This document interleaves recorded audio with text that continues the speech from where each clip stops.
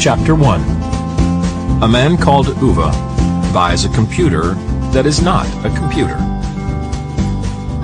Ove is 59. He drives a Saab. He's the kind of man who points at people he doesn't like to look off as if they were burglars, and his forefinger a policeman's flashlight. He stands at the counter of a shop where owners of Japanese cars come to purchase white cables.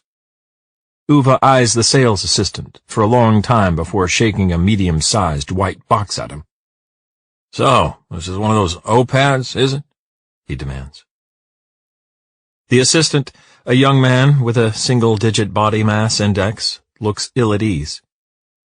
He visibly struggles to control his urge to snatch the box out of Ove's hands. "Yes, exactly, an iPad. Do you think you could stop shaking it like that?" Ove gives the box a skeptical glance as if it's a highly dubious sort of box. A box that rides a scooter and wears tracksuit pants and just called Ove my friend before offering to sell him a watch. "I see. So, it's a computer, yes?" The sales assistant nods, then hesitates and quickly shakes his head. "Yes, what I mean is it's an iPad. Some people call it a tablet, and others call it a surfing device. There are different ways of looking at it."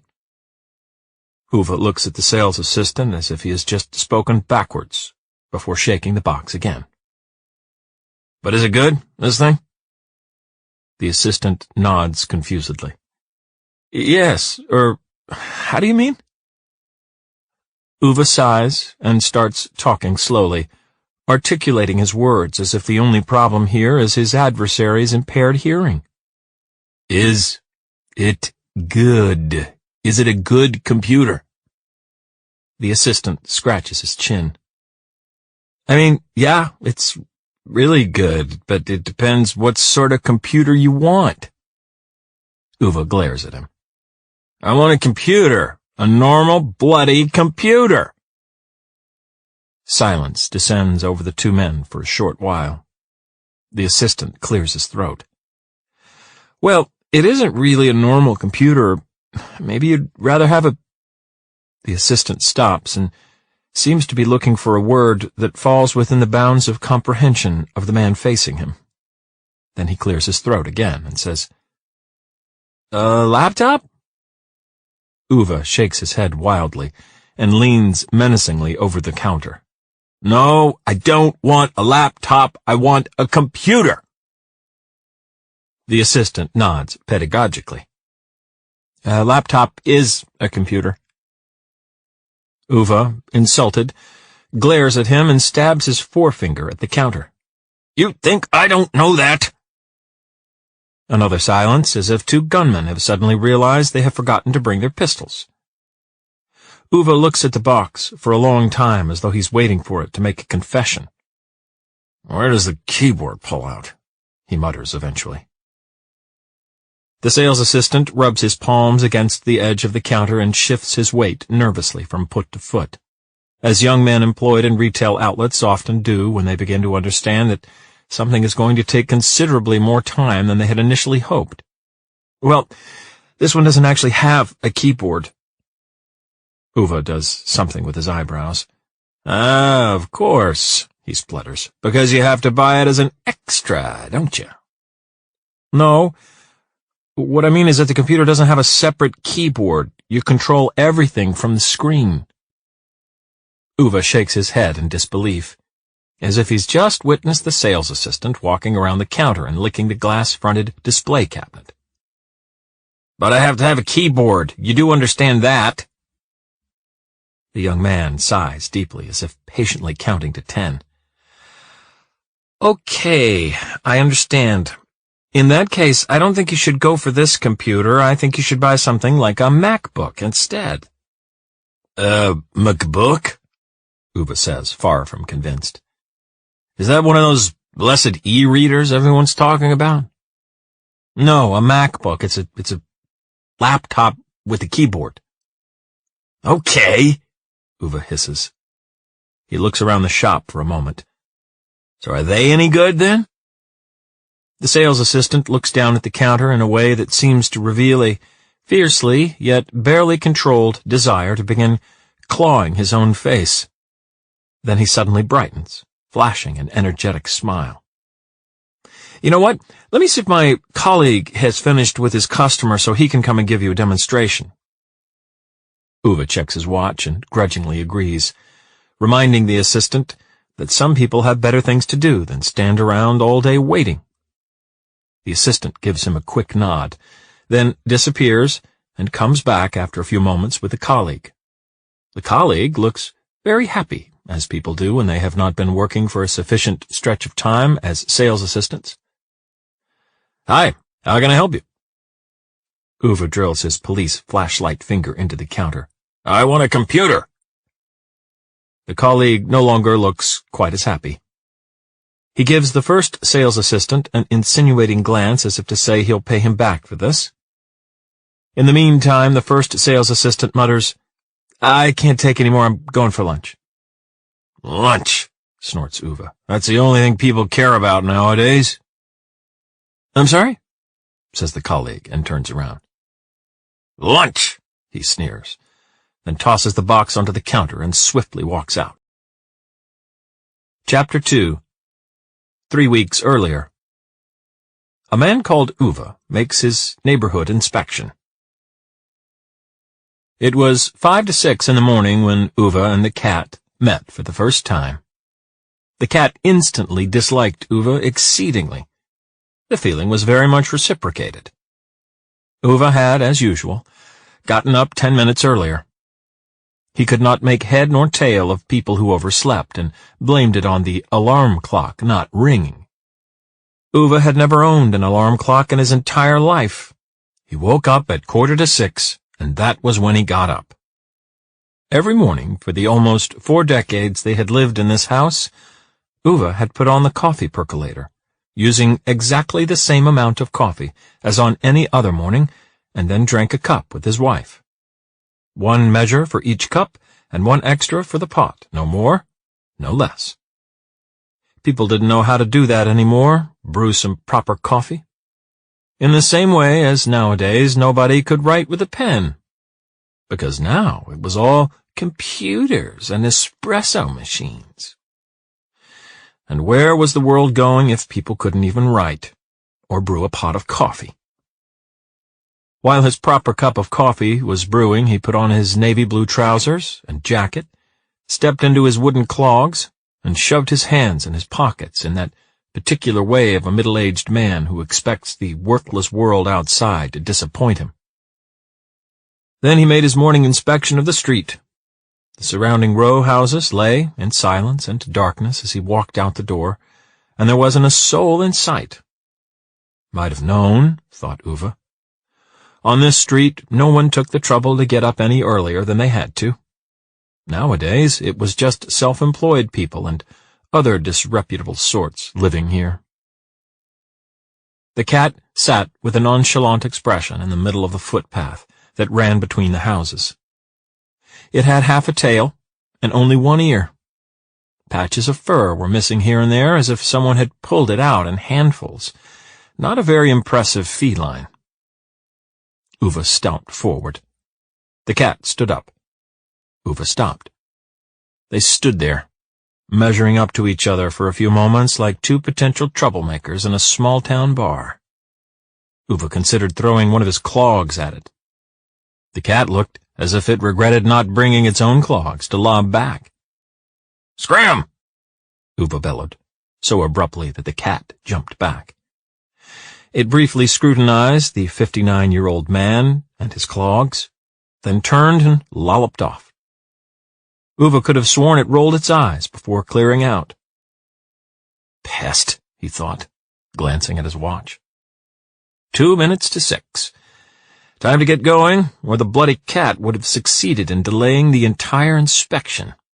Fine state of affairs that would be.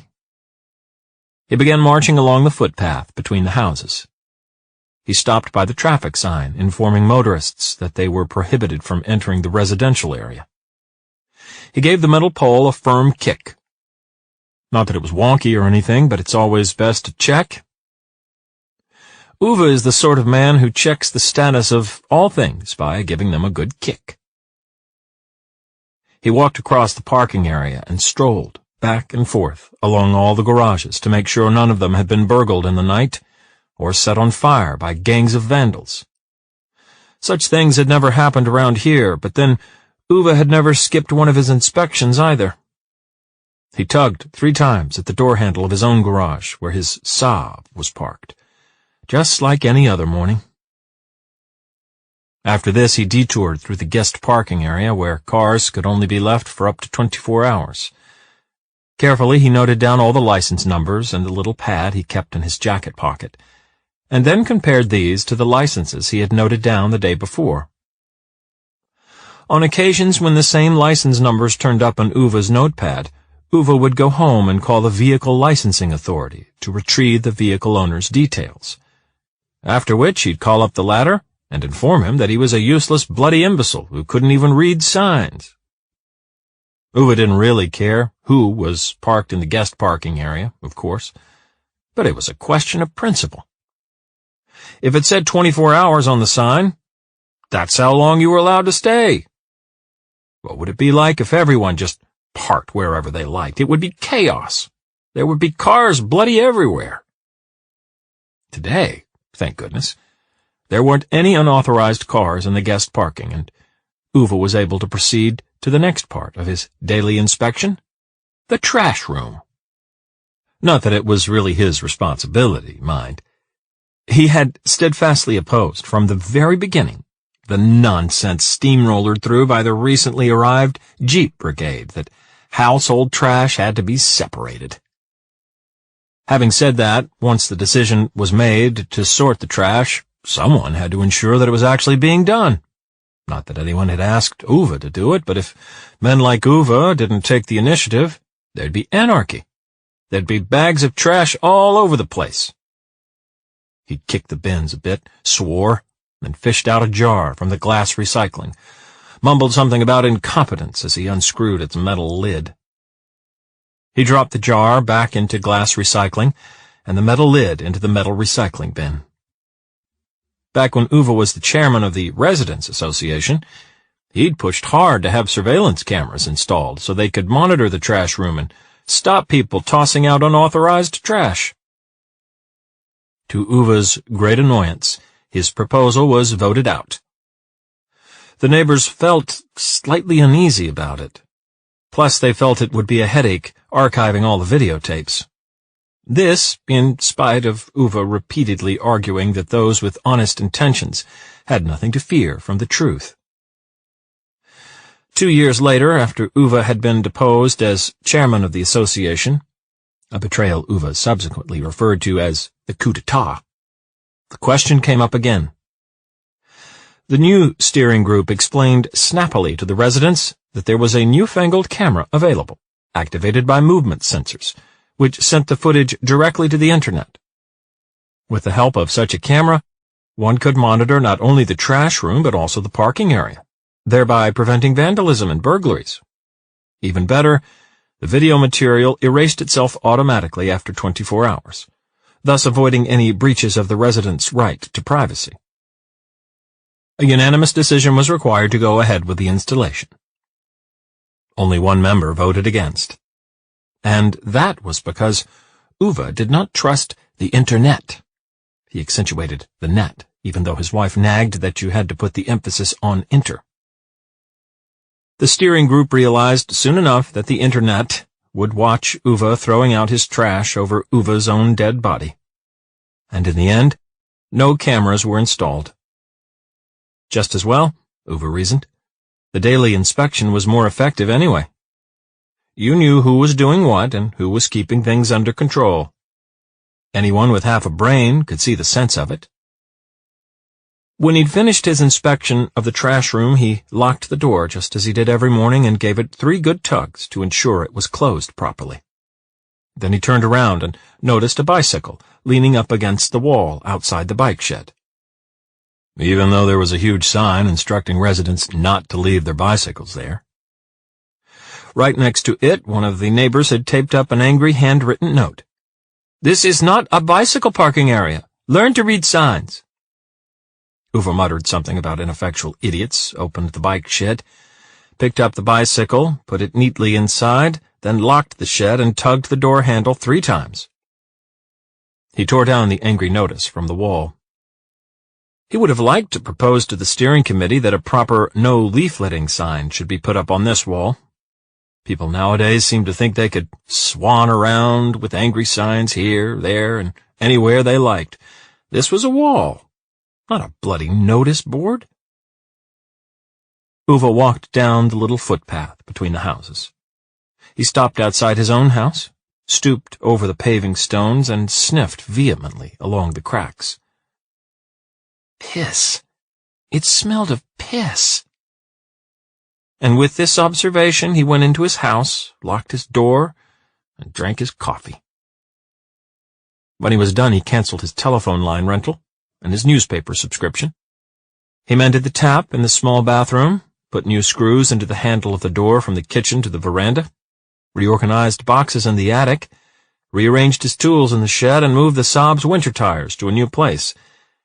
And now here he is. Life was never meant to turn into this. It's 4 o'clock on a Tuesday afternoon in November. He's turned off the radiators, the coffee percolator, and all the lights, oiled the wooden countertop in the kitchen, in spite of those mules at IKEA saying the wood does not need oiling. In this house, all wooden worktops get an oiling every 6 months, whether it's necessary or not. Whatever some girlie in a yellow sweatshirt from the self-service warehouse has to say about it. He stands in the living room of the 2-story row house with the half-size attic at the back and stares out the window. The 40-year-old, beard-stubbled poser from the house across the street comes jogging past. Anders is his name, apparently. A recent arrival, probably not lived here for more than 4 or 5 years at most. Already he's managed to wheedle his way onto the steering group of the Residents Association. The snake. He thinks he owns the street. Moved in after his divorce, apparently paid well over the market value. Typical of these bastards. They come here and push up the property prices for honest people, as if this was some sort of upper-class area. Also drives an Audi, Ove has noticed. He might have known. Self-employed people and other idiots all drive Audis. Ove tucks his hands into his pockets. He directs a slightly imperious kick at the baseboard. This row house is slightly too big for Ove and his wife, really. He can just about admit that, but it's all paid for. There's not a penny left in loans, which is certainly more than one could say for the clothes horse. It's all loans nowadays. Everyone knows the way people carry on. Ove has paid his mortgage, done his duty, gone to work, never taken a day of sick leave, shouldered his share of the burden, taken a bit of responsibility. No one does that anymore. No one takes responsibility. Now it's just computers and consultants and council bigwigs going to strip clubs and selling apartment leases under the table. Tax havens and share portfolios. No one wants to work. A country full of people who just want to have lunch all day. Won't it be nice to slow down a bit, they said to Ove yesterday at work. While explaining that there was a lack of employment prospects, and so they were retiring the older generation. A third of a century in the same workplace, and that's how they refer to Ove. Suddenly he's a bloody generation. Because nowadays people are all 31 and wear too tight trousers and no longer drink normal coffee. And don't want to take responsibility. A shed load of men with elaborate beards, changing jobs and changing wives and changing their car makes, just like that, whenever they feel like it. Ove glares out of the window. The poser is jogging. Not that Ove is provoked by jogging, not at all. Ove couldn't give a damn about people jogging. What he can't understand is why they have to make such a big thing of it. With those smug smiles on their faces, as if they were out there curing pulmonary emphysema. Either they walk fast, or they run slowly. That's what joggers do. It's a 40-year-old man's way of telling the world that he can't do anything right. Is it really necessary to dress up as a 14-year-old Romanian gymnast in order to be able to do it? Or the Olympic tobogganing team, just because one shuffles aimlessly around the block for 3/4 of an hour? And the poser has a girlfriend, 10 years younger. The blonde weed, Ove calls her. Tottering around the streets like an inebriated panda on heels as long as box wrenches, with clown paint all over her face and sunglasses so big that one can't tell whether they're a pair of glasses or some kind of helmet. She also has one of those handbag animals running about off the leash and pissing on the paving stones outside Ove's house. She thinks Ove doesn't notice, but Ove always notices. His life was never supposed to be like this. Full stop. Won't it be nice taking it a bit easy, they said to him at work yesterday. And now Ove stands here by his oiled kitchen countertop. It's not supposed to be a job for a Tuesday afternoon. He looks out the window at the identical house opposite. A family with children has just moved in there. Foreigners, apparently. He doesn't know yet what sort of car they have. Probably something Japanese, God help them. Ove nods to himself, as if he just said something which he very much agrees with. Looks up at the living room ceiling. He's going to put up a hook there today. And he doesn't mean any kind of hook.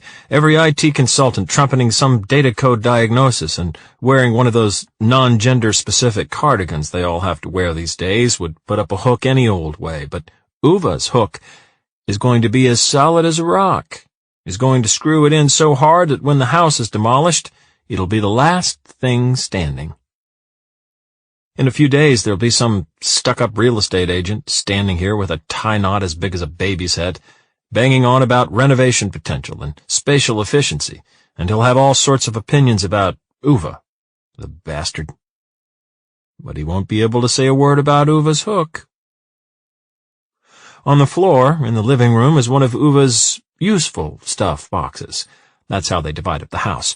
All the things Ove's wife has bought are lovely or homey. Everything Ove buys is useful, stuff with a function. He keeps them in two different boxes, one big and one small.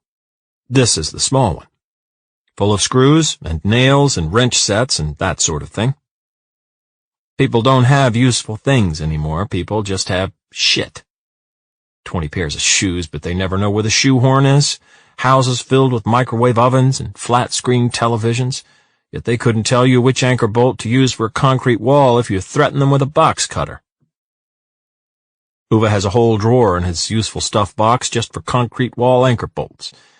He stands there looking at them as if they were chess pieces. He doesn't stress about decisions concerning anchor bolts for concrete. Things have to take their time. Every anchor bolt is a process. Every anchor bolt has its own use. People have no respect for decent, honest functionality anymore. They're happy as long as everything looks neat and dandy on the computer, but Ove does things the way they're supposed to be done. He came into his office on Monday and said they hadn't wanted to tell him on Friday, as it would have ruined his weekend. "It'll be good for you to slow down a bit," they drawled. Slow down? What did they know about waking up on a Tuesday and no longer having a purpose, with their internets and their espresso coffees? What did they know about taking a bit of responsibility for things? Ove looks up at the ceiling. Squints. It's important for the hook to be centered, he decides. And while he stands there, immersed in the importance of it, he's mercilessly interrupted by a long scraping sound. Not at all unlike the type of sound created by a big oaf backing up a Japanese car hooked up to a trailer and scraping it against the exterior wall of Ove's house. Chapter 3. A Man Called Ove backs up with a trailer. Ove whips open the green floral curtains, which, for many years, Ove's wife has been nagging him to change. He sees a short, black-haired, and obviously foreign woman aged about 30. She stands there, gesticulating furiously at a similarly aged, oversized, blonde, lanky man squeezed into the driver's seat of a ludicrously small Japanese car with a trailer, now scraping against the exterior wall of Ove's house. The lanky one, by means of subtle gestures and signs, seems to want to convey to the woman that this is not quite as easy as it looks. The woman, with gestures that are comparatively unsubtle, seems to want to convey that it might have something to do with the moronic nature of the lanky one in question. "Well, I'll be bloody—" Ove thunders through the window as the wheel of the trailer rolls into his flower bed. A few seconds later, his front door seems to fly open of its own accord, as if afraid that Ove might otherwise walk straight through it. "What the hell are you doing?" Ove roars at the woman. "Yes, that's what I'm asking myself," she roars back. Ove is momentarily thrown off balance. He glares at her. She glares back. "You can't drive a car here, can't you read?" The little foreign woman steps toward him, and only then does Ove notice that she's either very pregnant or suffering from what Ove would categorize as selective obesity. "I'm not driving the car, am I?" Ove stares silently at her for a few seconds. Then he turns to her husband, who's just managed to extract himself from the Japanese car and is approaching them with two hands thrown expressively into the air and an apologetic smile plastered across his face. He's wearing a knitted cardigan, and his posture seems to indicate a very obvious calcium deficiency. He must be close to 6.5 feet tall. Ove feels an instinctive skepticism towards all people taller than 6 feet. The blood can't quite make it all the way up to the brain. "And who might you be?" Ove inquires. "I'm the driver," says the lanky one expansively. "Oh, really? Doesn't look like it," rages the pregnant woman, who is probably 1.5 feet shorter than him. She tries to slap his arm with both hands. "And who's this?" Ove asks, staring at her. "This is my wife," he smiles. "Don't be so sure it'll stay that way," she snaps, her pregnant belly bouncing up and down. "It's not as easy as it looks," the lanky one tries to say, but he's immediately cut short. "I said right, but you went on backing up to the left. You don't listen. You never listen." After that, she immerses herself in half a minute's worth of haranguing in what Ove can only assume to be a display of the complex vocabulary of Arabic cursing. The husband just nods back at her, with an indescribably harmonious smile, the very sort of smile that makes decent folk want to slap Buddhist monks in the face, Ove thinks to himself. "Oh, come on, I'm sorry," he says cheerfully, hauling out a tin of chewing tobacco from his pocket and packing it in a ball the size of a walnut. "It was only a little accident. We'll sort it out." Ove looks at the lanky one as if the lanky one has just squatted over the hood of Ove's car and left a turd on it. "Sort it out? You're in my flower bed." The lanky one looks ponderously at the trailer wheels. "It's hardly a flower bed, isn't it?" He smiles, undaunted, and adjusts his tobacco with the tip of his tongue. "Nah, come on, that's just soil," he persists, as if Ove is having a joke with him. Ove's forehead compresses itself into one large, threatening wrinkle. "It is a flower bed." The lanky one scratches his head as if he's got some tobacco caught in his tangled hair. "But you're not growing anything in it." "Never you bloody mind what I do with my own flower bed." The lanky one nods quickly, clearly keen to avoid further provocation of this unknown man. He turns to his wife as if he's expecting her to come to his aid. She doesn't look at all likely to do so. The lanky one looks at Ove again. "Pregnant, you know, hormones and all that?" he tries with a grin. The pregnant one does not grin, nor does Ove. She crosses her arms. Ove tucks his hands into his belt. The lanky one clearly doesn't know what to do with his massive hands, so he swings them back and forth across his body, slightly shamefully as if they're made of cloth, fluttering in the breeze. I'll move it and have another go, he finally says and smiles disarmingly at Ove again. Ove does not reciprocate. Motor vehicles are not allowed in the area. There's a sign. The lanky one steps back and nods eagerly, jogs back and once again contorts his body into the under-dimensioned Japanese car. Christ, Ove and the pregnant woman mutter wearily in unison, which actually makes Ove dislike her slightly less. The lanky one pulls forward a few yards. Ove can see very clearly that he does not straighten up the trailer properly. Then he starts backing up, again, right into Ove's mailbox, buckling the green sheet metal. Ove storms forward and throws the car door open. The lanky one starts flapping his arms again. My fault. Sorry about that. Didn't see the mailbox in the rearview mirror, you know. It's difficult, this trailer thing. Just can't figure out which way to turn the wheel. Ove thumps his fist on the roof of the car so hard that the lanky one jumps and bangs his head on the doorframe. Out of the car! What? Get out of the car, I said. The lanky one gives Ove a slightly startled glance, but he doesn't quite seem to have the nerve to reply. Instead, he gets out of his car and stands beside it, like a schoolboy in the dunce's corner. Ove points down the footpath between the row houses, towards the bicycle shed and the parking area. Go and stand where you're not in the way. The lanky one nods, slightly puzzled. Holy Christ, a lower arm amputee with cataracts could have backed this trailer more accurately than you? Ove mutters as he gets into the car. How can anyone be incapable of reversing with the trailer? He asks himself.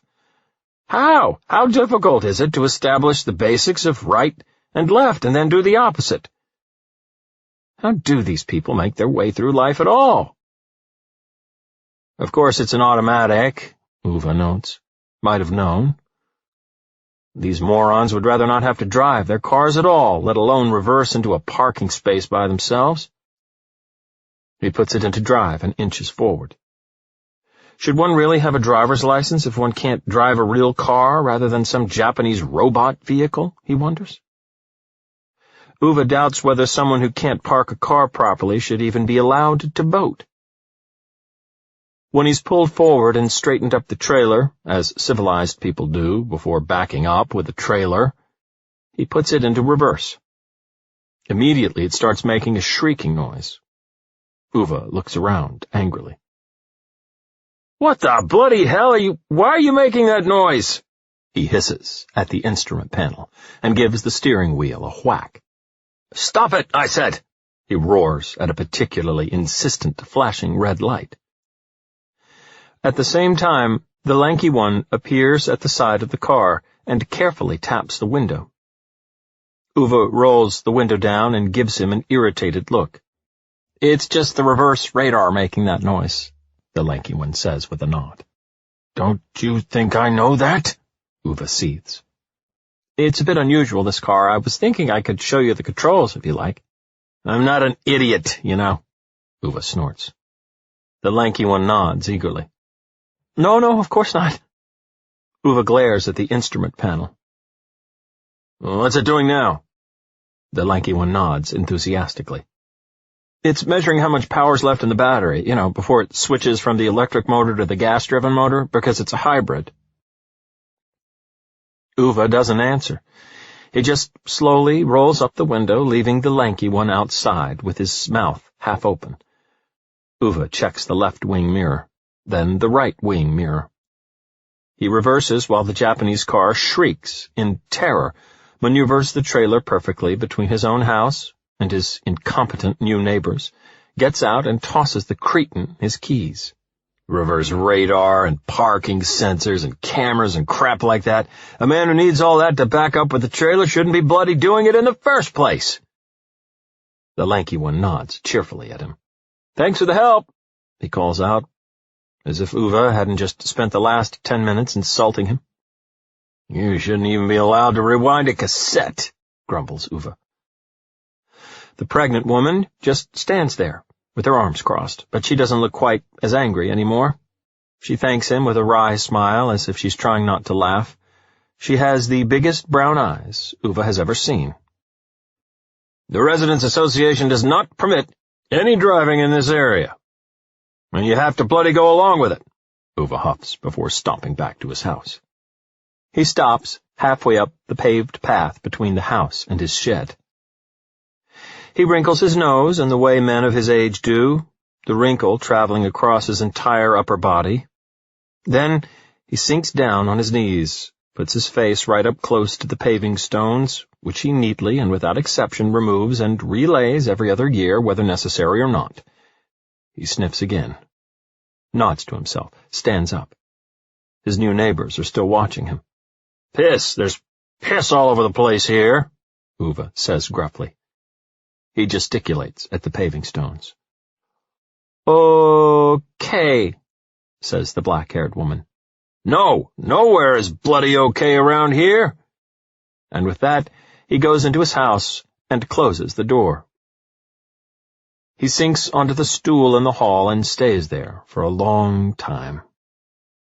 Bloody woman. Why does she and her family have to come here if they can't even read a sign right in front of their eyes? You're not allowed to drive cars inside the block. Everyone knows that. Ove goes to hang up his coat on the hook, among a sea of his wife's overcoats. Mutters, "Idiots," at the closed window just to be on the safe side. Then goes into his living room and stares up at his ceiling. He doesn't know how long he stands there. He loses himself in his own thoughts, floats away as if in a mist. He's never been the sort of man who does that, has never been a daydreamer, but lately it's as if something's twisted up in his head. He's having increasing difficulty concentrating on things. He doesn't like it at all. When the doorbell goes, it's like he's waking up from a warm slumber. He rubs his eyes hard, looks around as if worried that someone may have seen him. The doorbell rings again. Ove turns around and stares at the bell as if it should be ashamed of itself. He takes a few steps into the hall, noting that his body is as stiff as set plaster. He can't tell if the creaking is coming from the floorboards or himself. "And what is it now?" he asks the door before he's even opened it, as if it had the answer. "What is it now?" he repeats as he throws the door open so hard that a 3-year-old girl is flung backwards by the draft and ends up very unexpectedly on her bottom. Beside her stands a 7-year-old girl looking absolutely terrified. Their hair is pitch black, and they have the biggest brown eyes Ove has ever seen. "Yes," says Ove. The older girl looks guarded. She hands him a plastic container. Ove reluctantly accepts it. It's warm. "Rice," the 3-year-old girl announces happily, briskly getting to her feet. "With saffron and chicken," explains the 7-year-old, far more wary of him. Ove evaluates them suspiciously. "Are you selling it?" The 7-year-old looks offended. "We live here, you know." Ove is silent for a moment.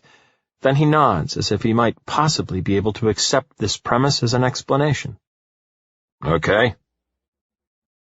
The younger one also nods with satisfaction and flaps her slightly too long sleeves. "Mom said you were hungry." Ove looks in utter perplexity at the little flapping speech defect. "What?" "Mom said you looked hungry, so we have to give you dinner," the 7-year-old girl clarifies with some irritation. "Come on, Nazanin," she adds, taking her sister by the hand and walking away after directing a resentful stare at Ove. Ove keeps an eye on them as they skulk off. He sees the pregnant woman standing in her doorway, smiling at him before the girls run into her house. The 3-year-old turns and waves cheerfully at him. Her mother also waves. Ove closes the door. He stands in the hall again, stares at the warm container of chicken with rice and saffron as one might look at a box of nitroglycerin. Then he goes into the kitchen and puts it in the fridge. Not that he's habitually inclined to go around eating any old food provided by unknown foreign kids on his doorstep, but In Ove's house, one does not throw away food, as a point of principle. He goes into the living room, shoves his hands in his pockets, looks up at the ceiling, stands there a good while, and thinks about what sort of concrete wall anchor bolt would be most suitable for the job. He stands there, squinting until his eyes start hurting. He looks down, slightly confused at his dented wristwatch. Then he looks out the window again and realizes that dusk has fallen. He shakes his head in resignation. You can't start drilling after dark. Everyone knows that. You'd have to turn on all the lights, and no one could say when they'd be turned off again. And he's not giving the electricity company the pleasure. His meter notching up another couple of 1,000 kroner. I can forget about that. Ove packs up his useful stuff box and takes it to the big upstairs hall, fetches the key to the attic from its place behind the radiator in the little hall, goes back and reaches up and opens the trapdoor to the attic, folds down the ladder, climbs up into the attic and puts the useful stuff box in its place behind the kitchen chairs that his wife made him put up here because they creaked too much.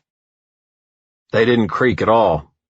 Ove knows very well it was just an excuse, because his wife wanted to get some new ones.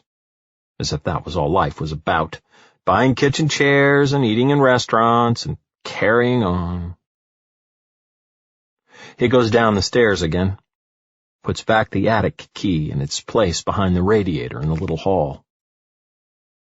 Taking it a bit easy, they said to him.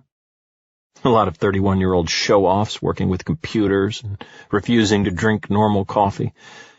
An entire society where no one knows how to back up with a trailer. Then they come telling him he's not needed anymore. Is that reasonable? Ove goes down to the living room and turns on the TV.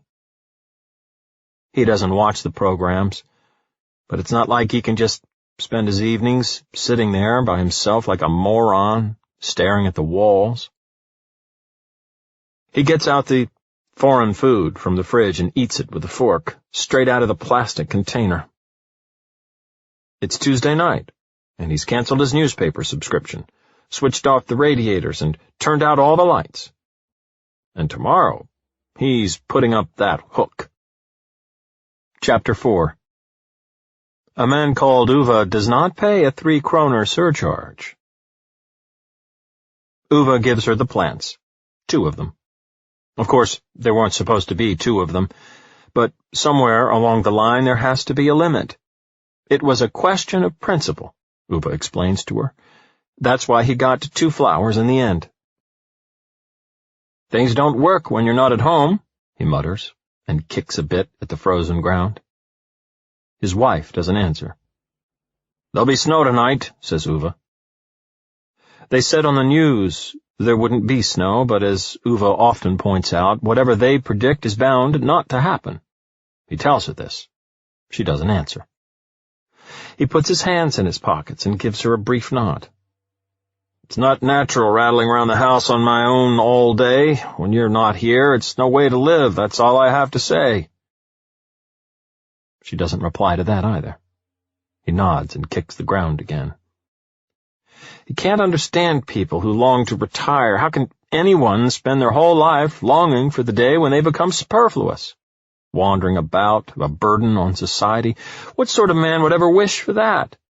Staying at home, waiting to die?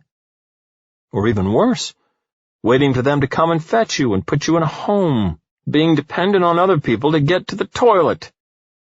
Ove can't think of anything worse. His wife often teases him, says he's the only man she knows who'd rather be laid out in a coffin than travel in a mobility service van. And she may have a point there.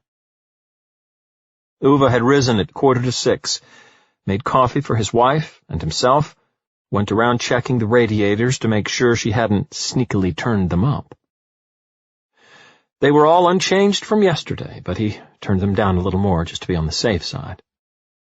Then he took his jacket from the hook in the hall, the only hook of all 6 that wasn't burgeoning with her clothes, and set off for his inspection. It had started getting cold, he noticed. Almost time to change his navy autumn jacket for his navy winter jacket. He always knows when it's about to snow because his wife starts nagging about turning up the heat in the bedroom. Lunacy, Ove reaffirms every year. Why should the power company directors feather their nests because of a bit of seasonality? Turning up the heat 5 degrees costs thousands of kroner per year. He knows because he's calculated it himself. So every winter he drags down an old diesel generator from the attic that he swapped at a rummage sale for a gramophone. He's connected this to a fan heater he bought at a sale for 39 kroner. Once the generator has charged up the fan heater, it runs for 30 minutes on the little battery Ove has hooked it up to, and his wife keeps it on her side of the bed. She can run it a couple of times before they go to bed, but only a couple. No need to be lavish about it. Diesel isn't free, you know. And Ove's wife does what she always does, nods, and agrees that Ove is probably right. Then she goes around all winter, sneakily turning up the radiators. Every year, the same bloody thing. Ove kicks the ground again. He's considering telling her about the cat, if you can even call that mangy, half-bald creature a cat. It was sitting there again when he came back from his inspection, practically right outside their front door. He pointed at it and shouted so loudly that his voice echoed between the houses. The cat just sat there, looking at Ove. Then it stood up elaborately, as if making a point of demonstrating that it wasn't leaving because of Ove, but rather because there were better things to do, and disappeared around the corner. Ove decides not to mention the cat to her. He assumes she'll only be disgruntled with him for driving it away. If she was in charge, the whole house would be full of tramps, whether of the furred variety or not. He's wearing his navy suit and has done up the top button of the white shirt. She tells him to leave the top button undone if he's not wearing a tie. He protests that he's not some urchin who's renting out deck chairs before defiantly buttoning it up. He's got his dented old wristwatch on, the one that his dad inherited from his father when he was 19, the one that was passed on to Ove after his 16th birthday, a few days after his father died. Ove's wife likes that suit. She always says he looks so handsome in it. Like any sensible person, Ove is obviously of the opinion that only posers wear their best suits on weekdays, but this morning he decided to make an exception. He even put on his black going-out shoes and polished them with a responsible amount of boot shine. As he took his autumn jacket from the hook in the hall before he went out, he threw a thoughtful eye on his wife's collection of coats. He wondered how such a small human being could have so many winter coats. "You almost expect if you step through this lot you'd find yourself in Narnia," a friend of Ove's wife had once joked. Ove didn't have a clue what she was talking about, but he did agree there were a hell of a lot of coats. He walked out of the house before anyone on the street had even woken up, strolled up to the parking area, opened his garage with a key. He had a remote control for the door, but had never understood the point of it. An honest person could just as well open the door manually. He unlocked the Saab, also with a key. The system had always worked perfectly well. There was no reason to change it.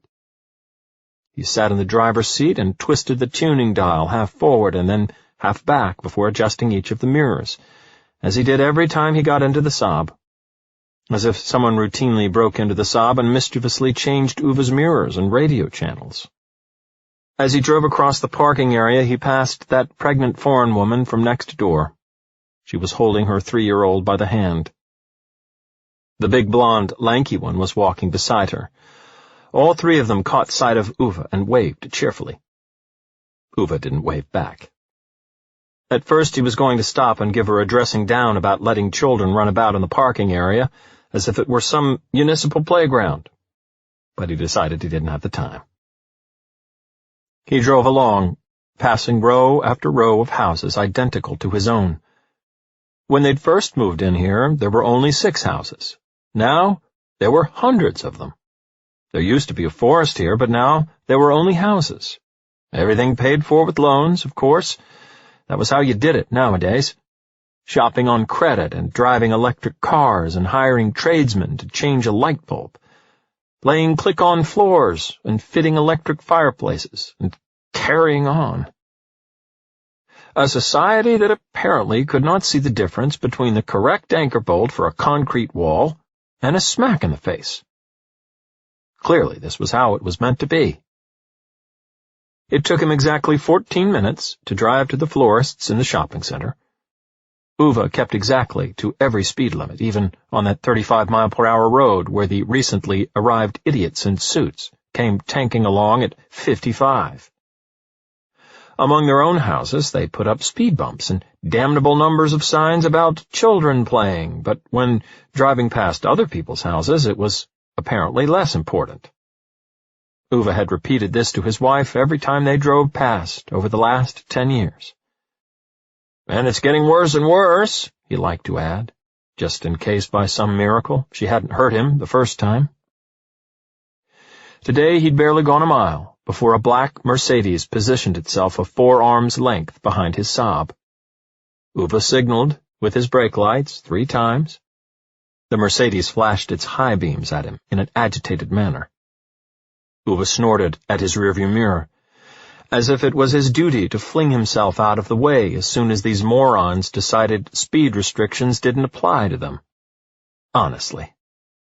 Ove didn't move.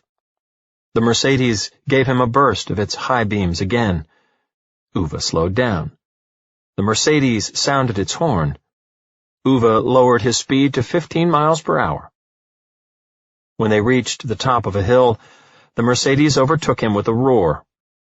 The driver, a man in his 40s in a tie and with white cables trailing from his ears, held up his finger through the window at Ove. Ove responded to the gesture in the manner of all men of a certain age who've been properly raised, by slowly tapping the tip of his finger against the side of his head.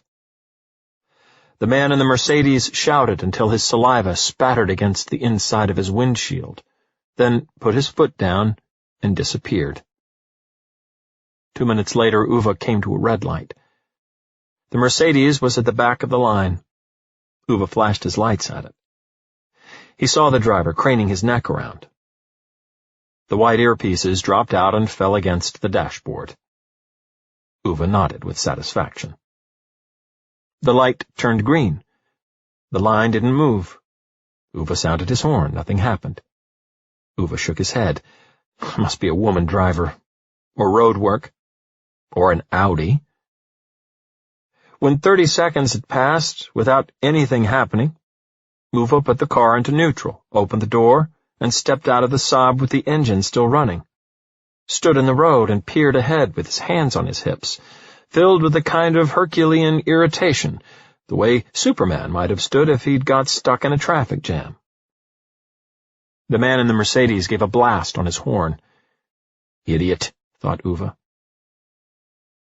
In the same moment, the traffic started moving. The cars in front of Ove moved off. The car behind him, a Volkswagen, beeped at him. The driver waved impatiently at Ove. Ove glared back. He got back into the Saab and leisurely closed the door. Amazing, what a rush we're in, he scoffed into the rearview mirror and drove on. At the next red light, he ended up behind the Mercedes again. Another line.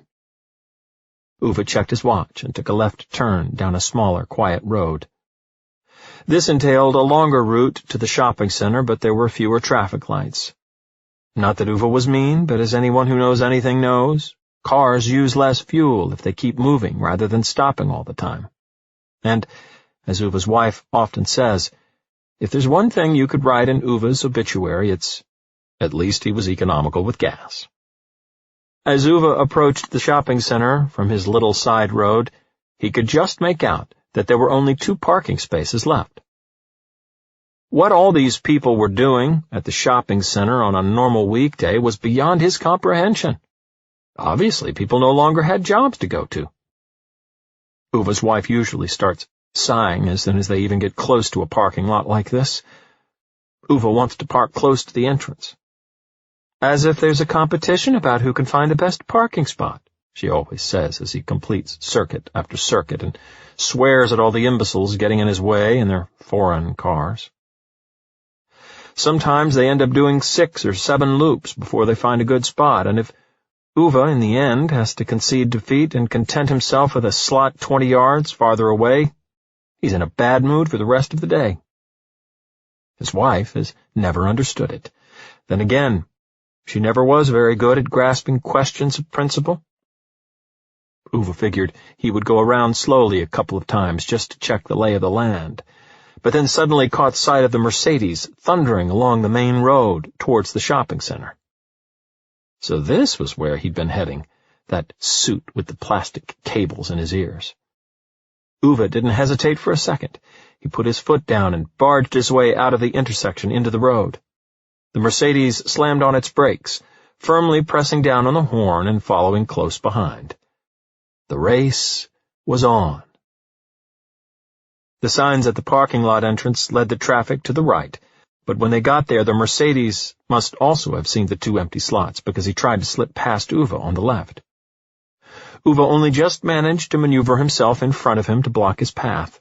The 2 men started hunting each other across the tarmac. In his rearview mirror, Ove saw a little Toyota turn off the road behind them, follow the road signs, and enter the parking area in a wide loop from the right. Uve's eyes followed it while he hurtled forward in the opposite direction with the Mercedes on his tail. Of course, he could have taken one of the free slots, the one closest to the entrance, and then had the kindness of letting the Mercedes take the other. But what sort of victory would that have been? Instead, Ove made an emergency stop in front of the first slot and stayed where he was. The Mercedes started wildly sounding its horn. Ove didn't flinch. The little Toyota approached from the far right.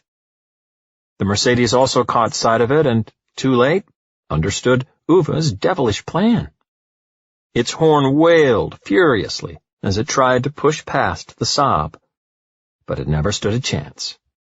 Ove had already waved the Toyota into one of the free slots. Only once it was safely in did Ove nonchalantly swing into the other space. The side window of the Mercedes was so covered in saliva when it drove past that Ove couldn't even see the driver. He stepped out of the Saab triumphantly, like a gladiator who had just slain his opponent. Then he looked at the Toyota. "Oh, damn," he mumbled, irritated. The car door was thrown open. "Hi there," the lanky one sang merrily as he untangled himself from the driver's seat. "Hello, hello," said his wife from the other side of the Toyota, lifting out their 3-year-old. Ove watched repentantly as the Mercedes disappeared in the distance. "Thanks for the parking space, bloody marvelous," the lanky one was beaming. Ove didn't reply. "What's your name?" the 3-year-old burst out.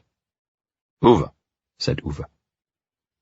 "My name's Nazanin," she said with delight. Ove nodded at her. "And I'm Pat," the lanky one started saying. But Ove had already turned around and left. "Thanks for the space," the pregnant foreign woman called after him. Ove could hear laughter in her voice. He didn't like it. He just muttered a quick, "Fine, fine," without turning and marched through the revolving doors into the shopping center. He turned left down the first corridor and looked around several times, as if afraid that the family from next door would follow him, but they turned right and disappeared. Ove stopped suspiciously outside the supermarket and eyed the poster advertising the week's special offers. Not that Ove was intending to buy any ham in this particular shop, but it was always worth keeping an eye on the prices. If there's one thing in this world that Ove dislikes, it's when someone tries to trick him. Uve's wife sometimes jokes that the 3 worst words Ove knows in this life are batteries not included. People usually laugh when she says that, but Ove does not usually laugh. He moved on from the supermarket and stepped into the florist's. And there it didn't take long for a rumble to start up, as Uve's wife would have described it, or a discussion, as Ove always insisted on calling it. Ove put down a coupon on the counter, on which it said, 2 plants for 50 kroner. Given that Ove only wanted one plant, he explained to the shop assistant, with all rhyme and reason on his side, he should be able to buy it for 25 kroner, because that was half of 50. However, the assistant, a brain-dead, phone-texting 19-year-old, would not go along with it. She maintained that a single flower cost 39 kroner, and 2 for 50 only applied if one bought 2. The manager had to be summoned. It took Ove 15 minutes to make him see sense and agree that Ove was right. Or, to be honest about it, the manager mumbled something that sounded a little like bloody old sod into his hand and hammered 25 kroner so hard into the cash register that anyone would have thought it was the machine's fault. It made no difference to Ove. He knew these retailers were always trying to screw you out of money, and no one screwed Ove and got away with it. Ove put his debit card on the counter. The manager allowed himself the slightest of smiles, then nodded dismissively and pointed at a sign that read, "Card purchases of less than 50 kroner carry a surcharge of 3 kroner." Now Ove is standing in front of his wife, with 2 plants, because it was a question of principle. "There was no way I was going to pay 3 kroner, rails Ove, his eyes looking down into the gravel. Uve's wife often quarrels with Ove, because he's always arguing about everything.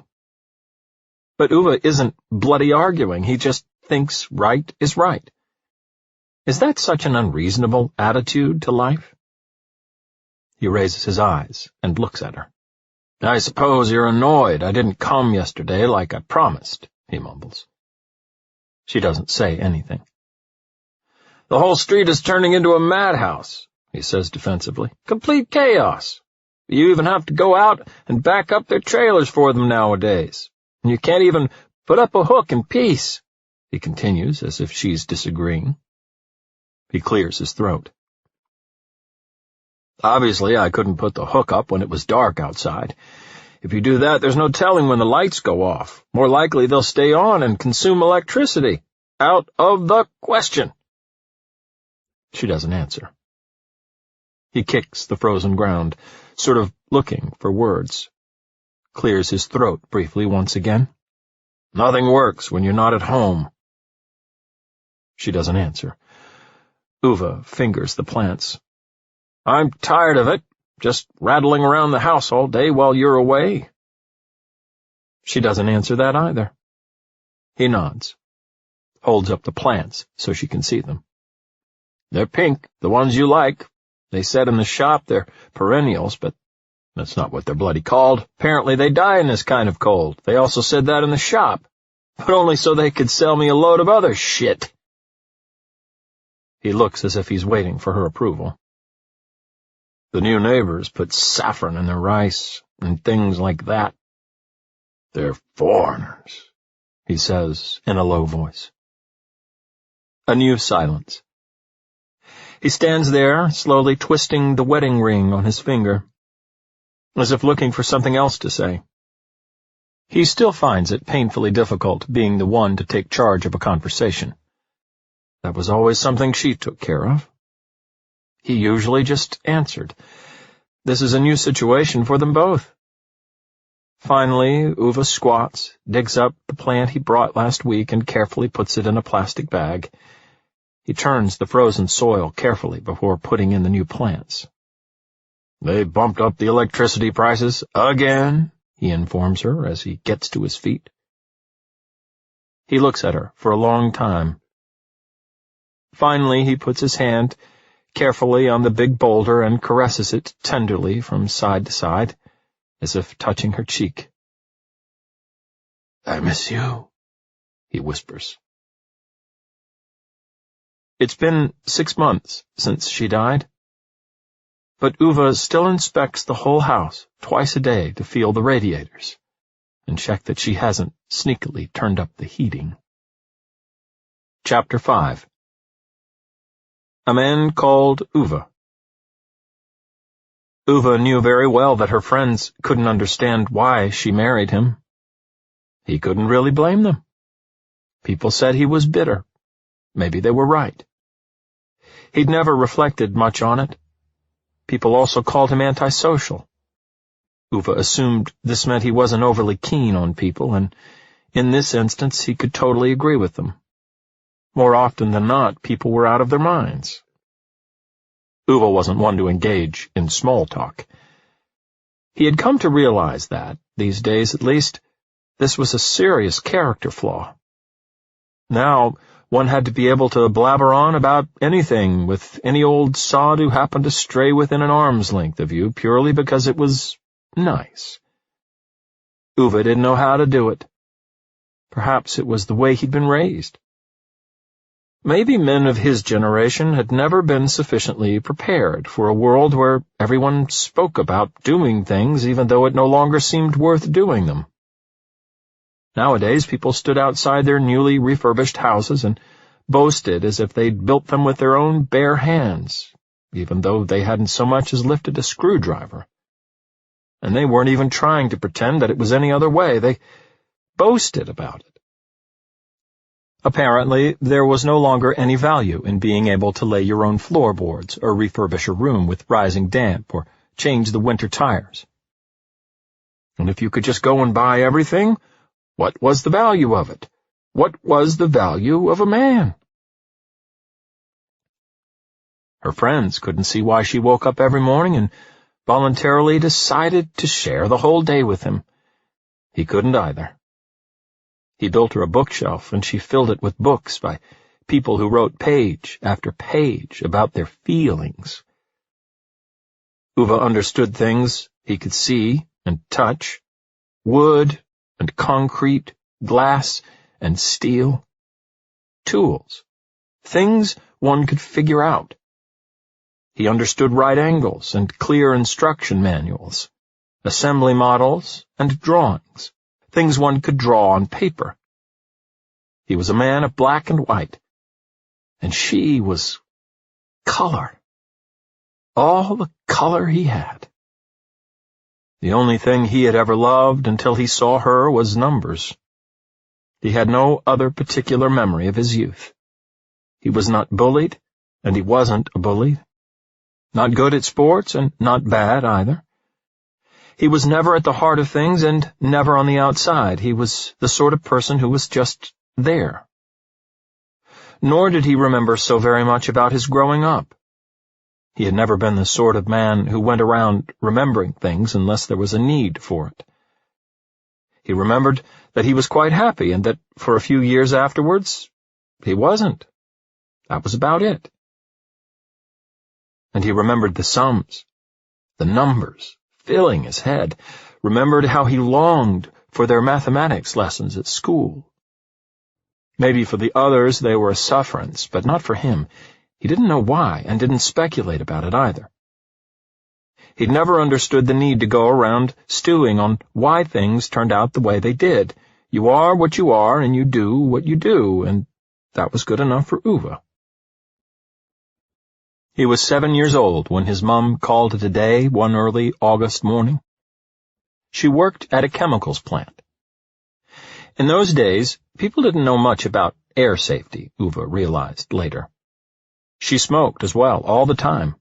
That's Uve's clearest memory of her, how she sat in the kitchen window of the little house where they lived outside town, with that billowing cloud around her, watching the sky every Saturday morning, and how sometimes she sang in her hoarse voice, and Ove used to sit under the window with his mathematics book in his lap, and he remembered that he liked listening to her. He remembers that. Of course, her voice was hoarse, and the odd note was more discordant than one would have liked, but he remembers that he liked it anyway. Uve's father worked for the railways. The palms of his hands looked like someone had carved into leather with knives, and the wrinkles in his face were so deep that when he exerted himself, the sweat was channeled through them down to his chest. His hair was thin and his body slender, but the muscles on his arms were so sharp that they seemed cut out of rock. Once when Ove was very young, he was allowed to go with his parents to a big party with his dad's friends from the rail company. After his father had put away a couple of bottles of Pilsner, some of the other guests challenged him to an arm wrestling competition. Ove had never seen the like of these giants straddling the bench opposite him. Some of them looked like they weighed about 400 pounds. His father wore down every one of them. When they went home that night, he put his arm around Ove's shoulders and said, "Ove, only a swine thinks size and strength are the same thing. Remember that." And Ove never forgot it. His father never raised his fists, not to Ove or anyone else. Ove had classmates who came to school with black eyes or bruises from a belt buckle after a thrashing, but never Ove. "We don't fight in this family," his father used to state, "not with each other or anyone else." He was well liked down at the railway, quiet, but kind. There were some who said he was too kind. Ove remembers how, as a child, he could never understand how this could be something bad. Then Mum died, and Dad grew even quieter, as if she took away with her the few words he'd possessed. So Ove and his father never talked excessively, but they liked each other's company. They sat in silence on either side of the kitchen table and had ways of keeping busy. Every other day they put out food for a family of birds living in a rotting tree at the back of the house. It was important, Ove understood, that it had to be every other day. He didn't know why, but that didn't matter. In the evenings they had sausages and potatoes. Then they played cards. They never had much, but they always had enough. His father's only remaining words were about engines. Apparently his mother was content to leave these behind. He could spend any amount of time talking about them. "Engines give you what you deserve," he used to explain. "If you treat them with respect, they'll give you freedom. If you behave like an ass, they'll take it from you."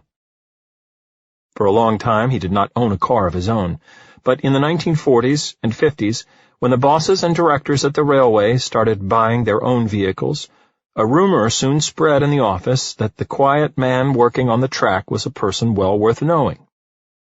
Ove's father had never finished school and didn't understand much about the sums in Ove's school books, but he understood engines. When the daughter of the director was getting married and the wedding car broke down, rather than ceremoniously transporting the bride to the church, Ove's father was sent for. He came cycling with a toolbox on his shoulder so heavy that it took 2 men to lift it when he got off the bicycle. Whatever the problem was when he arrived, it was no longer a problem when he cycled back. The director's wife invited him to the wedding reception, but he told her that it was probably not the done thing to sit with elegant people when one was the sort of man whose forearms were so stained with oil that it seemed a natural part of his pigmentation. But he'd gladly accept a bag of bread and meat for the lad at home, he said. Ove had just turned 8. When his father laid out the supper that evening, Ove felt like he was at a royal banquet. A few months later, the director sent for Ove's father again. In the parking area outside the office stood an extremely old and worse-for-wear Saab 92. It was the first motor car Saab had ever manufactured, although it had not been in production since the significantly upgraded Saab 93 had come onto the market. Ove's dad recognized it very well. Front-wheel driven and a side-mounted engine that sounded like a coffee percolator. It had been in an accident, the director explained, sticking his thumbs into his suspenders under his jacket. The bottle green body was badly dented, and the condition of what lay under the hood was certainly not pretty. But Ove's father produced a little screwdriver from the pocket of his dirty overalls, and after lengthily inspecting the car, he gave the verdict that with a bit of time and care and the proper tools he'd be able to put it back into working order. "Whose is it?" he wondered aloud as he straightened up and wiped the oil from his fingers with a rag. "It belonged to a relative of mine," said the director, digging out a key from his suit trousers and pressing it into his palm. "And now it's yours." With a pat on his shoulder, the director returned to the office.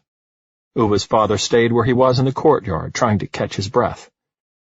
That evening he had to explain everything over and over again to his goggle-eyed son and show all there was to know about this magical monster now parked in their garden.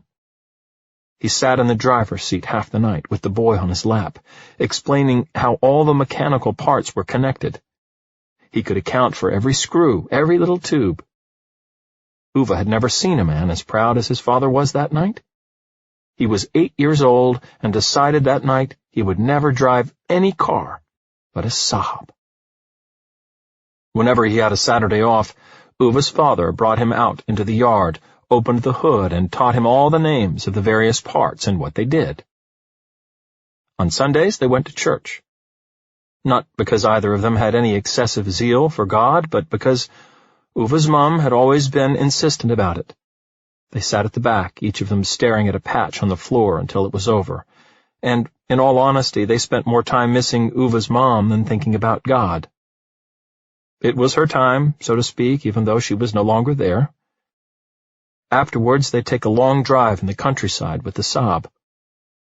It was Ove's favorite part of the week. That year, to stop him rattling around the house on his own, he also started going with his father to work at the railway yard after school. It was filthy work and badly paid, but, as his father used to mutter, "It's an honest job, and that's worth something." Ove liked all the men at the railway yard except Tom. Tom was a tall, noisy man with fists as big as flatbed carts and eyes that always seemed to be looking for some defenseless animal to kick around. When Ove was 9 years old, his dad sent him to help Tom clean out a broken-down railway car. With sudden jubilation, Tom snatched up a briefcase left by some harassed passenger. It had fallen from the luggage rack and distributed its contents over the floor. Before long, Tom was darting about on all fours, scrabbling together everything he could see. "Finders keepers," he spat at Ove. Something in his eyes made Ove feel as if there were insects crawling under his skin. As Ove turned to go, he stumbled over a wallet. It was made of such soft leather that it felt like cotton against his rough fingertips. And it didn't have a rubber band around it like Dad's old wallet to keep it from falling to bits. It had a little silver button that made a click when you opened it. There was more than 6,000 kroner inside, a fortune to anyone in those days. Tom caught sight of it and tried to tear it out of Ove's hands. Overwhelmed by an instinctive defiance, the boy resisted. He saw how shocked Tom was at this, and out of the corner of his eye he had time to see the huge man clenching his fist. Ove knew he'd never be able to get away, so he closed his eyes, held on to the wallet as hard as he could, and waited for the blow. But the next thing either of them knew, Ove's father was standing between them. Tom's furious, hateful eyes met his for an instant, but Ove's father stood where he stood, and at last Tom lowered his fist and took a watchful step back. "Finders keepers, it's always been like that," he growled, pointing at the wallet. "That's up to the person who finds it," said Ove's father, without looking away. Tom's eyes had turned black, but he retreated another step, still clutching the briefcase in his hands. Tom had worked many years at the railway, but Ove had never heard any of his father's colleagues say one good word about Tom. He was dishonest and malicious. That was what they said after a couple of bottles of Pilsner at their parties, but he'd never heard it from his dad. 4 children and a sick wife, was all he used to say to his workmates, looking each of them in the eye. Better men than Tom could have ended up worse for it. And then his workmates usually changed the subject. His father pointed to the wallet in Ove's hand. "You decide," he said. Ove determinedly fixed his gaze on the ground, feeling Tom's eyes burning holes into the top of his head. Then he said in a low but unwavering voice that the lost property office would seem to be the best place to leave it.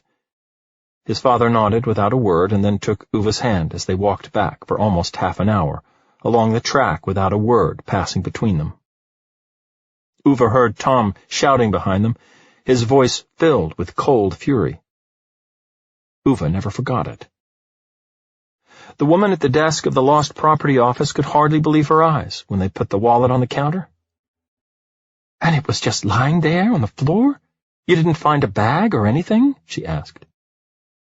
Ove gave his dad a searching look, but he just stood there in silence. So Ove did the same. The woman behind the counter seemed satisfied enough with the answer. "Not many people have ever handed in this much money," she said, smiling at Ove. "Many people don't have any decency either," said his father in a clipped voice, and took Uve's hand. They turned around and went back to work. A few hundred yards down the track, Ove cleared his throat, summoned some courage, and asked why his father had not mentioned the briefcase that Tom had found. "We're not the sort of people who tell tales about what others do," he answered.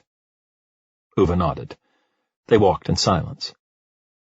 "I thought about keeping the money," Ove whispered at long last, and took his father's hand in a firmer grip, as if he was afraid of letting go. "I know," said his father, and squeezed his hand a little harder. "But I knew you would hand it in, and I knew a person like Tom wouldn't," said Ove. His father nodded, and not another word was said about it. Had Ove been the sort of man who contemplated how and when one became the sort of man one was, he might have said this was the day he learned that right has to be right. But he wasn't one to dwell on things like that. He contented himself with remembering that on this day he decided to be as little unlike his father as possible. He had only just turned 16 when his father died. A hurtling carriage on the track, Ove was left with not much more than a sob, a ramshackle house a few miles out of town, and a dented old wristwatch. He was never able to properly explain what happened to him that day, but he stopped being happy. He wasn't happy for several years after that.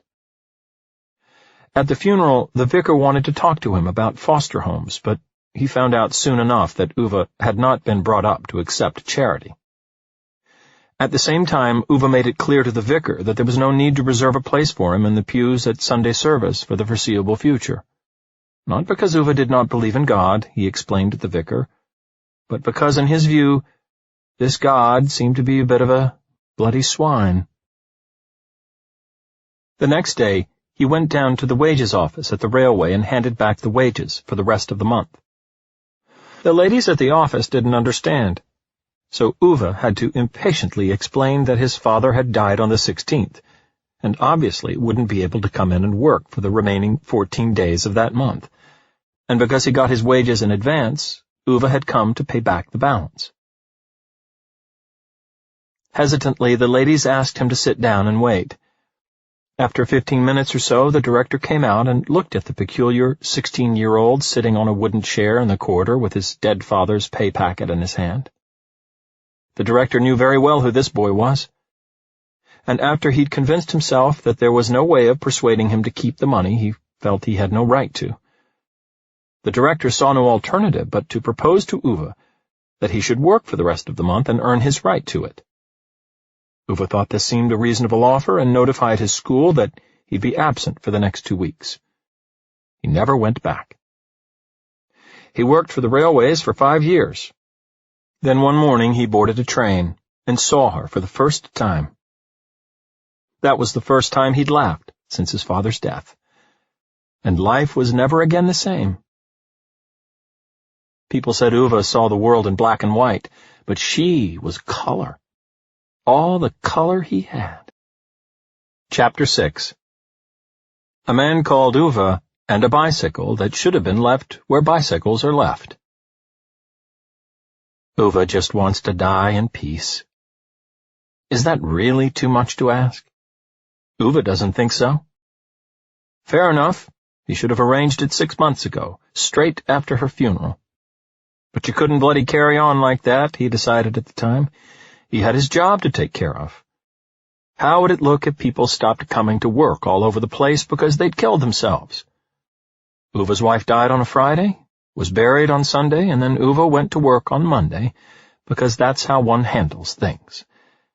And then 6 months went by, and out of the blue, the managers came in on Monday and said they hadn't wanted to deal with it on Friday because they didn't want to ruin his weekend. And on Tuesday he stood there oiling his kitchen worktops. So, he's prepared everything. He's paid the undertakers and arranged his place in the churchyard next to her. He's called the lawyers and written a letter with clear instructions, and put it in an envelope with all his important receipts and the deeds of the house and the service history of the sob. He's put this envelope in the inside pocket of his jacket. He's paid all the bills. He has no loans and no debts, so no one will have to clear up anything after him. He's even washed up his coffee cup and canceled the newspaper subscription. He is ready.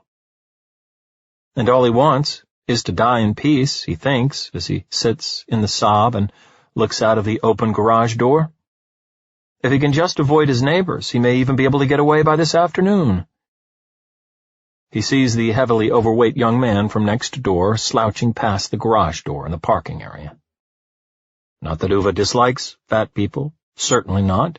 People can look any way they like. He has just never been able to understand them, can't fathom how they do it. How much can one person eat? How does one manage to turn oneself into a twin-size person? It must take a certain determination, he reflects. The young man notices him and waves cheerfully. Ove gives him a curt nod. The young man stands there waving, setting his fat breasts into motion under his T-shirt. Ove often says that this is the only man he knows who could attack a bowl of chips from all directions at once. But whenever he makes this comment, Ove's wife protests and tells him one shouldn't say things like that. Or, rather, she used to. Ove's wife liked the overweight young man. After his mother passed away, she would go over once a week with a lunchbox. So he gets something home-cooked now and then, she used to say. Ove noticed that they never got the containers back, adding that maybe the young man hadn't noticed the difference between the box and the food inside it. At which point Ove's wife would tell him that was enough. And then it was enough. Ove waits until the lunchbox eater has gone before he gets out of the Saab. He tugs at the handle 3 times, closes the garage door behind him, tugs at the door handle 3 times, walks up the little footpath between the houses. Stops outside the bicycle shed. There's a woman's bicycle leaning up against the wall. Again, right under the sign clearly explaining that cycles should not be left in this precise spot. Ove picks it up. The front tire is punctured. He unlocks the shed and places the bicycle tidily at the end of the row. He locks the door and has just tugged at it 3 times when he hears a late pubescent voice jabbering in his ear. "Whoa, what the hell are you doing?" Ove turns around and finds himself eye to eye with a whelp standing a few yards away. "Putting a bike away in the bike shed." "You can't do that." On closer inspection, he may be 18 or so, Ove suspects. More of a stripling than a whelp, in other words, if one wants to be pedantic about it. "Yes, I can." "But I'm repairing it," the youth bursts out, his voice rising into falsetto. "But it's a lady's bike," protests Ove. "Yeah, so what?" "It can hardly be yours, then," Ove states condescendingly. The youth groans, rolling his eyes. Ove puts his hands into his pockets, as if this is the end of the matter. There's a guarded silence. The lad looks at Ove as if he finds Ove unnecessarily thick. In return, Ove looks at the creature before him as if it were nothing but a waste of oxygen. Behind the youth, Ove notices there's another youth, even slimmer than the first one, and with black stuff all around his eyes. The second youth tugs carefully at the first's jacket and murmurs something about not causing trouble. His comrade kicks rebelliously at the snow as if it were the snow's fault. "It's my girlfriend's bike," he mumbles at last. He says it more with resignation than indignation. His sneakers are too big and his jeans too small, Ove notes. His tracksuit jacket is pulled over his chin to protect him against the cold. His emaciated, peach-fuzzed face is covered in blackheads, and his hair looks as if someone saved him from drowning in a barrel by pulling him up by his locks. "Where does she live, then?" With profound exertion, as if he's been shot with a tranquilizer dart, the creature points with his whole arm towards the house at the far end of Ove's street. "Where those communists who pushed through the garbage sorting reform live with their daughters." Ove nods cautiously. "She can pick it up in the bike shed, then," says Ove, tapping melodramatically at the sign prohibiting bicycles from being left in the area before turning around and heading back towards his house. grumpy old bastard!" the youth yells behind him. "Shh!" utters his soot-eyed companion. Ove doesn't answer. He walks past the sign clearly prohibiting motor vehicles from entering the residential area, the one which the pregnant foreign woman apparently could not read, even though Ove knows very well that it's quite impossible not to see it. He should know, because he's the one who put it there. Dissatisfied, he walks down the little footpath between the houses, stamping his feet so that anyone who saw him would think he was trying to flatten the tarmac, as if it wasn't bad enough with all the nutters already living on the street, he thinks. As if the whole area was not already being converted into some bloody speed bump in evolutionary progress. The Audi poser and the blonde weed almost opposite Ove's house, and at the far end of the row, that communist family with their teenage daughters, and their red hair and their shorts over their trousers, their faces like mirror-image raccoons. Well, most likely they're on holiday in Thailand at this precise moment, but anyway. In the house next to Ove lives the 25-year-old who's almost a quarter-tonner. With his long feminine hair and strange T-shirts, he lived with his mother until she died of some illness a year or so ago. Apparently his name is Jimmy, Ove's wife has told him. Ove doesn't know what work Jimmy does, most likely something criminal. Unless he tests bacon for a living. In the house on the other side of Jimmy lived Rune and his wife. Ove wouldn't exactly call Rune his enemy. Or rather, he would. Everything that went to pot in the Residents' Association began with Rune. He and his wife, Anita, moved into the area on the same day that Ove and Sonia moved in. At that time, Rune drove a Volvo, but later he bought a BMW. You just couldn't reason with a person who behaved like that. It was Rune who pushed through the coup d'etat that saw Ove deposed as chairman of the association, and just look at the state of the place now. Higher electricity bills, and bicycles that aren't put away in the bike shed, and people backing up with trailers in the residential area, in spite of signs clearly stating that it's prohibited. Ove has long warned about these awful things, but no one has listened. Since then, he has never showed his face in any meeting of the Residents' Association. His mouth makes a movement as if it's just about to spit every time he mentally enunciates the words Residents' Association, as if they were a gross indecency. He's 15 yards from his broken mailbox when he sees Blondeweed. At first he can't comprehend what she's doing at all. She's swaying about on her heels on the footpath, gesturing hysterically at the facade of Ove's house. That little barking thing, more of a mutt than a proper dog, which has been pissing on Ove's paving stones, is running around her feet. Weed yells something so violently that her sunglasses slip down over the tip of her nose. Mutt barks even louder. So the old girl has finally lost her faculties, Ove thinks, standing warily a few yards behind her. Only then does he realize that she's actually not gesticulating at the house. She's throwing stones.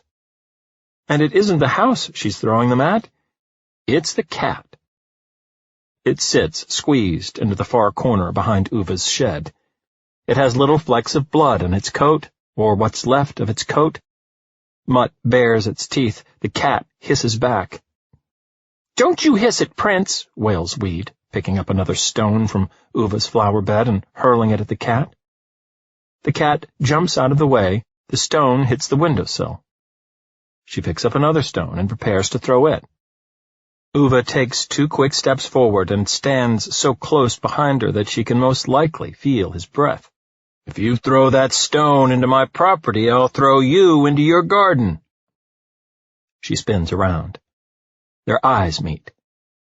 Ove has both hands in his pockets. She waves her fists in front of him as if trying to swat 2 flies the size of microwave ovens. Ove doesn't concede as much as a facial movement. "That disgusting thing scratched Prince," she manages to say, her eyes wild with fury. Ove peers down at Mutt. It growls at him. Then he looks at the cat, sitting humiliated and bleeding, but with its head defiantly raised, outside his house.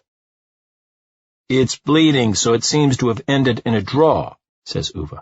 "Like hell. I'll kill that piece of shit." "No, you won't," says Ove coldly. His insane neighbor begins to look threatening. It's probably full of disgusting diseases and rabies and all sorts of things. Ove looks at the cat, looks at the weed, nods. And so are you, most likely, but we don't throw stones at you because of it. Her lower lip starts trembling. She slides her sunglasses up over her eyes. You watch yourself, she hisses. Ove nods, points at Mutt. Mutt tries to bite his leg, but Ove stamps his foot down so hard that it backs off. That thing should be kept on a leash inside the residential area, says Ove steadily. She tosses her dyed hair and snorts so hard that Ove half expects a bit of snot to come flying out. And what about that thing? She rages at the cat. Never you bloody mind, Ove answers. She looks at him in that particular way of people who feel both utterly superior and deeply insulted. Mutt bares its teeth in a silent growl. You think you own this street or what, you bloody lunatic? She says. Ove calmly points at Mutt again. The next time that thing pisses on my paving, he says coolly, I'll electrify the stone. Prince hasn't bloody pissed on your disgusting paving, she splutters, and takes 2 steps forward with her fists raised. Ove doesn't move. She stops, looks as if she's hyperventilating. Then she seems to summon what highly negligible amount of common sense she has at her disposal. Come on, Prince, she says with a wave, then raises her index finger at Ove. I'm going to tell Anders about this, and then you'll regret it. Tell your Anders from me that he should stop stretching his groin outside my window. Crazy old muppet, she spits out and heads off towards the parking area. And his car's crap, you tell him that, Ove adds for good measure. She makes a gesture at him that he hasn't seen before, although he can guess what it means. Then she and her wretched little dog make off towards Anders's house. Ove turns off by his shed, sees the wet splashes of piss on the paving by the corner of the flower bed. If he weren't busy with more important things this afternoon, he would have gone off to make a doormat of that mutt right away. But he has other things to occupy him. He goes to his tool shed, gets out his hammer-action drill and his box of drill bits. When he comes out again, the cat is sitting there, looking at him. You can clear off now, says Ove. It doesn't move. Ove shakes his head resignedly. Hey, I'm not your friend. The cat stays where it is. Ove throws out his arms. Christ, you bloody cat, me backing you up when that stupid bag threw stones at you only means I dislike you less than that weedy nutter across the street. And that's not much of an achievement. You should be absolutely clear about that. The cat seems to give this some careful thought. Ove points at the footpath. Clear off! Not at all concerned by this, the cat licks its blood-stained fur. It looks at Ove as if this has been a round of negotiation and it's considering a proposal. Then slowly gets up and pads off, disappearing around the corner of the shed. Ove doesn't even look at it. He goes right into his house and slams the door. Because it's enough now. Now Ove is going to die. Chapter 7. A man called Ove drills a hole for a hook. Ove has put on his best trousers and his going-out shirt. Carefully, he covers the floor with a protective sheet of plastic, as if protecting a valuable work of art. Not that the floor is particularly new, although he did sand it less than 2 years ago. He's fairly sure that you don't lose much blood when you hang yourself, and it isn't because of worries about the dust or the drilling, or the marks when he kicks away the stool. In fact, he's glued some plastic pads to the bottom of its legs, so there shouldn't be any marks at all. No, the heavy-duty sheets of plastic, which Ove so carefully unfolds, covering the entire hall, living room, and a good part of the kitchen, are not for Uve's own sake at all. He imagines there'll be a hell of a lot of running about in here, with eager, jumped-up real estate agents trying to get into the house before the ambulance men have so much as got the corpse out. And those bastards are not coming in here, scratching up Ove's floor with their shoes, whether over Ove's dead body or not. They had better be quite clear about that. He puts the stool in the middle of the floor. It's coated in at least 7 different layers of paint. Ove's wife decided on principle that she'd let Ove repaint one of the rooms in their house every 6 months. Or, to be more exact, she decided she wanted a different color in one of the rooms once every 6 months. And when she said as much to Ove, he told her that she might as well forget it. And then she called a decorator for an estimate. And then she told Ove how much she was going to pay the decorator. And then Ove went to fetch his painting stool. You miss the strangest things when you lose someone. Little things. Smiles. The way she turned over in her sleep. Even repainting a room for her. Ove goes to get his box of drill bits. These are single-handedly the most important things when drilling. Not the drill, but the bits. It's like having proper tires on your car instead of messing about with ceramic brakes and nonsense like that. Anyone who knows anything knows that. Ove positions himself in the middle of the room and sizes it up.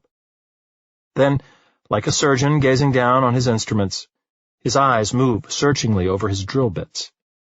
He selects one, slots it into the drill, and tests the trigger a little so that the drill makes a growling sound. Shakes his head, decides that it doesn't feel at all right, and changes the drill bit. He repeats this 4 times before he's satisfied, then walks through the living room, swinging the drill from his hand like a big revolver. He stands in the middle of the floor, staring up at the ceiling. He has to measure this before he gets started, he realizes, so that the hole is centered. The worst thing Ove knows is when someone just drills a hole in the ceiling, hit or miss. He goes to fetch a tape measure. He measures from each of the 4 corners, twice to be on the safe side, and marks the center of the ceiling with a cross. Ove steps down from the stool, walks around to make sure the protective plastic is in position as it should be. Unlocks the door so they won't have to break it down when they come to get him. It's a good door. It'll last many more years. He puts on his suit jacket and checks that the envelope is in his inside pocket. Finally, he turns the photo of his wife in the window so that it looks out towards the shed. He doesn't want to make her watch what he's about to do, but on the other hand, he daren't put the photograph face down either. Ove's wife was always horribly ill-tempered if they ever ended up in some place without a view. She needed something to look at that's alive, she was always saying. So, he points her towards the shed while thinking that maybe that cat annoyance would come by again. Ove's wife liked cat annoyances. He fetches the drill, takes the hook, stands up on the stool and starts drilling. The first time the doorbell goes, he assumes he's made a mistake and ignores the sound for that very reason. The second time he realizes that there's actually someone ringing the bell, and he ignores it for that very reason. The third time Ove stops drilling and glares at the door, as if he may be able to convince whoever is standing outside to disappear by his mental powers alone. It doesn't work. The person in question obviously thinks the only rational explanation for his not opening the door the first time around was that he did not hear the doorbell. Ove steps off the stool, strides across the plastic sheets through the living room and into the hall. Does it really have to be so difficult to kill yourself without constantly being disturbed? What? Fumes Ove as he flings the door open. The lanky one only manages by a whisker to pull his big head back and avoid an impact with his face. Hi, the pregnant one exclaims cheerfully beside him, though a 1.5 feet lower down. Ove looks down at her, then up at him. The lanky one is busy touching every part of his face with some reluctance, as if to check that every protuberance is still where it should be. This is for you, she says in a friendly sort of voice, and then shoves a blue plastic box into Ove's arms. Ove looks skeptical. Cookies, she explains encouragingly. Ove nods slowly as if to confirm this. You've really dressed up, she says with a smile. Ove nods again. And then they stand there, all 3 of them, waiting for someone to say something. In the end, she looks at the lanky one and shakes her head with resignation. "Oh, please, will you stop fidgeting with your face, darling?" she whispers and gives him a push in the side. The lanky one raises his eyes, meets her gaze, and nods. Looks at Ove. Ove looks at the pregnant one. The lanky one points at the box, and his face lights up. "She's Iranian, you know. They bring food with them wherever they go." Ove gives him a blank stare. The lanky one looks even more hesitant. "You know, that's why I go so well with Iranians. They like to cook food, and I like to—" He begins with an over-the-top smile. Then he goes silent. Ove looks spectacularly uninterested. "Eat," the lanky one finishes. He looks as if he's about to make a drum roll in the air with his fingers, but then he looks at the pregnant foreign woman and decides that it would probably be a bad idea. "And?" Ove offers wearily. She stretches, puts her hands on her stomach. "We just wanted to introduce ourselves now that we're going to be neighbors." Ove nods tersely and concisely. "Okay, bye." He tries to close the door. She stops him with her arm. "And then we wanted to thank you for backing up our trailer. That was very kind of you." Ove grunts. Reluctantly, he keeps the door open. "That's not something to thank me for." "Yeah, it was really nice," she protests. "No, I mean it shouldn't be something to thank me for because a grown man should be able to back up with the trailer," he replies, casting a somewhat unimpressed gaze on the lanky one, who looks at him as if unsure whether or not this is an insult. Ove decides not to help him out of his quandary. He backs away and tries to close the door again. "My name is Parvane," she says, putting her foot across his threshold. Ove stares at the foot, then at the face it's attached to. As if he's having difficulties understanding what she just did. "I'm Patrick," says the lanky one. Neither Ove nor Parvana takes the slightest notice of him. "Are you always this unfriendly?" Parvana wonders, with genuine curiosity. Ove looks insulted. "I'm not bloody unfriendly." "You're a bit unfriendly." "No, I'm not." No, your every word is a cuddle. It really is," she replies in a way that makes Ove feel she doesn't mean it at all. He releases his grip on the door handle for a moment or two, inspects the box of cookies in his hand. "Right, Arabian cookies. Worth having, are they?" he mutters. "Persian," she corrects. "What?" "Persian, not Arabian. I'm from Iran, you know, where they speak Farsi," she explains. "Farcical? That's the least you could say," Ove agrees. Her laughter catches him off guard, as if it's carbonated and someone has poured it too fast and it's bubbling over in all directions. It doesn't fit at all with the gray cement and right-angled garden paving stones. It's an untidy, mischievous laugh that refuses to go along with rules and prescriptions. Ove takes a step backwards.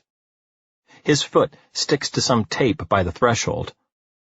As he tries to shake it off with some irritation, he tears up the corner of the plastic. When he tries to shake off both the tape and the plastic sheeting, he stumbles backwards and pulls up even more of it.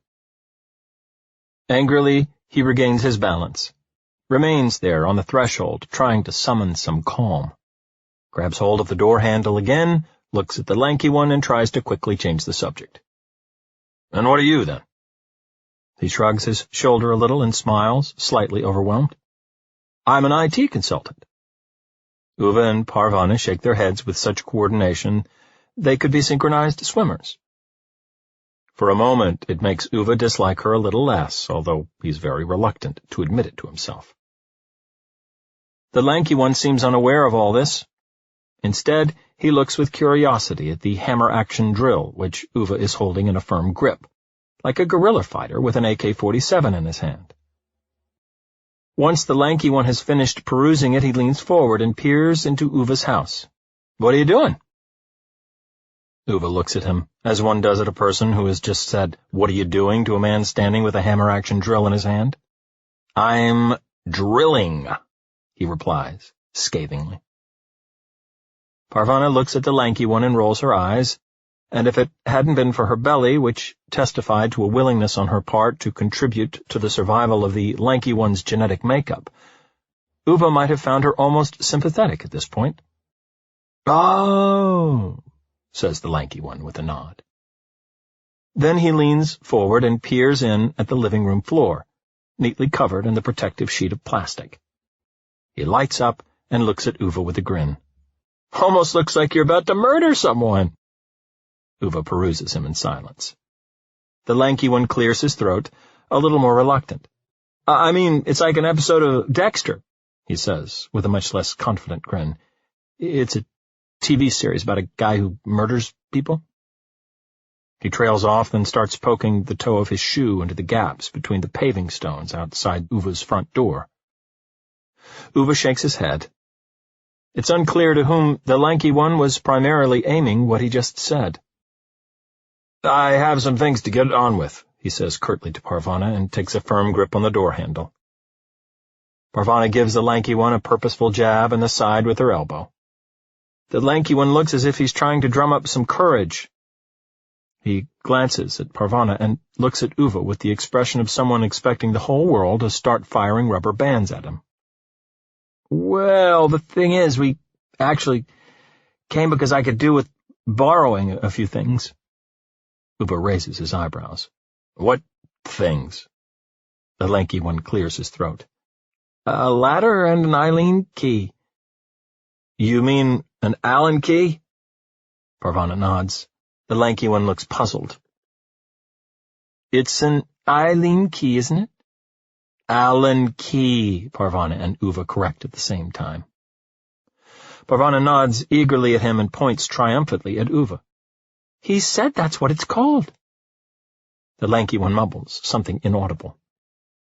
"And you're just like, whoa, it's an Eileen key," Parvana jeers. He looks slightly crestfallen. "I never sounded like that." "You did so." "Did not."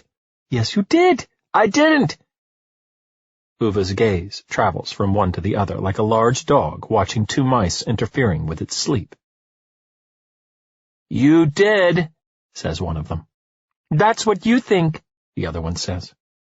"Everyone says it. The majority is not always right. Shall we Google it or what?" "Sure, Google it. Wikipedia it. Give me your phone."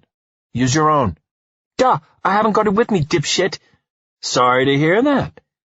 Ove looks at them as their pathetic argument drones on. They remind him of two malfunctioning radiators making high-pitched whines at each other. "Good God," he mutters. Parvana starts imitating what Ove assumes must be some kind of flying insect. She makes tiny whirring sounds with her lips to irritate her husband. It works quite effectively, both on the lanky one and on Ove. Ove gives up. He goes into the hall, hangs up his suit jacket, puts down the hammer-action drill, puts on his clogs, and walks past them both towards the shed. He's pretty sure neither of them even notices him. He hears them still bickering as he starts backing out with the ladder. "Go on, help him then, Patrick," Parvana bursts out when she catches sight of him. The lanky one takes a few steps toward him with fumbling movements. Ove keeps his eyes on him as if watching a blind man at the wheel of a crowded city bus. And only after that does Ove realize that, in his absence, his property has been invaded by yet another person. Rune's wife, Anita, from farther down the street, is standing next to Parvana, blithely watching the spectacle. Ove decides the only rational response must be to pretend that she's doing no such thing. He feels anything else would only encourage her. He hands the lanky one a cylindrical case with a set of neatly sorted Allen keys. "Oh, look how many there are," says the imbecile thoughtfully, gazing into the case. "What size are you after?" asks Ove. The lanky one looks at him as people do when they lack the self-possession to say what they are thinking. "The usual size?" Ove looks at him for a long, long time. "What are you using these things for?" he says at last. "To fix an IKEA wardrobe we took apart when we moved, and then I forgot where I put the Eileen key," he explains, apparently without a trace of shame. Ove looks at the ladder. And this wardrobe's on the roof, is it? The lanky one sniggers and shakes his head. Oh, right. See what you mean. No, I need the ladder because the upstairs window is jammed. Won't open. He adds the last part as if Ove would not otherwise be able to understand the implications of that word, jammed. So, now you're going to try to open it from the outside? Ove wonders. The lanky one nods and clumsily takes the ladder from him. Ove looks as if he's about to say something else, but he seems to change his mind. He turns to Parvana. And why exactly are you here? Moral support, she twitters. Ove doesn't look entirely convinced, nor does the lanky one. Uve's gaze wanders reluctantly back to Rune's wife. She's still there. It seems like years since he last saw her, or at least since he really looked at her. She's gone ancient. People all seem to get ancient behind Uve's back these days. Yes, says Ove.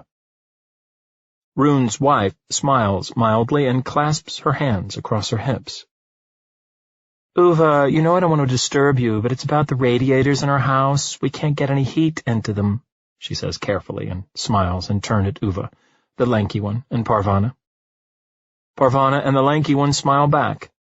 Ove looks at his dented wristwatch. Does no one on the street have a job to go to anymore? He wonders. I'm retired, says Rune's wife, almost apologetically.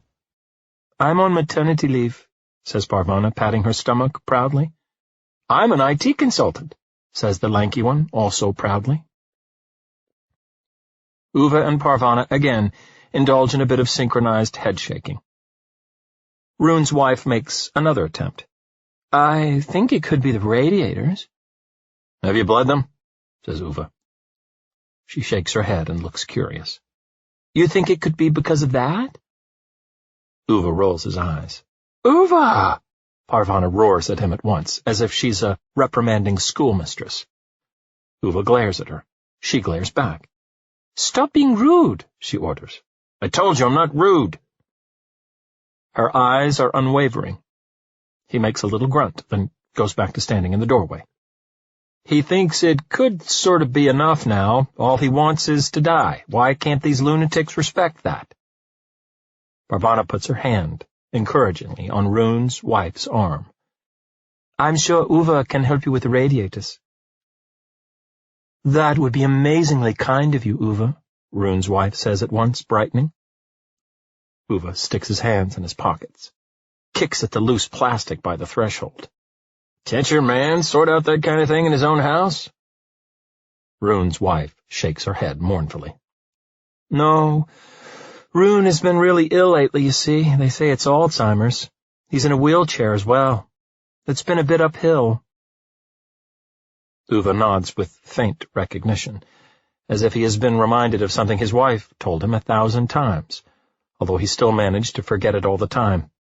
Yeah, he says impatiently. You can go and breathe their radiators, can't you, Ove? Says Parvana. Ove glances at her as if considering a firm retort, but instead he just looks down at the ground. Or is that too much to ask? She continues, drilling him with her gaze and crossing her arms firmly across her stomach. Ove shakes his head. You don't breathe radiators, you bleed them. Jesus. He looks up and gives them the once-over. Have you never bled a radiator before, or what? No, says Parvana, unmoved. Rune's wife looks at the lanky one a little anxiously. I haven't got a clue what they're talking about, he says calmly to her. Rune's wife nods resignedly, looks at Ove again. It would be really nice of you, Ove, if it isn't too much of a bother. Ove just stands there, staring down at the threshold.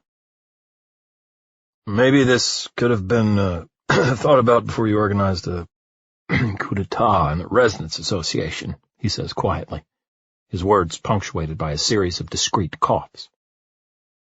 Before she what? Says Parvana. Rune's wife clears her throat. But, dear Ove, there was never a coup d'etat. Was so, says Ove grumpily. Rune's wife looks at Parvana with an embarrassed little smile. Well, you see, Rune and Uwe haven't always gotten along so very well. Before Rune got ill, he was the head of the Residents' Association, and before that, Uwe was the head. And when Rune was voted in, there was something of a wrangle between Uwe and Rune, you could say.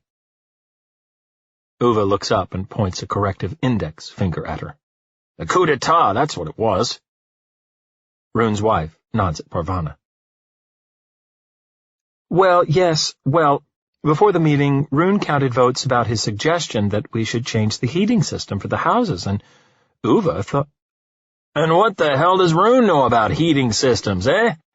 Uwe exclaims heatedly, but immediately gets a look from Parvana, which makes him reconsider and come to the conclusion that there's no need to complete his line of thought. Rune's wife nods. Maybe you're right, Uwe, but anyway, he's very sick now, so it doesn't really matter anymore. Her bottom lip trembles slightly. Then she regains her composure, straightens her neck with dignity, and clears her throat. The authorities have said they'll take him from me and put him in a home, she manages to say. Uwe puts his hands in his pockets again and determinedly backs away across his threshold. He's heard enough of this. In the meantime, the lanky one seems to have decided it's time to change the subject and lighten up the atmosphere. He points at the floor in Uwe's hall. What's that? Uwe turns to look at the bit of floor exposed by the loose plastic sheet. It looks as if you've got sort of tire marks on the floor. Do you cycle indoors or what? Says the lanky one. Parvana keeps her observant eyes on Uwe as he backs away another step, so he can impede the lanky one's view. It's nothing. But I can see it's... the lanky one begins confusedly. It was Uwe's wife, Sonia. She was... Rune's wife interrupts him in a friendly manner, but she only has time to get to the name Sonia when Uwe, in turn, interrupts her and spins around with unbridled fury in his eyes. That'll do. Now you shut up. All four of them fall silent, equally shocked. Uwe's hands tremble as he steps back into his hall and slams the door. He hears Parvana's soft voice out there asking Rune's wife what all that was about. Then he hears Rune's wife fumbling nervously for words, and then exclaiming, Oh, you know, I'd better go home. That thing about Uwe's wife... Oh, forget it. Old bats like me. We talk too much, you know? Uwe hears her strained laugh and then her little dragging footsteps disappearing as quickly as they can around the corner of his shed. A moment later, the pregnant one and the lanky one also leave. And all that's left is the silence of Uwe's hall. He sinks down on the stool, breathing heavily. His hands are still shaking as if he were standing waist-deep in ice-cold water. His chest thumps. It happens more and more these days. He has to sort of struggle for a mouthful of air like a fish in an overturned bowl. His company doctor said it was chronic and that he mustn't work himself up. Easy for him to say. Good to go home and have a rest now, said his bosses at work. Now your heart is playing up and all. They called it early retirement, but they might as well have said what it was, liquidation. A third of a century in the same job, and that's what they reduced him to. Uwe is not sure how long he stays there on the stool, sitting with the drill in his hand and his heart beating so hard that he feels the pulse inside his head. There's a photo on the wall beside the front door of Uwe and Sonia. It's almost 40 years old. That time they were in Spain on a bus tour. She's suntanned, wearing a red dress and looking so happy. Uwe is standing next to her, holding her hand. He sits there for what must be an hour, just staring at that photo. Of all the imaginable things he most misses about her, the thing he really wishes he could do again is hold her hand in his. She had a way of folding her index finger into his palm, hiding it inside. And he always felt that nothing in the world was impossible when she did that. Of all the things he could miss, that's what he misses most. Slowly he stands up, goes into the living room, up the steps of the stool, and then, once and for all, he drills the hole and puts in the hook.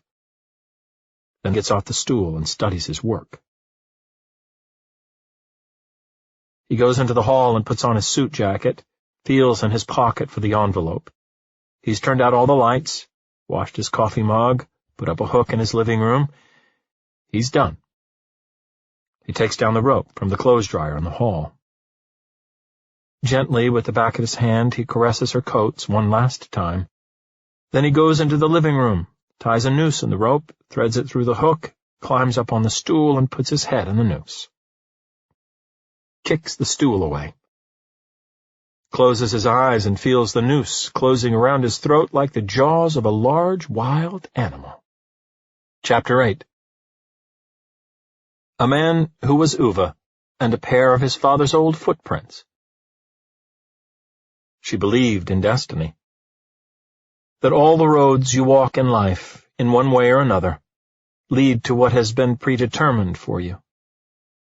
Ove, of course, just started muttering under his breath and got very busy fiddling about with a screw or something whenever she started going on like this. But he never disagreed with her. Maybe to her, destiny was something. That was none of his business. But to him, destiny was someone. It's a strange thing becoming an orphan at 16. To lose your family long before you've had time to create your own, to replace it. It's a very specific sort of loneliness. Ove, conscientious and dutiful, completed his 2-week stint on the railways. And to his own surprise, he found that he liked it. There was a certain liberation in doing a job, grabbing hold of things with his own 2 hands and seeing the fruit of his efforts. Ove hadn't ever disliked school, but he hadn't quite seen the point of it either. He liked mathematics, and was 2 academic years ahead of his classmates. As for the other subjects, quite honestly, he was not so concerned about them. But this was something entirely different, something that suited him much better. When he clocked off from his last shift on the last day, he was downcast, not only because he had to go back to school, but because it had only occurred to him now that he didn't know how to earn a living. Dad had been good in many ways, of course, but Ove had to admit he hadn't left much of an estate except a run-down house, an old Saab, and a dented wristwatch. Alms from the church were out of the question. God should be bloody clear about that. Ove said as much to himself while he stood there in the changing rooms, maybe as much for his own benefit as God's. "If you really had to take both Mom and Dad, keep your bloody money," he yelled up at the ceiling. Then he packed up his stuff and left. Whether God or anyone else was listening, he never found out. But when Ove came out of the changing rooms, a man from the managing director's office was standing there waiting for him. "Ove?" he asked. Ove nodded. "The director would like to express his thanks for doing such a good job over the past fortnight," the man said, short and to the point. "Thanks," said Ove as he started walking away. The man put his hand on Uve's arm. Ove stopped. "The director was wondering whether you might have an interest in staying and carrying on, doing a good job." Ove stood in silence, looking at the man.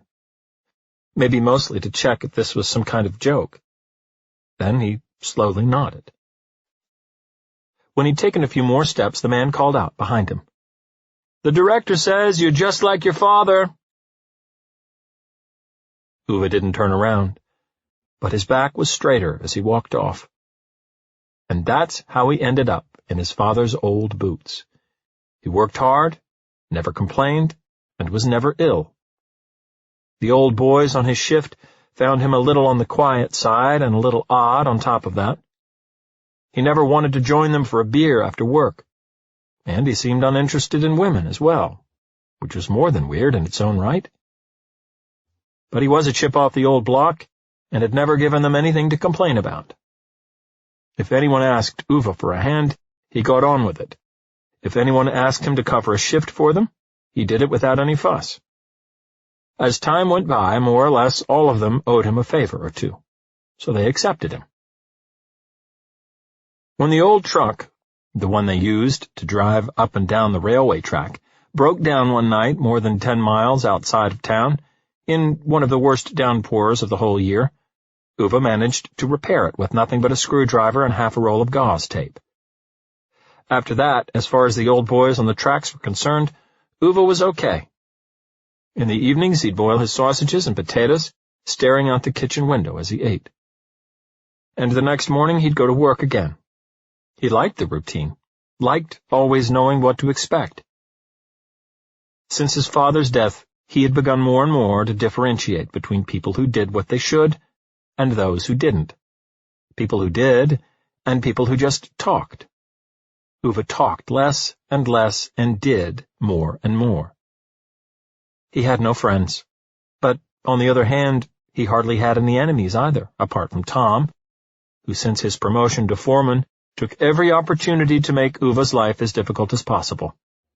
He gave him the dirtiest and heaviest jobs, shouted at him, tripped him up at breakfast, sent him under railway carriages for inspections, and sent them in motion while Ove lay unprotected on the cross ties. When Ove, startled, threw himself out of the way just in time, Tom laughed contemptuously and roared, "Look out, or you'll end up like your old man!" Ove kept his head down, though, and his mouth shut. He saw no purpose in challenging a man who was twice his own size. He went to work every day and did justice to himself. That had been good enough for his father, and so it would also have to do for Ove. His colleagues learned to appreciate him for it. "When people don't talk so much, they don't dish out the crap either," one of his older workmates said to him one afternoon down on the track, and Ove nodded. Some got it, and some didn't. There were also some who got what Ove ended up doing one day in the director's office, while others didn't. It was almost 2 years after his father's funeral. Ove had just turned 18. Tom had been caught out stealing money from the cash box in one of the carriages. Admittedly, no one but Ove saw him take it, but Tom and Ove had been the only two people in the carriage when the money went missing. And, as a serious man from the director's office explained when Tom and Ove were ordered to present themselves, no one could believe Ove was the guilty party. And he wasn't, of course. Ove was left on a wooden chair in the corridor outside the director's office. He sat there looking at the floor for 15 minutes before the door opened. Tom stepped outside, his fists so clenched with determination that his skin was bloodless and white on his lower arms. He kept trying to make eye contact with Ove. Ove just kept staring down at the floor until he was brought into the director's office.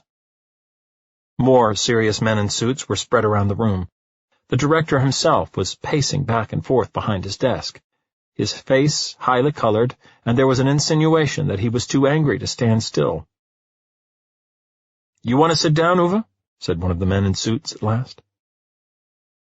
Ove met his gaze, and knew who he was. His dad had mended his car once, a blue Opel Manta, with the big engine. He smiled amicably at Ove, and gestured cursorily at a chair in the middle of the floor, as if to let him know that he was among friends now and could relax. Ove shook his head. The Opel Manta man nodded with understanding. "Well then, this is just a formality, Ove. No one in here believes you took the money. All you need to do is tell us who did it." Ove looked down at the floor. Half a minute passed. "Ove?" Ove didn't answer. The harsh voice of the director broke the silence at long last. "Answer the question, Ove." Ove stood in silence, looking down at the floor. The facial expressions of the men in suits shifted from conviction to slight confusion. "Ove, you do understand that you have to answer the question. Did you take the money?" "No," said Ove with a steady voice. "So, who was it?" Ove stood in silence. "Answer the question," ordered the director. Ove looked up, stood there with a straight back. "I'm not the sort that tells tales about what other people do," he said. The room was steeped in silence for what must have been several minutes. "You do understand, Ove, that if you don't tell us who it was, and if we have one or more witnesses who say it was you, then we'll have to draw the conclusion that it was you?" said the director, not as amicable now. Ove nodded but didn't say another word. The director scrutinized him as if he were a bluffer in a game of cards. Ove's face was unmoved. The director nodded grimly. "So, you can go then. and Ove left. Tom had put the blame on Ove when he was in the director's office some 15 minutes earlier. During the afternoon, 2 of the younger men from Tom's shift, eager as young men are to earn the approval of older men, came forward and claimed that they had seen Ove take the money with their own eyes. If Ove had pointed out Tom, it would have been one word against another. But now, it was Tom's word against Ove's silence. The next morning he was told by the foreman to empty his locker and present himself outside the director's office. Tom stood inside the door of the changing rooms and jeered at him as he was leaving. "Thief!" hissed Tom. Ove passed him without raising his eyes. "Thief, thief, thief!" One of their younger colleagues who had testified against Ove chanted happily across the changing room, until one of the older men on their shift gave him a slap across the ear that silenced him. "Thief!" Tom shouted demonstratively, so loudly that the word was still ringing in Ove's head several days after. Ove walked out into the morning air without turning around. He took a deep breath. He was furious, but not because they had called him a thief. He would never be the sort of man who cared what other men called him. But the shame of losing a job to which his father had devoted his whole life burned like a red-hot poker in his breast. He had plenty of time to think his life over as he walked one last time to the office, a bundle of work clothes clutched in his arms. He had liked working here. Proper tasks, proper tools, a real job. He decided that once the police had gone through the motions of whatever they did with thieves in this situation, he'd try to go somewhere where he could get himself another job like this one. He might have to travel far, he imagined. Most likely a criminal record needed a reasonable geographical distance before it started to pale and become uninteresting. He had nothing to keep him here, he realized, but at least he had not become the sort of man who told tales. He hoped this would make his father more forgiving about Ove losing his job once they were reunited. He had to sit on the wooden chair in the corridor for almost 40 minutes before a middle-aged woman in a tight-fitting black skirt and pointy glasses came and told him he could come into the office. She closed the door behind him. He stood there, still with his work clothes in his arms. The director sat behind his desk with his hands clasped together in front of him. The 2 men submitted one another to such a long examination that either of them could have been an unusually interesting painting in a museum. "It was Tom who took that money," said the director. He did not say it as a question, just a short confirming statement. Ove didn't answer. The director nodded. "But the men in your family are not the kind who tell." That was not a question either, and Ove didn't reply. The director noticed that he straightened a little at the words, "the men in your family." The director nodded again, put on a pair of glasses, looked through a pile of papers, and started writing something. As if in that very moment Ove had disappeared from the room. Ove stood in front of him for so long that he quite seriously began to doubt whether the director was aware of his presence. The director looked up. "Yes?" "Men are what they are because of what they do, not what they say," said Ove. The director looked at him with surprise. It was the longest sequence of words anyone at the railway depot had heard the boy say since he started working there 2 years ago. In all honesty, Ove did not know where they came from. He just felt they had to be said. The director looked down at his pile of papers again, wrote something there, pushed a piece of paper across the desk, pointed to where Ove should sign his name. "This is a declaration that you have voluntarily given up your job," he said. Ove signed his name, straightened up with something unyielding in his face. "You can tell them to come in now. I'm ready." "Who?" asked the director. "The police," said Ove, clenching his fists at his sides. The director shook his head briskly and went back to digging in his pile of papers. "I actually think the witness testimonies have been lost in this mess." Ove moved his weight from one foot to the other without really knowing how to respond to this. The director waved his hand without looking at him. "You're free to go now." Ove turned around, went into the corridor, closed the door behind him. Felt lightheaded. Just as he reached the front door, the woman who had first let him in caught up with energetic steps, and before he had time to protest, she pressed a paper into his hands. "The director wants you to know that you're hired as a night cleaner on the long-distance train. Report to the foreman there tomorrow morning," she said sternly. Ove stared at her, then at the paper. She leaned in closer. "The director asked me to pass on another message. You did not take that wallet when you were 9 years old, and he'll be deuced if you took anything now. And it will be a damn pity for him to be responsible for kicking a decent man's son into the street just because the son has some principles." And so it turned out that Ove became a night cleaner instead. And if this hadn't happened, he never would have come off his shift that morning and caught sight of her, with those red shoes and the gold brooch, and all her burnished brown hair, and that laughter of hers, which, for the rest of his life, would make him feel as if someone was running around barefoot on the inside of his breast. She often said that all roads lead to something you were always predestined to do. And for her, perhaps, it was something. But for Ove, it was someone. Chapter 9. A man called Ove bleeds a radiator. They say the brain functions quicker while it's falling, as if the sudden explosion of kinetic energy forces the mental faculties to accelerate until the perception of the exterior world goes into slow motion. So Ove had time to think of many different things, mainly radiators.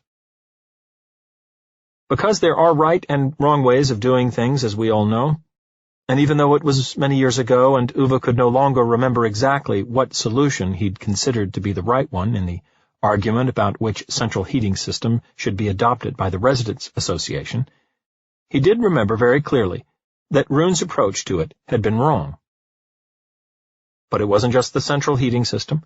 Rune and Ove had known one another for almost 40 years, and they had been at loggerheads for at least 37 of them. Ove could not in all honesty remember how it all started. It wasn't the sort of dispute where you did remember.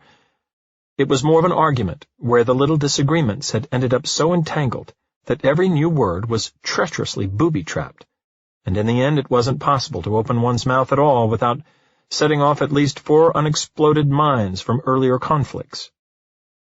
It was the sort of argument that had just run and run and run until one day it just ran out.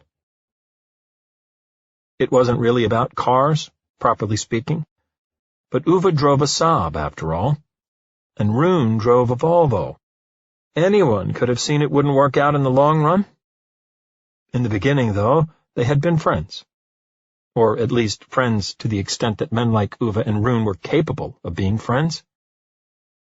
Mostly for the sake of their wives, obviously.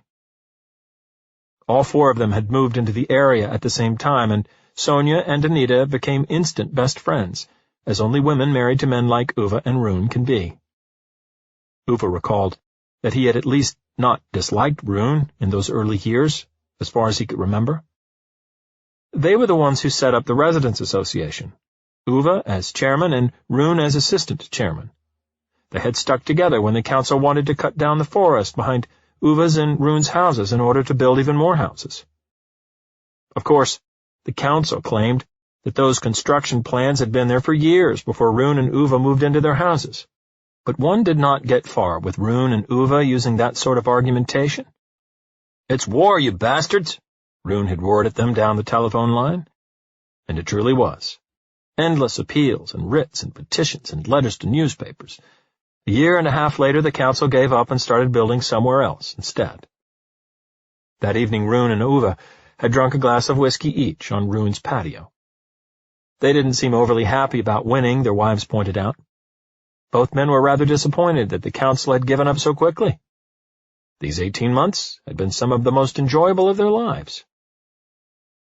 "Is no one prepared to fight for their principles any more?" Rune had wondered. "Not a damn one," Ove had answered. And then they said a toast to unworthy enemies. That was long before the coup d'etat in the Residents' Association, of course, and before Rune bought a BMW. "Idiot," thought Ove on that day, and also today, all these years after, and every day in between, actually. How the heck are you supposed to have a reasonable conversation with someone who buys a BMW? Ove used to ask Sonia when she wondered why the two men could not have a reasonable conversation anymore. And at that point, Sonia used to find no other course but to roll her eyes while muttering, "You're hopeless." Ove wasn't hopeless, in his own view. He just had a sense of there needing to be a bit of order in the greater scheme of things. He felt one should not go through life as if everything was exchangeable, as if loyalty was worthless. Nowadays, people change their stuff so often that any expertise in how to make things last was becoming superfluous. Quality? No one cared about that anymore. Not Rune or the other neighbors, and not those managers in the place where Ove worked. Now, everything had to be computerized, as if one couldn't build a house until some consultant in a too-small shirt figured out how to open a laptop. As if that was how they built the Colosseum and the pyramids of Giza. Christ! They'd managed to build the Eiffel Tower in 1889, but nowadays one couldn't come up with the bloody drawings for a one-story house without taking a break for someone to run off and recharge their cell phone. This was a world where one became outdated before one's time was up. An entire country standing up and applauding the fact that no one was capable of doing anything properly anymore. The unreserved celebration of mediocrity. No one could change tires, install a dimmer switch, lay some tiles, plaster a wall, file their own taxes. These were all forms of knowledge that had lost their relevance, and the sorts of things Ove had once spoken of with Rune. And then Rune went and bought a BMW. Was a person hopeless because he believed there should be some limits? Ove didn't think so. And yes, he didn't exactly remember how that argument with Rune had started, but it had continued. It had been about radiators and central heating systems and parking slots and trees that had to be felled, and snow clearance and lawn mowers and rat poison in Rune's pond. For more than 35 years, they had paced about on their identical patios behind their identical houses, while throwing meaningful glares over the fence. And then, one day, about a year ago, it all came to an end. Rune became ill, never came out of the house anymore. Ove didn't even know if he still had the BMW. And there was a part of him that missed that bloody old sod. So, as they say, the brain functions quicker when it's falling. Like thinking thousands of thoughts in a fraction of a second. In other words, Ove has a good deal of time to think after he's kicked the stool over and fallen and landed on the floor with a lot of angry thrashing. He lies there on his back, looking up for what seems like half an eternity at the hook still up on the ceiling. Then in shock he stares at the rope, which has snapped into two long stumps. This society, thinks Ove. Can't they even manufacture rope anymore? He swears profusely while he furiously tries to untangle his legs. How can one fail to manufacture rope, for Christ's sake? How can you get rope wrong? No, there's no quality anymore, Ove decides. He stands up, brushes himself down, peers around the room and ground floor of his row house, feels his cheeks burning. He's not quite sure if it's because of anger or shame. He looks at the window and the drawn curtains as if concerned that someone may have seen him. Isn't that bloody typical, he thinks. You can't even kill yourself in a sensible way anymore. He picks up the snapped rope and throws it in the kitchen wastebasket, folds up the plastic sheeting and puts it in the IKEA bags, puts back the hammer action drill and the drill bits in their cases, then goes out and puts everything back in the shed. He stands out there for a few minutes and thinks about how Sonia always used to nag at him to tidy the place up. He always refused, knowing that any new space would immediately be an excuse to go out and buy more useless stuff with which to fill it. And now it's too late for tidying, he confirms. Now there's no longer anyone who wants to go out and buy useless stuff. Now the tidying would just result in a lot of empty gaps. And Ove hates empty gaps. He goes to the workbench, picks up an adjustable wrench and a little plastic watering can. He walks out, locks the shed, and tugs at the door handle 3 times, then goes down the little pathway between the houses, turns off by the last mailbox, and rings a doorbell. Anita opens the door. Ove looks at her without a word. Sees Rune sitting there in his wheelchair, vacantly staring out of the window. It seems that's all he's done these last few years. "Where have you got the radiators, then?" mutters Ove. Anita smiles, a surprised little smile, and nods with equally mixed eagerness and confusion. "Oh, Ove, that's dreadfully kind of you. If it's not too much trouble—" Ove steps into the hall without letting her finish what she's saying or removing his shoes. Yeah, this crappy day is already ruined anyway." Chapter 10. A man who was Ove, and a house that Ove built. A week after his 18th birthday, Ove passed his driving test, responded to an advertisement, and walked 15 miles to buy his first own car, a blue Saab 93. He sold his dad's old Saab 92 to pay for it. It was only marginally newer, admittedly, and quite a run-down Saab 93 at that. But a man was not a proper man until he had bought his own car, felt Ove, and so it was. It was a time of change in the country. People moved and found new jobs and bought televisions, and the newspapers started talking about a middle class. Ove didn't quite know what this was, but he was well aware that he was not a part of it. The middle classes moved into new housing developments with straight walls and carefully trimmed lawns, and it soon grew clear to Ove that his parental home stood in the way of progress, and if there was anything this middle class was not enamored of, it was whatever stood in the way of progress. Ove received several letters from the council about what was called the redrawing of municipal boundaries. He didn't quite understand the content of these letters, but he understood that his parental home did not fit among the new-built houses on the street. The council notified him of their intention to force him to sell the land to them so the house could be demolished, and another built in its place. Ove wasn't sure what it was that made him refuse, maybe because he didn't like the tone of that letter from the council, or because the house was all he had left of his family. Whatever the case, he parked his first very own car in the garden that evening and sat in the driver's seat for several hours, gazing at the house. It was, to be blunt, decrepit. His father's specialty had been machines, not building, and Ove was not much better himself. These days he used only the kitchen and the little room leading off it, while the entire second floor was slowly being turned into a recreational stamping ground for mice. He watched the house from the car as if hoping that it might start repairing itself if he waited patiently enough. It lay exactly on the boundary between 2 municipal authorities, on a line on the map that would now be moved one way or the other. It was the remnant of an extinguished little village at the edge of the forest, next to the shining residential development into which people wearing suits had now moved with their families. The suits didn't like the lonely youth in the house due for demolition at the end of the street. The children were not allowed to play around Ove's house. Suits preferred to live in the vicinity of other suits, Ove had come to understand. He had nothing against that, of course, but they were the ones who had moved into his neighborhood, not the other way around. And so, filled with a kind of strange defiance that made Ove's heart beat a little faster for the first time in years, he decided not to sell his house to the council. He decided to do the opposite. Repair it. Of course, he had no idea of how to do it. He didn't know a dovetail joint from a pot of potatoes.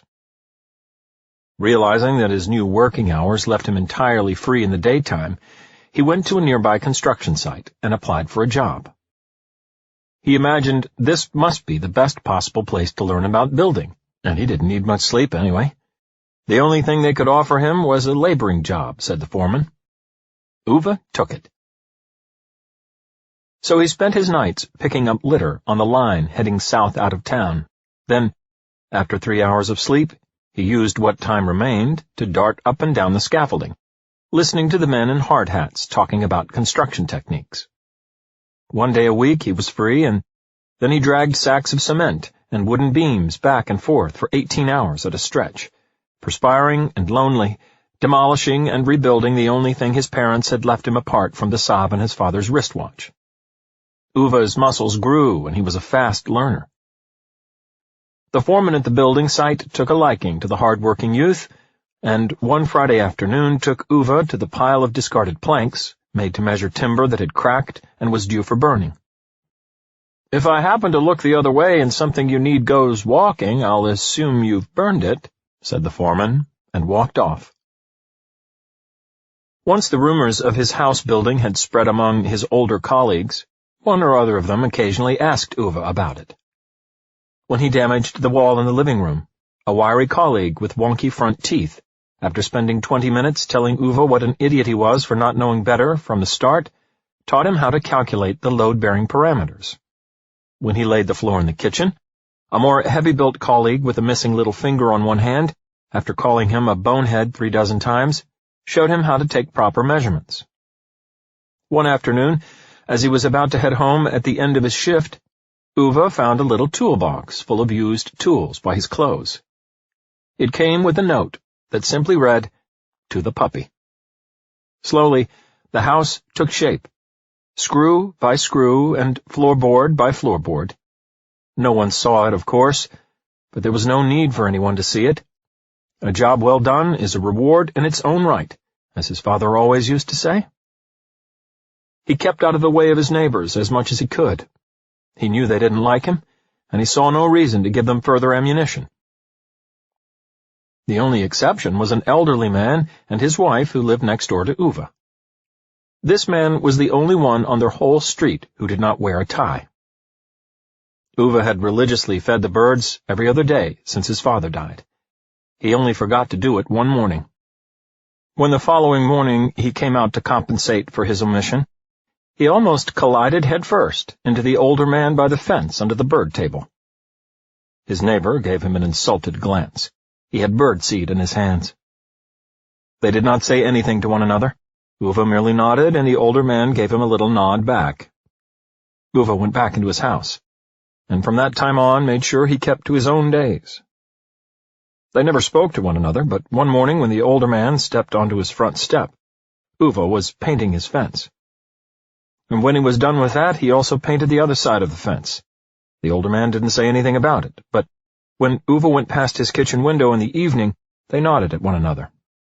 And the next day there was a home-baked apple pie on Ove's front step. Ove had not eaten homemade apple pie since his mother died.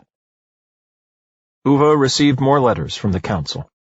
They became increasingly threatening in their tone and displeased that he still hadn't contacted them about the sale of his property. In the end, he started throwing the letters away without even opening them. If they wanted his father's house, they could come here and try to take it, the same way Tom had tried to take that wallet from him all those years ago. A few mornings later, Ove walked past the neighbor's house and saw the elderly man feeding the birds in the company of a little boy. A grandchild of his, Ove realized. He watched them surreptitiously through the bedroom window. The way the older man and the boy spoke in low voices with each other, as if they were sharing some great secret, it reminded him of something. That night he had his supper in the Saab. A few weeks later, Ove drove home the last nail in his house, and when the sun rose over the horizon he stood in the garden with his hands shoved into the pockets of his navy trousers, proudly surveying his work. He discovered that he liked houses. Maybe mostly because they were understandable. They could be calculated and drawn on paper. They did not leak if they were made watertight. They did not collapse if they were properly supported. Houses were fair. They gave you what you deserved, which unfortunately was more than one could say about people. And so the days went by. Ove went to work and came home and had sausages and spuds. He never felt alone, despite his lack of company. Then, one Sunday, as Ove was moving some planks, a jovial man with a round face and an ill-fitting suit turned up at his gate. The sweat ran from his forehead, and he asked Ove if there might be a glass of water of the cold variety going spare. Ove saw no reason to deny him this, and while the man drank it by his gate, some small talk passed between them. Or rather, it was mostly the man with the round face who did the talking. It turned out that he was very interested in houses. Apparently, he was in the midst of doing up his own house in another part of town. And somehow the man with the round face managed to invite himself into Ove's kitchen for a cup of coffee.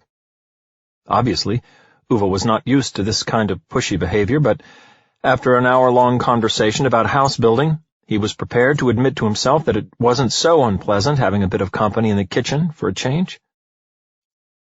Just before the man left, he asked in passing about Ove's house insurance. Ove answered candidly that he'd never given it much thought. His father had not been very interested in insurance policies. The jovial man with the round face was filled with consternation, and he explained to Ove that it would be a veritable catastrophe for him if something happened to the house. After listening carefully to his many admonishments, Ove felt bound to agree with them. He had never given much thought to it until then, which made him feel rather stupid now. The man then asked if he might use the telephone.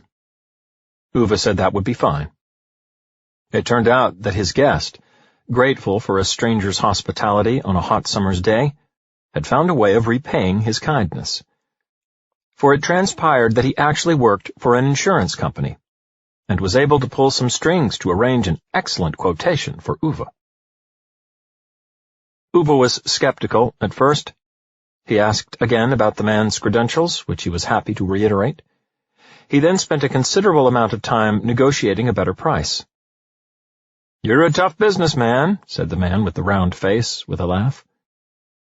Ove felt surprisingly proud when he heard this. "A tough businessman." The man then glanced at his watch, thanked Ove, and said he'd best be on his way. As he left, he gave Ove a piece of paper with his telephone number, and said that he'd very much like to come by another day and have some more coffee and talk some more about house renovation. This was the first time anyone had ever expressed a wish to be Ove's friend. Ove paid the man with the round face the full year's premium in cash. They shook hands. The man with the round face never contacted him again. Ove tried to call him on one occasion, but no one answered. He felt a quick stab of disappointment, but decided not to think about it again. At least when salesmen called from other insurance companies, he was able to say without any bad conscience that he was already insured, and that was something. Ove continued avoiding his neighbors. He didn't want any problems with them, but unfortunately the problems seemed to have decided to seek out Ove instead. A few weeks after his house repairs were finished, one of his suited neighbors was burgled. It was the second burglary in the area in a relatively short period. The suits got together early next morning to deliberate on that young rascal in the condemned house, who must have had something to do with it. They knew very well where he'd got the money for all that renovation. In the evening, someone stuck a note under Ove's door, on which was written, "Clear off if you know what's good for you." The night after that, a stone was thrown through his window. Ove picked up the stone and changed the glass in the window. He never confronted the suits, saw no purpose in it. But he wasn't going to move, either. Early the next morning, he was woken by the smell of smoke. He was out of his bed in an instant. The first thing that came into his head was that whoever had thrown that stone had apparently not finished yet. On his way down the stairs, he instinctively grabbed a hammer. Not that Ove had ever been a violent man, but you could never be sure, he decided. He was wearing only his underpants when he stepped onto the front veranda.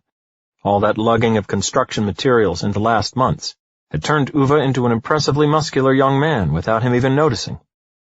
His bare upper body and the hammer swinging in his clenched right fist made the group gathered in the street momentarily take their eyes off the fire, and instinctively take a step back. And that was when Ove realized that it was not his house that was burning, but his neighbor's.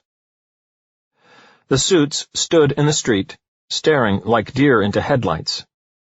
The elderly man emerged out of the smoke, his wife leaning on his arm. She was coughing terribly. When the elderly man handed her over to one of the suit's wives, and then turned back towards the fire, several of the suits cried out to him, telling him to leave it. "It's too late, wait for the fire brigade," they roared. The elderly man didn't listen. Burning material fell over the threshold as he tried to step inside into a sea of fire. Ove stood in the face of the wind by his gate and saw how scattered glowing balls had already set the dry grass alight between his house and the neighbors. For a few long drawn-out seconds, he evaluated the situation as best he could. The fire would be all over his house in a few minutes if he didn't charge off to get the water hose at once. He saw the elderly man trying to push his way past an overturned bookcase on his way into the house. The suits shouted his name and tried to make him stop, but the elderly man's wife was screaming out another name, their grandchild. Ove rocked on his heels as he watched the embers stealing their way through the grass. In all honesty, he was probably not thinking so much about what he wanted to do, but about what his father would have done. And as soon as that thought had taken root, there was not much choice about it. He muttered, irritated, looking at his house a last time, instinctively calculating to himself how many hours it had taken to build it, and then he ran towards the fire. The house was so filled with thick, sticky smoke that it was like being struck in the face with a shovel. The elderly man struggled to move the fallen bookcase, which was blocking a door. Ove threw it aside as if it were made of paper and cleared away up the stairs. By the time they emerged into the light of dawn, the elderly man was carrying the boy in his soot-covered arms. Ove had long, bleeding grazes across his chest and arms. The bystanders just ran around, panicking, screaming. The air was pierced by sirens. Uniformed firemen surrounded them. Still wearing only his underpants and with aching lungs, Ove saw the first flames climbing his own house. He charged across the lawn, but was immediately stopped by a group of firemen. They were everywhere, all of a sudden. Refused to let him through. A man in a white shirt, some sort of chief fireman as Ove understood it, stood before him with his legs wide apart, and explained that they couldn't let him try to extinguish the fire in his own house. It was much too dangerous. Unfortunately, the white shirt explained after that, the fire brigade could not put it out either until they had the appropriate permissions from the authorities. It turned out that because Ove's house now lay exactly on the municipal boundary, clearance from the command center was required on the shortwave radio before they could get to work. Permission had to be sought, papers had to be stamped. "Rules are rules," the man in the white shirt explained in a monotone voice when Ove protested. Ove tore himself free and ran in fury towards the water hose, but it was futile. By the time the firemen got the all-clear signal, the house was already engulfed by fire. Ove stood in his garden and watched, helpless and in sorrow, as it burned. When a few hours later he stood in a telephone booth calling the insurance company, he learned that they had never heard of the jovial man with the round face. There was no valid insurance policy on the house. The woman from the insurance company sighed, impatiently explaining that swindlers often went from door to door claiming to be from their company, and that she hoped at least Ove hadn't given him any cash. Ove hung up and clenched his fist in his pocket. Chapter 11.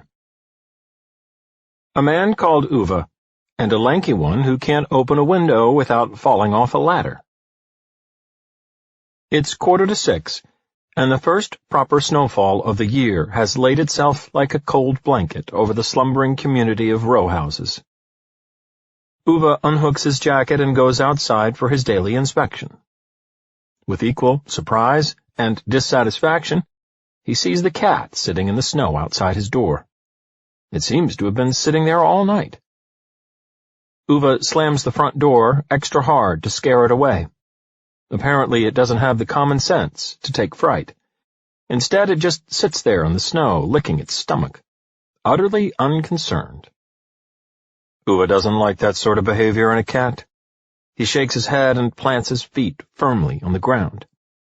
The cat gives him the briefest of glances, clearly uninterested, then goes back to licking itself. Ove waves his arms at it. The cat doesn't budge an inch. "This is private land," says Ove. When the cat still fails to give him any sort of acknowledgement, Ove loses his patience and, in a sweeping movement, kicks one of his clogs towards it. Looking back, he couldn't swear that it wasn't intentional. His wife would have been furious if she'd seen it, of course. It doesn't make much difference anyway. The clog flies in a smooth arc and passes a good yard and a half to the left of its intended target before bouncing softly against the side of the shed and landing in the snow.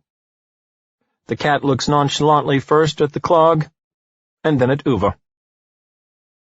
In the end, it stands up, strolls around the corner of Uve's shed, and disappears. Ove walks through the snow in his socks to fetch the clog. He glares at it as if he feels it should be ashamed of itself for not having a better sense of aim. Then he pulls himself together and goes on his inspection tour. Just because he's dying today doesn't mean that the vandals should be given free rein. When he comes back to his house, he pushes his way through the snow and opens the door to the shed. It smells of mineral spirits and mold in there, exactly as it should in a shed. He steps over the Saab's summer tires and moves the jars of unsorted screws out of the way. Squeezes past the workbench, careful not to knock over the jars of mineral spirits with brushes in them. Lifts aside the garden chairs and the globe barbecue. Puts away the rim wrench and snatches up the snow shovel. Weighs it a bit in his hand the way one might do with a two-handed sword. Stands there in silence, scrutinizing it. When he comes out of the shed with a shovel, the cat is sitting in the snow again, right outside his house. Ove glares in amazement at its audacity. Its fur is thawing out, dripping, or what remains of its fur. There are more bald patches than fur on that creature. It also has a long scar running along one eye, down across its nose. If cats have 9 lives, this one is quite clearly working its way through at least the 7th or 8th of them. "Clear off," says Ove. The cat gives him a judgmental stare, as if it's sitting on the decision-making side of the desk at a job interview. Ove grips the shovel, scoops up some snow and throws it at the cat, which jumps out of the way and glares indignantly at him. Spits out a bit of snow, snorts, then turns around and pads off again, around the corner of Uve's shed. Ove puts his snow shovel to work. It takes him 15 minutes to free up the paving between the house and the shed. He works with care, straight lines, even edges. People don't shovel snow that way anymore. Nowadays, they just clear away. They use snow blowers and all sorts of things. Any old method will do, scattering snow all over the place. As if that was the only thing that mattered in life, pushing one's way forward. When he's done, he leans for a moment against the shovel in a snowdrift on the little pathway, balances his body weight on it, and watches the sun rising over the sleeping houses. He's been awake for most of the night, thinking of ways to die. He has even drawn some diagrams and charts to clarify the various methods. After carefully weighing up the pros and cons, he has accepted that what he's doing today has to be the best of bad alternatives. Admittedly, he doesn't like the fact that the Saab will be left in neutral, and use up a lot of expensive gas for no good reason afterwards, but it's simply a factor that he'll have to accept in order to get it done. He puts the snow shovel back in the shed and goes into the house. Puts on his good Navy suit again. It will get stained and foul-smelling by the end of all this, but Ove has decided that his wife just has to go along with it, at least when he gets there. He has his breakfast and listens to the radio, washes up and wipes down the counter, then goes around the house checking the radiators, turns off all lights, checks that the coffee percolator is unplugged, puts on the blue jacket over his suit, then the clogs, and goes back into the shed. He returns with a long rolled-up plastic tube, locks the shed and the front door, tugs 3 times at each door handle, then goes down the little pathway between the houses. The white Skoda comes from the left and takes him by such surprise that he almost collapses in a snowdrift by the shed. Ove runs down the pathway in pursuit, shaking his fist. "Can't you read, you bloody idiot?" he roars. The driver, a slim man with a cigarette in his hand, seems to have heard him.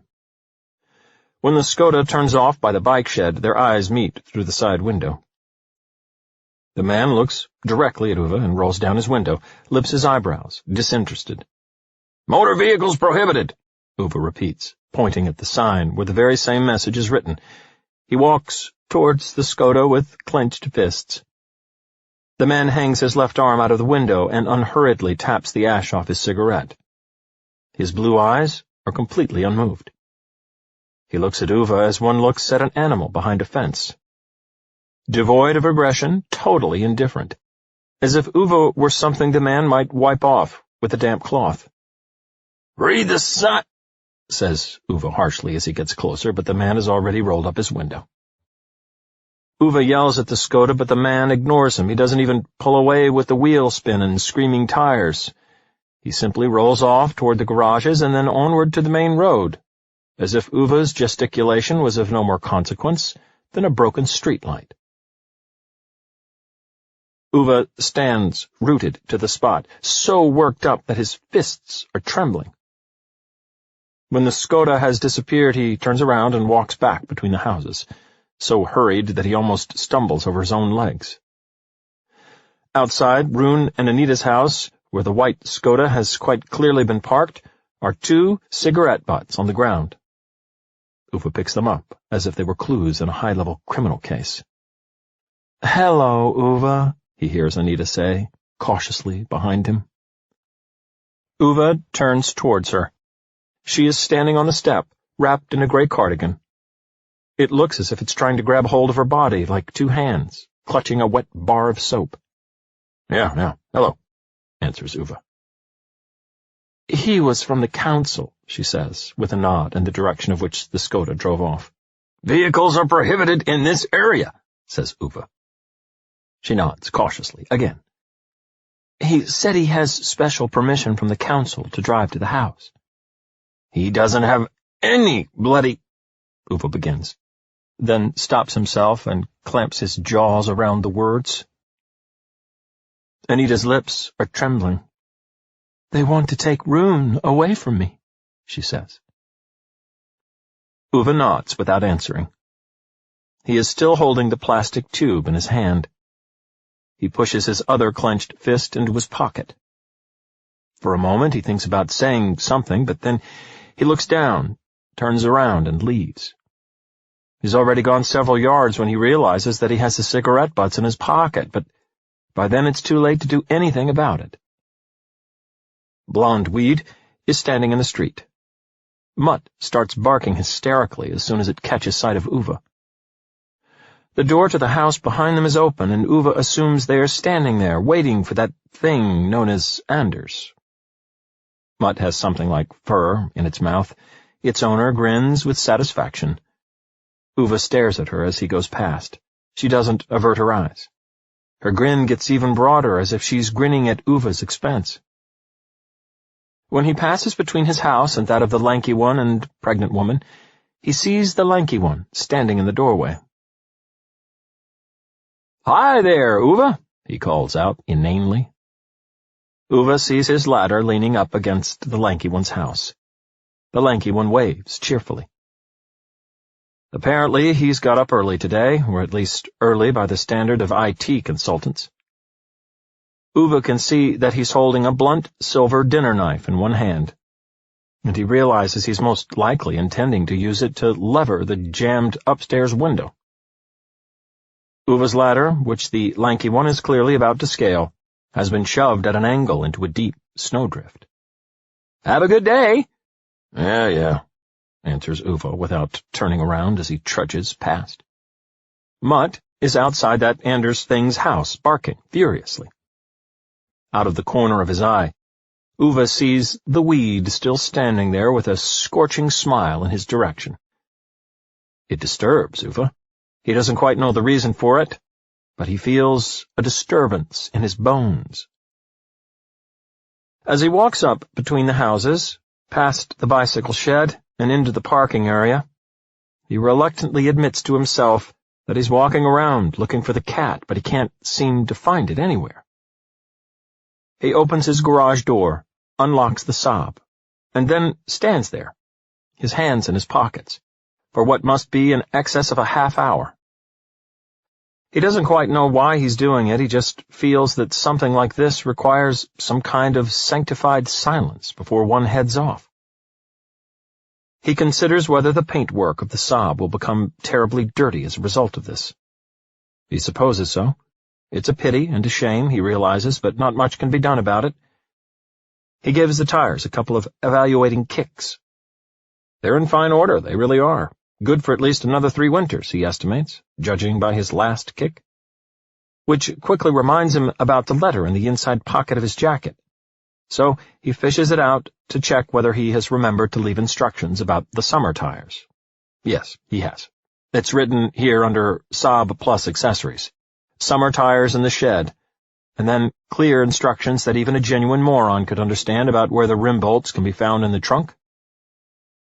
Ove slides the letter back into the envelope and puts it in the inside pocket of his jacket. He glances over his shoulder into the parking area. Not because he's bothered about that damned cat, obviously. He just hopes nothing's happened to it, because then there'll be hell to pay from Ove's wife. He's quite sure about that. He just doesn't want to ticking off because of the damned cat, that's all.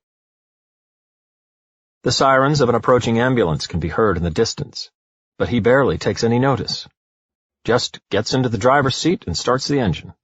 Opens the back electric window a couple of inches. Gets out of the car, closes the garage door. Fixes the plastic tube tightly over the exhaust pipe. Watches the exhaust fumes slowly bubbling out of the other end of the tube. Then feeds the tube through the open back window. Gets into the car, closes the door, adjusts the wing mirrors, fine-tunes the radio 1 step forward and 1 step back. Leans back in the seat, closes his eyes, feels the thick exhaust smoke, cubic inch by cubic inch, filling the garage and his lungs. It wasn't supposed to be like this. You work and pay off the mortgage and pay taxes and do what you should. You marry, for better or for worse, until death do us part. Wasn't that what they agreed? Ove remembers quite clearly that it was. And she wasn't supposed to be the first one to die. Wasn't it bloody well understood that it was his death they were talking about? Well, wasn't it? Ove hears a banging at the garage door, ignores it, straightens the creases of his trousers, looks at himself in the rearview mirror, wonders whether perhaps he should have put on a tie. She always liked it when he wore a tie.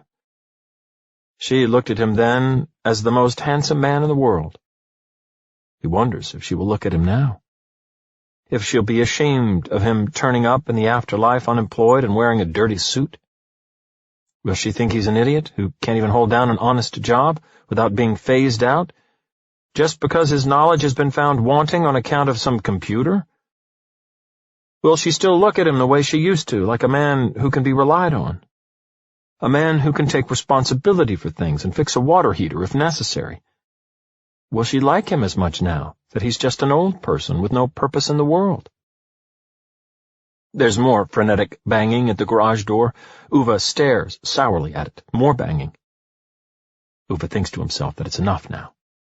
"That will do!" he roars, and opens the door of the Saab so abruptly that the plastic tube is dislodged from between the window and the molding and falls onto the concrete floor. Clouds of exhaust fumes pour out in all directions. The pregnant foreign woman should probably have learned by now not to stand so close to doors when Ove is on the other side. But this time she can't avoid getting the garage door right in her face when Ove throws it open, violently. Ove sees her and freezes. She's holding her nose, looking at him with that distinct expression of someone who just had a garage door slammed into her nose. The exhaust fumes come pouring out of the garage in a dense cloud, covering half of the parking area in a thick, noxious mist. You have to watch out when the door's being opened," Ove manages to say. "What are you doing?" the pregnant one manages to bite back at him, while watching the Saab with its engine idling and the exhaust spewing out of the mouth of the plastic tube on the floor. "Me? Nothing," says Ove indignantly, looking as if he'd prefer to shut the garage door again. Thick red drops are forming in her nostrils. She covers her face with one hand and waves at him with the other. "I need a lift to the hospital," she says, tilting her head back. Ove looks skeptical. "What the hell? Pull yourself together, it's just a nosebleed." She swears in something Ove assumes is Farsi and clamps the bridge of her nose hard between her thumb and index finger. Then she shakes her head impatiently, dripping blood all over her jacket. "Not because of the nosebleed." Ove's a bit puzzled by that. Puts his hands in his pockets. No, well then." She groans. "Patrick fell off the ladder." She leans her head back so that Ove stands there talking to the underside of her chin. "Who's Patrick?" Ove asks the chin. "My husband," the chin answers. "The lanky one?" asks Ove. "That's him, yeah," says the chin. "And he fell off the ladder?" Ove clarifies. "Yes, when he was opening the window." "Right, what a bloody surprise. You could see that one coming from a mile away." The chin disappears and the large brown eyes reappear. They don't look entirely pleased. "Are we going to have a debate about this or what?" Ove scratches his head, slightly bothered. No, but can't you drive yourself? And that little Japanese sewing machine you arrived in the other day?" He tries to protest. "I don't have a driver's license," she replies, mopping blood from her lip. "What do you mean you don't have a driver's license?" asks Ove, as if her words are utterly inexplicable to him. Again, she sighs impatiently. "Look, I don't have a driver's license, and that's all. What's the problem?" "How old are you?" Ove asks, almost fascinated now. 30, she says impatiently. 30? And no driver's license? Is there something wrong with you? She groans, holding one hand over her nose and snapping her fingers with irritation in front of Ove's face. "Focus a bit, Ove. The hospital. You have to drive us to the hospital." Ove looks almost offended. "What do you mean, us?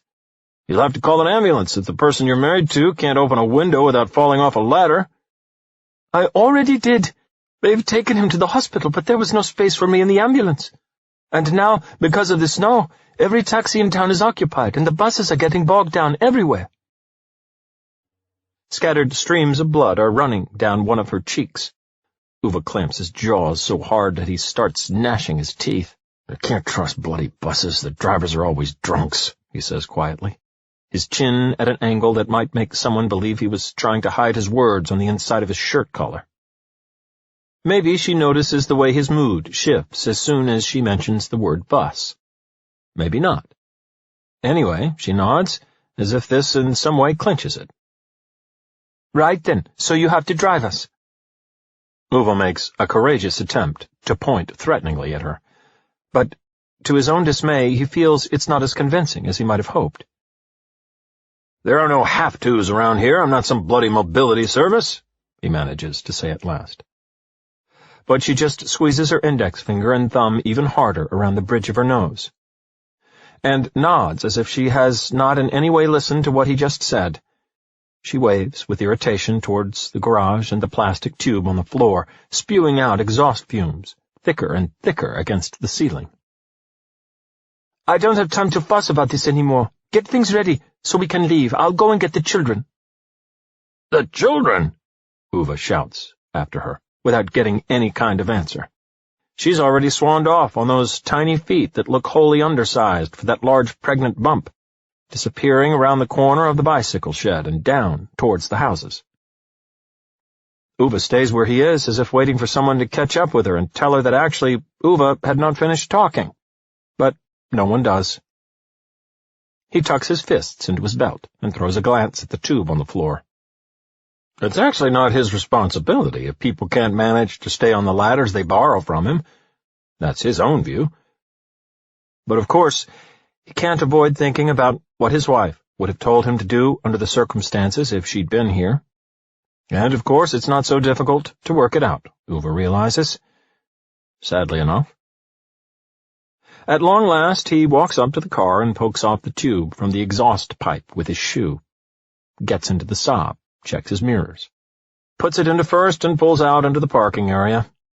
Not that he cares particularly about how the pregnant foreign woman gets to the hospital, but Ove knows very well that there'll be no end of nagging from his wife if the last thing Ove does in this life is to give a pregnant woman a nosebleed and then abandon her to take the bus.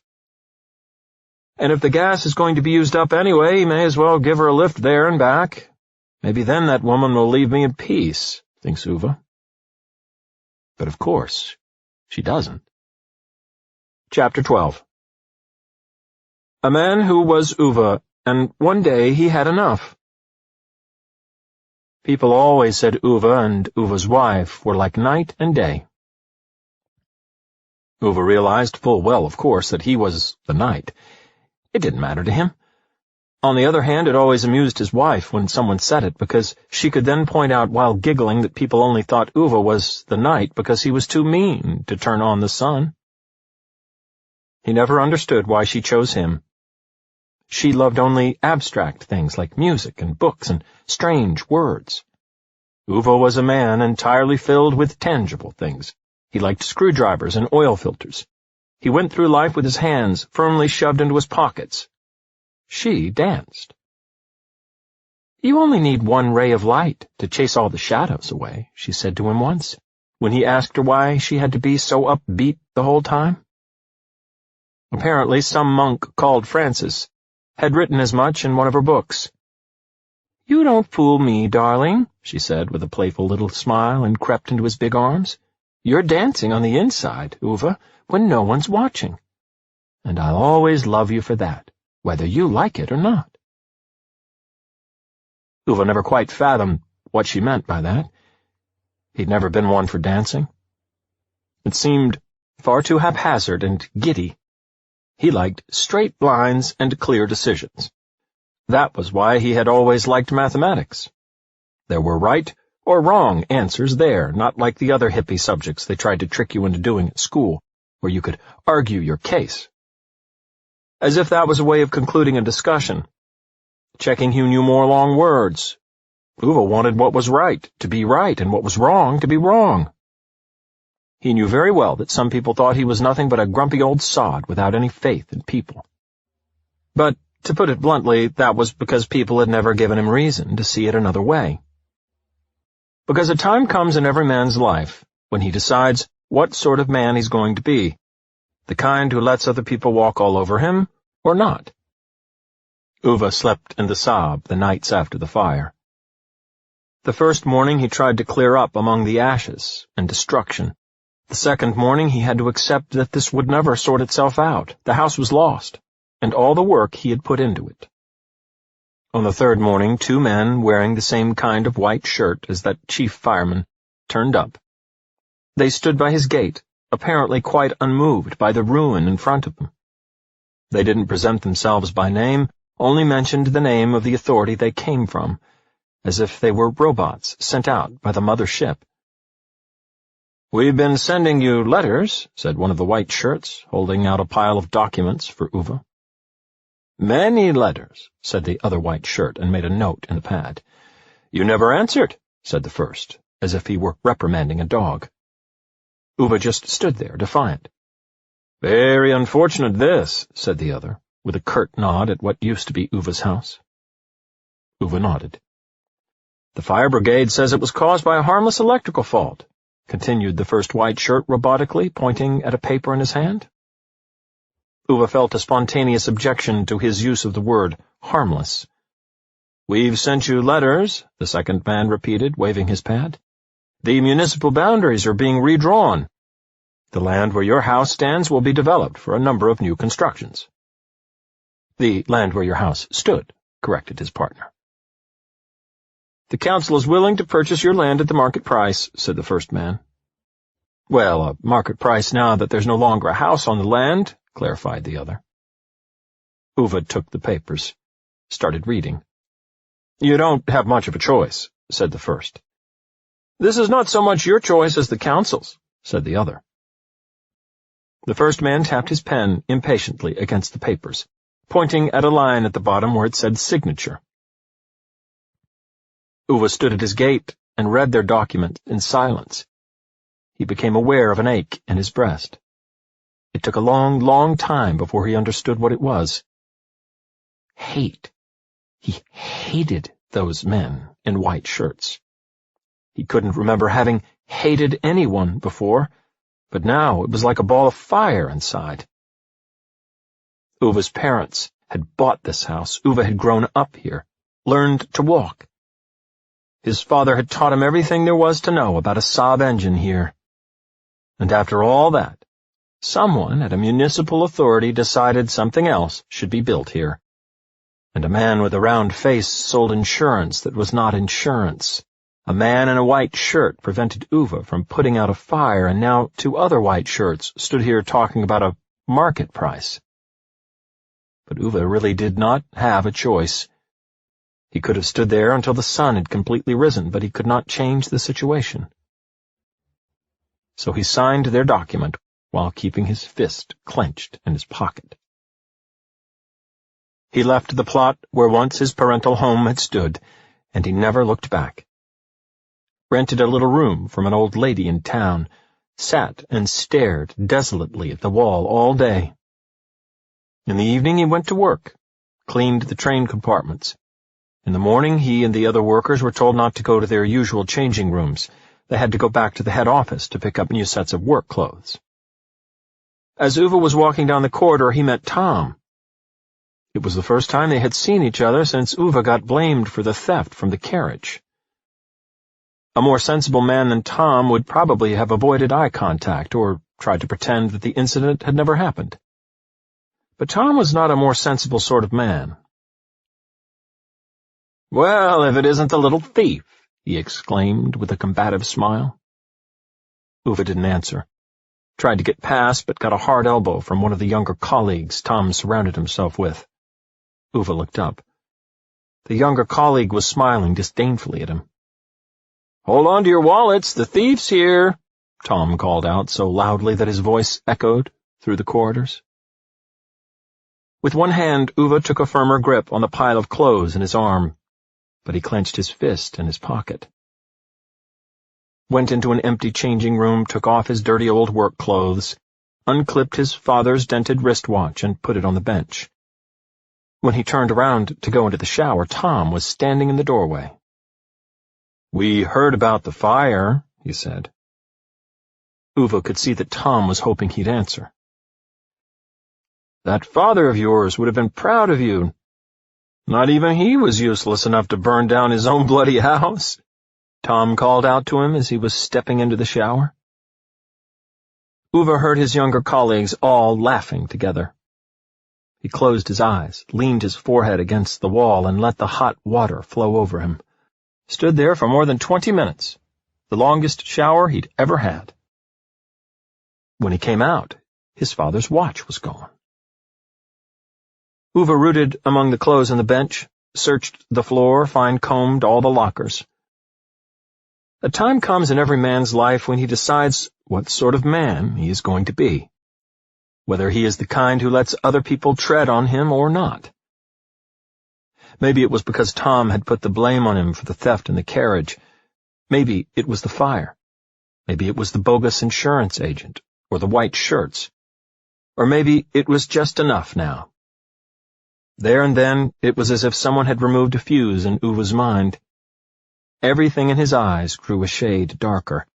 He walked out of the changing room, still naked, and with water dripping from his flexing muscles. Walked to the end of the corridor to the foreman's changing room, kicked the door open, and cleared away through the astonished press of men inside. Tom was standing in front of a mirror at the far end, trimming his bushy beard. Ove gripped him by the shoulder and roared so loudly that the sheet metal-covered walls echoed. "Give me back my watch!" Tom, with a superior expression, looked down at his face. His dark figure towered over Ove like a shadow. "I don't have your book. Give it here!" Ove bellowed before Tom had reached the end of the sentence, so fiercely that the other men in the room saw fit to move a little closer to their lockers. A second later, Tom's jacket had been ripped away from him with such power that he didn't even think of protesting. He just stood there like a punished child, as Ove hauled out his wristwatch from the inside pocket. And then Ove hit him, just once. It was enough. Tom collapsed like a sack of wet flour. By the time the heavy body hit the floor, Ove had already turned and walked away. A time like that comes for every man, when he chooses what sort of man he wants to be. And if you don't know the story, you don't know the man. Tom was taken to the hospital. Again and again he was asked what had happened, but Tom's eyes just flickered and he mumbled something about having slipped. And strangely enough, none of the other men who'd been in the changing rooms at the time had any recollection of what had happened. That was the last time Ove saw Tom, and, he decided, the last time he'd let anyone trick him. He kept his job as a night cleaner, but he gave up his job at the construction site. He no longer had a house to build, and anyway, he'd learned so much about construction by this point that the men in their hard hats no longer had anything to teach him. They gave him a toolbox as a farewell present. This time with new-bought tools. To the puppy, to help you build something that lasts, they'd written on a piece of paper. Ove had no immediate use for it, so he carried it about aimlessly for a few days. Finally, the old lady renting him a room took pity on him and started looking for things around the house for him to mend. It was more peaceful that way for both of them. Later that year, he enlisted for military service. He scored the highest possible mark for every physical test. The recruitment officer liked this taciturn young man who seemed as strong as a bear, and he pressed him to consider a career as a professional soldier. Ove thought it sounded good. Military personnel wore uniforms and followed orders. All knew what they were doing. All had a function. Things had a place. Ove felt he could actually be good as a soldier. In fact, as he went down the stairs to have his obligatory medical examination, he felt lighter in his heart than he had for many years, as if he had been given a sudden purpose, a goal, something to be. His joy lasted no more than 10 minutes. The recruitment officer had said that the medical examination was a mere formality. But when the stethoscope was held against Ove's chest, something was heard that should not have been heard. He was sent to a doctor in the city. A week later, he was informed that he had a rare congenital heart condition. He was exempted from any further military service. Ove called and protested. He wrote letters. He went to 3 other doctors in the hope that a mistake had been made. It was no use. Rules are rules, said a white-shirted man in the Army's administrative offices the last time Ove went there to try to overturn the decision. Ove was so disappointed that he did not even wait for the bus. Instead, he walked all the way back to the train station. He sat on the platform, more despondent than at any time since his father's death. A few months later, he would walk down that platform with the woman he was destined to marry. But at that precise moment, of course, he had no idea of this. He went back to his work as a night cleaner on the railways, grew quieter than ever. The old lady whose room he rented eventually grew so tired of his gloomy face that she arranged for him to borrow a nearby garage. After all, the boy had that car he was always fiddling with, she said. Maybe he could keep himself entertained with all that. Ove took his entire Saab to pieces in the garage the next morning. He cleaned all the parts and then put them together again to see if he could do it, and to have something to do. When he was done with it, he sold the Saab at a profit and bought a newer but otherwise identical Saab 93. The first thing he did was to take it to pieces, to see if he could manage it. And he could. His days passed like this, slow and methodical, and then one morning he saw her. She had brown hair and blue eyes and red shoes, and a big yellow clasp in her hair. And then there was no more peace and quiet for Ove. Chapter 13. A Man Called Ove and a Clown Called Beppo. "Ove's funny," titters the 3-year-old with delight. "Yeah," the 7-year-old mumbles, not at all as impressed.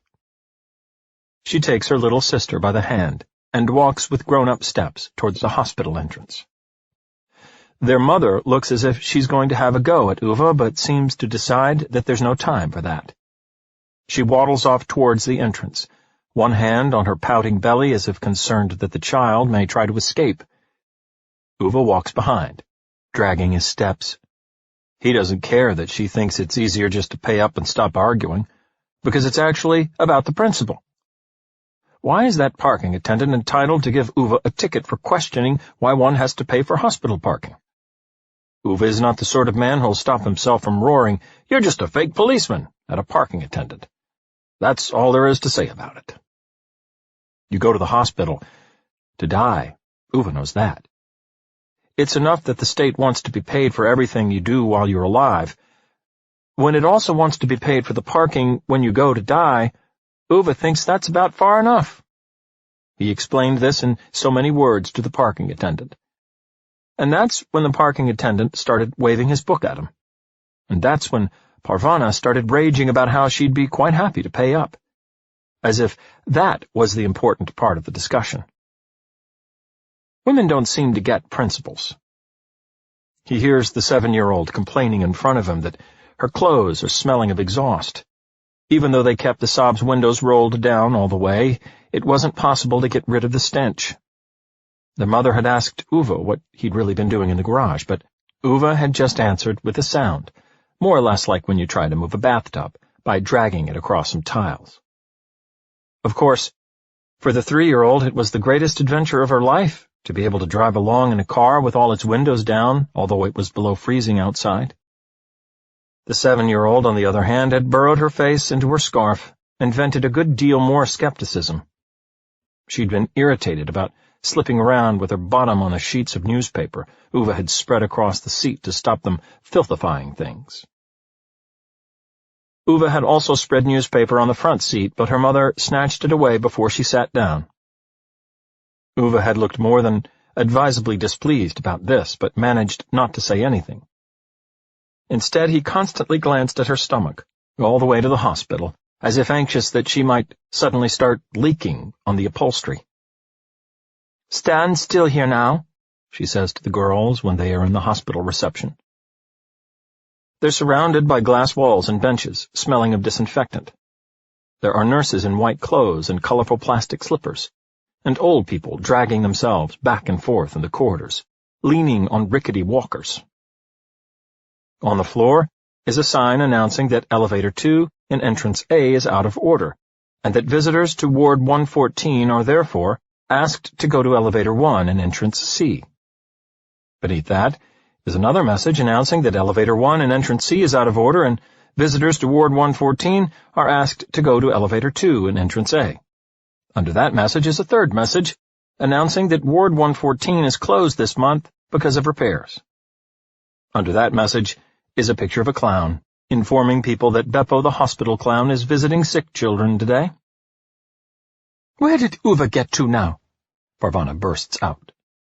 "He went to the bathroom, I think," mumbles the 7-year-old. "Clown," says the 3-year-old, pointing happily at the sign. "Do you know you have to pay them here to go to the bathroom?" Ove exclaims incredulously. Parvana spins around and gives Ove a harassed look. "Do you need change?" Ove looks offended. "Why would I need change?" "For the bathroom." "I don't need to go to the bathroom." "But you said—" she begins, then stops herself and shakes her head. "Forget it, just forget it. When does the parking meter run out?" she asks instead. 10 minutes. She groans. "Don't you understand it'll take longer than 10 minutes? "In that case, I'll go out and feed the meter in 10 minutes, says Ove, as if this was quite obvious. "Why don't you just pay for longer and save yourself the bother?" she asks, and looks like she wishes she hadn't as soon as the question crosses her lips. "Because that's exactly what they want. They're not getting a load of money for time we might not even use." "Oh, I don't have the strength for this," sighs Parvana, and holds her forehead. She looks at her daughters. "Will you sit here nicely with Uncle Ove while Mum goes to see how Dad is, please?"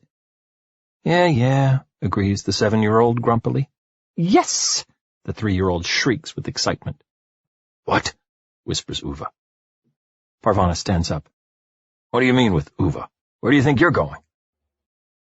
To his great consternation, the pregnant one seems not to register the level of upset in his voice. You have to sit here and keep an eye on them, she states curtly, and disappears down the corridor before Ove can raise further objections. Ove stands there, staring after her, as if he is expecting her to come rushing back and cry out that she was only joking, but she doesn't. So, Ove turns to the girls. And in the next second he looks as if he's just about to shine a desk lamp into their eyes and interrogate them on their whereabouts at the time of the murder. "Book!" screams the 3-year-old at once, and rushes off towards the corner of the waiting room, where there's a veritable chaos of toys, games, and picture books. Ove nods, and having confirmed to himself that this 3-year-old seems to be reasonably self-motivating, he turns his attention to the 7-year-old. "Right. And what about you?" "What do you mean, me?" she counters with indignation. "Do you need food, or do you have to go for a wee or anything like that?" The child looks at him as if he just offered her a beer and a cigarette. "I'm almost 8. I can go to the bathroom myself." Ove throws out his arms abruptly. Sure, so bloody sorry for asking." She snorts. "You sword!" yells the 3-year-old as she turns up again, running to and fro between Uve's trouser legs. He skeptically peruses this grammatically challenged little natural disaster. She looks up, and her whole face smiles at him. "Read," she orders him in an excitable manner, holding up a book with her arms stretched out so far that she almost loses her balance. Ove looks at the book, more or less as if it just sent him a chain letter insisting that the book was really a Nigerian prince who had a very lucrative investment opportunity for Ove, and now only needed Uve's account number to sort something out. "Read," she demands again, climbing the bench in the waiting room with surprising agility. Ove reluctantly sits about a yard away on the bench. The 3-year-old sighs impatiently and disappears from sight, her head reappearing seconds later under his arm with her hands leaning against his knee for support, and her nose pressed against the colorful pictures in the book. "Once upon a time there was a little train," reads Ove, with all the enthusiasm of someone reciting a tax statement. Then he turns the page. The 3-year-old stops him and goes back. The 7-year-old shakes her head tiredly. "You have to say what happens on that page as well, and do voices," she says. Ove stares at her. What? He clears his throat mid-sentence. "What voices?" he corrects himself. "Fairy tale voices," replies the 7-year-old. "You swore," the 3-year-old announces with glee. "Did not," says Ove. "Yes," says the 3-year-old. We're not doing any voices." "Maybe you're no good at reading stories," notes the 7-year-old. "Maybe you're no good at listening to them," Ove counters. "Maybe you're no good at telling them." Ove looks at the book, very unimpressed. "What kind of nonsense is this, anyway? Some talking train? Is there nothing about cars?" "Maybe there's something about nutty old men instead," mutters the 7-year-old. "I'm not an old man," Ove hisses. "Clown!" the 3-year-old cries out jubilantly. "And I'm not a clown either," he roars. The older one rolls her eyes at Ove, not unlike the way her mother often rolls her eyes at Ove. "She doesn't mean you, she means the clown." Ove looks up and catches sight of a full-grown man who's quite seriously got himself dressed up as a clown, standing in the doorway of the waiting room. He's got a big, stupid grin on his face as well. "Clown!" the toddler howls, jumping up and down on the bench in a way that finally convinces Ove that the kid is on drugs. He's heard about that sort of thing. They have that attention deficit hyperactivity disorder and get to take amphetamines on prescription. "And who's this little girl here, then? Does she want to see a magic trick, perhaps?" the clown exclaims helpfully and squelches over to them like a drunken moose in a pair of large red shoes, which, Ove confirms to himself, only an utterly meaningless person would prefer to wear rather than getting himself a proper job. The clown looks gaily at Ove. "Has Uncle got a 5-kroner piece, perhaps?" "No, Uncle doesn't, perhaps," Ove replies. The clown looks surprised, which isn't an entirely successful look for a clown. "But, listen, it's a magic trick. You do have a coin on you, don't you?" mumbles the clown in his more normal voice, which contrasts quite strongly with his character and reveals that behind this idiotic clown a quite ordinary idiot is hiding, probably all of 25 years old. "Come on, I'm a hospital clown. It's for the children's sake. I'll give it back." "Just give him a 5-kroner coin," says the 7-year-old. "Clown!" screams the 3-year-old. Ove peers down with exasperation at the tiny speech defect and wrinkles his nose. "Right," he says, taking out a 5-kroner piece from his wallet. Then he points at the clown. "But I want it back, immediately. I'm paying for the parking with that." The clown nods eagerly and snatches the coin out of his hand. Minutes later, Parvana comes back down the corridor to the waiting room. She stops, confusedly scanning the room from side to side. "Are you looking for your girls?" a nurse asks sharply behind her. "Yes," Parvana answers, perplexed. "There," says the nurse in a not entirely appreciative way and points at a bench by the large glass doors leading onto the parking area. Ove is sitting there with his arms crossed, looking very angry. On one side of him sits the 7-year-old, staring up at the ceiling with an utterly bored expression, and on the other side sits the 3-year-old, looking as if she just found out she's going to have an ice cream breakfast every day for a whole month. On either side of the bench stand 2 particularly large representatives of the hospital's security guards, both with very grim facial expressions. "Are these your children?" one of them asks. He doesn't look at all as if he's having an ice cream breakfast. "Yes, what did they do?" Parvana wonders, almost terrified. "They didn't do anything," the other security guard replies, with a hostile stare at Ove. "Me neither," Ove mutters sulkily. "Ove hit the clown," the 3-year-old shrieks delightedly. "Snake," says Ove. Parvana stares at him, agape, and can't even think of anything to say. "He was no good at magic anyway," the 7-year-old groans. "Can we go home now?" she asks, standing up. "Why, hold on, what clown?" "The clown Beppo," the toddler explains, nodding wisely. "He was going to do magic," says her sister. "Stupid magic," says Ove. "Like he was going to make Uve's 5-kroner coin go away," the 7-year-old elaborates. "And then he tried to give back another 5-kroner coin," Ove interjects, with an insulted stare at the nearby security guards as if this should be enough of an explanation. "Ove hit the clown, Mum." The 3-year-old titters as if this was the best thing that ever happened in her whole life. Parvana stares for a long time at Ove, the 3-year-old, 7-year-old, and the 2 security guards. "We're here to visit my husband. He's had an accident. I'm bringing in the children now to say hello to him," she explains to the guards. "Daddy fall," says the 3-year-old. "That's fine," one of the security guards nods. "But this one stays here," confirms the other security guard and points at Ove. "I hardly hit him. I just gave him a little poke," Ove mumbles, adding, "Bloody fake policeman," just to be on the safe side.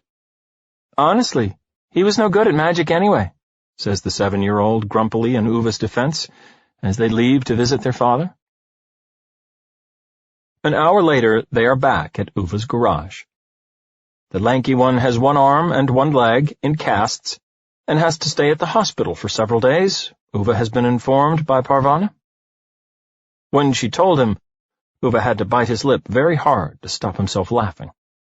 He actually got the feeling Parvana was doing the same thing. The sob still smells of exhaust when he collects the sheets of newspaper from the seats. "Please, Ove, are you sure you won't let me pay the parking fine?" says Parvana. "Is it your car?" Ove grunts. "No." "Well then," he replies. "But it feels a bit like it was my fault," she says, concerned. You don't hand out parking fines, the council does, so it's the bloody council's fault, says Ove, and closes the door of the Saab. And those fake policemen at the hospital, he adds, clearly still very upset that they forced him to sit without moving on that bench until Parvana came back to pick him up and they went home, as if he couldn't be trusted to wander about freely among the other hospital visitors. Parvana looks at him for a long time in thoughtful silence. The 7-year-old gets tired of waiting and starts walking across the parking area towards the house. The 3-year-old looks at Ove with a radiant smile. "You're funny," she declares. Ove looks at her and puts his hands in his trouser pockets. You shouldn't turn out too bad yourself. The 3-year-old nods excitedly.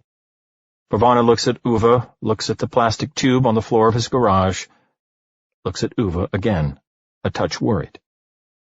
"I could do with a bit of help taking the ladder away," she says, as if she was in the middle of a much longer thought. Ove kicks distractedly at the asphalt. "And I think we have a radiator as well that doesn't work," she adds, a passing thought. "Would be nice of you if you could have a look at it. Patrick doesn't know how to do things like that, you know," she says, and takes the 3-year-old by the hand. Ove nods slowly. "No, might have known." Parvana nods. Then she suddenly gives off a satisfied smile. "And you can't let the girls freeze to death tonight, Ove, right? It's quite enough that they had to watch you assault a clown, no?" Ove gives her a dour glance. Silently, to himself, as if negotiating, he concedes that he can hardly let the children perish just because their no-good father can't open a window without falling off a ladder. There'd be a hellish amount of nagging from Uva's wife if he went and arrived in the next world as a newly qualified child murderer. Then he picks up the plastic tube from the floor and hangs it up on a hook on the wall, locks the Saab with the key, closes the garage, tugs at it 3 times to make sure it's closed, then goes to fetch his tools from the shed. Tomorrow's as good a day as any to kill oneself. Chapter 14. A man who was Ove, and a woman on a train. She had a golden brooch pinned to her dress, in which the sunlight reflected hypnotically through the train window. It was 6:30 in the morning. Ove had just clocked off his shift and was actually supposed to be taking the train home the other way. But then he saw her on the platform, with all her rich auburn hair and her blue eyes, and all her effervescent laughter. And he got back on the outbound train. Of course, he didn't quite know himself why he was doing it. He had never been spontaneous before in his life. But when he saw her, it was as if something malfunctioned. He convinced one of the conductors to lend him his spare pair of trousers and shirt so he didn't have to look like a train cleaner. And then Ove went to sit by Sonia. It was the single best decision he would ever make. He didn't know what he was going to say, but he had hardly had time to sink into the seat before she turned to him cheerfully, smiled warmly, and said hello.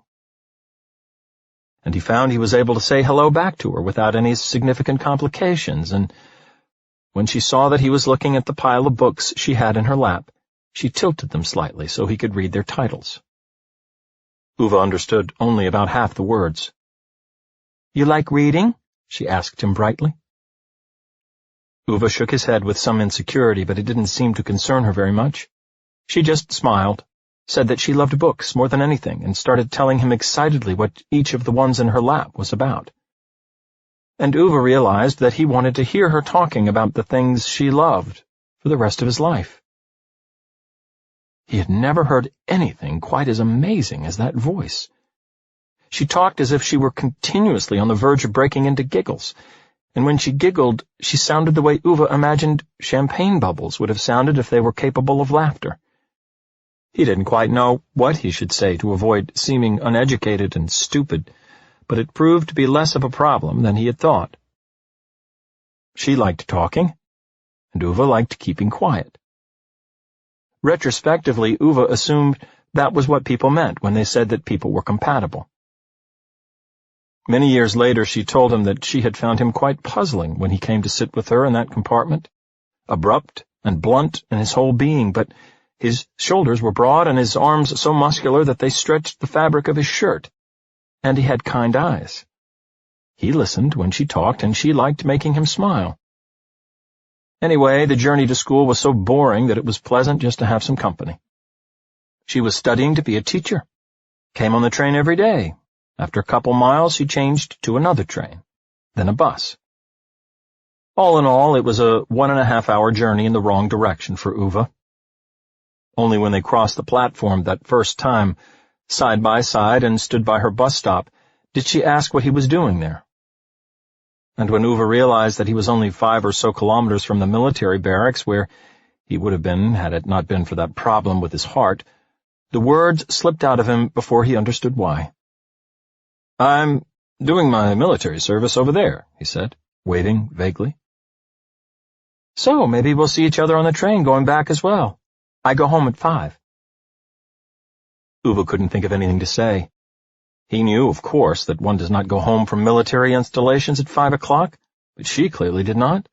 So he just shrugged. And then she got on her bus and was gone. Ove decided that this was undoubtedly very impractical in many ways, but there was not a lot to be done about it. So he turned around, found a signpost pointing the way to the little center of the tiny student town where he now found himself, at least a 2-hour journey from his home, and then he started walking. After 45 minutes, he asked his way to the only tailor in the area, and after eventually finding the shop, ponderously stepped inside to ask whether it would be possible to have a shirt ironed and a pair of trousers pressed, and if so, how long it would take. 10 minutes if you wait, came his answer. Then I'll be back at 4, said Ove, and left. He wandered back down to the train station and lay down on a bench in the waiting hall. At 3:15, he went all the way back to the tailor's, had his shirt and trousers pressed while he sat waiting in his underwear in the staff restroom, then walked back to the station and took the train with her for an hour and a half back to her station, and then traveled for another half-hour to his own station. He repeated the whole thing the day after, and the day after that. On the following day, the man from the ticket desk at the train station intervened and made it clear to Ove that he couldn't sleep here like some loafer. Surely he could understand that. Ove saw the point he was making, but explained that there was a woman at stake here. When he heard this, the man from the ticket desk gave him a little nod, and from then on let him sleep in the left luggage room. Even men at train station ticket desks have been in love. Ove did the same thing every day for 3 months. In the end, she grew tired of his never inviting her out for dinner, so she invited herself instead. "I'll be waiting here tomorrow evening at 8 o'clock. I want you to be wearing a suit, and I'd like you to invite me out for dinner," she said succinctly as she stepped off the train one Friday evening. And so it was. Ove had never been asked how he lived before he met her, but if anyone had asked him, he would have answered that he didn't. On Saturday evening, he put on his father's old brown suit. It was tight around his shoulders. Then he ate 2 sausages and 7 potatoes, which he prepared in the little kitchenette in his room, before doing his rounds of the house to put in a couple of screws, which the old lady had asked him to do. "Are you meeting someone?" she asked, pleased to see him coming down the stairs. She had never seen him wearing a suit. Ove nodded gruffly. "Yeah," he said in a way that could be described as either a word or an inhalation. The older woman nodded and probably tried to hide a little smile. "It must be someone very special if you've dressed yourself up like that," she said. Ove inhaled again and nodded curtly. When he was at the door, she called out from the kitchen, "Flowers, Ove!" Perplexed, Ove stuck his head around the partition wall and stared at her. "She'd probably like some flowers," the old woman declared with some emphasis. Ove cleared his throat and closed the front door. For more than 15 minutes he stood waiting for her at the station in his tight-fitting suit and his new polished shoes. He was skeptical about people who came late. If you can't depend on someone being on time, you shouldn't trust him with anything more important either, he used to mutter when people came dribbling along with their time cards 3 or 4 minutes late, as if this didn't matter. As if the railway line would just lie there waiting for them in the morning and not have something better to do. so for each of those 15 minutes that Ove stood waiting at the station, he was slightly irritated. And then the irritation turned into a certain anxiety, and after that he decided that Sonia had only been ribbing him when she'd suggested they should meet. He had never felt so silly in his entire life. Of course she didn't want to go out with him. How could he have gotten that into his head? His humiliation, when the insight dawned on him, welled up like a stream of lava, and he was tempted to toss the flowers in the nearest trash can and march off without turning around.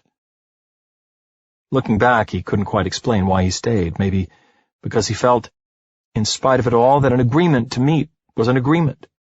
And maybe there was some other reason, something a little harder to put his finger on. He didn't know it at that moment, of course, but he was destined to spend so many quarter hours of his life waiting for her that his old father would have gone cross-eyed if he'd found out. And when she did finally turn up, in a long floral print skirt and a cardigan so red that it made Ove shift his weight from his right foot to his left, he decided that maybe her inability to be on time was not the most important thing. The woman at the florist's had asked him what he wanted. He informed her gruffly that this was a bit of a bloody question to ask. After all, she was the one who sold the greens, and he the one who bought them, not the other way around. The woman had looked a bit bothered about that, but then she asked if the recipient of the flowers had some favorite color, perhaps. Pink, Ove had said with great certainty, although he did not know. And now she stood outside the station, with his flowers pressed happily to her breast, in that red cardigan of hers, making the rest of the world look as if it were made in grayscale. "They're absolutely beautiful," she said, smiling in that candid way that made Ove stare down at the ground and kick at the gravel. Ove wasn't much for restaurants.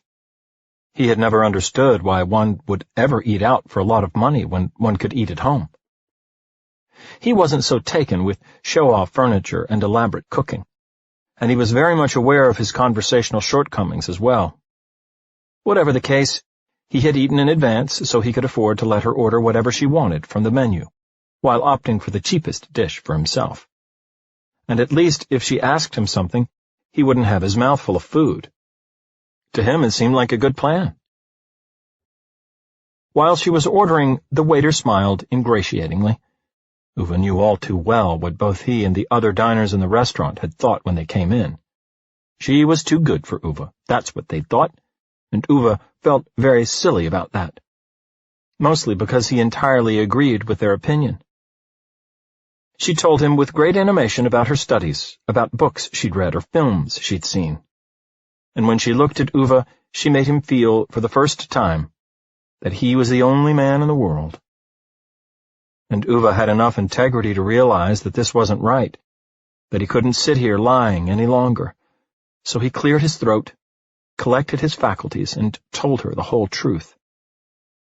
That he wasn't doing his military service at all, that in fact he was just a simple cleaner on the trains who had a defective heart, and who had lied for no other reason than that he enjoyed riding with her on the train so very much.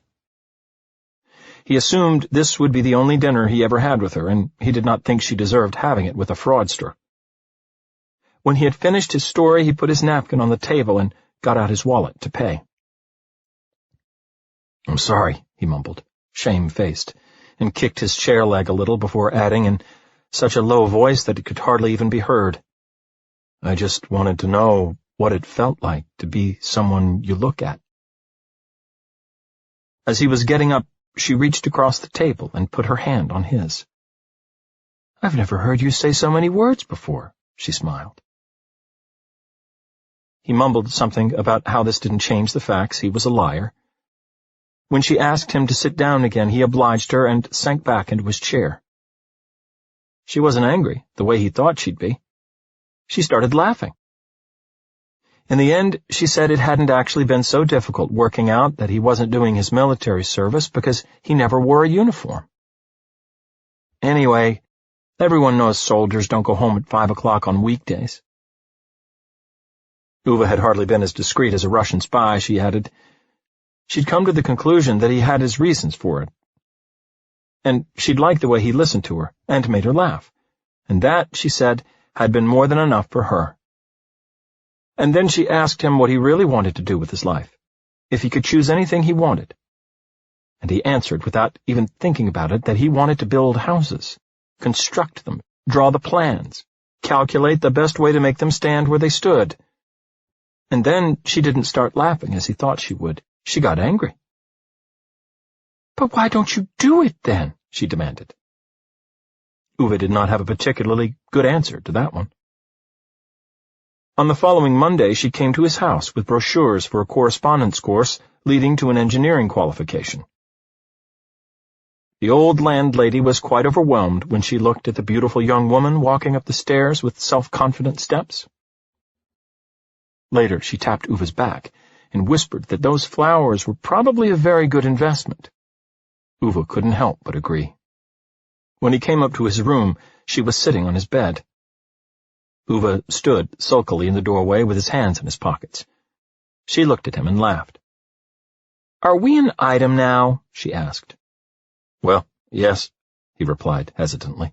"I suppose it could be that way." And then it was that way. She handed him the brochures. It was a 2-year course, and it proved that all the time Ove had spent learning about house building had not, after all, been wasted, as he'd once believed. Maybe he did not have much of a head for studying in a conventional sense, but he understood numbers and he understood houses. That got him far. He took the examination after 6 months, then another, and another. Then he got a job at the housing office and stayed there for more than a third of a century. Worked hard, was never ill, paid his mortgage, paid taxes, did his duty. Bought a little 2-story row house in a recently constructed development in the forest. She wanted to get married, so Ove proposed. She wanted children, which was fine with him, said Ove.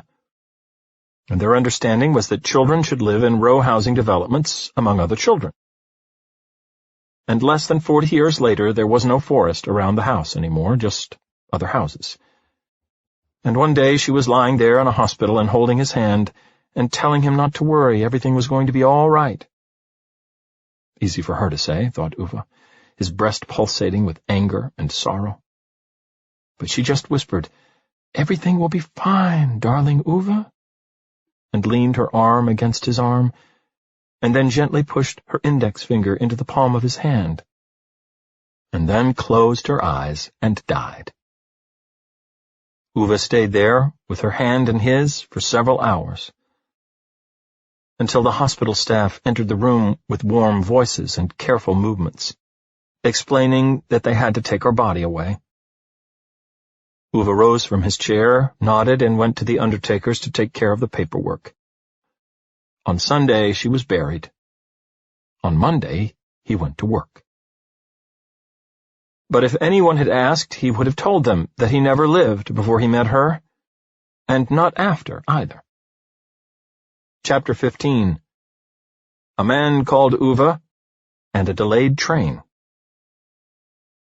The slightly porky man on the other side of the plexiglass has back-combed hair and arms covered in tattoos. As if it isn't enough to look like someone has slapped a pack of margarine over his head, he has to cover himself in doodles as well. There's not even a proper motif as far as Ove can see, just a lot of patterns. Is that something an adult person in a healthy state of mind would consent to? Going about with his arms looking like a pair of pajamas? "Your ticket machine doesn't work," Ove informs him. "No?" says the man behind the plexiglass. "What do you mean, no?" I'm asking, doesn't it work? I just told you it's broken."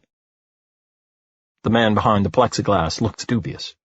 "Maybe there's something wrong with your card, some dirt on the magnetic strip," he suggests.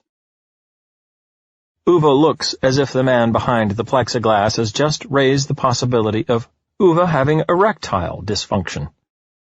The man behind the plexiglass goes silent. "There's no dirt on my magnetic strip, you can be sure of that," Ove splutters. The man behind the plexiglass nods, then changes his mind and shakes his head. Tries to explain to Ove that the machine actually worked earlier in the day. Ove dismisses this as utterly irrelevant, of course, because it is clearly broken now. The man behind the plexiglass wonders if Ove has cash instead. Ove replies that this is none of his bloody business. A tense silence settles. At long last, the man behind the plexiglass asks if he can check out the card.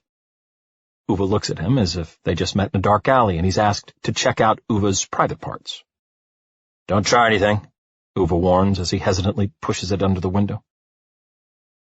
The man behind the plexiglass grabs the card and rubs it against his leg in a vigorous manner, as if Ove had never read in the newspaper about that thing they call skimming, as if Ove was an idiot. "What are you doing?" Ove cries and bangs the palm of his hand against the plexiglass window. The man pushes the card back under the window. "Try it now," he says. Ove thinks that any old fool could figure out that if the card wasn't working half a minute ago, it isn't going to work now either. Ove points this out to the man behind the plexiglass. "Please?" says the man. Ove sighs demonstratively, takes his card again without taking his eyes off the plexiglass. The card works. "You see?" jeers the man behind the plexiglass. Ove glares at the card as if he feels it has double-crossed him before he puts it back in his wallet. "Have a good day," the man behind the plexiglass calls out behind him. "We'll see," mutters Ove. For the last 20 years, practically every human being he's met has done nothing but drone on at Ove about how he should be paying for everything by card, but cash has always been good enough for Ove. Cash has in fact served humanity perfectly well for thousands of years, and Ove doesn't trust the banks and all their electronics.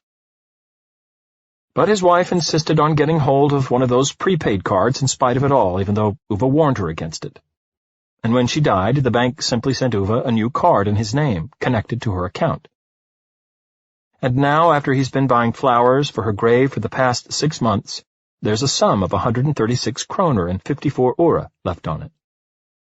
And Ove knows very well that this money will disappear into the pocket of some bank director if Ove dies without spending it first. But now, when Ove actually wants to use that damned plastic card, it doesn't work, of course. Or there are a lot of extra fees when he uses it in the shops, which only goes to prove that Ove was right all along, and he's going to say as much to his wife as soon as he sees her. She had better be quite clear about that. He had gone out this morning long before the sun had drummed up the energy to rise over the horizon, much less any of his neighbors. He had carefully studied the train timetable in the hall. Then he'd turned out the lights, switched off the radiators, locked his front door, and left the envelope with all the instructions on the hall mat inside the door.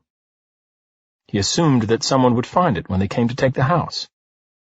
He fetched the snow shovel, cleared the snow away from the front of the house, put the shovel back in the shed, locked the shed. Had Ove been a bit more attentive, he would have noticed the fairly large cat-shaped cavity in the quite large snowdrift just outside his shed as he started heading off towards the parking area. But because he had more important things on his mind, he did not. Chastened by recent experiences, he did not take the Saab, but walked instead to the station. Because this time, neither pregnant foreign woman, blonde weed, Brune's wife, nor low-quality rope would be given any opportunity of ruining Ove's morning. He'd bled these people's radiators, loaned them his things, given them lifts to the hospital, but now he was finally on his way. He checked the train timetable once more.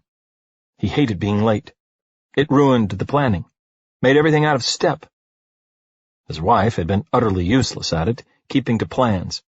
But it was always like that with women. They couldn't stick to a plan even if you glued them to it, Ove had learned. When he was driving somewhere, he drew up schedules and plans and decided where they'd fill up and when they'd stop for coffee, all in the interest of making the trip as time-efficient as possible. He studied maps and estimated exactly how long each leg of the journey would take and how they should avoid rush-hour traffic, and the shortcuts to take that people with GPS systems wouldn't be able to make head nor tail of. Ove always had a clear travel strategy. His wife, on the other hand, always came up with insanities like going by a sense of feel and taking it easy, as if that was a way for an adult person to get anywhere in life. And then she always remembered that she had to make a call or had forgotten some scarf or other, or she didn't know which coat to pack at the last moment. Or something else. She always forgot the thermos of coffee on the draining board, which was actually the only important thing. There were 4 coats and those damned bags, but no coffee. As if one could just turn off into a gas station every hour and buy the burned fox piss they were selling in there, and get even more delayed. And when Ove got disgruntled, she always had to challenge the importance of having a time plan when driving somewhere. "We're not in a hurry anyway," she'd say. As if that had anything to do with it. Now, standing at the station platform, he presses his hands into his pockets. He isn't wearing his suit jacket. It's much too stained and smells too strongly of car exhaust. So he feels she'd probably have a crack at him if he were to turn up in that. She doesn't like the shirt and sweater he's wearing now, but at least they're clean and in decent condition. It's about 10 degrees outside. He hasn't yet changed the blue autumn jacket for the blue winter coat, and the cold is blowing straight through it. He's been a bit distracted of late, he has to admit. He hasn't given any real thought to how one is supposed to present oneself when arriving upstairs. Initially, he thought one should be all spruced up and formal. Most likely there'll be some kind of uniform up there to avoid confusion. He supposes there will be all sorts of people. Foreigners, for instance, each one wearing a stranger outfit than the next. Presumably it will be possible to organize your clothes once you get there. Surely there will even be some sort of wardrobe department. The platform is almost empty. On the other side of the track are some sleepy-looking youths with oversized backpacks, which Ove decides are most likely filled with drugs. Alongside them is a man in his 40s in a gray suit and a black overcoat. He's reading the newspaper. A little farther off are some small-talking women in their best years with county council logos on their chests and purple tresses of hair. They're chain-smoking long menthol cigarettes. On Uve's side of the track, it's empty, but for 3 over-dimensioned municipal employees in their mid-30s in workman's trousers and hard hats, standing in a ring and staring down into a hole. Around them is a carelessly erected loop of cordon tape. One of them has a mug of coffee from 7-Eleven. Another is eating a banana. The third is trying to poke his cell phone without removing his gloves. It's not going so well. And the hole stays where it is, and still we're surprised when the whole world comes crashing down in a financial crisis, Ove thinks. When people do little more than standing around, eating bananas and looking into holes in the ground all day. He checks his watch. 1 minute left. He stands at the edge of the platform, balancing the soles of his shoes over the edge. It's a fall of no more than 5 feet, he estimates, 5.5 possibly. There's a certain symbolism in a train taking his life, and he doesn't like this much. He doesn't think the train driver should have to see the awfulness of it. For this reason, he has decided to jump when the train is very close, so it's rather the side of the first carriage that throws him onto the rails, than the big windshield at the front. He looks in the direction the train is coming from and slowly starts counting. It's important that the timing is absolutely right, he determines. The sun is just up. It shines obstinately into his eyes like a child who has just been given a flashlight. And that's when he hears the first scream. Ove looks up just in time to see the suit-wearing man in his black overcoat starting to sway back and forth like a panda that's been given a Valium overdose. It continues for a second or so. Then the suit-wearing man looks up blindly, and his whole body is struck with some form of nervous twitching. His arms shake convulsively, and then, as if the moment is a long sequence of still photographs, the newspaper falls out of his hands and he passes out, falling off the edge onto the track with a thump, as if he were a sack of cement mixture. The chain-smoking old girls with the county council logos on their breasts start shrieking in panic. The drug-taking youths stare at the track, their hands enmeshed in their backpack straps as if fearing they might otherwise fall over. Ove stands on the edge of the platform on the other side and looks with irritation from one to the other. "For Christ's sake," fumes Ove to himself at long last as he jumps down onto the track. "Grab a hold here, will you?" He calls out to one of the backpackers on the platform. The stultified youth drags himself slowly to the edge. Ove hoists up the suit-wearing man in a way that men who have never put their foot in a gym yet have spent their entire lives carrying a concrete plinth under each arm tend to be able to do. He heaves up the body into the backpacker's arms in a way that Audi-driving men wearing neon-bright jogging pants are often incapable of doing. "You can't stay here in the path of the train, you get that, don't you?" The backpackers nod in confusion and finally, by their collective efforts, manage to drag the suit-wearing body onto the platform.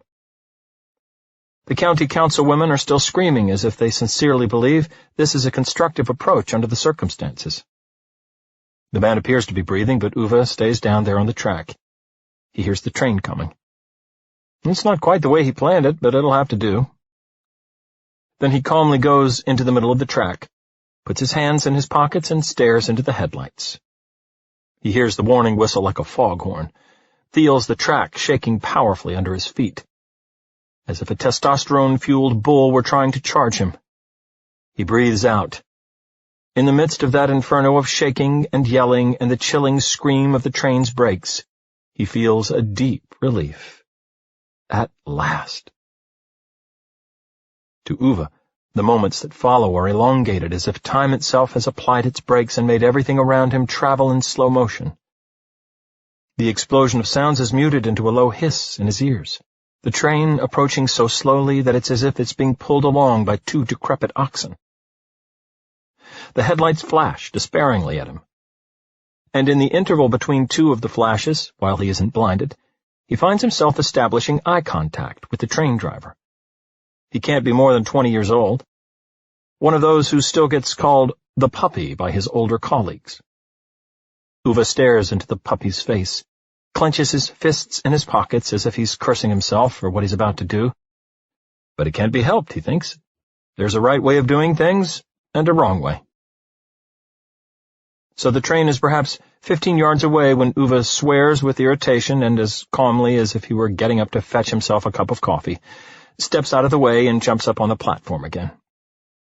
The train has drawn level with him by the time the driver has managed to stop it. The puppy's terror has sucked all the blood out of his face. He is clearly holding back his tears. The two men look at each other through the locomotive window as if they had just emerged from some apocalyptic desert, and now realize that neither of them was the last human being on Earth. One is relieved by this insight, and the other disappointed. The boy in the locomotive nods carefully. Ove nods back with resignation. Fair enough that Ove no longer wants his life, but the sort of man who ruins someone else's by making eye contact with him seconds before his body is turned into blood paste against said person's windshield, damn it, Ove is not that sort of man. Neither his dad nor Sonia would ever have forgiven him for that. "Are you all right?" one of the hard hats calls out behind Ove. "Another minute and you'd have been a goner," yells one of the others. They stand there staring at him, not at all unlike the way they were standing just now and staring into that hole. It seems to be their primary of competence, in fact, to stare at things. Ove stares back. "Another second, I mean," clarifies the man, who still has a banana in his hand. "It could have gone quite badly, that," snickers the first hard hat. "Really badly," the other one agrees. "Could have died, actually," clarifies the third. "You're a real hero. Saved their life." Saved his life, Ove corrects and hears Sonia's voice in his own. "Would have died otherwise," the third one reiterates, taking a forthright bite of his banana. On the track is the train with all its red emergency lights turned on, puffing and screeching like a very fat person who's just run into a wall. A great number of examples of what Ove assumes must be IT consultants and other disreputable folk come streaming out and stand about dizzily on the platform. Ove puts his hands in his trouser pockets. "I suppose now you have a lot of bloody delayed trains as well," he says, and looks with particular displeasure at the chaotic press of people on the platform. "Yeah," says the first hard hat. "Reckon so," says the second. "Lots and lots of delays," the third one agrees. Ove makes a sound like a heavy bureau that's got a rusted-up hinge. He goes past all three of them without a word. "Where are you off to? You're a hero," the first hard hat yells at him, surprised. "Yeah," yells the second. "A hero," yells the third. Ove doesn't answer. He walks past the man behind the plexiglass, back out into the snow-covered streets, and starts walking home. The town slowly wakes up around him with its foreign-made cars and its statistics and credit card debt and all its other crap. And so this day was also ruined, he confirms with bitterness.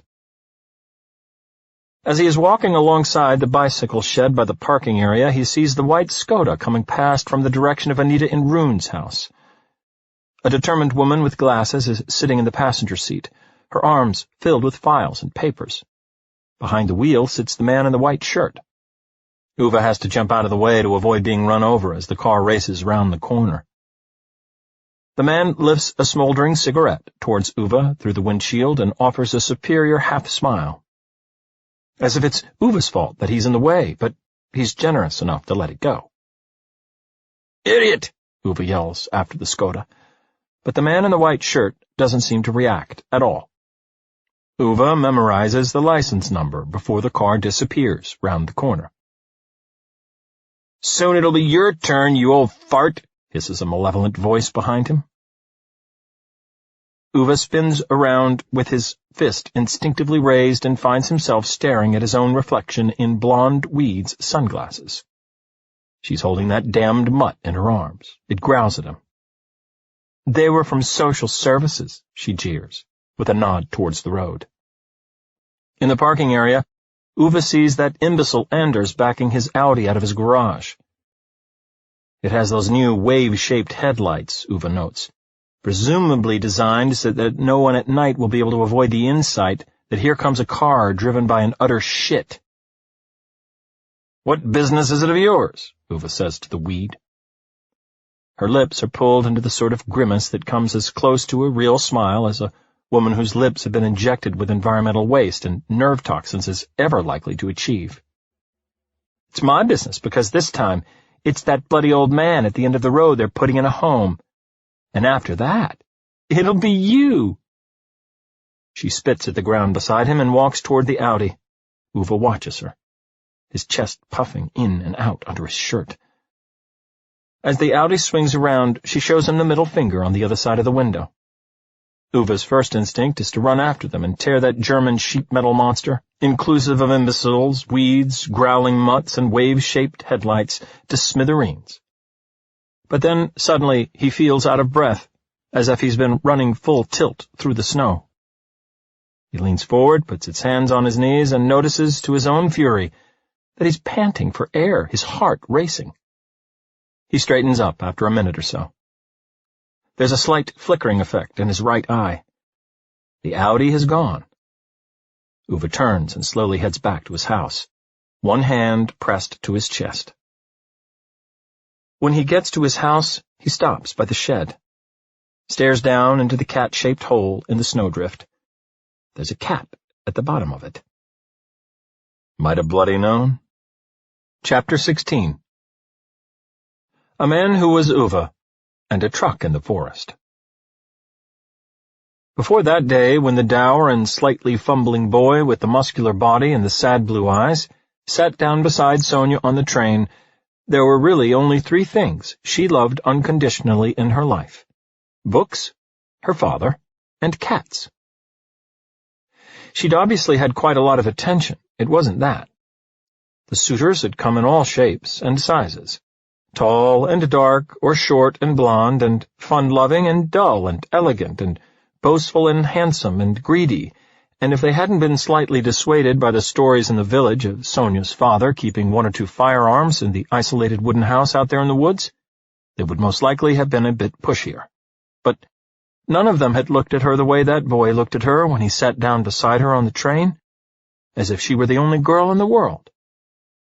Sometimes, especially in the first few years, some of her girlfriends questioned the choice she had made.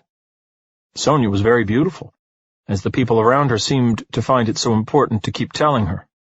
Furthermore, she loved to laugh, and whatever life threw at her, she was the sort of person who took a positive view of it. But Ove was, well, Ove was Ove. Something the people around her also kept telling Sonia. He'd been a grumpy old man since he started elementary school, they insisted. and she could have someone so much better. But to Sonia, Ove was never dour and awkward and sharp-edged. To her, he was the slightly disheveled pink flowers at their first dinner. He was his father's slightly too tight-fitting brown suit across his broad, sad shoulders. He believed so strongly in things. Justice and fair play and hard work and a world where right just had to be right. Not so one could get a medal or a diploma or a slap on the back for it, but just because that was how it was supposed to be. Not many men of his kind were made any more, Sonia had understood. So she was holding on to this one. Maybe he didn't write her poems or serenade her with songs or come home with expensive gifts, but no other boy had gone the wrong way on the train for hours every day just because he liked sitting next to her while she spoke. And when she took hold of his lower arm, thick as her thigh, and tickled him until that sulky boy's face opened up in a smile, it was like a plaster cast cracking around a piece of jewelry. And when this happened, it was as if something started singing inside Sonia. And they belonged only to her, those moments. She didn't get angry with him that first night they had dinner, when he told her he'd lied about his military service. Of course, she got angry with him on an immeasurable number of occasions after that, but not that night. They say the best men are born out of their faults, and that they often improve later on, more than if they'd never done anything wrong, she'd said gently. Who said that? Asked Ove, and looked at the triple set of cutlery in front of him on the table, the way one might look at a box that had just been opened while someone said, choose your weapon. Shakespeare, said Sonia. Is that any good? Ove wondered. It's fantastic, Sonia nodded, smiling. I've never read anything with him, mumbled Ove into the tablecloth. By him, Sonia corrected, and lovingly put her hand on his. In their almost 4 decades together, Sonia taught hundreds of pupils with learning difficulties to read and write, and she got them to read Shakespeare's collected works. In the same period, she never managed to make Ove read a single Shakespeare play. But as soon as they moved into their row house, he spent every evening for weeks on end in the tool shed, and when he was done, the most beautiful bookcases she had ever seen were in their living room. You have to keep them somewhere, he muttered, and poked a little cut on his thumb with the tip of a screwdriver. And she crept into his arms and said that she loved him. And he nodded. She only asked once about the burns on his arms, and she had to piece together the exact circumstances of how he lost his parental home from the succinct fragments on offer when Ove reluctantly revealed what had happened. In the end, she found out how he got the scars. And when one of her girlfriends asked why she loved him, she answered that most men ran away from an inferno, but men like Ove ran into it. Ove did not meet Sonia's father more times than he could count on his fingers. The old man lived a long way north, a good way into the forest, almost as if he had consulted a map of all the population centers in the country before concluding that this was as far from other people as one could live. Sonia's mother had died in the maternity bed. Her father never remarried. I have a woman, she's just not home at the moment, he spat out the few times anyone dared bring up the question. Sonia moved to the local town when she started studying for her upper secondary examinations, all in humanities subjects, at a 6th form college. Her father looked at her with boundless indignation when she suggested that he might like to come with her. What can I do there? Meet folk? He growled. He always spoke the word folk as if it were a swear word, so Sonia let him be. Apart from her weekend visits and his monthly trip and the truck to the grocery store in the nearest village, he only had Ernest for company. Ernest was the biggest farm cat in the world. When Sonia was small, she actually thought he was a pony.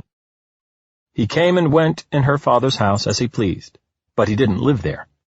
Where he lived, in fact, was not known to anyone. Sonia named him Ernest after Ernest Hemingway. Her father had never bothered with books, but when his daughter sat reading the newspaper at the age of 5, he wasn't so stupid that he tried to avoid doing something about it. A girl can't read shit like that, she'll lose her head, he stated as he pushed her towards the library counter in the village. The old librarian didn't quite know what he meant by that, but there was no doubt about the girl's quite outstanding intellect.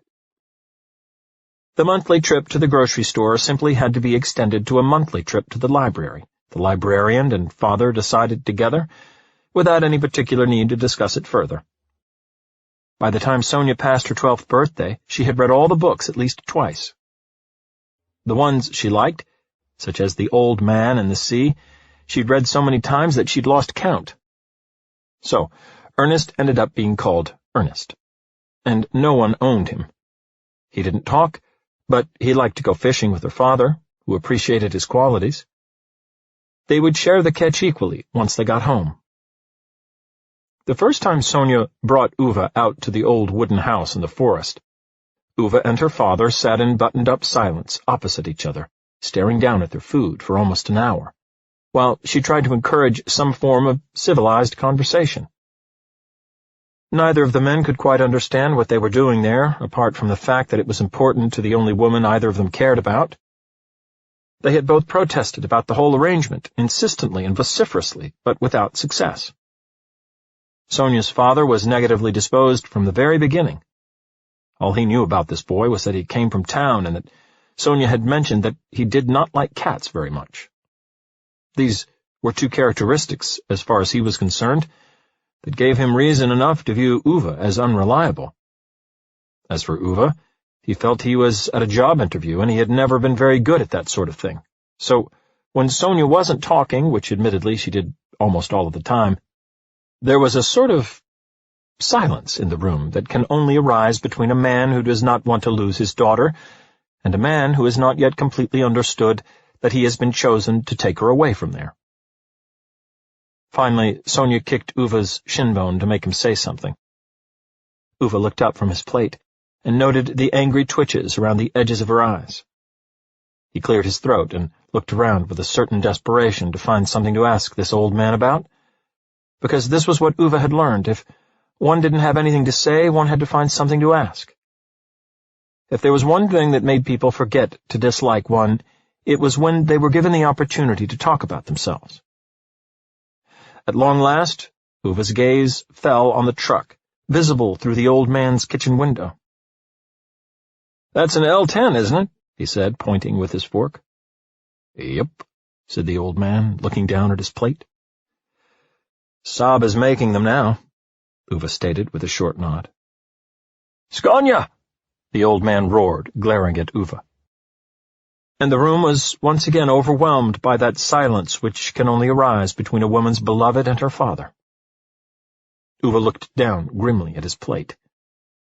Sonia kicked her father on his shin. Her father looked back at her grumpily, until he saw those twitches around her eyes. He was not so stupid a man that he had not learned to avoid what tended to happen after them, so he cleared his throat irately and picked at his food. Just because some souped at Saab waved his wallet around and bought the factory, it don't stop being a Scania. He grunted in a low voice, which was slightly less accusing, and then moved his shin bones a little farther from his daughter's shoe. Sonia's father had always driven Scania trucks. He couldn't understand why anyone would have anything else. Then, after years of consumer loyalty, they merged with Saab. It was a treachery he never quite forgave them for. Ove, who in turn had become very interested in Scania when they merged with Saab, looked thoughtfully out of the window while chewing his potato. "Does it run well?" he asked. "No," muttered the old man irascibly and went back to his plate.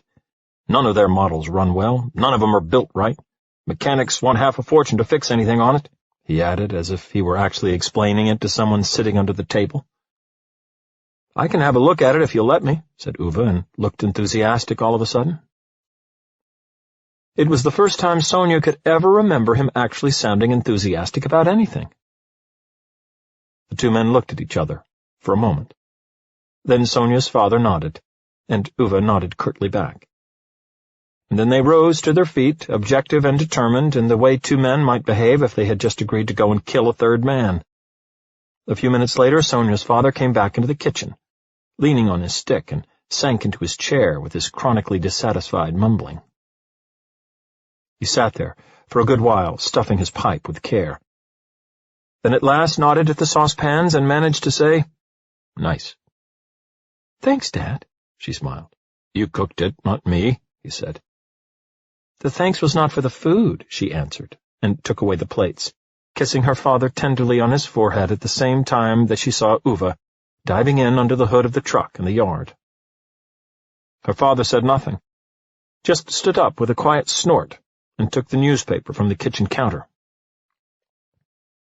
Halfway to his armchair in the living room, he stopped himself, however, and stood there slightly unresolved, leaning on his stick.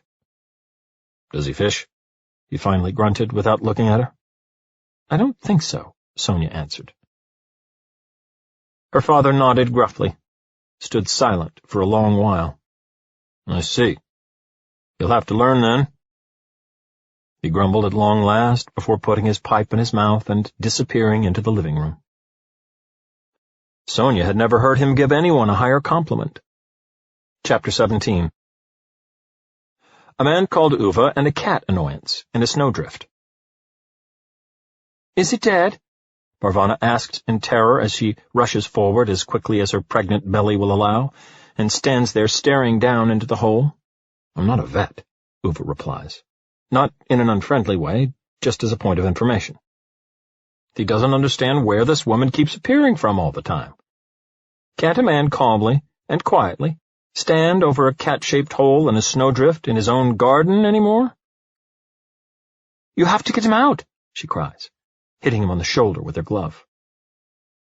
Ove looks displeased and pushes his hands deeper into his jacket pockets. He is still having a bit of trouble breathing.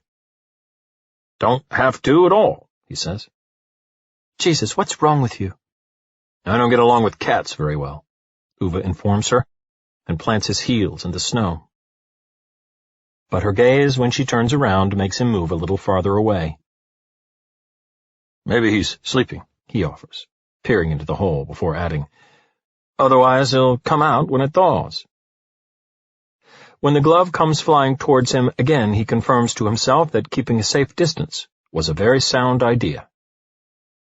But the next thing he knows, Parvana has dived into the snowdrift. She emerges seconds later with the little deep-frozen creature in her thin arms. It looks like 4 ice pops clumsily wrapped in a shredded scarf. "Open the door," she yells, really losing her composure now. Ove presses the soles of his shoes into the snow. He had certainly not begun this day with the intention of letting either women or cats into his house. He'd like to make that very clear to her. But she comes right at him with the animal in her arms and determination in her steps. It's really only a question of the speed of his reactions, whether she walks through him or past him. Ove has never experienced a worse woman when it comes to listening to what decent people tell her. He feels out of breath again. He fights the impulse to clutch his breast. She keeps going. He gives way. She strides past. The small icicle-decorated package in her arms obstinately brings up a flow of memories in Uve's head before he can put a stop to them. Memories of Ernest. Fat, stupid old Ernest, so beloved of Sonia that you could have bounced 5 kroner coins on her heart whenever she saw him. "Open the door, then!" Parvana roars and looks round at Ove so abruptly that there's a danger of whiplash. Ove hauls out the keys from his pocket, as if someone else has taken control of his arm. He's having a hard time accepting what he's actually doing. One part of him, in his head, is yelling no, while the rest of his body is busy with some sort of teenage rebellion. "Get me some blankets," Parvana orders, and runs across the threshold with her shoes still on. Ove stands there for a few moments, catching his breath. He furtively scoops up the envelope with his final instructions from the mat before he ambles off after her. "It's bloody freezing in here. Turn up the radiators." Parvana tosses out the words as if this is something quite obvious, gesturing impatiently at Ove as she puts the cat down on his sofa. "There'll be no turning up of radiators here," Ove announces firmly. He parks himself in the living room doorway and wonders whether she might try to swat him again with the glove if he tells her at least to put some newspapers under the cat. When she turns to him again, he decides to give it a miss. Ove doesn't know if he's ever seen such an angry woman. "I've got a blanket upstairs," he says at long last, avoiding her gaze by suddenly feeling incredibly interested in the hall lamp. "Get it, then." Ove looks as if he's repeating her words to himself, though silently in an affected, disdainful voice. But he takes off his shoes and crosses the living room at a cautious distance from her glove-striking range. All the way up and down the stairs he mumbles to himself about why it has to be so damn difficult to get any peace and quiet on this street. Upstairs he stops and takes a few deep breaths. The pain in his chest is gone. His heart is beating normally again. It happens now and then, and he no longer gets stressed about it. It always passes. And he won't be needing that heart for very much longer, so it doesn't matter either way. He hears voices from the living room. He can hardly believe his ears. Considering how they are constantly preventing him from dying, these neighbors of his are certainly not shy when it comes to driving a man to the brink of madness and suicide. That's for sure. When Ove comes back down the stairs with the blanket in his hand, the overweight young man from next door is standing in the middle of his living room, looking with curiosity at the cat and Parvana. "Hey, man," he says cheerfully and waves at Ove. He's only wearing a t-shirt, even though there's snow outside. "Okay," says Ove, silently appalled that you can pop upstairs for a moment only to find when you come back down that you've apparently started a bed and breakfast operation. "I heard someone shouting, just wanted to check that everything was cool here," says the young man jovially, shrugging his shoulders so that his back blubber folds the t-shirt into deep wrinkles. Parvana snatches the blanket out of Uva's hand and starts wrapping the cat in it. "You'll never get him warm like that," says the young man pleasantly. "Don't interfere," says Ove, who, while perhaps not an expert at defrosting cats, does not appreciate at all having people marching into his house and issuing orders about how things should be done. "Be quiet, Ove," says Parvana, and looks entreatingly at the young man. "What shall we do, then? He's ice cold." "Don't tell me to be quiet," mumbles Ove. "He'll die," says Parvana. "Die my ass, he's just a bit chilly," Ove interjects, in a new attempt to regain control over the situation. The pregnant one puts her index finger over his lips and hushes him. Ove looks so absurdly irritated at this, it's as if he's going to break into some sort of rage-fueled pirouette. When Parvana holds up the cat, it has started shifting in color from purple to white. Ove looks a little less sure of himself when he notices this. He glances at Parvana, then reluctantly steps back and gives way. The young overweight man takes off his t-shirt. "But this has got to be— what are you doing?" stutters Ove. His eyes flicker from Parvana by the sofa, with the defrosting cat in her arms and water dripping onto the floor, to the young man standing there with his torso bare in the middle of Uva's living room, the fat trembling over his chest down towards his knees, as if he were a big mound of ice cream that had first melted and then been refrozen. "Here, give him to me," says the young man unconcernedly, and reaches over with 2 arms thick as tree trunks towards Parvana. When she hands over the cat, he encloses it in his enormous embrace, pressing it against his chest as if trying to make a gigantic cat spring roll. "By the way, my name's Jimmy," he says to Parvana and smiles. "I'm Parvana," says Parvana. "Nice name," says Jimmy. "Thanks. It means butterfly." Parvana smiles.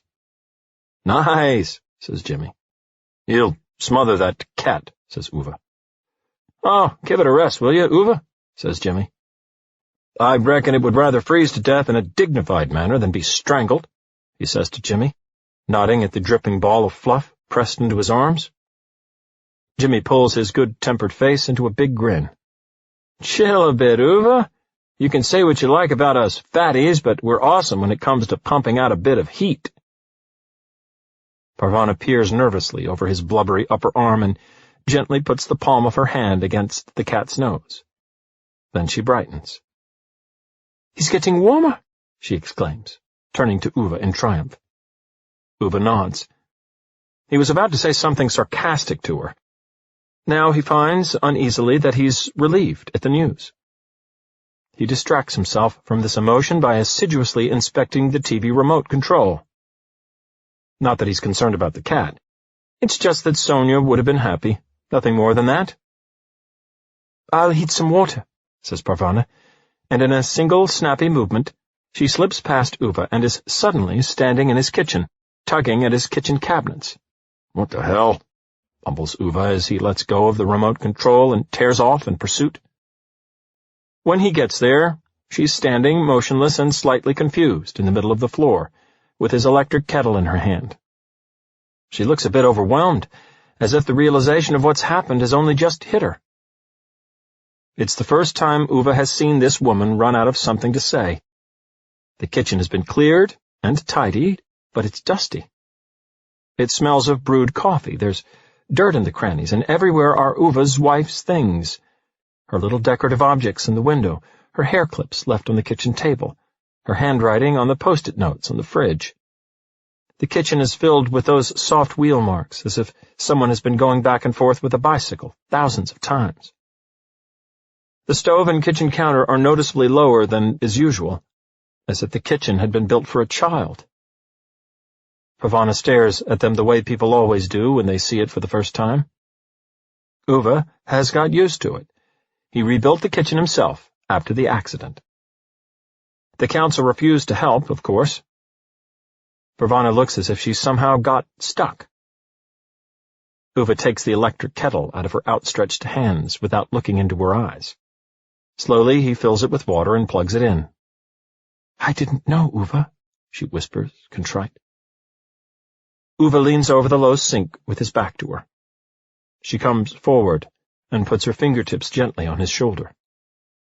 "I'm sorry, Uva. Really, I shouldn't have barged into your kitchen without asking first." Uva clears his throat and nods without turning around. He doesn't know how long they stand there. She lets her innervated hand rest on his shoulder. He decides not to push it away. Jimmy's voice breaks the silence.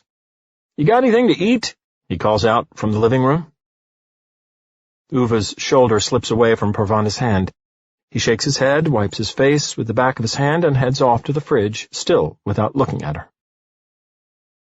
Jimmy clucks gratefully when Uva comes out of the kitchen and hands him a sausage sandwich. Uva parks himself a few yards away and looks a bit grim. "So, how is he then?" he says with a curt nod at the cat in Jimmy's arms. Water is dripping liberally onto the floor now, but the animal is slowly but surely regaining both its shape and color. "Seems better, no?" Jimmy grins as he wolfs down the sandwich in a single bite. Uva gives him a skeptical look. Jimmy is perspiring like a bit of pork left on a sauna stove. There's something mournful in his eyes when he looks back at Uva. "You know, it was pretty bad with your wife, Uva. I always liked her. She made, like, the best chow in town."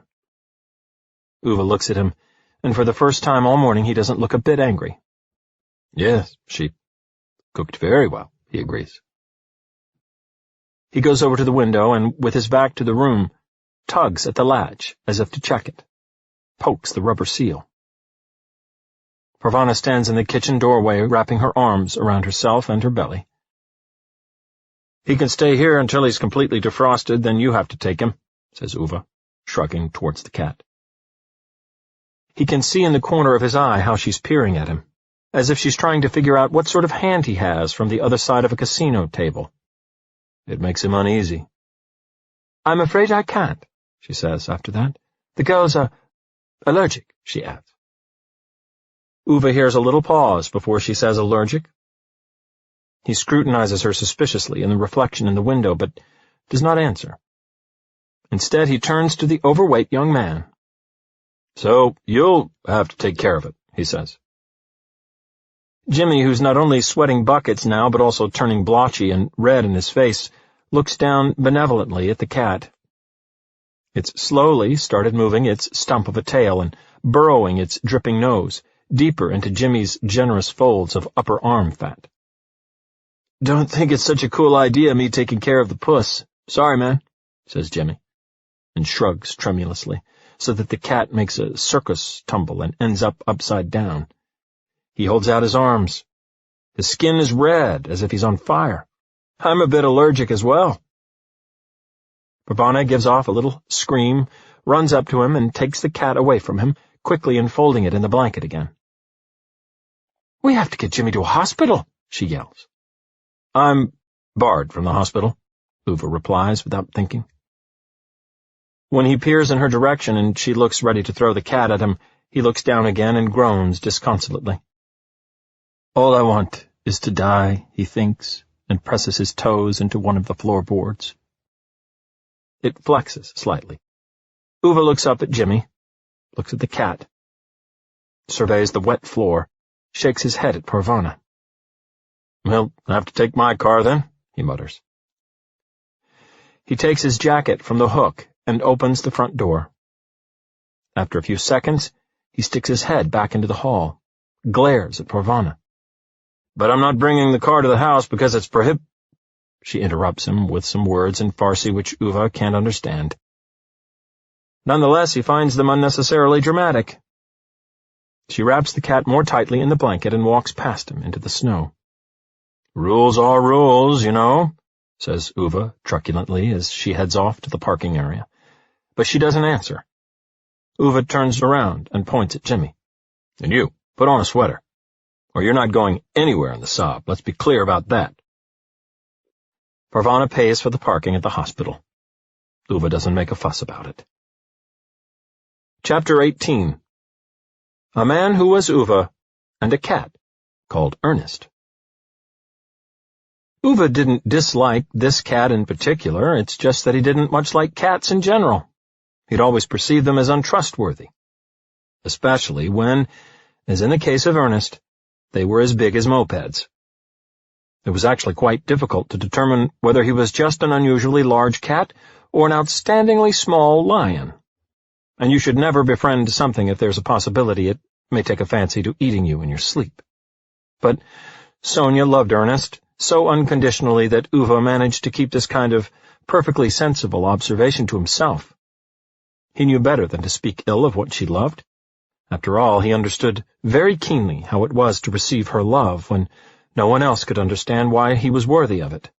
So he and Ernest learned to get along reasonably well when they visited the cottage in the forest, apart from the fact that Ernest bit Ove once when he sat on his tail on one of the kitchen chairs.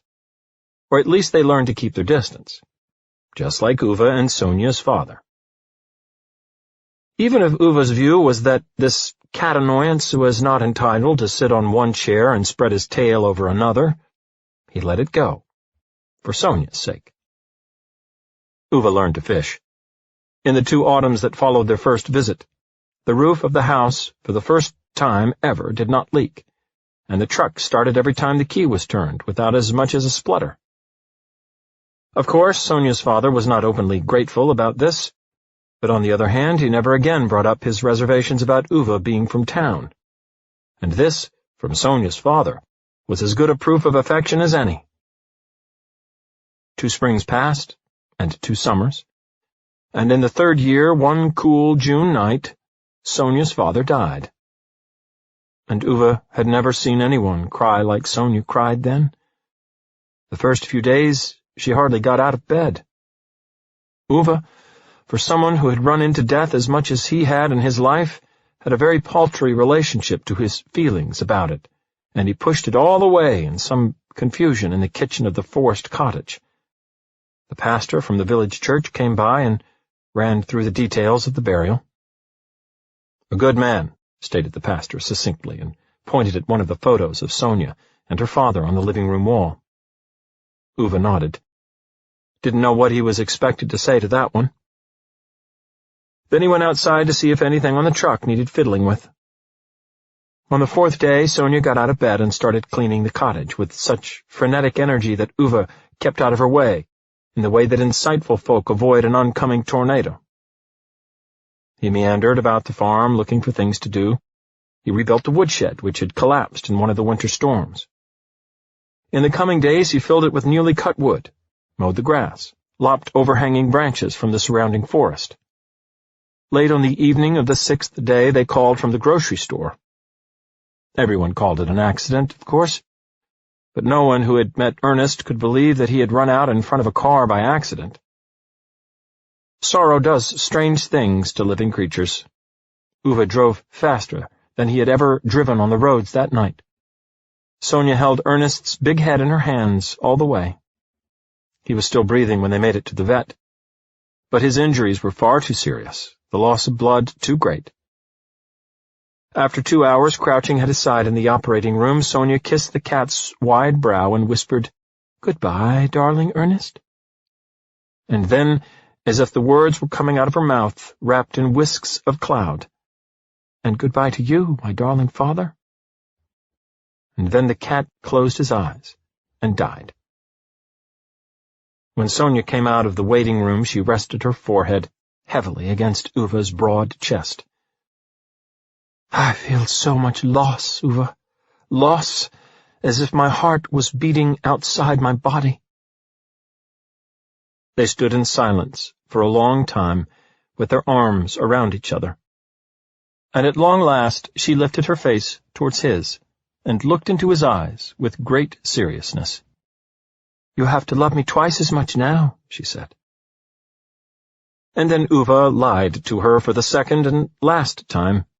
He said that he would, even though he knew it wasn't possible for him to love her any more than he already did. They buried Ernest beside the lake where he used to go fishing with Sonia's father. The pastor was there to read the blessing. After that, Ove loaded up the Saab and they drove back on the small roads with Sonia's head leaning against his shoulder.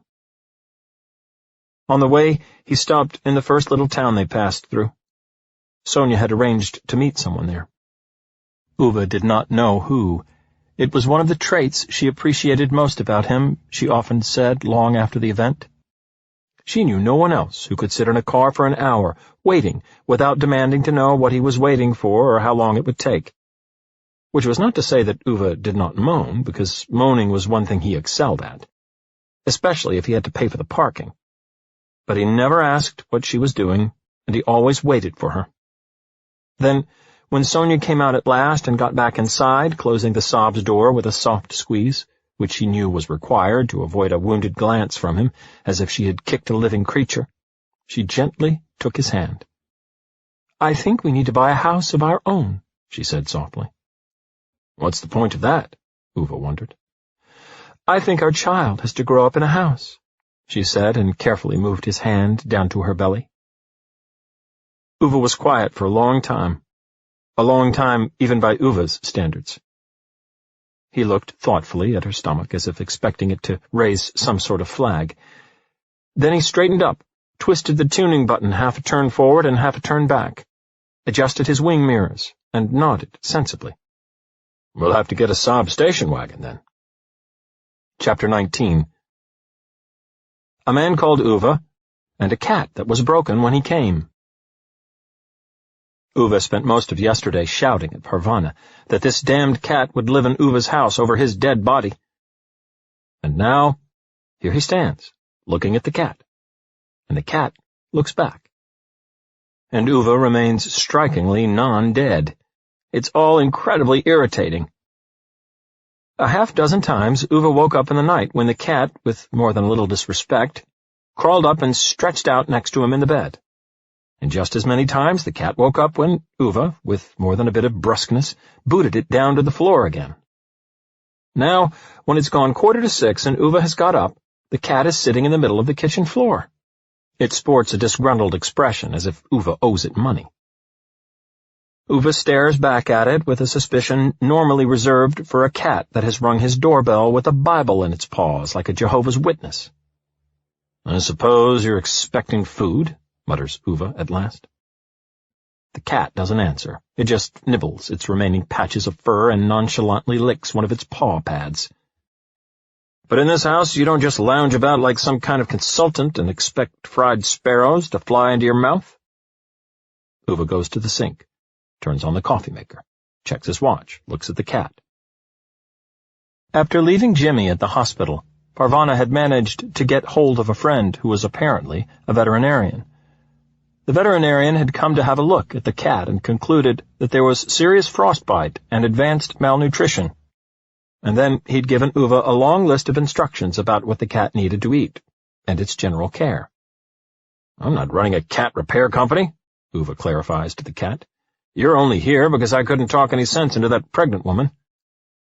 He nods across the living room towards the window facing onto Parvana's house. The cat, busying itself trying to lick one of its eyes, does not reply. Ove holds up 4 little socks towards it. He was given them by the veterinarian. Apparently, the cat annoyance needs exercise more than anything, and this is something Ove feels he may be able to help it achieve. The farther from his wallpaper those claws are, the better. That's Ove's reasoning.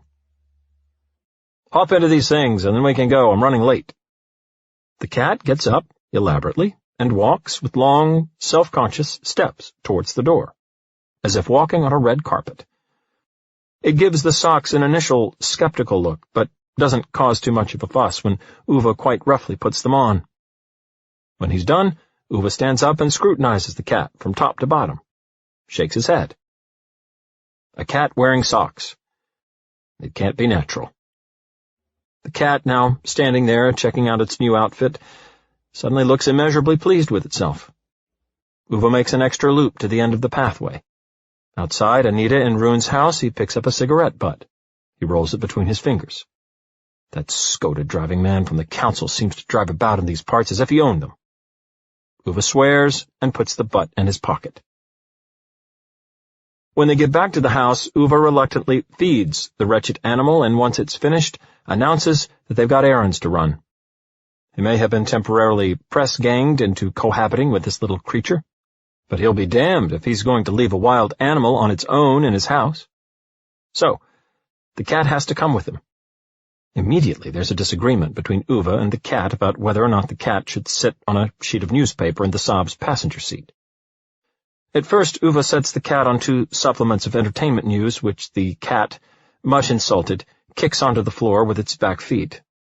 It makes itself comfortable on the soft upholstery. At this, Ove firmly picks up the cat by the scruff of its neck, so that the cat hisses at him in a not-so-passive-aggressive manner, while Ove shoves 3 cultural supplements and book reviews under him. The cat gives him a furious look.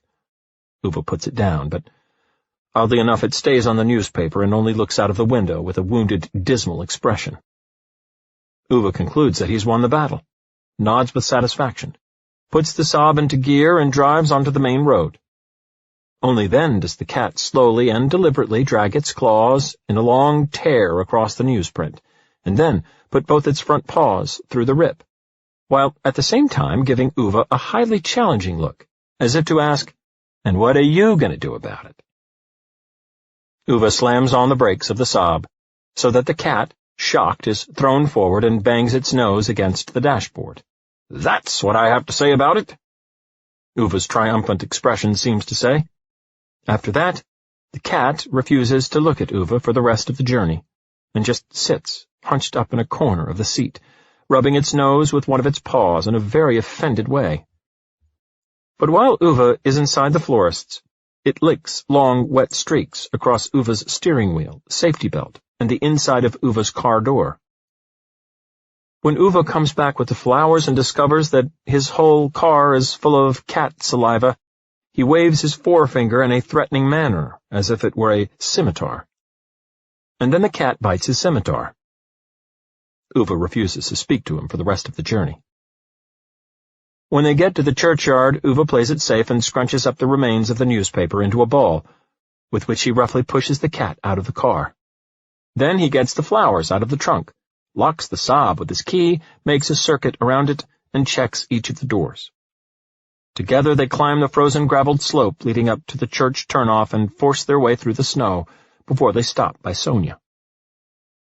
Ove brushes some snow off the gravestone with the back of his hand and gives the flowers a little shake.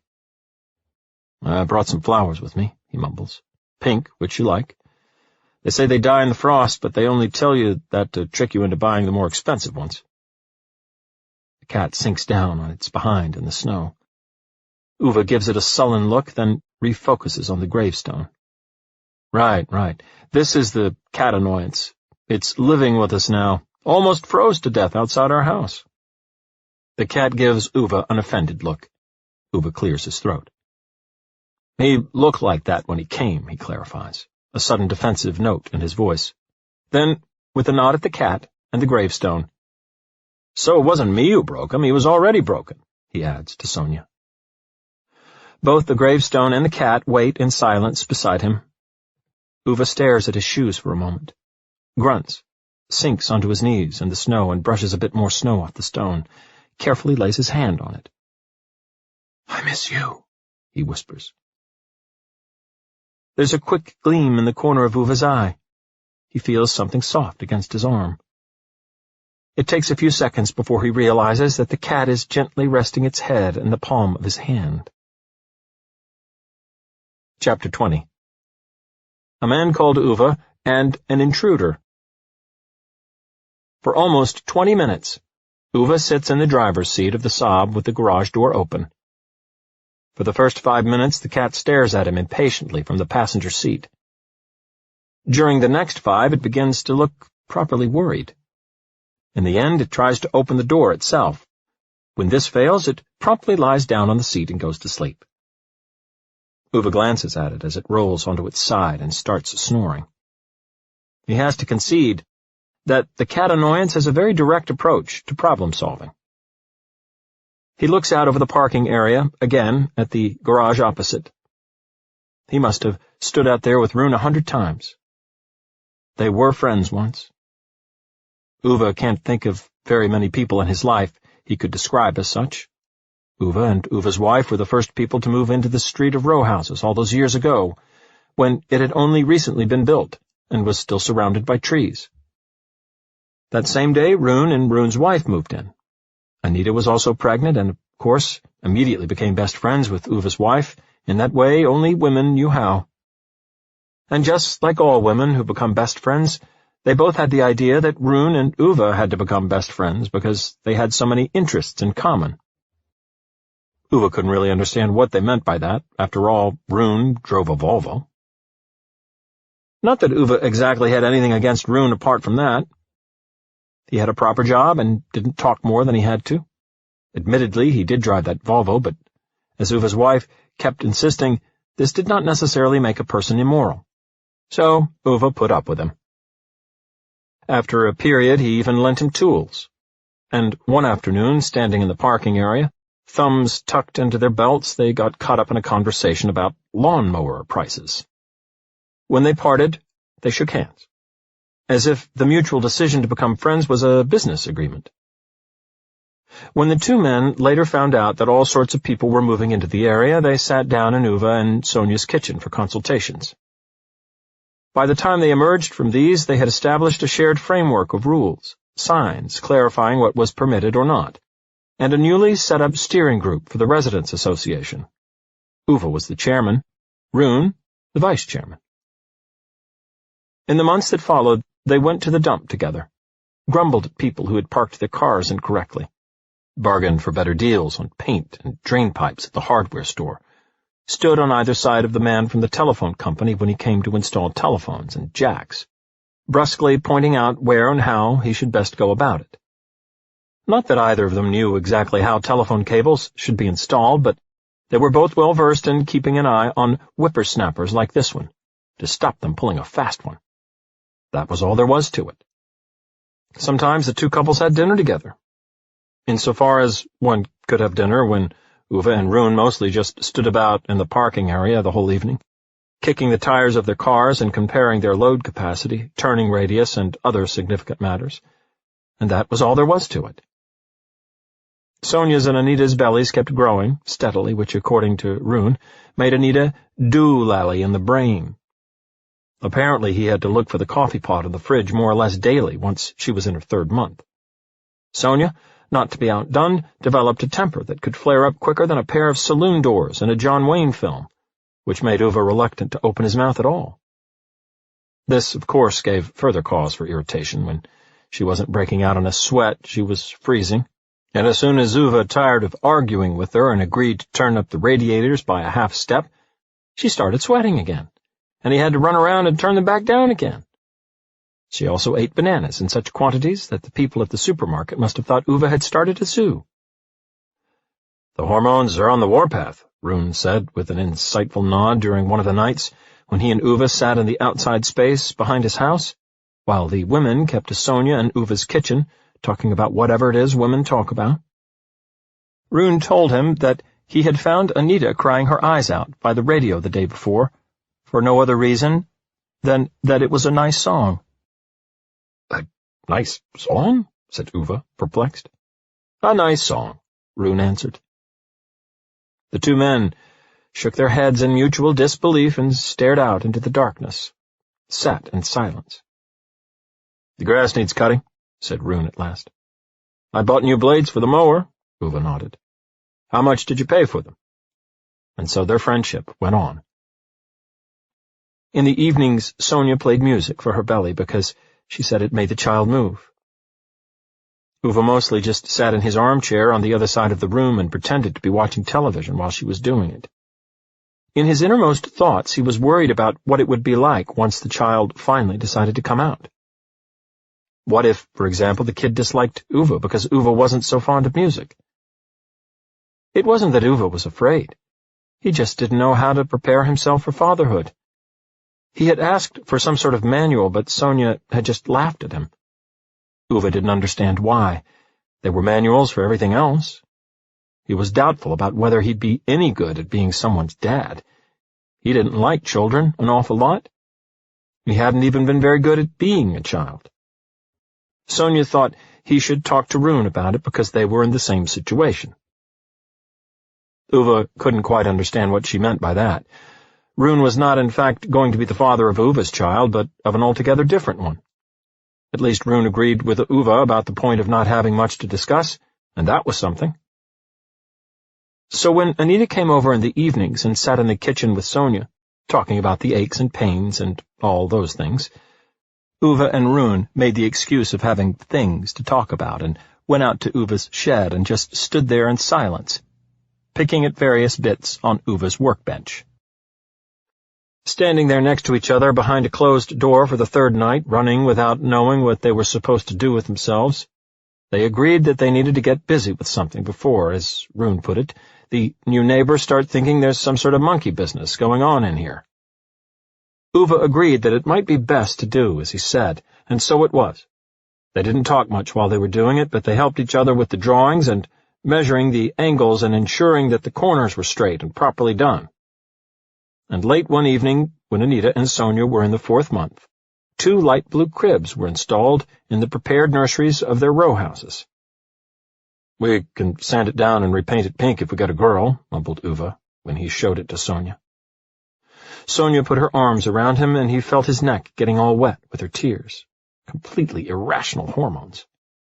"I want you to ask me to be your wife," she whispered. And so it was. They married in the town hall, very simply. Neither of them had any family, so only Rune and Anita came. Sonia and Ove put on their rings, and then all 4 of them went to a restaurant. Ove paid, but Rune helped check the bill to make sure it had been done properly. Of course it hadn't. So after conferring with the waiter for about an hour, the 2 men managed to convince him it would be easier for him if he halved the bill, or they'd report him. Obviously, it was a bit hazy exactly who would report whom for what, but eventually, with a certain amount of swearing and arm-waving, the waiter gave up and went into the kitchen and wrote them a new bill. In the meantime, Rune and Ove nodded grimly at one another without noticing that their wives, as usual, had taken a taxi home 20 minutes earlier. Ove nods to himself as he sits there in the sob looking at Rune's garage door. He can't remember when he last saw it open. He turns off the headlights of the Saab, gives the cat a poke to wake it up, and gets out. "Ove," says a curious, unfamiliar voice. Suddenly, an unknown woman, clearly the owner of the unfamiliar voice, has stuck her head into the garage. She's about 45, wearing tatty jeans and a green windbreaker that looks too large for her. She doesn't have any makeup on, and her hair is in a ponytail. The woman blunders into his garage and looks around with interest. The cat steps forward and gives her a threatening hiss. She stops.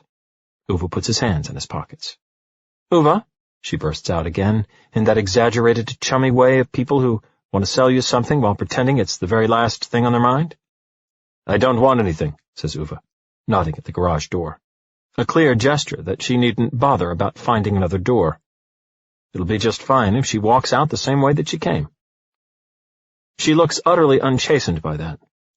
"My name is Lena. I'm a journalist at the local newspaper, and—" "Well," she begins, and then offers her hand. Ove looks at her hand and looks at her. "I don't want anything," he says again. "What?"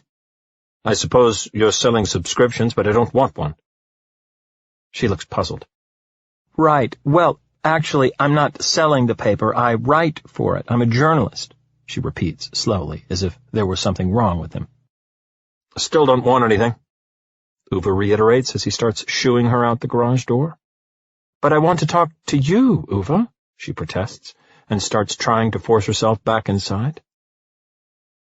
Ove waves his hands at her as if trying to scare her away by shaking an invisible rug in front of her. "You saved a man's life at the train station yesterday. I want to interview you about it," she calls out excitedly. Clearly, she's about to say something else when she notices that she's lost Uve's attention. His gaze falls on something behind her. His eyes turn to slits. "I'll be damned," he mumbles. "Yes, I'd like to ask you—" she begins sincerely, but Ove has already squeezed past her and started running towards the white Skoda that's turned in by the parking area and started driving down towards the houses. The bespectacled woman is caught off guard when Ove charges forward and bangs on the window, and she throws the file of documents into her own face. The man in the white shirt, on the other hand, is quite unmoved. He rolls down the window. "Yes?" he asks. "Vehicle traffic is prohibited in the residential area," Ove hisses and points at each of the houses, at the Skoda, at the man in the white shirt, and at the parking area. "In this residence association, we park in the parking area." The man in the white shirt looks at the houses, then at the parking area, then at Ove. "I have permission from the council to drive up to the houses, so I have to ask you to get out of the way." Ove is so agitated by his answer that it takes him many seconds just to formulate some swear words by way of an answer. Meanwhile, the man in the white shirt has picked up a pack of cigarettes from the dashboard, which he taps against his trouser leg. "Would you be kind enough to get out of the way?" he asks Ove. "What are you doing here?" Ove blurts out. "That's nothing for you to worry yourself about," says the man in the white shirt in a monotone voice, as if he's a computer-generated voicemail message, letting Ove know that he's been placed in a telephone line. He puts the cigarette he's shaken out in his mouth and lights it. Ove breathes so heavily that his chest is pumping up and down under his jacket. The woman gathers up her papers and files and adjusts her glasses. The man just sighs, as if Ove is a cheeky child refusing to stop riding his skateboard on the sidewalk. "You know what I'm doing here. We're taking Rune in the house at the end of the road into care." He hangs his arm out the window and flicks the ash against the wing mirror of the Skoda. "Taking him into care?" "Yes," says the man, nodding indifferently. "And if Anita doesn't want that?" Ove hisses, tapping his index finger against the roof of the car. The man in the white shirt looks at the woman in the passenger seat and smiles resignedly. Then he turns to Ove again and speaks very slowly. As if otherwise Ove might not understand his words. "It's not up to Anita to make that decision. It's up to the investigation team." Uve's breathing becomes even more strained. He can feel his pulse in his throat. "You're not bringing this car into this area," he says through gritted teeth. His fists are clenched. His tone is pointed and threatening. But his opponent looks quite calm. He puts out the cigarette against the paintwork of the door and drops it on the ground, as if everything Ove had said was nothing more than the inarticulate raving of a senile old man. "And what exactly are you going to do to stop me, Ove?" says the man at long last. The way he flings out his name makes Ove look as if someone just shoved a mallet in his gut. He stares at the man in the white shirt, his mouth slightly agape, and his eyes scanning to and fro over the car. "How do you know my name?" "I know a lot about you."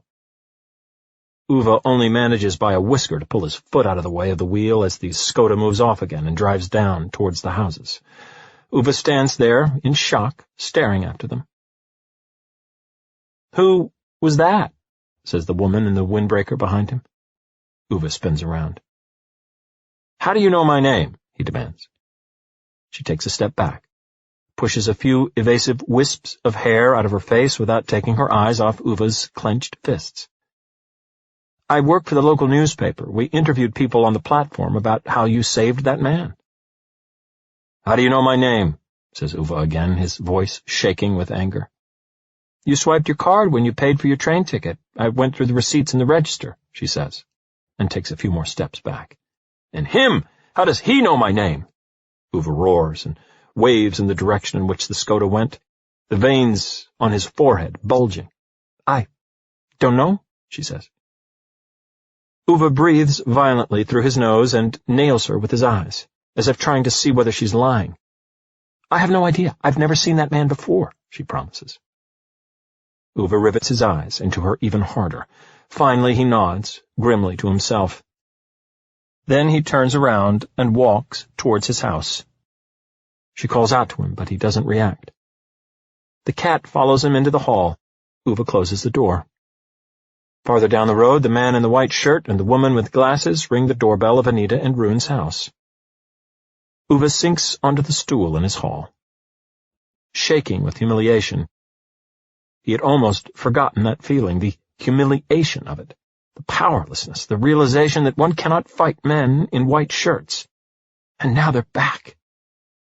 They haven't been here since he and Sonia came home from Spain, after the accident.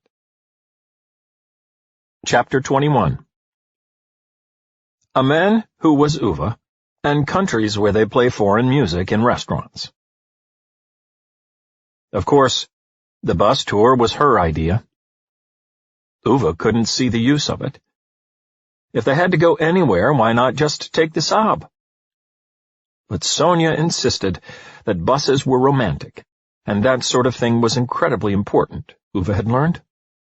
So that's how it ended up.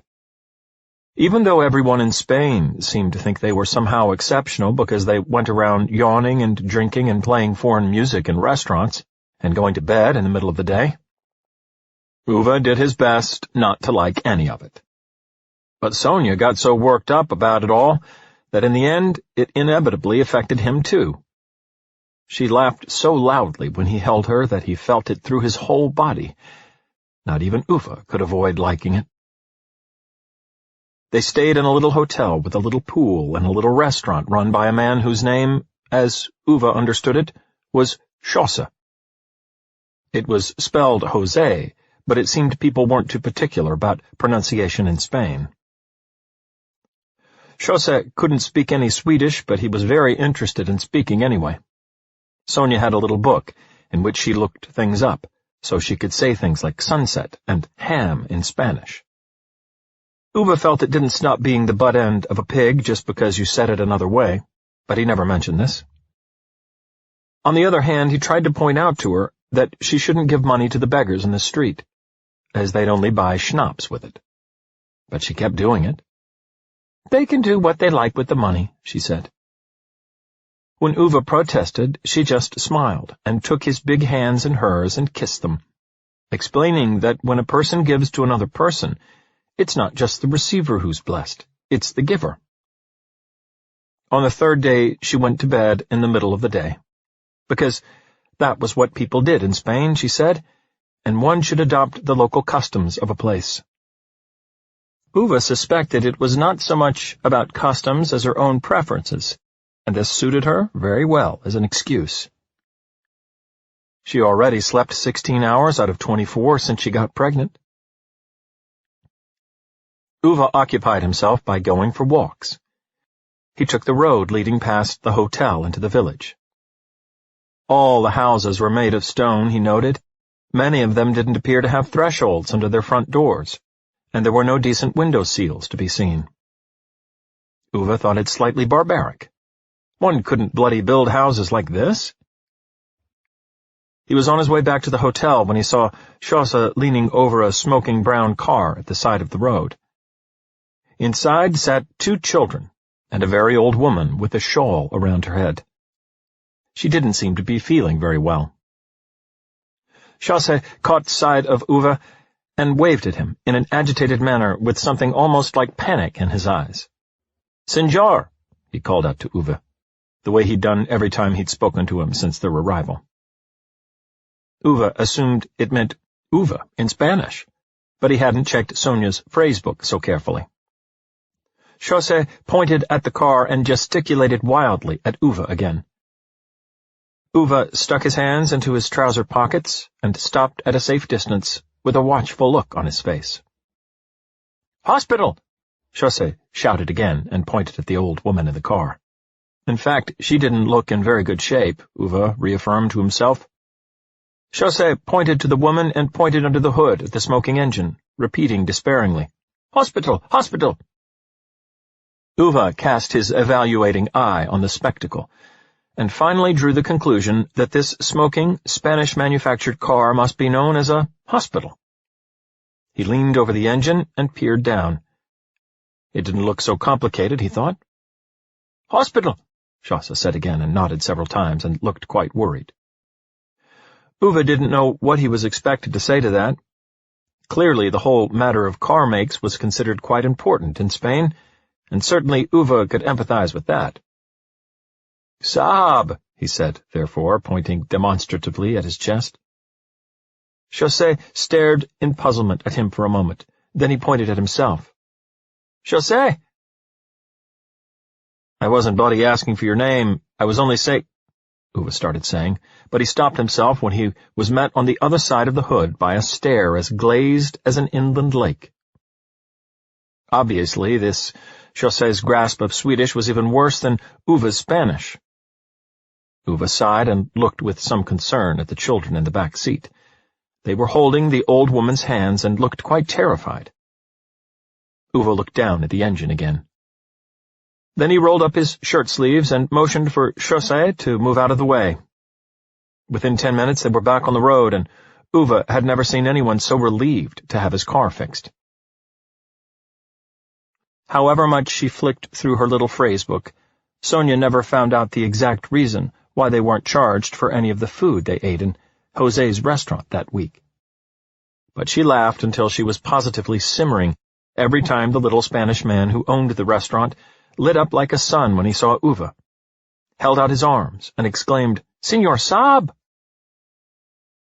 Her daily naps and Uve's walks became a ritual. On the second day, Ove walked past a man putting up a fence, and stopped to explain that this was absolutely the wrong way to do it. The man couldn't understand a word of what he was saying, so Ove decided in the end that it would be quicker to show him how. On the third day he built a new exterior wall on a church building with the assistance of the village priest. On the fourth day, he went with Chasse to a field outside the village where he helped one of Chasse's friends pull out a horse that had got stuck in a muddy ditch. Many years later it occurred to Sonia to ask him about all that. When Ove at last told her, she shook her head both long and hard. "So, while I was sleeping, you sneaked out and helped people in need and mended their fences? People can say whatever they like about you, Ove, but you're the strangest superhero I ever heard about." On the bus on the way home from Spain, she put Uve's hand on her belly, and he felt the child kicking, faintly, as if someone had prodded the palm of his hand through a very thick oven mitt. They sat there for several hours, feeling the little bumps. Ove didn't say anything, but Sonia saw the way he wiped his eyes with the back of his hand when he rose from his seat and mumbled something about needing the bathroom. It was the happiest week of Uve's life. It was destined to be followed by the very unhappiest. Chapter 22. A Man Called Ove, and Someone in a Garage. Ove and the cat sit in silence in the Saab outside the hospital. "Stop looking at me as if this is my fault," says Ove to the cat. The cat looks back at him as if it isn't angry, but disappointed. It wasn't really the plan that he would be sitting outside this hospital again. He hates hospitals, after all. And now he's bloody been here 3 times in less than a week. It's not right and proper. but no other choice was available to him. Because today went to pot from the very beginning. It started with Ove and the cat, during their daily inspection when they discovered that the sign forbidding vehicular traffic within the residential area had been run over. This inspired such colorful profanities from Ove that the cat looked quite embarrassed. Ove marched off in fury and emerged moments later with his snow shovel. Then he stopped, looking towards Anita and Rune's house. His jaws clamped so hard that they made a creaking sound. The cat looked at him accusingly. "It's not my fault the old sod went and got old," he said more firmly. When the cat didn't seem to find this to be in any way an acceptable explanation, Ove pointed at it with the snow shovel. "You think this is the first time I've had a run-in with the council? That decision about Rune, do you think they've actually come to a real conclusion about it? They never will. It'll go to appeal, and then they'll drag it out and put it through their shitty bureaucratic grind. You understand? You think it'll happen quickly, but it takes months, years. You think I'm going to stick around here just because that old sod went all helpless?" The cat didn't answer. "You don't understand. Understand?" Ove hissed and turned around. He felt the cat's eyes on his back as he marched inside. That is not the reason why Ove and the cat are sitting in the Saab in the parking area outside the hospital, but it does have a fairly direct connection with Ove standing there shoveling snow when that journalist woman in her slightly too large green jacket turned up outside his house. "Ove?" she asked behind him, as if she was concerned that he might have changed his identity since she last came here to disturb him.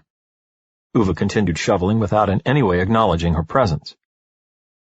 "I only want to ask you a few questions," she tried.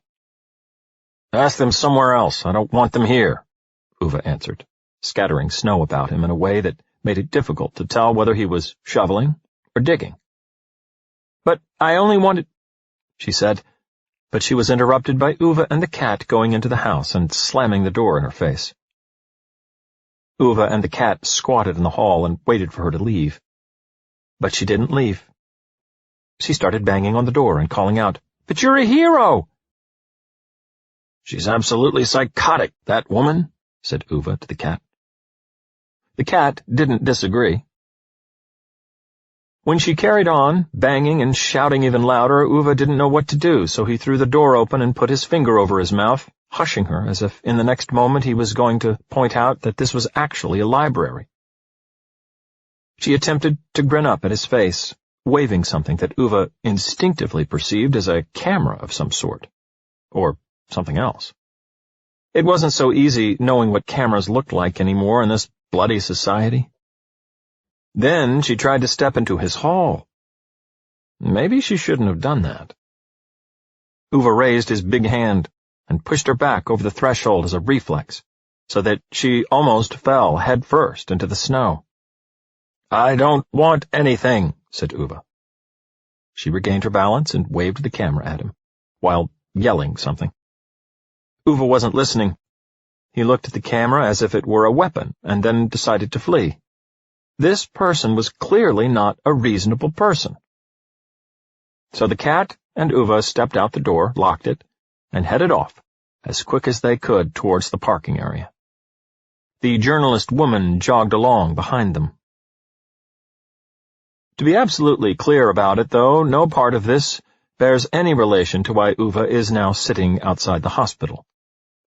But when Parvana stood knocking on the door of Uva's house, 15 minutes or so later, holding her 3-year-old by the hand, and when no one opened and then she heard voices from the parking area, this, so to speak, has a good deal to do with Ove sitting outside the hospital.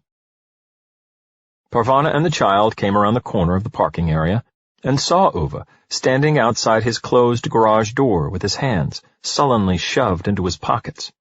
The cat was sitting at his feet, looking guilty. "What are you doing?" said Parvana. "Nothing," said Ove defensively. Some knocking sounds were coming from the inside of the garage door. "What was that?" said Parvana, staring at it with surprise. Ove suddenly seemed extremely interested in a particular section of the asphalt under one of his shoes. The cat looked a bit as if it were about to start whistling and trying to walk away. Another knock came from the inside of the garage door. "Hello?" said Parvana. "Hello?" answered the garage door. Parvana's eyes widened. "Christ, have you locked someone in the garage, Ove?" Ove didn't answer. Parvana shook him as if trying to dislodge some coconuts. "Ove!" "Yes, yes. But I didn't do it on purpose, for God's sake," he muttered and wriggled out of her grip. Parvana shook her head. "Not on purpose?" "No, not on purpose," said Ove, as if this should wrap up the discussion. When he noticed that Parvana was obviously expecting some sort of clarification, he scratched his head and sighed. Well, she's one of those journalist people. It wasn't bloody me who locked her in. I was going to lock myself and the cat in there, but then she followed us. And, things took their course." Parvana started massaging her temples. "I can't deal with this." "Naughty," said the 3-year-old and shook her finger at Ove. "Hello?" said the garage door. "There's no one here," Ove hissed back. "But I can hear you," said the garage door. Ove sighed and looked despondently at Parvana, as if he was about to exclaim, "You hear that? Even garage doors are talking to me these days." Parvana waved him aside, walked up to the door, leaned her face up close, and knocked tentatively. The door knocked back, as if it expected to communicate by Morse code from now on. Parvana cleared her throat. "Why do you want to talk to Ove?" she said, relying on the conventional alphabet. "He's a hero." "A what?" "Okay, sorry. So, my name is Lena. I work at the local newspaper, and I want to interview—" Parvana looked at Ove in shock. "What does she mean, a hero?" "She's just prattling on," Ove protested. "He saved a man's life. He'd fallen on the track," yelled the garage door. "Are you sure you've got the right Ove?" said Parvana. Ove looked insulted. "I see. So now it's out of the question that I could be a hero, is it?" he muttered. Parvana peered at him suspiciously. The 3-year-old tried to grab hold of what was left of the cat's tail with an excitable, "Kitty!" Kitty did not look particularly impressed by this, and tried to hide behind Ove's legs. "What have you done, Ove?" said Parvana in a low, confidential voice, taking 2 steps away from the garage door. The 3-year-old chased the cat around his feet. Ove tried to figure out what he should do with his hands. "Ah, so I hauled a suit off the rails. It's nothing to make a bloody fuss about," he mumbled. Parvana tried to keep a straight face. "Or to have a giggle about, actually," said Ove sourly. "Sorry," said Parvana. The garage door called out something that sounded like, "Hello? Are you still there?" "No!" Ove bellowed. "Why are you so terrifically angry?" the garage door wondered. Ove was starting to look hesitant. He leaned towards Parvana. "I don't know how to get rid of her," he said.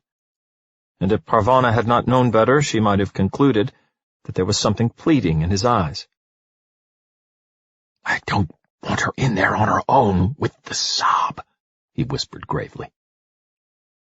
Parvana nodded, in confirmation of the unfortunate aspects of the situation. Ove lowered a tired, mediating hand between the 3-year-old and the cat before that situation went out of control around his shoes. The 3-year-old looked as if she was ready to try to hug the cat. The cat looked as if it was ready to pick out the 3-year-old from a lineup at a police station. Ove managed to catch the 3-year-old, who burst into peals of laughter. "Why are you here in the first place?" Ove demanded of Parvana, as he handed over the little bundle like a sack of potatoes. "We're taking the bus to the hospital to pick up Patrick and Jimmy," she answered. She saw the way Ove's face twitched above his cheekbones when she said bus. Parvana began, as if articulating the beginnings of a thought. She looked at the garage door, then looked at Ove. "I can't hear what you're saying. Talk louder," yelled the garage door. Ove immediately took 2 steps away from it. At once, Parvana smiled confidently at him. as if she had just worked out the solution to a crossword. "Hey, Ove, how about this? If you give us a lift to the hospital, I'll help you get rid of this journalist, okay?" Ove looked up. He didn't look a bit convinced. Parvana threw out her arms. "Or I'll tell the journalist that I can tell a story or two about you, Ove," she said, raising her eyebrows. "Story? What story?" The garage door called out and started banging in an excitable manner. Ove looked dejectedly at the garage door. "This is blackmail," he said desperately to Parvana. Parvana nodded cheerfully. "Ove, I caught the clown," said the 3-year-old, and nodded in an initiated way to the cat, clearly because she felt that Uva's aversion to the hospital needed further explanation to whoever was not there the last time they went. The cat seemed not to know what this meant, but if the clown had been anywhere near as tiresome as this 3-year-old, the cat didn't take an entirely negative view of Ove hitting someone. And so, this is the reason why Ove is sitting here now. The cat looks personally let down by Ove for making it travel all the way in the back seat with the 3-year-old. Ove adjusts the newspapers on the seats. He feels he's been tricked. When Parvana said she'd get rid of the journalist, he didn't have a very clear idea of exactly how she'd manage it. Obviously, he didn't have expectations of the woman being conjured away in a puff of smoke, or knocked out with a spade, or buried in the desert, or anything of that kind. In fact, the only thing Parvana had done was to open the garage door, give that journalist her card, and say, "Call me and we'll talk about Ove." Was that really a way of getting rid of anyone? Ove doesn't think, properly speaking, that it's a way of getting rid of anyone at all. But now it's too late, of course. Now, damn it, he's sitting here waiting outside the hospital for the 3rd time in less than a week. Blackmail, that's what it is. Added to this, Ove has the cat's resentful stares to contend with. Something in its eyes reminds him of the way Sonia used to look at him. "They won't be coming to take Rune away. They say they're going to do it, but they'll be busy with the process for many years," says Ove to the cat. Maybe he's also saying it to Sonia, and maybe to himself.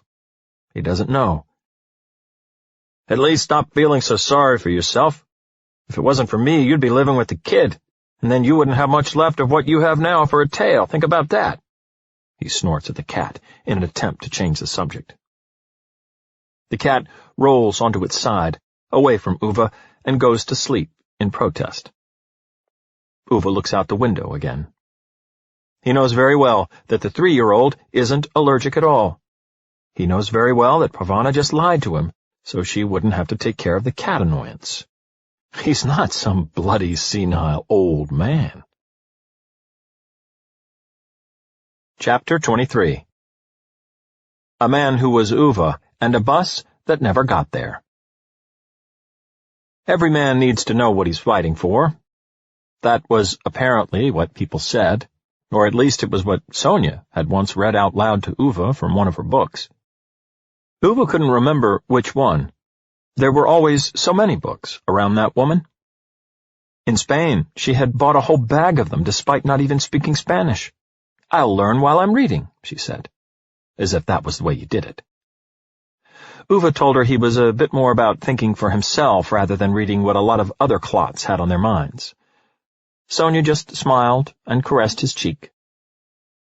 Then he carried her absurdly oversized bags to the bus, felt the driver smelling of wine as he went by, but concluded that maybe this was the way they did things in Spain, and left it at that. Sat there in the seat as Sonia moved his hand to her belly, and that was when she felt his child kicking for the first and last time. He stood up and went to the bathroom, and when he was halfway down the aisle, the bus lurched, scraped against the central barrier, and then there was a moment of silence. As if time was taking a deep breath.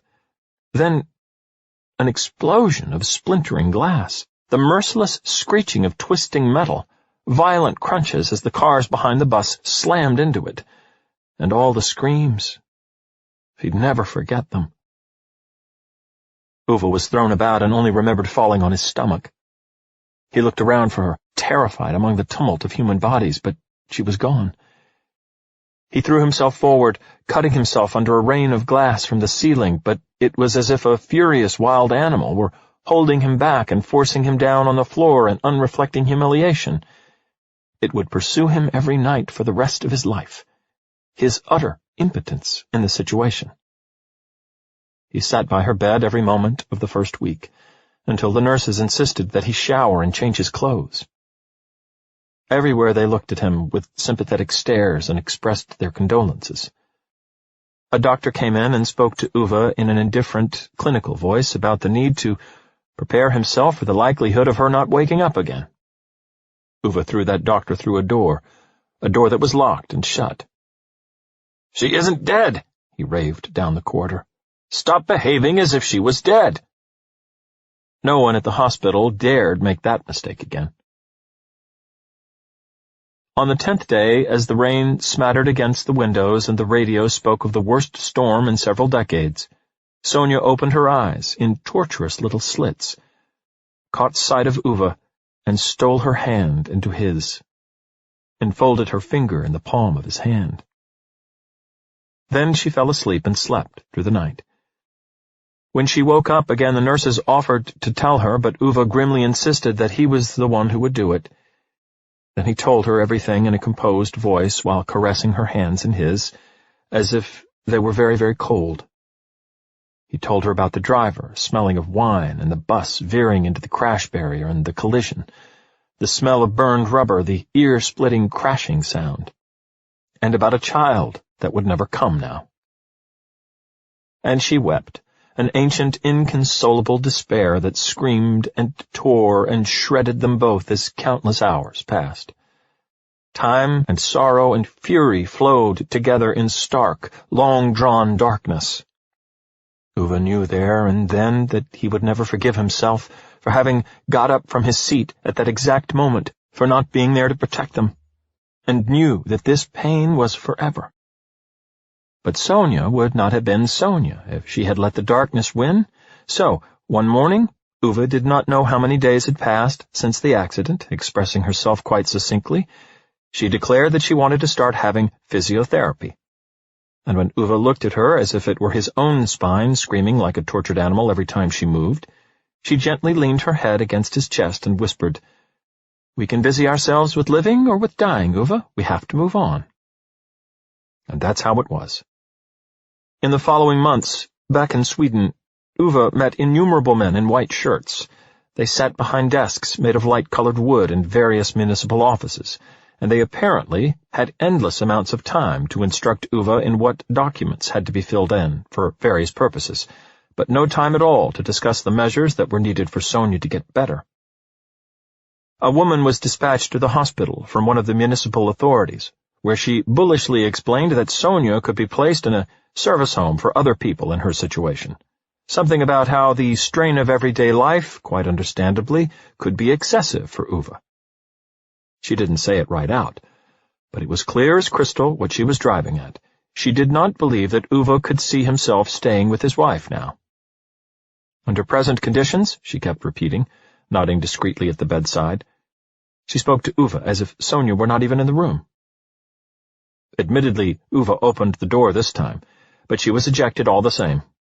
"The only home we're going to is our own, where we live," Ove roared at her, and in pure frustration and anger he threw one of Sonia's shoes out of the room.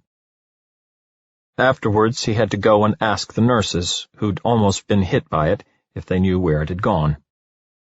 Which of course made him even angrier. It was the first time since the accident that he heard Sonia laughing, as if it was pouring out of her without the slightest possibility of stopping it, like she was being wrestled to the ground by her own giggling. She laughed and laughed and laughed until the vowels were rolling across the walls and floors, as if they meant to do away with the laws of time and space. It made Ove feel as if his chest was slowly rising out of the ruins of a collapsed house after an earthquake. It gave his heart space to beat again. He went home and rebuilt the whole house, ripped out the old countertop and put in a new, lower one, even managed to find a specially made stove, reconstructed the door frames and fitted ramps all over the thresholds. The day after Sonia was allowed to leave the hospital, she went back to her teacher training. In the spring, she sat her examination. There was an advertisement in the newspaper for a teaching position in a school with the worst reputation in town, with the sort of class that no qualified teacher with all the parts of her brain correctly screwed together would voluntarily face. It was attention deficit hyperactivity disorder before attention deficit hyperactivity disorder had been invented. "There's no hope for these boys and girls," the headmaster soberly explained in the interview. "This is not education, this is storage." Maybe Sonia understood how it felt to be described as such. The vacant position attracted only one applicant, and she got those boys and girls to read Shakespeare. In the meantime, Ove was so weighed down with anger that Sonia sometimes had to ask him to go outside so he didn't demolish the furniture. It pained her infinitely to see his shoulders so loaded down with the will to destroy that bus driver, the travel agency, the crash barrier of that highway, the wine producer, everything and everyone. Punch and keep punching until every bastard had been obliterated. That was all he wanted to do. He put that anger in his shed. He put it in the garage. He spread it over the ground during his inspection rounds. But that wasn't all. In the end, he also started putting it in letters. He wrote to the Spanish government, to the Swedish authorities, to the police, to the court, but no one took responsibility. No one cared. They answered by reference to legal texts or other authorities, made excuses. When the council refused to build a ramp at the stairs of the school where Sonia worked, Ove wrote letters and complaints for months. He wrote letters to newspapers. He tried to sue the council. He literally inundated them with the unfathomable vengefulness of a father who had been robbed. But everywhere, sooner or later, he was stopped by men in white shirts with strict, smug expressions on their faces. And one couldn't fight them. Not only did they have the state on their side, they were the state. The last complaint was rejected. The fighting was over because the white shirts had decided so. And Ove never forgave them that. Sonia saw everything. She understood where he was hurting, so she let him be angry. Let all that anger find its outlet, somewhere and some way. But on one of those early summer evenings in May that always come along bearing gentle promises about the summer ahead, she rolled up to him, the wheels leaving soft marks on the parquet floor. He was sitting at the kitchen table, writing one of his letters, and she took his pen away from him, slipped her hand into his, and pressed her finger into his rough palm, leaned her forehead tenderly against his chest. "That's enough, Ove, no more letters. There's no space for life with all these letters of yours." And she looked up, softly caressed his cheek, and smiled. "It's enough now, my darling Ove." And then it was enough. The next morning Ove got up at dawn, drove the Saab to her school, and with his own bare hands built the disabled ramp the council was refusing to put up. And after that she came home every evening for as long as Ove could remember, and told him, with fire in her eyes, about her boys and girls, the ones who arrived in the classroom with police escorts, yet when they left could recite 400-year-old poetry, the ones who could make her cry and laugh and sing until her voice was bouncing off the ceilings of their little house. Ove could never make head nor tail of those impossible kids, but he was not beyond liking them for what they did to Sonia. Every human being needs to know what she's fighting for. That was what they said. And she fought for what was good, for the children she never had. And Ove fought for her, because that was the only thing in this world he really knew. Chapter 24. A Man Called Ove and a Brat Who Draws in Color. The Saab is so full of people when Ove drives away from the hospital that he keeps checking the fuel gauge as if he's afraid that it's going to break into a scornful dance. In his rearview mirror he sees Parvana unconcernedly giving the 3-year-old paper and color crayons. "Does she have to do that in the car?" barks Ove. "Would you rather have her restless, so she starts wondering how to pull the upholstery off of the seats?" Parvana says calmly. Ove doesn't answer, just looks at the 3-year-old in his mirror. She's shaking a big purple crayon at the cat in Parvana's lap and yelling, "Drawing!" The cat observes the child with great caution, clearly reluctant to make itself available as a decorative surface.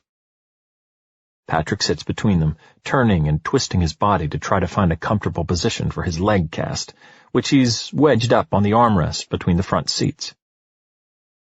It's not easy because he's doing his best not to dislodge the newspapers that Ove has placed both on his seat and under the cast. The 3-year-old drops a colored crayon which rolls forward under the front passenger seat where Jimmy is sitting. In what must surely be a move worthy of an Olympian acrobat for a man of his physique, Jimmy manages to bend forward and scoop up the crayon from the mat in front of him. He checks it out for a moment, grins, then turns to Patrick's propped-up leg and draws a large, smiling man on the cast. The toddler shrieks with joy when she notices. "So you're going to start making a mess as well?" says Ove. "Pretty neat, isn't it?" Jimmy crows and looks as if he's about to make a high five at Ove. Ove rolls his eyes.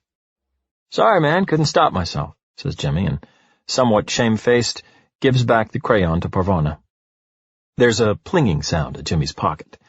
He hauls out a cell phone as large as a full-grown man's hand and occupies himself with frenetically tapping the display. "Whose is the cat?" Patrick asks from the back. "Ove's kitty," the 3-year-old answers with rock-solid certainty. "It is not," Ove corrects her at once. He sees Parvana smiling teasingly at him in the rearview mirror. "Is so," she says. "No, it isn't," says Ove. She laughs. Patrick looks very puzzled. She pats him encouragingly on the knee. "Don't worry about what Ove is saying. It's absolutely his cat." "He's a bloody vagrant, that's what he is," Ove corrects. The cat lifts its head to find out what all the commotion is about, then concludes that all this is sensationally uninteresting and snuggles back into Parvana's lap, or rather, her belly. "So it's not being handed in somewhere?" Patrick wonders, scrutinizing the feline. The cat lifts its head a little, hissing briefly at him by way of an answer. "What do you mean, handed in?" Ove says, cutting him short. "Well, to a cat home or some—" Patrick begins, but gets no further before Ove bawls, "No one's being handed into any bloody home!" And with this, the subject is exhausted. Patrick tries not to look startled. Parvana tries not to burst out laughing. Neither really manages. "Can't we just stop off somewhere for something to eat?" Jimmy interjects and adjusts his seat position. The Saab starts swaying. Ove looks at the group assembled around him as if he's been kidnapped and taken to a parallel universe. For a moment he thinks about swerving off the road until he realizes that the worst-case scenario would be that they all accompanied him into the afterlife.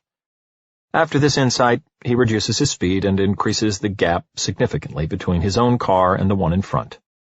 "Whee!" yells the 3-year-old. "Can we stop, Ove? Nazanin needs to pee," Parvana calls out, in that manner particular to people who believe that the back seat of a Saab is 200 yards behind the driver. "Yeah, then we can have something to eat at the same time," Jimmy nods with anticipation. "Yeah, let's do that. I need a wee as well," says Parvana.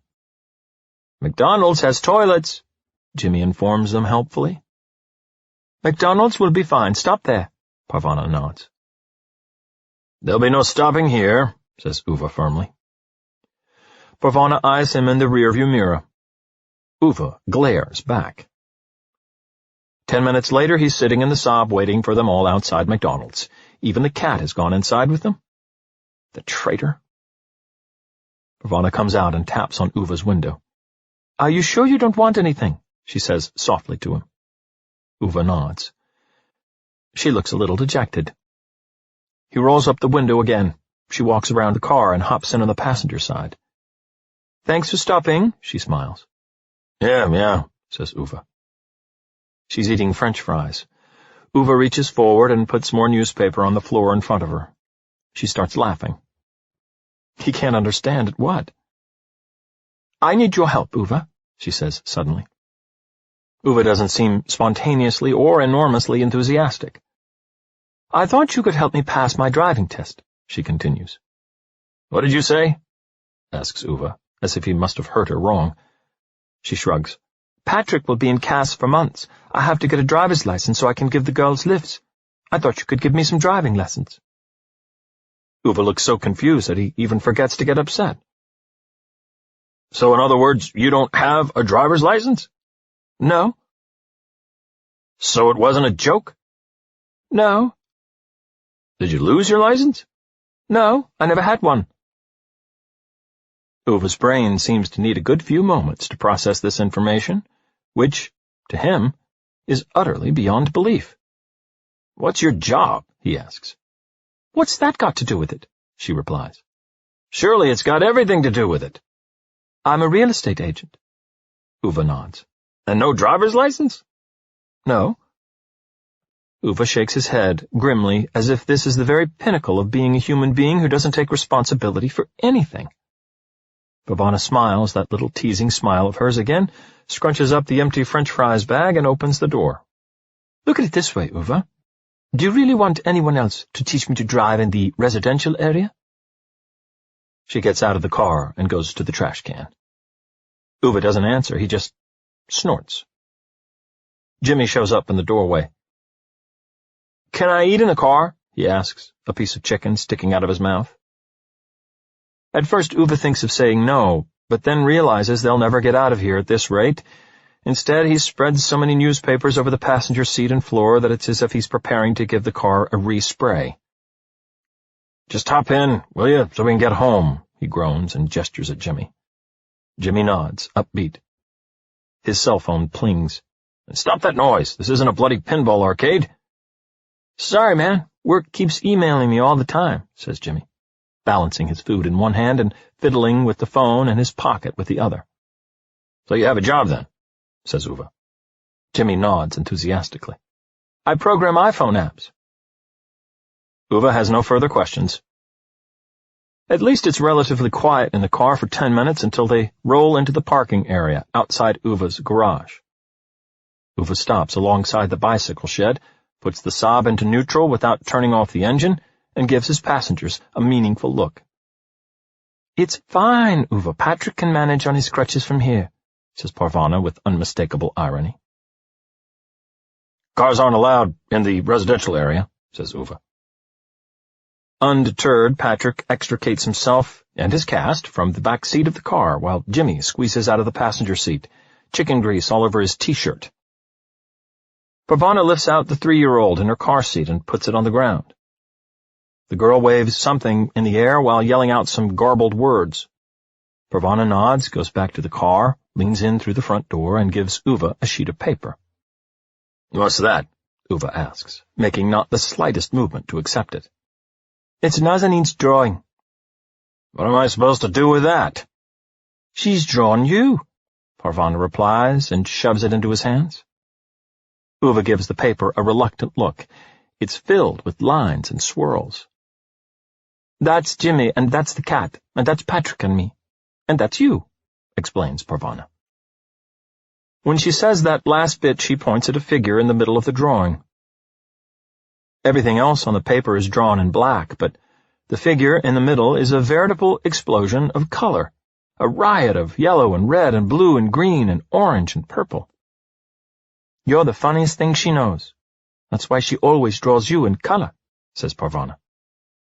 Then she closes the passenger door and walks off. It takes several seconds before Ove collects himself enough to call out after her. What do you mean, always? But by then they have all started walking back to the houses. Slightly offended, Ove adjusts the newspaper on the passenger seat. The cat climbs over from the back and makes itself comfortable on it. Ove backs the Saab into the garage, closes the door, puts it into neutral without turning off the engine, feels the exhaust fumes slowly filling the garage, and gazes at the plastic tube hanging on the wall. For a few minutes all that can be heard is the cat's breathing and the engine's rhythmic stuttering. It would be easy, just sitting there and waiting for the inevitable. It's the only logical thing, Ove knows. He's been longing for it for a long time now. The end. He misses her so much that sometimes he can't bear existing in his own body. It would be the only rational thing, just sitting here until the fumes lull both him and the cat to sleep and bring this to an end. But then he looks at the cat, and he turns off the engine. The next morning they get up at 5:45, drink coffee and eat tuna fish, respectively. When they finish their inspection round, Ove carefully shovels snow outside his house. When he's done with that, he stands outside his shed, leaning on his snow shovel, looking at the line of row houses. Then he crosses the road and starts clearing snow in front of the other houses. Chapter 25. A Man Called Ove and a Piece of Corrugated Iron. Ove waits till after breakfast. Once he's let the cat out, only then does he take down a plastic bottle from the top shelf in the bathroom. He weighs it in his hand as if he's about to throw it somewhere, rattles it lightly to see if many pills are left. Towards the end, the doctors prescribed so many painkillers for Sonia. Their bathroom still looks like a storage facility for the Colombian mafia. Ove obviously doesn't trust medicine, has always been convinced its only real effects are psychological, and, as a result, it only works on people with feeble brains. But it's only just struck him that chemicals are not at all an unusual way of taking one's life. He hears something outside the front door. The cat is back surprisingly quickly, scraping its paws by the threshold and sounding like it's been caught in a steel trap, as if it knows what's going through Uva's mind. Ove can understand that it's disappointed in him. He can't possibly expect it to understand his actions. He thinks about how it would feel, doing it this way. He has never taken any narcotics, has hardly even been affected by alcohol, has never liked the feeling of losing control.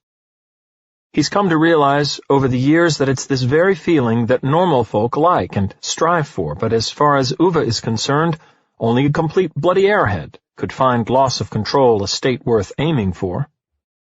He wonders if he'll feel nauseated, if he'll feel pain when his body's organs give up and stop functioning.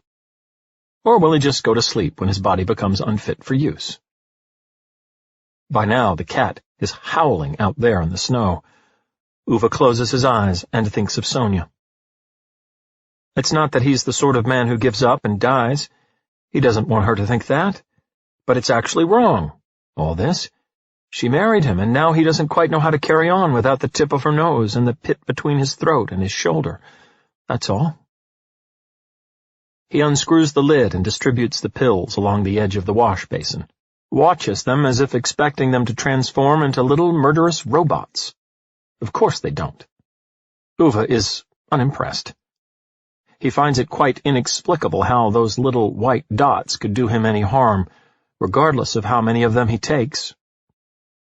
The cat sounds as if it's spitting snow all over Uve's front door. But then it's interrupted by another quite different sound. A dog barking. Ove looks up. It's quiet for a few seconds, and then he hears the cat yowling with pain, then more barking, and Blonde Weed roaring something.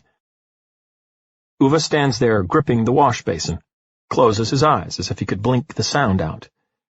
It doesn't work. Then, at last, he sighs and straightens up, unscrews the lid of the bottle, pushes the pills back into it, goes down the stairs. As he crosses the living room, he puts the jar on the windowsill. And through the window he sees Blonde Weed in the road, taking aim and then rushing towards the cat. Ove opens the door exactly as she's about to kick the animal in the head with all her strength. The cat quickly dodges her needle-sharp heel and backs away towards Uve's tool shed. Mutt growls hysterically, saliva flying around its head as if it were a rabies-infected beast. There's fur in its jaws. This is the first time Ove can remember having seen Weed without her sunglasses. Malevolence glitters in her green eyes. She pulls back, preparing for another kick, then catches sight of Ove and stops herself mid-flow. Her lower lip is trembling with anger. "I'll have that thing shot," she hisses and points at the cat. Very slowly, Ove shakes his head without taking his eyes off her. She swallows. Something about his expression, as if sculpted from a seam of rock, makes her murderous assurance falter. "It's a fucking street cat, and it's gonna die. It's scratched prints," she stammers. Ove doesn't say anything, but his eyes turn black. and in the end even the dog backs away from him. "Come on, Prince," she says, disappearing around the corner as if Ove had physically shoved her from behind. Ove stays where he is, breathing heavily.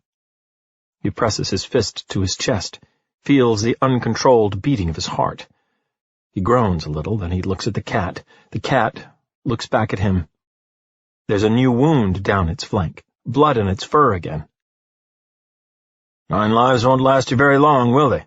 says Ove. The cat licks its paw and looks as if it's not the sort of cat that likes to keep count. Ove nods and steps aside. "Get inside, then." The cat traipses in over the threshold. Ove closes the door. He stands in the middle of the living room. Everywhere, Sonia looks back at him. Only now does it strike him that he's positioned the photographs so they follow him through the house wherever he goes. She's on the table in the kitchen, hangs on the wall in the hall and halfway up the stairs. She's on the window shelf in the living room where the cat has now jumped up and sits right beside her. It sends Ove a disgruntled look as it sweeps the pills onto the floor with a crash. When Ove picks up the bottle, the cat looks at him in horror, as if to shout, "J'accuse!" Ove kicks a little at a baseboard, then turns around and goes into the kitchen to put the pill bottle in a cupboard. Then he makes coffee and pours water in a bowl for the cat. They drink in silence. Ove picks up the empty bowl and puts it next to his coffee cup in the sink. He stands with his hands on his hips for a good while, then turns around and goes into the hall. "Tag along, then," he urges the cat without looking at it. "Let's give that village cur something to think about." Ove puts on the navy winter jacket, steps into his clogs, and lets the cat walk out the door first. He looks at the photo of Sonia on the wall. She laughs back at him. Maybe it's not so enormously important to die that it can't wait another hour, thinks Ove, and follows the cat into the street. He goes to Rune's house, where it takes several minutes before the door opens. There's a slow, dragging sound inside before anything happens with the lock, as if a ghost is approaching with heavy chains rattling behind it. Then, finally, it opens, and Rune stands there looking at Ove and the cat with an empty stare. "Got any corrugated iron?" wonders Ove, without allowing any time for small talk. Rune gives him a concentrated stare for a second or two, as if his brain is fighting desperately to produce a memory. "Corrugated iron," he says to himself, as if tasting the word, like someone who's just woken up and is intensely trying to remember what he's been dreaming. "Corrugated iron, that's it," says Ove with a nod. Rune looks at him, or rather he looks straight through him. His eyes have the gleam of a newly waxed car hood. He's emaciated and hunchbacked. His beard is gray, bordering on white. This used to be a solid bloke, commanding a bit of respect, but now his clothes hang on his body in rags. He's grown old, very, very old, Ove realizes, and it hits him with a force he hadn't quite counted on. Rune's gaze flickers for a moment. Then his mouth starts twitching. "Ove?" he exclaims. "Yeah, well, one thing's for sure, I'm not the Pope," Ove replies. The baggy skin on Rune's face cracks into a sleepy smile. Both men, once as close as men of that sort could be, stare at each other. One of them, a man who refuses to forget the past, and one who can't remember it at all. "You look old," says Ove. Rune grins. Then Anita's anxious voice makes itself heard, and in the next moment, her small drumming feet are bearing her at speed towards the door. "Is there someone at the door, Rune? What are you doing there?" she calls out, terrified as she appears in the doorway. Then she sees Ove. "Oh, hello, Ove," she says, and stops abruptly. Ove stands there with his hands in his pockets.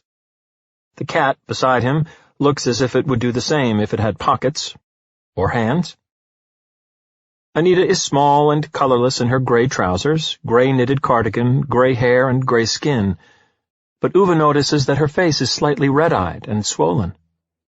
Quickly she wipes her eyes and blinks away the pain, as women of that generation do. as if they stood in the doorway every morning, determinedly driving sorrow out of the house with a broom. Tenderly, she takes Rune by the shoulders and leads him to his wheelchair by the window in the living room. "Hello, Ove," she repeats in a friendly, also surprised voice when she comes back to the door. "What can I do for you?" "Do you have any corrugated iron?" he asks back. She looks puzzled. "Corrected iron?" she mumbles, as if the iron has somehow been wrong and now someone has to put it right. Ove sighs deeply. "Good God, corrugated iron!" Anita doesn't look the slightest bit less puzzled. "Am I supposed to have some?" "Rune will have some in his shed, definitely," says Ove and holds out his hand.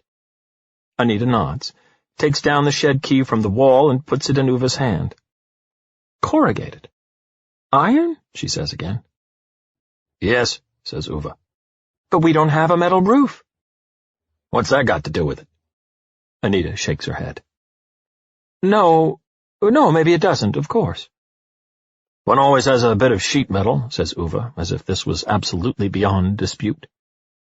Anita nods, as one does when faced with the undeniable fact that a bit of corrugated iron is the sort of thing that all normal, right-thinking people keep lying about in their sheds just in case there's call for it. "But don't you have any of that metal yourself, then?" She tries mainly to have something to talk about. "I've used mine up," says Ove. Anita nods understandingly, as one does when facing the indisputable fact that there's nothing odd about a normal man without a metal roof getting through his corrugated iron at such a rate that it runs out. A minute later, Ove turns up triumphantly in the doorway, dragging a gigantic piece of corrugated iron as big as a living room rug. Anita honestly has no idea how such a large piece of metal has even fitted in there without her knowing about it. "Told you," Ove says with a nod, giving her back the key. Yes, you did, didn't you?" Anita feels obliged to admit. Ove turns to the window. Rune looks back. And just as Anita turns around to go back into the house, Rune grins again and lifts his hand in a brief wave, as if right there, just for a second, he knew exactly who Ove was and what he was doing there. Anita stops hesitantly, turns around. "They've been here from social services again. They want to take Rune away from me," she says without looking up. Her voice cracks like dry newspaper when she speaks her husband's name. Ove fingers the corrugated iron. "They say I'm not capable of taking care of him, with his illness and everything. They say he has to go into a home," she says. Ove continues fingering the corrugated iron. "He'll die if I put him in a home, Ove, you know that," she whispers. Ove nods and looks at the remains of a cigarette butt, frozen in the crack between two paving stones. Out of the corner of his eye, he notices how Anita is sort of leaning slightly to one side. Sonia explained about a year ago that it was the hip replacement operation, he remembers. Her hands shake as well these days.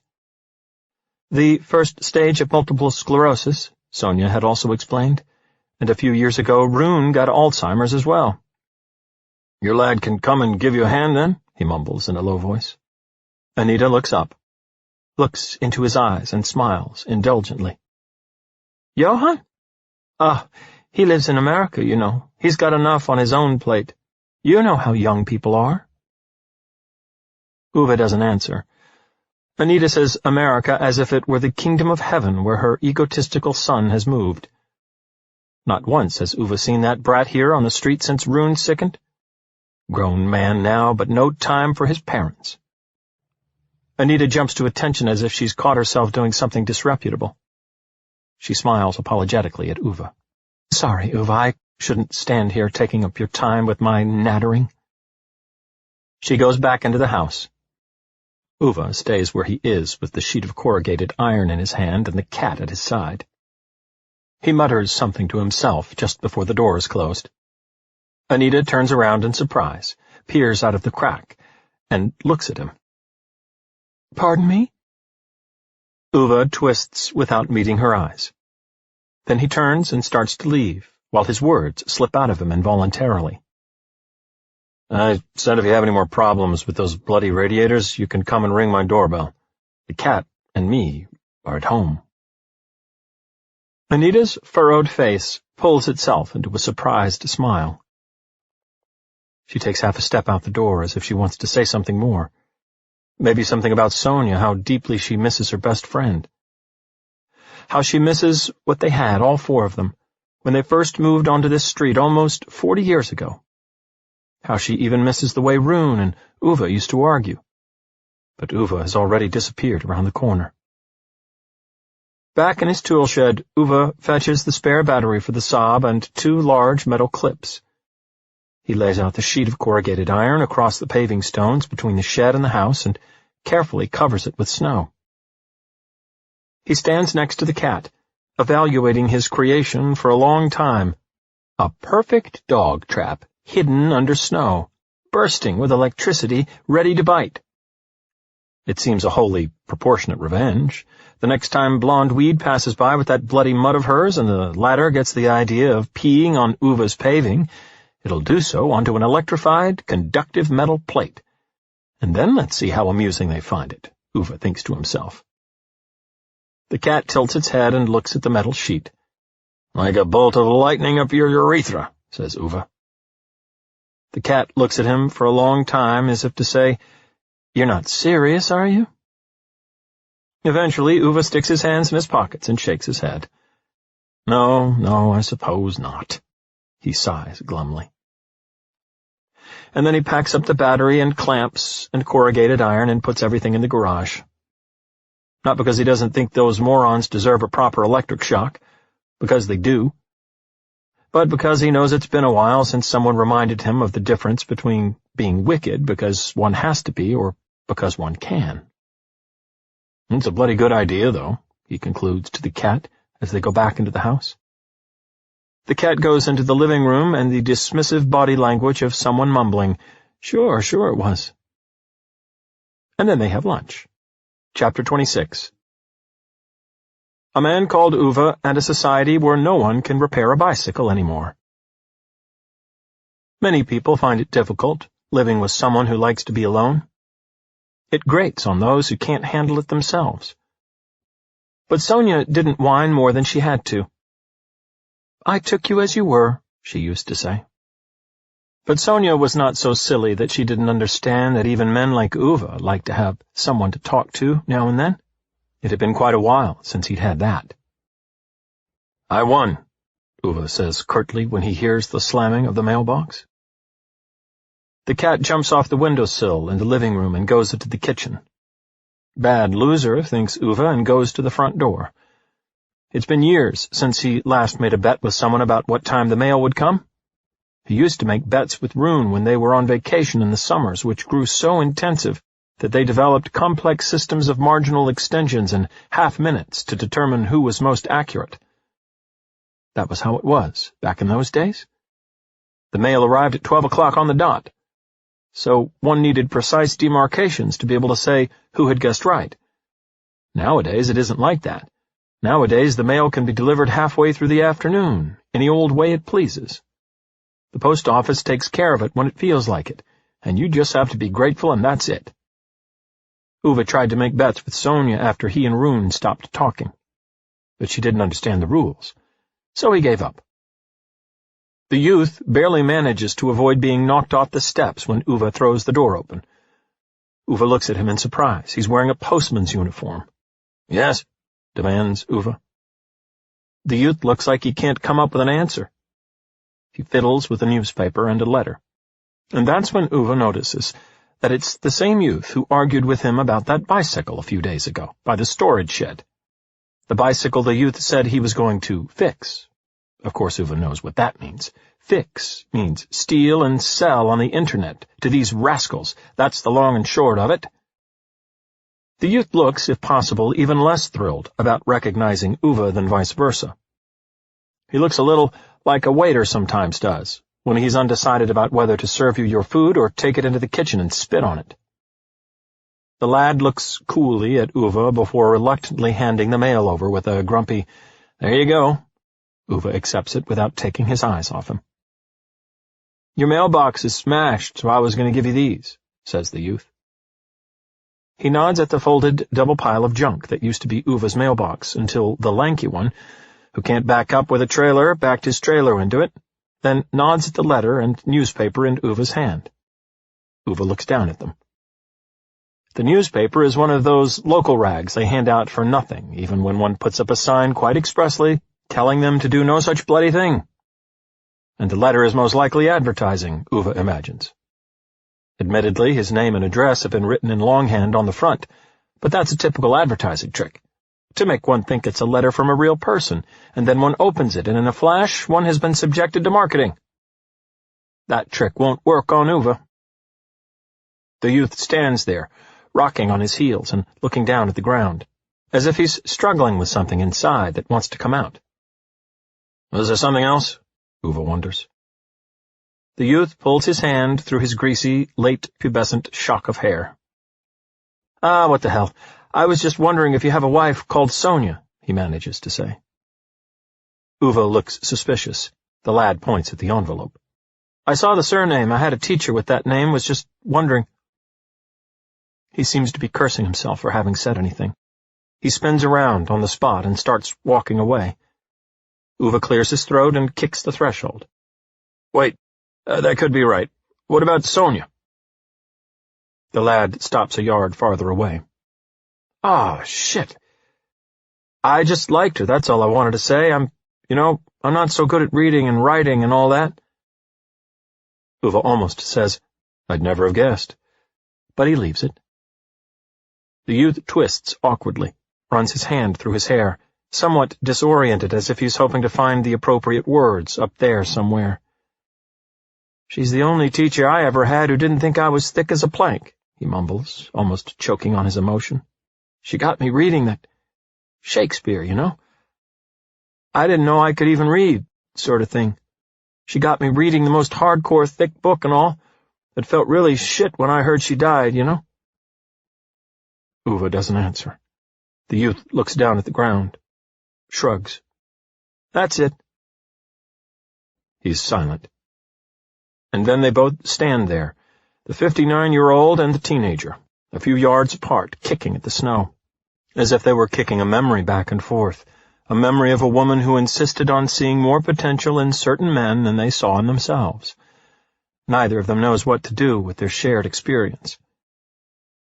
What are you doing with that bike? Says Uva at last. I promised to fix it up for my girlfriend. She lives there. The youth answers, nodding at the house at the far end of their row, opposite Anita and Rune's place, the one where those recycling types live when they're not in Thailand or wherever they go. Or, she's not my girlfriend yet, but I'm thinking I'm wanting her to be, sort of thing. Uva scrutinizes the youth as middle-aged men often scrutinize younger men who seem to invent their own grammar as they go along. So have you got any tools, then? He asks. The youth shakes his head. How are you going to repair a bike without tools? Uva marvels, more with genuine surprise than agitation. The youth shrugs. Dunno. Why'd you promise to repair it, then? The youth kicks the snow, scratches his face with his entire hand, embarrassed. Because I love her. Uva can't quite decide what to say to that one, so he rolls up the local newspaper and envelope and slaps it into his palm like a baton. I have to get going, the youth mumbles almost inaudibly, and makes a movement to turn around again. Come over after work, then, and I'll get the bike out for you. Uva's words seem to pop up out of nowhere. But you have to bring your own tools, he adds. The youth brightens up. You serious, man? Uva continues, slapping the paper baton into his hand. The youth swallows. Awesome! Wait, shit, I can't pick it up today. I have to go to my other job, but tomorrow, man, I can come tomorrow. Is it cool if I pick it up tomorrow, instead? Uva tilts his head and looks as if everything that's just been said came from the mouth of a character in an animated film.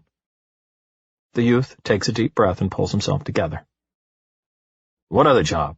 Asks Uva, as if he's had an incomplete answer in the final of Jeopardy. I sort of work in a cafe in the evenings and at the weekends, says the youth, with that new-won hope in his eyes about perhaps being able to rescue his fantasy relationship with a girlfriend who doesn't even know that she's his girlfriend, the sort of relationship that only a boy in late puberty with greasy hair can have. I need both jobs because I'm saving money, he explains. For what? A car. Ove can't avoid noticing how he straightens up slightly when he says car. Ove looks dubious for a moment. Then he slowly but watchfully slaps the baton into his palm again. What sort of car? I had a look at a Renault, the youth says brightly, stretching a little more. The air around the two men stops for 1/100th of a breath or so. An eerie silence suddenly envelops them. If this were a scene from a film, the camera would very likely have time to pan 360 degrees around them before Ove finally loses his composure. Renault? Renault? That's bloody French. You can't bloody well go and buy a French car. The youth seems just about to say something, but he doesn't get the chance before Ove shakes his whole upper body as if trying to get rid of a persistent wasp. Christ, you puppy, don't you know anything about cars? The youth shakes his head. Ove sighs deeply and puts his hand on his forehead, as if he's been struck by a sudden migraine. And how are you going to get the bicycle to the cafe if you don't have a car? He says at long last, visibly struggling to regain his composure. I hadn't thought about that, says the youth. Ove shakes his head. Renault! Christ almighty! The youth nods. Ove rubs his eyes in frustration. Where's the sodding cafe you work at, then? He mutters. 20 minutes later, Parvana opens her front door in surprise. Ove is standing outside, thoughtfully striking his hand with a paper baton. Have you got one of those green signs? What? You have to have one of those green signs when you're a student driver. Do you have one, or not? She nods. Yes, I have, but what? I'll come and pick you up in 2 hours. We'll take my car. Ove turns around and tramps back across the little road without waiting for an answer. Chapter 27. A Man Called Ove and a Driving Lesson.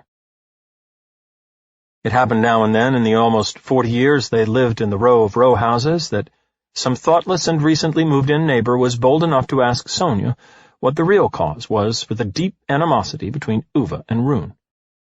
Why had two men who had once been friends suddenly started hating one another with such overpowering intensity? Sonia usually answered that it was quite straightforward. It was simply about how when the two men and their wives moved into their houses, Ove drove a Saab 96 and Rune a Volvo 244. A year or so later, Ove bought a Saab 95 and Rune bought a Volvo 245. 3 years later, Ove bought a Saab 900 and Rune bought a Volvo 265. In the decades that followed, Ove bought another 2 Saab 900s and then a Saab 9000. Rune bought another Volvo 265 and then a Volvo 745.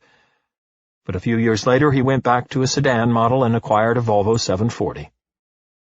Whereupon Ove bought yet one more Saab 9000, and Rune eventually went over to a Volvo 760, after which Ove got himself a Saab 9000i, and Rune part-exchanged to a Volvo 760 Turbo.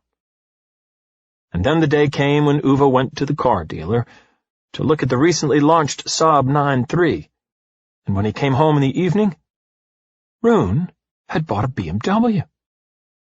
A BMW! Ove had roared at Sonia. How can you reason with a human being like that? How? And possibly it was not the entire explanation for why these two men loathed one another, Sonia used to explain. Either you understood it, or you didn't. And if you didn't understand, there was no point even trying to clarify the rest. Most people never did understand, Ove often commented. But then people had no idea of loyalty these days. The car was just a means of transport, and the road just a complication arising between 2 points. Ove is convinced this is why the roads are as bad as they are. If people were a little more careful with their cars, they wouldn't drive like idiots, he thinks, watching with concern as Parvana pushes away the newspaper he has spread across her seat. She has to retract the driver's seat as far as it'll go, so she can maneuver her pregnant belly into the car, then bring it forward all the way so she can reach the wheel. The driving lesson doesn't start so well. Or to be precise, it begins with Parvana trying to get into the Saab with a bottle of carbonated juice in her hand. She shouldn't have done that. Then she tries to fiddle with Ove's radio to find a more entertaining station. She shouldn't have done that either. Ove picks up the newspaper from the floor, rolls it up, and starts nervously striking it against his hand, like a more aggressive version of a stress ball. She grabs the wheel and looks at the instruments, like a curious child. "Where do we start?" she yells eagerly, after at long last agreeing to hand over the juice. Ove sighs. The cat sits in the back seat and looks as if it wished, with intensity, that cats knew how to strap on safety belts. "Press the clutch pedal," says Ove, slightly grim. Parvana looks around her seat as if searching for something. Then she looks at Ove and smiles ingratiatingly. "Which one's the clutch?" Uva's face fills with disbelief. She looks around the seat again, turns toward the seatbelt fixture in the backrest, as if she may find the clutch there. Ove holds his forehead. Parvana's facial expression immediately sours. "I told you I want a driver's license for an automatic. Why did you make me use your car?" "Because you're getting a proper license."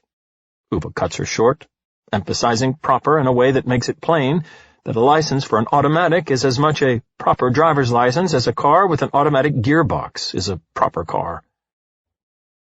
"Stop shouting at me," shouts Parvana. "I'm not shouting," Ove shouts back.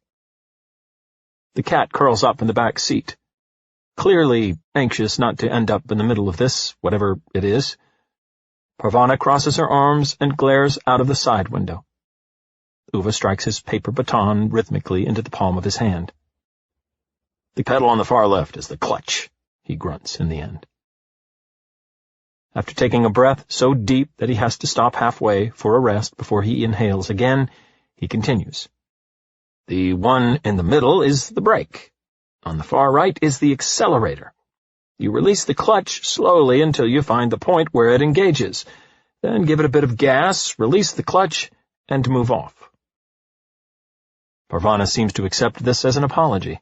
She nods and calms down, takes hold of the steering wheel, starts the car, and follows his instructions.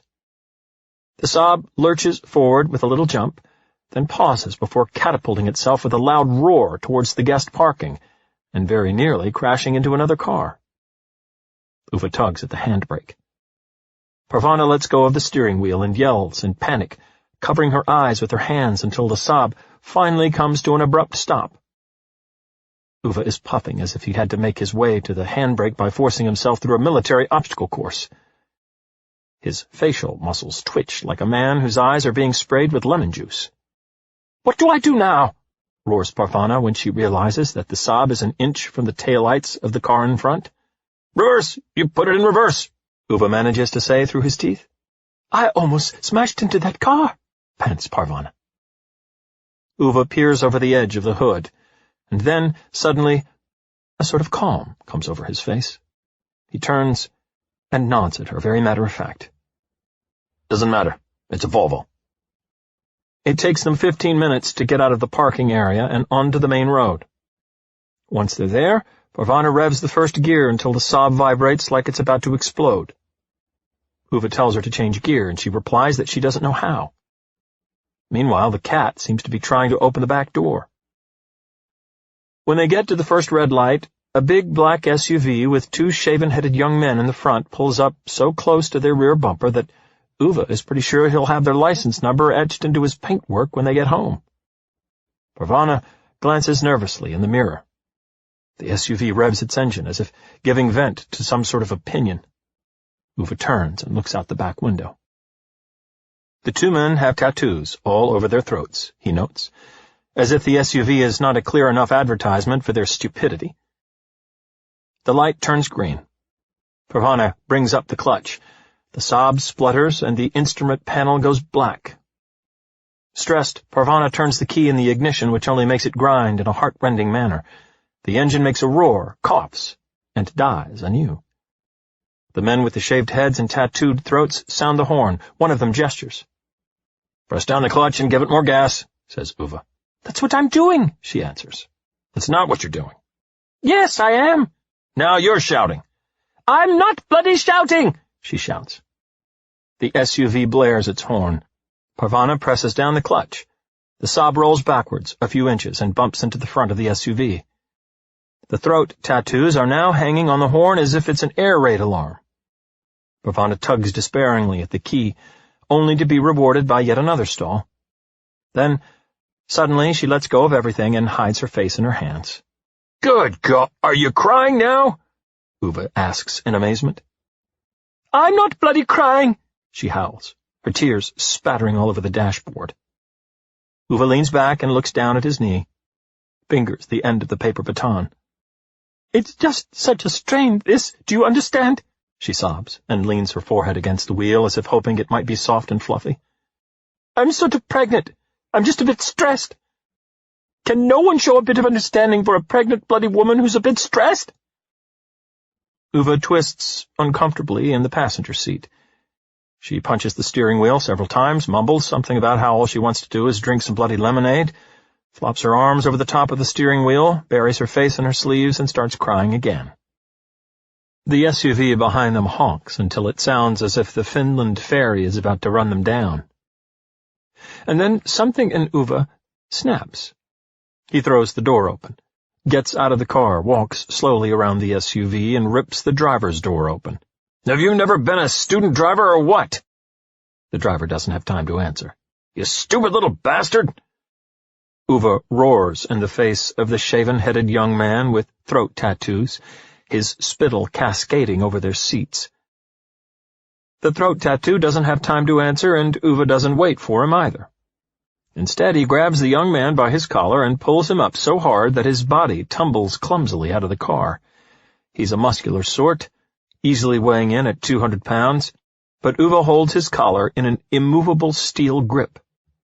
Evidently, Throat Tattoo is so surprised by the strength in the old man's grip that it doesn't occur to him to put up any resistance.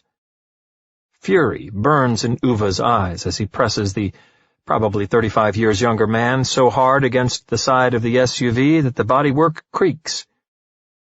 He places the tip of his index finger in the middle of the shaved head and positions his eyes so close to Throat Tattoo's face that they feel each other's breath. "If you sound that horn one more time, it'll be the last thing you do on this earth, got it?" Throat Tattoo allows his eyes to divert quickly towards his equally muscular friend inside the car, and then at the growing line of other cars behind the SUV. No one is making the slightest move to come to his assistance. No one beeps. No one moves. Everyone seems to be thinking the same thing. If a non-throat tattooed man of Uva's age without any hesitation steps up to a throat tattooed man of the age of this throat tattoo and presses him up against a car in this manner, then it's very likely not the throat tattooed man one should be most worried about annoying. Uva's eyes are black with anger.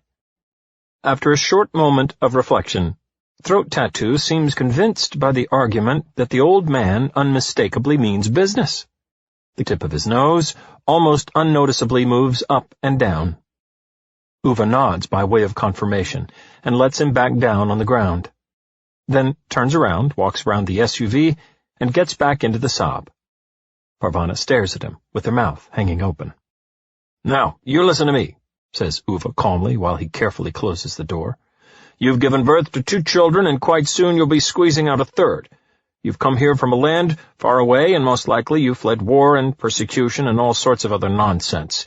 You've learned a new language and got yourself an education, and you're holding together a family of obvious incompetence. And I'll be damned if I've seen you afraid of a single bloody thing in this world before now." Ove rivets his eyes into her. Parvana is still agape. Ove points imperiously at the pedals under her feet. "I'm not asking for brain surgery. I'm asking you to drive a car. It's got an accelerator, a brake, and a clutch. Some of the greatest twits in world history have sorted out how it works, and you will as well." And then he utters 7 words, which Parvana will always remember as the loveliest compliment he'll ever give her. "Because you are not a complete twit." Parvana pushes a ringlet of hair out of her face, sticky with tears. Clumsily, she once again grabs hold of the steering wheel with both hands. Ove nods, puts on his safety belt, and makes himself comfortable. "Now, push the clutch down, and do what I say." and that afternoon, Parvana learns to drive. Chapter 28. A man who was Ove, and a man who was Rune. Sonia used to say that Ove was unforgiving. For instance, he refused to go back to the local bakery, 8 years after they gave him the wrong change when he bought pastries once at the end of the 1990s. Ove called it having firm principles. They were never quite in agreement when it came to words and their meanings. He knows that she is disappointed that he and Rune could not keep the peace. He knows that the animosity between him and Rune, to some extent, ruined the possibility of Sonia and Anita becoming the great friends they could have been.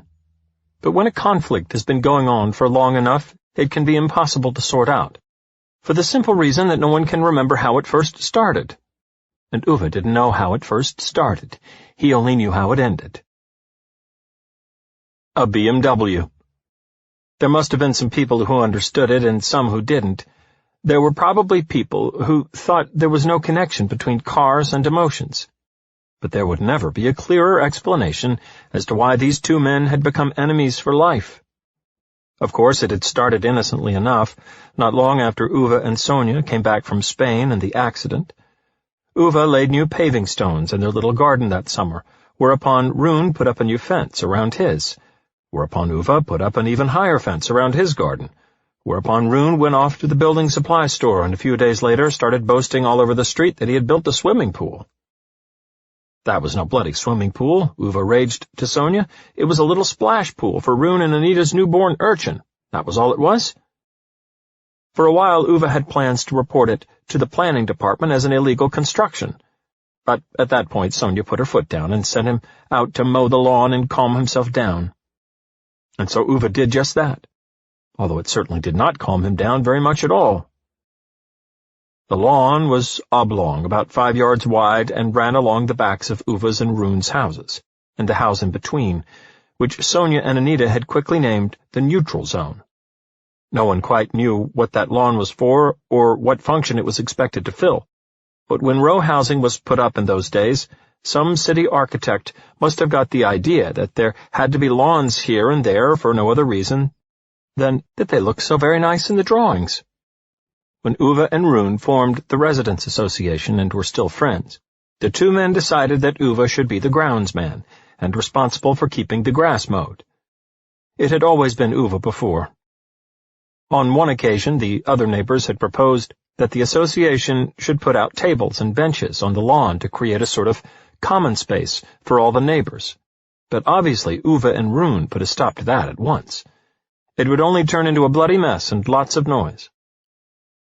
And as far as that went, it was all peace and joy. At least insofar as anything could be peace and joy when men like Ove and Rune were involved. Soon after Rune had built his pool, a rat ran across Uve's newly mown lawn and into the trees on the other side. Ove immediately called a crisis meeting of the association and demanded that all local residents put out rat poison around their houses.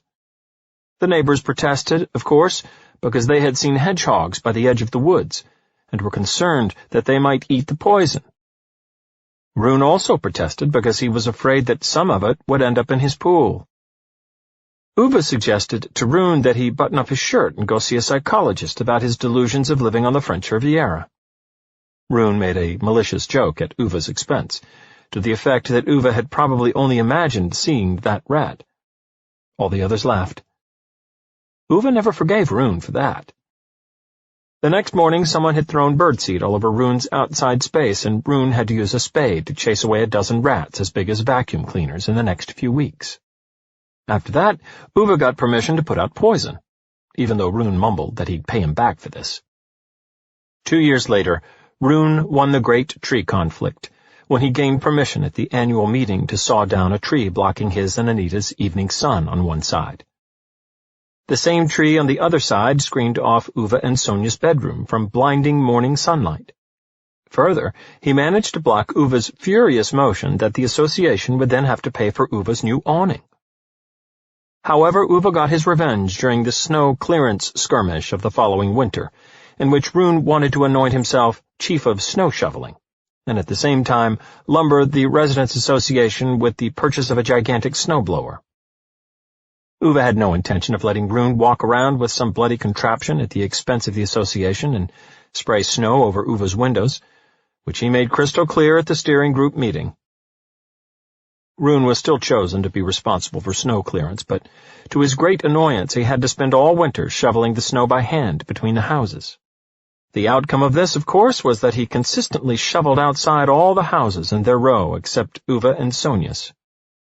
Just to annoy Rune, in mid-January Ove hired a gigantic snowblower to clear the 10 square yards outside his door. Rune was incandescent about it, Ove remembers with delight to this day.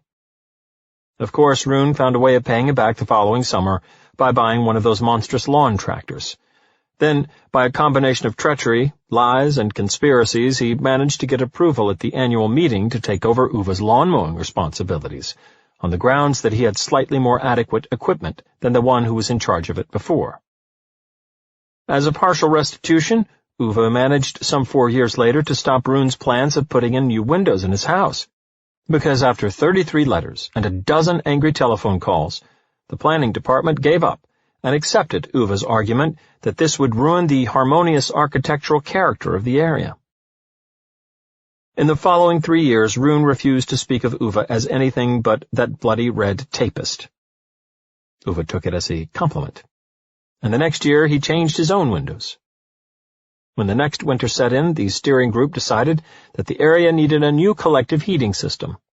Quite coincidentally, of course, Rune and Ove happened to have diametrically different views of what sort of heating system was required, which was jokingly referred to by the other neighbors as the Battle of the Water Pump. It grew into an eternal struggle between the two men. And so it continued. But as Sonia used to say, there were also some other moments. There weren't many of them, but women like Sonia and Anita knew how to make the most of them. Because there hadn't always been burning conflict. One summer in the 1980s, for instance, Ove had bought a Saab 9000 and Rune a Volvo 760. And they were so pleased with this that they kept the peace for several weeks. Sonia and Anita even managed to get all 4 of them together for dinner on a few occasions. Rune and Anita's son, who'd had time to turn into a teenager by this stage, with all the divinely sanctioned charmlessness and impoliteness this entailed, sat at one end of the table like an irritable accessory. That boy was born angry, Sonia used to say with sadness in her voice. But Ove and Rune managed to get along so well that they even had a little whiskey together at the end of the evening. Unfortunately, at their last dinner that summer, Ove and Rune had the idea of having a barbecue, and obviously they started feuding at once about the most effective way of lighting Uve's globe grill. Within 15 minutes, the argument had escalated so much in volume that Sonia and Anita agreed it might be best to eat their dinner separately after all. The two men had time to buy and sell a Volvo 760 Turbo and a Saab 9000i before they spoke to one another again. Meanwhile, the neighbors came and went in the row of houses. In the end, there had been so many new faces in the doorways of the other row houses that they all merged in a sea of gray. Where before there had been forest, there were only construction cranes. Ove and Rune stood outside their houses, hands obstinately shoved into their trouser pockets like ancient relics in a new age, while a parade of uppity real estate agents barely able to see over their grapefruit-size tie knots patrolled the little row between the houses and kept their eyes on them, like vultures watching aging water buffaloes. They could hardly wait to move some bloody consultants' families into their houses. Both Ove and Rune knew that very well. Rune and Anita's son moved away from home when he was 20 in the early 1990s. Apparently he went to America, Ove found out from Sonia. They hardly saw him again. From time to time, Anita had a telephone call around the time of Christmas, but he was so busy with his own things now, as Anita said when she tried to keep her spirits up, even though Sonia could see that she had to hold back her tears. Some boys leave everything behind and never look back. That was all there was to it.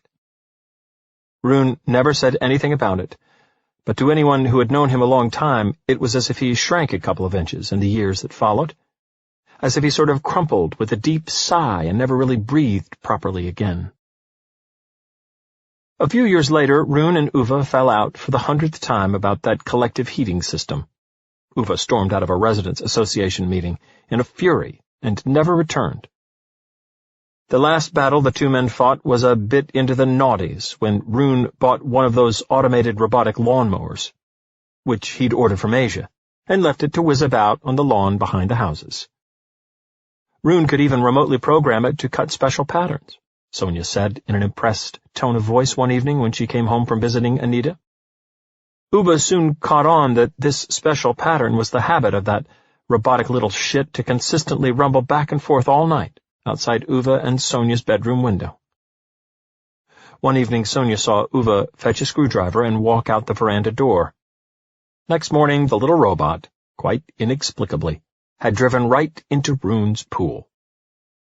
The month after, Rune went into the hospital for the first time. He never bought another lawnmower. Ove did not know himself how their animosity had begun, though he knew very well that it ended there and then. Afterwards it was only memories for Ove, and a lack of them for Rune. And there were very likely people who thought one could not interpret men's feelings by the cars they drove. But when they moved onto the street, Ove drove a Saab 96 and Rune a Volvo 244. After the accident, Ove bought a Saab 95 so he'd have space for Sonia's wheelchair. That same year, Rune bought a Volvo 245 to have space for a stroller. 3 years later, Sonia got a more modern wheelchair and Ove bought a hatchback, a Saab 900. Rune bought a Volvo 265 because Anita had started talking about having another child.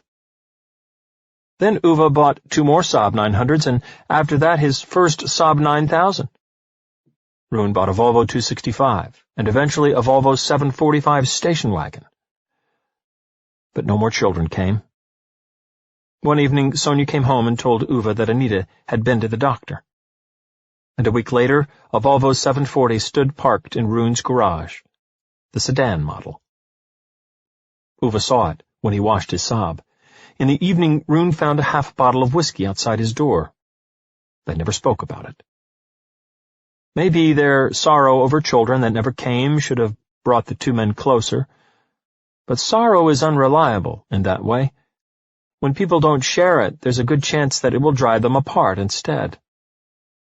Maybe Ove never forgave Rune for having a son who he could not even get along with. Maybe Rune never forgave Ove for not being able to forgive him for it. Maybe neither of them forgave themselves for not being able to give the woman they loved more than anything what they wanted more than anything. Rune and Anita's lad grew up and cleared out of home as soon as he got the chance.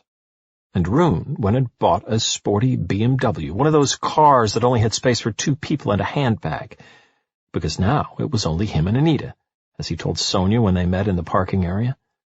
And one can't drive a Volvo all of one's life, he said with an attempt at a half-hearted smile. She could hear that he was trying to swallow his tears, and that was the moment when Ove realized that a part of Rune had given up forever. And for that, maybe neither Ove nor Rune forgave him. So there were certainly people who thought that feelings could not be judged by looking at cars. But they were wrong. Chapter 30. A Man Called Ove and a Society Without Him. Ove brushes the snow off the gravestone, digs determinedly into the frozen ground, and carefully replenishes the flowers. He stands up, dusts himself off, and looks helplessly at her name, feeling ashamed of himself. He who always used to nag at her about being late, now he stands here himself, apparently quite incapable of following her as he'd planned. "It's just been bloody mayhem," he mumbles to the stone. And then he's silent again. He doesn't know what happened to him after her funeral. The days and weeks floated together in such a way and in such utter silence that he could hardly describe what exactly he was doing. Before Parvana and that Patrick backed into his mailbox, he could barely remember saying a word to another human being since Sonia died. Some evenings he forgets to eat. That's never happened before, as far as he can remember. Not since he sat down with her on that train almost 40 years ago. As long as Sonia was there, they had their routines. Ove got up at 5:45, made coffee, went off for his inspection. By 6:30, Sonia had showered, and then they had breakfast and drank coffee. Sonia had eggs. Ove had bread.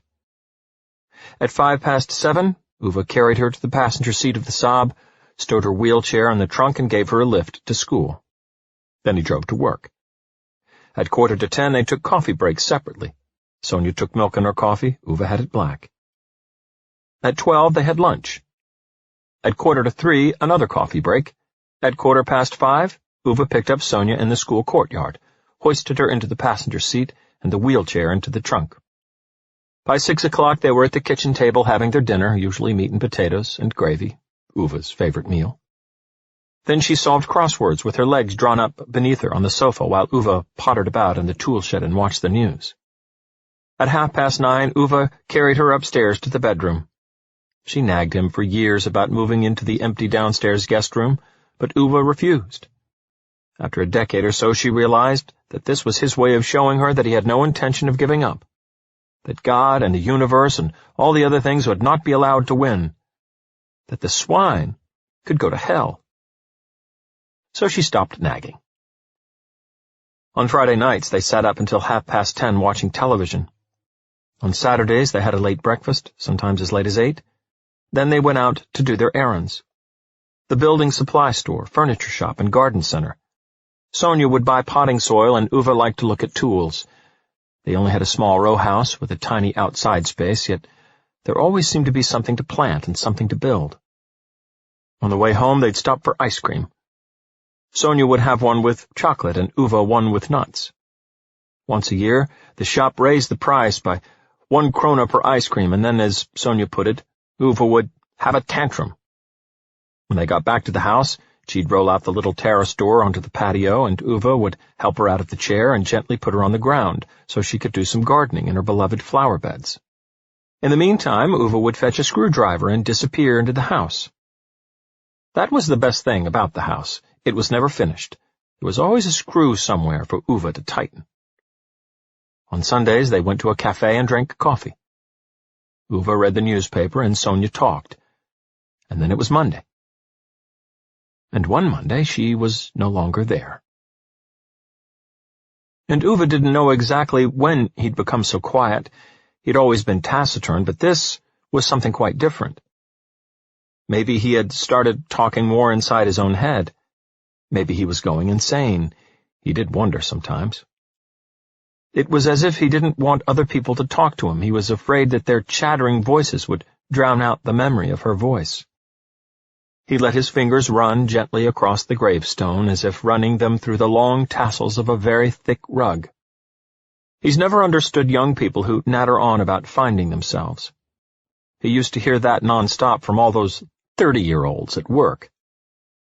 All they ever talked about was how they wanted more leisure time, as if that was the only point of working, to get to the point where one didn't have to do it.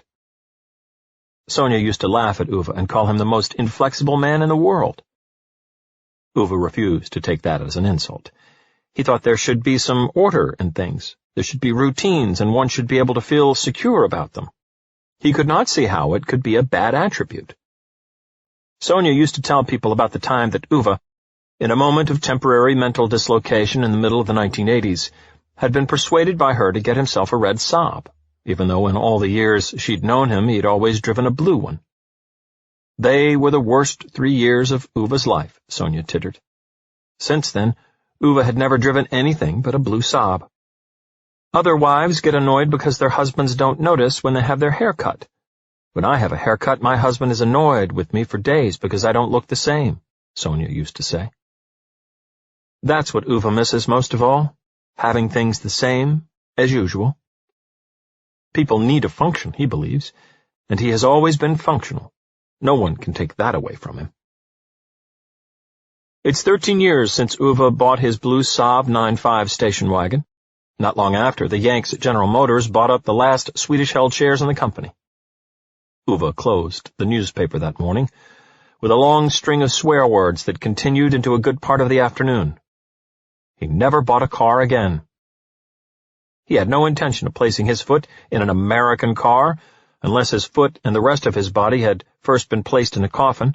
They should be bloody clear about that.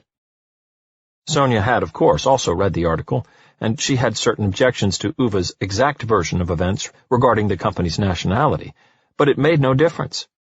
Ove had made up his mind, and now he was fixed on it. He was going to drive his car until either he or it broke down. Either way, proper cars were not being made anymore, he'd decided. There was only a lot of electronics and crap inside them now, like driving a computer. You couldn't even take them apart without the manufacturers whining about invalid warranties. So it was just as well. Sonia said once that the car would break down with sorrow the day Ove was buried. And maybe that was true. But there was a time for everything, she also said. Often. For example, when the doctors gave her the diagnosis 4 years ago, she found it easier to forgive than Ove did. Forgive God and the universe and everything. Ove got angry instead. Maybe because he felt someone had to be angry on her behalf, when everything that was evil seemed to assail the only person he had ever met who didn't deserve it. So, he fought the whole world. He fought with hospital personnel, and he fought with specialists and chief physicians. He fought with men in white shirts and the council representatives, who in the end grew so numerous that he could barely remember their names. There was an insurance policy for this, another insurance policy for that. There was one contact person because Sonia was ill and another because she was in a wheelchair. Then a third contact person, so she did not have to go to work, and a fourth contact person to try to persuade the bloody authorities that this was precisely what she wanted, to go to work. And it was impossible to fight the men in white shirts, and one could not fight a diagnosis. Sonia had cancer. "We have to take it as it comes," said Sonia, and that was what they did. She carried on working with her darling troublemakers for as long as she could until Ove had to push her into the classroom every morning because she no longer had the strength to do it herself. After a year, she was down to 75% of her full working week. After 2 years, she was on 50%. After 3 years, she was on 25%. When she finally had to go home, she wrote a long personal letter to each of her students and exhorted them to call her if they ever needed anyone to talk to. Almost every one did call. They came to visit in long lines. One weekend there were so many of them in the row house that Ove had to go outside and sit in his tool shed for 6 hours. When the last of them had left that evening, he went around the house, carefully assuring himself that nothing had been stolen. As usual. Until Sonia called out to him not to forget to count the eggs in the fridge. Then he gave up, carried her up the stairs while she laughed at him. He put her in the bed, and then, just before they went to sleep, she turned to him, hid her finger in the palm of his hand, burrowed her nose under his collarbone. "God took a child from me, darling Ove, but he gave me 1,000 others." In the 4th year, she died. Now he stands there running his hand over her gravestone again and again, as if he's trying to rub her back to life. "I'm really going to do it this time. I know you don't like it. I don't like it either," he says in a low voice. He takes a deep breath, as if he has to steel himself against her trying to convince him not to do it. "See you tomorrow," he says firmly, and stamps the snow off his shoes, as if not wanting to give her a chance to protest. Then he takes the little path down to the parking area, with the cat padding along beside him. Out through the black gates, around the Saab, which still has the learner plate stuck to the back door, he opens the passenger door. Ravana looks at him, her big brown eyes filled with empathy. "I've been thinking about something," she says carefully, as she puts the Saab into gear and pulls off. "Don't." But she can't be stopped.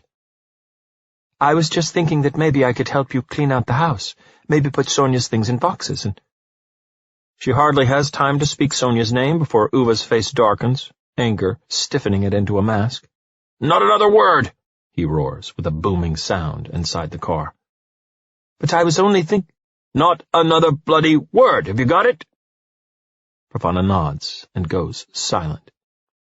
Shaking with anger, Uva stares out the window all the way home. Chapter 31. A Man Called Ove backs up a trailer. Again.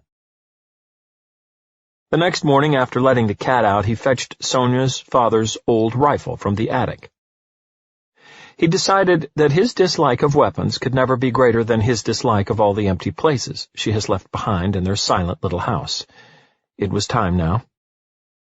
But it seems that someone, somewhere, knows the only way of stopping him is to put something in his way that makes him angry enough not to do it. For this reason he stands now in the little road between the houses, his arms defiantly crossed, looking at the man in the white shirt, and saying, "I'm here because there was nothing good on the TV." The man in the white shirt has been observing him without the slightest hint of emotion through the entire conversation. In fact, whenever Ove has met him, he has been more like a machine than a person, just like all the other white shirts Ove has run into in his life. The ones who said Sonia was going to die after the coach accident, the ones who refused to take responsibility afterwards, and the ones who refused to hold others responsible, the ones who would not build an access ramp at the school, the ones who did not want to let her work, the ones who went through paragraphs of small print to root out some clause, meaning they wouldn't have to pay out any insurance money, the ones who wanted to put her in a home. They had all had the same empty eyes, as if they were nothing but shiny shells walking around, grinding away at normal people and pulling their lives to pieces. But when Ove says that thing about there being nothing good on TV, he sees a little twitch at the temple of the white shirt. A flash of frustration, perhaps? Amazed anger, possibly? Pure disdain, very likely. It's the first time Ove has noticed that he's managed to get under the skin of the white shirt, of any white shirt at all. The man snaps his jaws shut, turns around, and starts to walk away. Not with the measured, objective steps of a council employee in full control, but something else. With anger, impatience, vengefully. Ove can't remember anything having made him feel so good in a long, long time. Of course, he was supposed to have died today. He had been planning to calmly and peacefully shoot himself in the head just after breakfast. He tidied the kitchen and let the cat out and made himself comfortable in his favorite armchair. He'd planned it this way because the cat routinely asked to be let out at this time. One of the few traits of the cat that Ove was highly appreciative of was its reluctance to crap in other people's homes. Ove was a man of the same ilk. But then, of course, Parvana came banging on his door as if it were the last functioning toilet in the civilized world, as if that woman had nowhere to wee at home. Ove put the rifle away behind the radiator so she wouldn't see it and start interfering. He opened the door, and she more or less had to press her telephone into his hand by violent means before he accepted it. "What is this?" Ove wanted to know. The telephone held between his index finger and his thumb, as if it smelled bad. "It's for you," groaned Parvana, holding her stomach and mopping sweat from her forehead, even though it was below freezing outside. "That journalist." "What do I want with her telephone?" "God, it's not a telephone. It's my telephone. She's on the line," Parvana said impatiently. Then, before he could protest, she squeezed past him and headed for his bathroom. "Yes," said Ove, lifting the telephone to within a couple of inches of his ear, slightly unclear about whether he was still talking to Parvana or the person at the other end. "Hi!" yelled the journalist woman, Lena. Ove felt it might be wise to move the phone farther away from his ear. "So, are you ready to give me an interview now?" she went on in a gung-ho tone.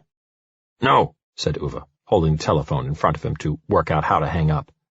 "Did you read the letter I sent you, or the newspaper? Have you read the newspaper? I thought I'd let you see it, so you can form an impression of our journalistic style." Ove went into the kitchen, picked up the newspaper and letter that Adrian Fellow had brought over a few days earlier. "Have you got it?" roared the journalist woman. "Calm yourself down, I'm reading it, aren't I?" Ove said out loud to the telephone and leaned over the kitchen table. "I was just wondering if—" she continued valiantly. "Can you calm down, woman?" Ove raged. Suddenly, out of the window, Ove noticed a man in a white shirt in a Skoda, driving past his house. "Hello," the journalist woman called just before Ove flew out the front door. "Oh, dear, dear," Parvana mumbled anxiously when she came out of the bathroom and caught sight of him careering along between the houses. The man in the white shirt got out of the Skoda on the driver's side outside Rune and Anita's house. "It's enough now, you hear? You're not driving your car inside the residential area, not another bloody yard. You got it?" shouted Ove in the distance, long before he'd even reached him. The little man in the white shirt, in a most superior manner, adjusted the cigarette packet in his breast pocket while calmly meeting Uva's gaze. "I have permission." "Like hell you do." The man in the white shirt shrugged as if to chase away an irritating insect more than anything. "And what exactly are you going to do about it, Ove?" The question actually caught Ove off balance. Again. He stopped, his hands trembling with anger, at least a dozen pieces of invective at his disposal. But to his own surprise, he could not bring himself to use any of them.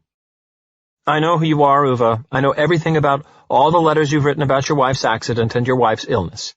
You're something of a legend in our offices, you should know," said the man in the white shirt, his voice quite unwavering. Uve's mouth opened into a crack. The man in the white shirt nodded at him. "I know who you are, and I'm only doing my job. A decision is a decision. You can't do anything about it. You should have learned that by now." Ove took a step towards him, but the man put up a hand against his chest and pressed him back, not violently, not aggressively, just softly and firmly, as if the hand did not belong to him but was directly controlled by some robot at the computer center of a municipal authority. "Go and watch some TV instead, before you have more problems with that heart of yours." On the passenger side of the Skoda, the determined woman wearing an identical white shirt stepped out with a pile of paper in her arms. The man locked the car with a loud bleep. Then he turned his back on Ove as if Ove had never stood there talking to him. Ove stayed where he was, his fists clenched at his sides and his chin jutting out as if he were an outraged bull elk. The white shirts disappeared into Anita and Rune's house. It took a minute before he recovered himself enough to even turn around. But then he did so with determined fury and started walking towards Parvana's house. Parvana was standing halfway up the little road. "Is that useless husband of yours at home?" Ove growled, walking past her without waiting for an answer. Parvana didn't have time to do more than nod before Ove, in 4 long strides, reached their front door. Patrick opened it, standing there on crutches, casts apparently covering half of his body. "Hi, Ove," he called out cheerfully, trying to wave with the crutch, with the immediate effect that he lost his balance and stumbled into the wall. "That trailer you had when you moved in, where did you get it?" Ove demanded. Patrick leaned with his functioning arm against the wall, almost as if he wanted it to look as if he had meant to stumble into it. "What? Oh, that trailer. I borrowed it off a guy at work." "Call him. You need to borrow it again." And this was the reason why Ove did not die today, because he was detained by something that made him sufficiently angry to hold his attention. When the man and woman in the white shirts come out of Anita and Rune's house almost an hour later, they find that their little white car with the council logo has been boxed into the little cul-de-sac by a large trailer. A trailer that someone, while they were inside the house, must have parked exactly so it blocks the entire road behind them. One could almost think it had been done on purpose. The woman looks genuinely puzzled, but the man in the white shirt immediately walks up to Ove. "Have you done this?" Ove crosses his arms and looks at him coldly. "No." The man in the white shirt smiles in a superior manner, the way men in white shirts who are used to always having things their own way smile when someone tries to disagree with them. "Move it at once." "I don't think so," says Ove. The man in the white shirt sighs as if the threatening statement he makes after that were directed at a child. "Move the trailer, Ove, or I'll call the police." Ove shakes his head nonchalantly, pointing at the sign farther down the road. "Motor vehicles prohibited inside the residential area. It says so clearly on the sign." "Don't you have anything better to do than standing out here pretending to be the foreman?" groans the man in the white shirt. "There was nothing good on TV," says Ove. And that's when there's a little twitch at the temple of the man in the white shirt, as if his mask has slipped a little, just a fraction. He looks at the trailer, his boxed-in Skoda, the sign, Ove standing in front of him with his arms crossed. The man seems to consider for an instant whether he might try to force Ove by violence, but he realizes in another instant that this would very likely be an extremely bad idea. "This was very silly of you, Ove. This was very, very silly," he hisses, finally, and his blue eyes, for the first time, are filled with genuine fury. Uve's face does not betray the slightest emotion. The man in the white shirt walks away, up towards the garages and the main road with the sort of steps that make it clear that this will not be the end of this story.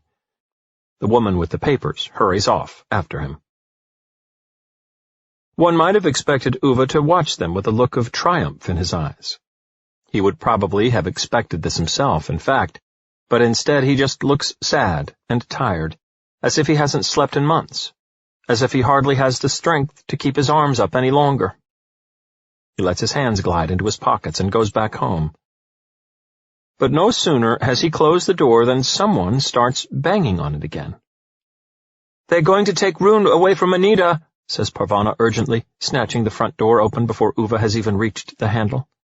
"Bah!" Ove snorts tiredly.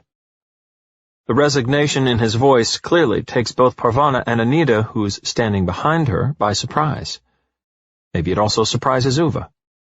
He inhales quickly through his nose, looks at Anita. She's grayer and more sunken than ever. Her eyes are red, swollen. "They say they'll come and pick him up this week and that I can't manage to take care of him myself," she says in a voice so fragile that it hardly manages to get past her lips. "We have to do something," cries Parvana, grabbing him.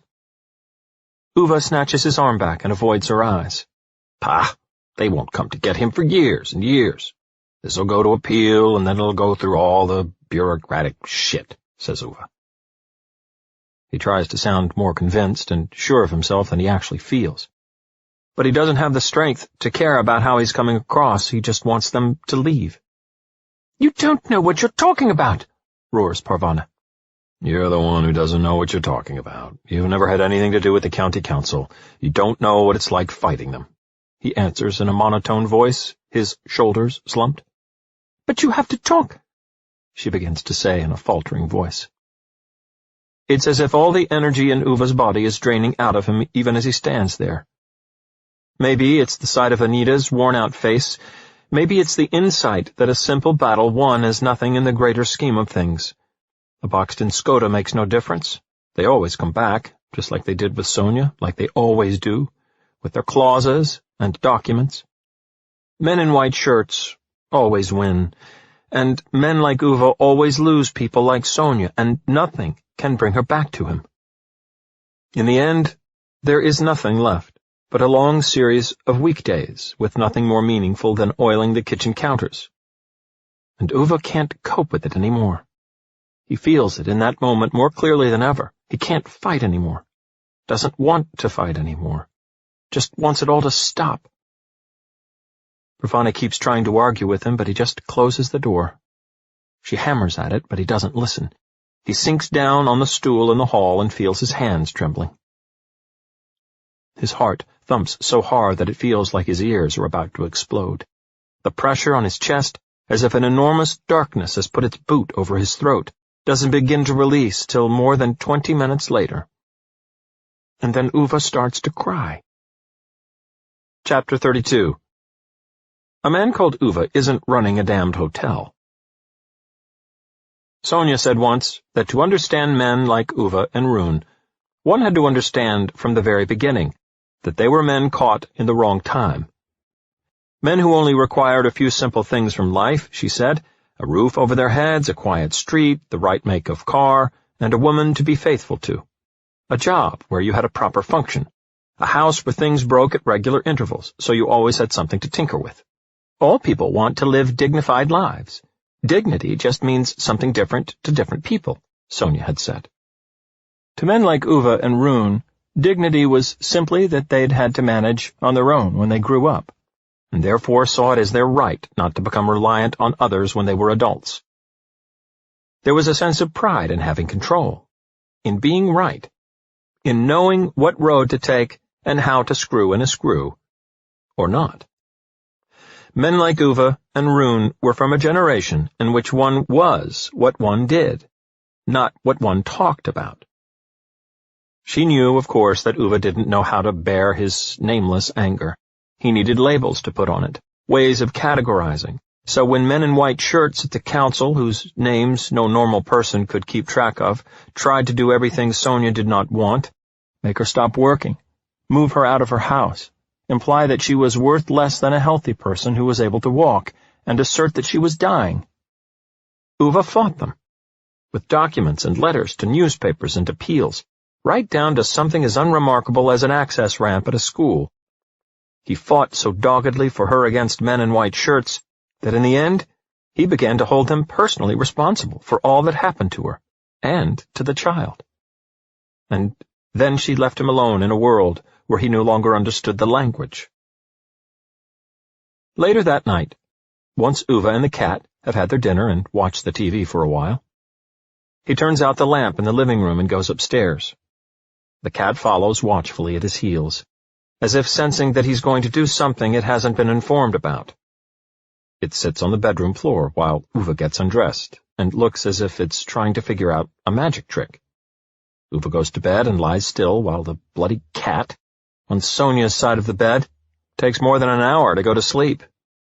Obviously, he does not go to such lengths because of some lingering sense of obligation to the cat. He just doesn't have the energy for an argument. He can't be expected to explain the concept of life and death to an animal that can't even take care of its own fur. When the cat finally rolls onto its back on Sonia's pillow and starts snoring with an open mouth, Ove sneaks out of bed as light-footedly as he can, goes down into the living room, gets out the rifle from the hiding place behind the radiator. He gets out 4 heavy-duty tarpaulins he's fetched in from the tool shed and hidden in the broom cupboard so the cat doesn't notice them, starts taping them up on the walls in the hall. Ove, after some consideration, has decided that this will probably be the best room for the deed because it has the smallest surface area. He's assuming that there's a good deal of splattering when one shoots oneself in the head, and he's loath to leave more of a mess behind than he has to. Sonia always hated it when he made a mess. He's wearing his going-out shoes and suit again. It's dirty and still smells of car exhaust, but it'll have to do. He weighs the rifle in his hands as if checking its center of gravity, as if this will play a decisive role in the future of the venture. He turns and twists it, tries to angle the barrel almost as if intending to fold the weapon double. Not that Ove knows very much about weapons, but one wants to know if it's a decent piece of equipment one's got, more or less. And because Ove supposes one can't test the quality of a rifle by kicking it, he decides it can be done by bending and pulling at it to see what happens. While he's doing this, it strikes him that it was probably a fairly bad idea to put on his best gear. Will be an awful lot of blood on the suit, Ove imagines. Seems silly. So he puts down the rifle, goes into the living room, gets undressed, carefully folds up the suit, and puts it neatly beside his going-out shoes. Then he gets out the letter with all the instructions for Parvana and writes, "Bury me in my suit," under the heading Funeral Arrangements, and puts the letter on top of the pile of clothes. He has already stated clearly and unmistakably that there should not be any fuss in other respects. No exaggerated ceremony and rubbish like that. Shove him in the ground next to Sonia, that's all. The spot has already been prepared and paid for, and Ove has put cash in the envelope for the hearse. So, wearing nothing but his socks and underwear, Ove goes back into the hall and picks up his rifle. He catches sight of his own body in the hall mirror. He hasn't seen himself in this way for probably 35 years. He's still quite muscular and robust, certainly in better shape than most men of his age. But something's happened to his skin that makes him look like he's melting, he notes. It looks terrible. It's very quiet in the house. In the whole neighborhood, actually, everyone's sleeping. And only then does Ove realize that the cat will probably wake at the sound of the shot. Will probably scare the living daylights out of the poor critter, Ove admits. He thinks about this for a good while before he determinedly sets down the rifle and goes into the kitchen to turn on the radio. Not that he needs music to take his own life, and not that he likes the idea of the radio clicking its way through units of electricity when he's gone. But because if the cat wakes up from the bang, it may end up thinking that it's just a part of one of those modern pop songs the radio plays all the time these days. And then go back to sleep. That is Ove's train of thought. There's no modern pop song on the radio, Ove hears, when he comes back into the hall and picks up the rifle again. It's the local news bulletin. So he stays where he is for a moment and listens. Not that it's so important to listen to the local news when you're about to shoot yourself in the head, but Ove thinks there's no harm in keeping yourself updated. They talk about the weather, and the economy, and the traffic. and the importance of local property owners staying vigilant over the weekend because of a large number of burglary rings on the rampage all over town. Bloody hooligans, Ove mutters and grips the rifle a little more firmly when he hears that. From a purely objective point of view, the fact that Ove was wielding a gun was something two other hooligans, Adrian and Mersad, would ideally have been aware of before they unconcernedly trotted up to Uve's front door a few seconds later. They would then quite likely have understood that when Ove heard their creaking steps in the snow, he would not immediately think to himself, "Guests, how nice," but rather, "Well, I'll be damned." And they probably also know that Ove, wearing nothing but socks and underpants, with a three-quarter-century-old hunting rifle in his hands, would kick the door open like an aging, half-naked suburban Rambo. And maybe then Adrian would not have screamed in a high-pitched voice that went right through every window on the street, nor would he have turned in panic and run into the tool shed, almost knocking himself unconscious. It takes a few confused cries and a good deal of tumult before Mersad has time to clarify his identity as that of a normal hooligan, not a burglar hooligan, and for Ove to come to grips with what is happening. Before then, he has had time to wave his rifle at them, making Adrian scream like an air raid warning. "Shush! You'll wake the bloody cat!" Ove hisses angrily while Adrian reels backwards, a swelling as large as a medium-sized pack of ravioli on his forehead. "What in the name of God are you doing here?" he raves, the gun still firmly fixed on them. "It's the middle of the bloody night!" Mersad is holding a big bag in his hand, which he gently drops into the snow.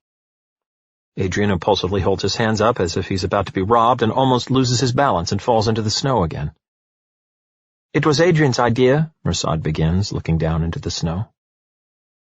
"Mersad came out today, you know," Adrian blurts out. "What?" "He came out, you know, told everyone he was—" says Adrian, but he seems slightly distracted, partly by the fact that a fuming old man in his underpants is pointing a gun at him, and partly because he is increasingly convinced that he sustained some sort of concussion. Mersad straightens up and looks at Ove with more determination. "I told my dad I'm gay." Uve's eyes grow slightly less threatening, but he doesn't lower his rifle. "My dad hates gays. He always said he'd kill himself if he found out that any of his children were gay," Mersad goes on. After a moment's silence, he adds, "He didn't take it so well, you might say." "You throwed him out," Adrian interjects. "Threw," Ove corrects. Mersad picks up his bag from the ground and nods anew at Ove. "This was a stupid idea. We shouldn't have disturbed—" "Disturb me with what?" Ove cuts him short. Now that he's standing here in his underpants and below freezing temperatures, he might as well at least find out the reason why, it seems to him. Mersad takes a deep breath, as if he's physically shoving his pride down his throat. "Dad said I was sick and not welcome under his roof with my unnatural ways," he says, swallowing hard before he manages to spit out the word unnatural. "Because you're a bender?" Ove clarifies. Mersad nods. "I don't have any relatives here in town. I was going to stay the night at Adrian's, but his mom's new boyfriend is staying." He goes quiet, looks like he's feeling very silly. "It was an idiotic idea," he says in a low voice and makes a move to turn around and leave. Adrian, on the other hand, seems to be rediscovering a desire for discussion, and he stumbles eagerly through the snow towards Ove. "What the hell, Ove? You've got a load of space in there, so we thought maybe he could crash here tonight." "Here? This is not a damned hotel," says Ove, raising the rifle so that Adrian's chest collides right into the barrel. Adrian freezes. Mersad takes 2 quick steps forward through the snow and puts his hand on the rifle. "We had nowhere else to go, sorry," he says in a low voice while gently turning the barrel away from Adrian. Ove looks like he's coming to his senses, slightly. He lowers his weapon to the ground, when he almost imperceptibly takes a half-step backwards into the hall, as if he's only now become aware of the cold which envelops his not-so-well-dressed body. He notices, from the corner of his eye, the photo of Sonia on the wall. The red dress, the bus trip to Spain when she was pregnant. He asked her so many times to take that bloody photo down, but she refused. Said it was a memory worth as much as any other. Obstinate woman. So this should have been the day Ove finally died. Instead, it became the evening before the morning when he woke with not only a cat but also a bent person living in his row house. Sonia would have liked it, most likely. She liked hotels. Chapter 33. A Man Called Ove, and an inspection tour that is not the usual. Sometimes it is difficult to explain why some men suddenly do the things they do. Sometimes, of course, it's because they know they'll do them sooner or later anyway, and so they may as well just do them now. And sometimes it's the pure opposite, because they realize they should have done them long ago. Ove has probably known all along what he has to do, but all people at root are time optimists. We always think there's enough time to do things with other people, time to say things to them, and then something happens, and then we stand there holding on to words like if. As he marches down the stairs the next morning, he stops in the hallway. It hasn't smelled like this in the house since Sonia died. Watchfully, he takes the last few steps down, lands on the parquet floor, and stands in the doorway of the kitchen, his body language that of a man who has just caught a thief red-handed. "Is that you, who's been toasting bread?" Mersad nods anxiously. "Yes, I hope that's okay. Sorry. Is it?" Ove notices that he's made coffee, too. The cat is on the floor eating tuna.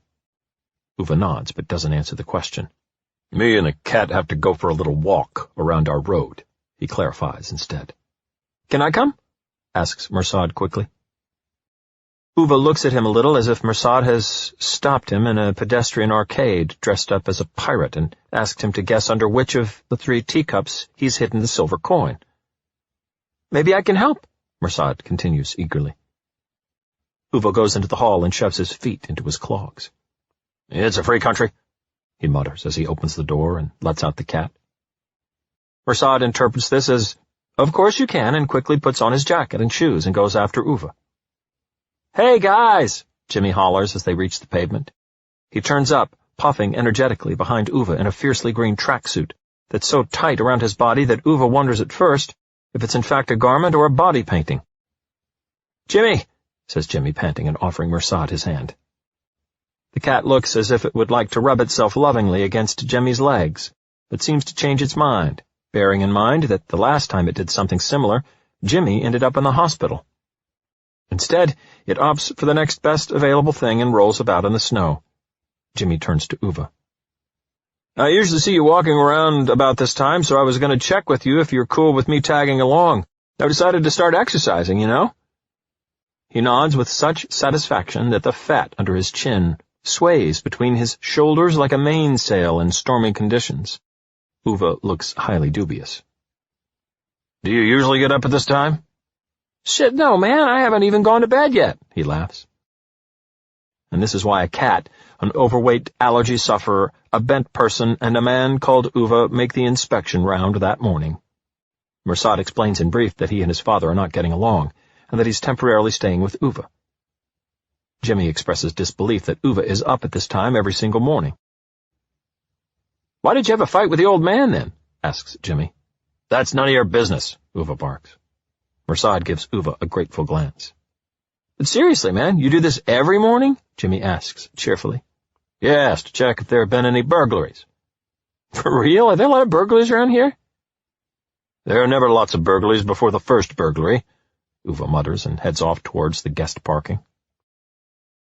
The cat looks at Jimmy as if unimpressed by his fitness drive. Jimmy pouts and touches his stomach in the apparent belief that he has already lost some weight. "Did you hear about Rune, then?" he calls out, hastening his steps into a half-jog behind Ove. Ove doesn't answer. "Social services is coming to pick him up, you know," Jimmy explains once he's caught up. Ove opens his pad and starts noting down the license plates of the cars. Jimmy evidently takes his silence as an invitation to keep talking. "You know, the long and short of it is, Anita applied for more home help. Rune has just passed it and she couldn't deal with it anymore.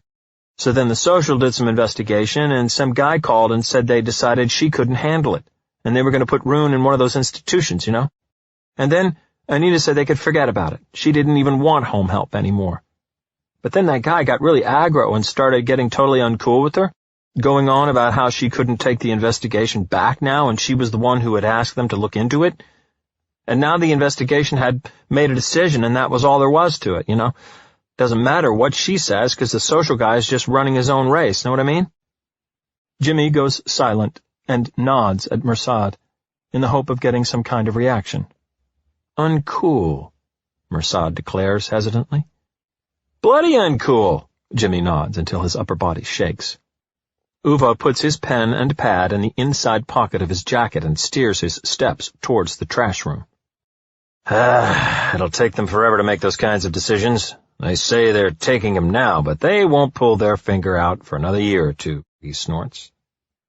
Ove knows how that damn bureaucracy works. But the decision is made, man, says Jimmy and scratches his hair. Just sodding appeal it, it'll take years, says Ove grumpily as he strides past him. Jimmy looks at him as if trying to evaluate whether it's worth the exertion of following him. But she has done. She's been writing letters and things for 2 years. Ove doesn't stop when he hears that, but he slows down. He hears Jimmy's heavy steps bearing down on him in the snow. 2 years, he asks without turning around. More or less, says Jimmy. Ove looks like he's counting the months in his head. That's a lie. Then Sonia would have known about it, he says dismissively. I wasn't allowed to say anything to Sonia. Anita didn't want me to, you know. Jimmy goes silent, looks down at the snow. Ove turns around, raises his eyebrows. I know what? Jimmy takes a deep breath. She thought you had enough troubles of your own, he says in a low voice. The silence that follows is so thick you could split it with an axe. Jimmy does not look up, and Ove doesn't say anything. He goes inside the trash room, comes out, goes into the bicycle shed, comes out. The penny seems to have dropped. Jimmy's last words hang like a veil over his movements, and an unfathomable anger builds up inside Ove, picking up speed like a tornado inside his chest.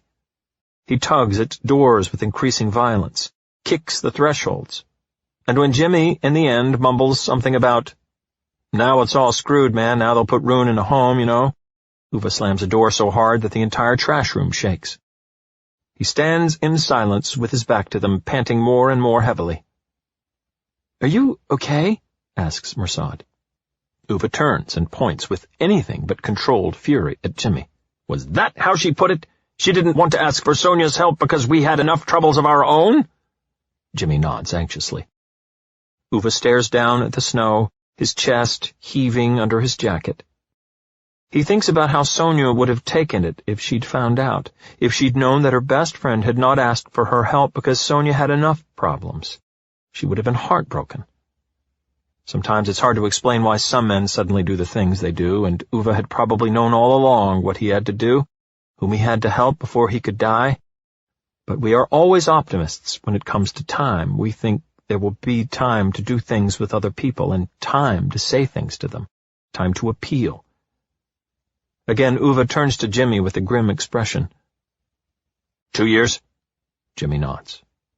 Ove clears his throat. For the first time, he looks unsure.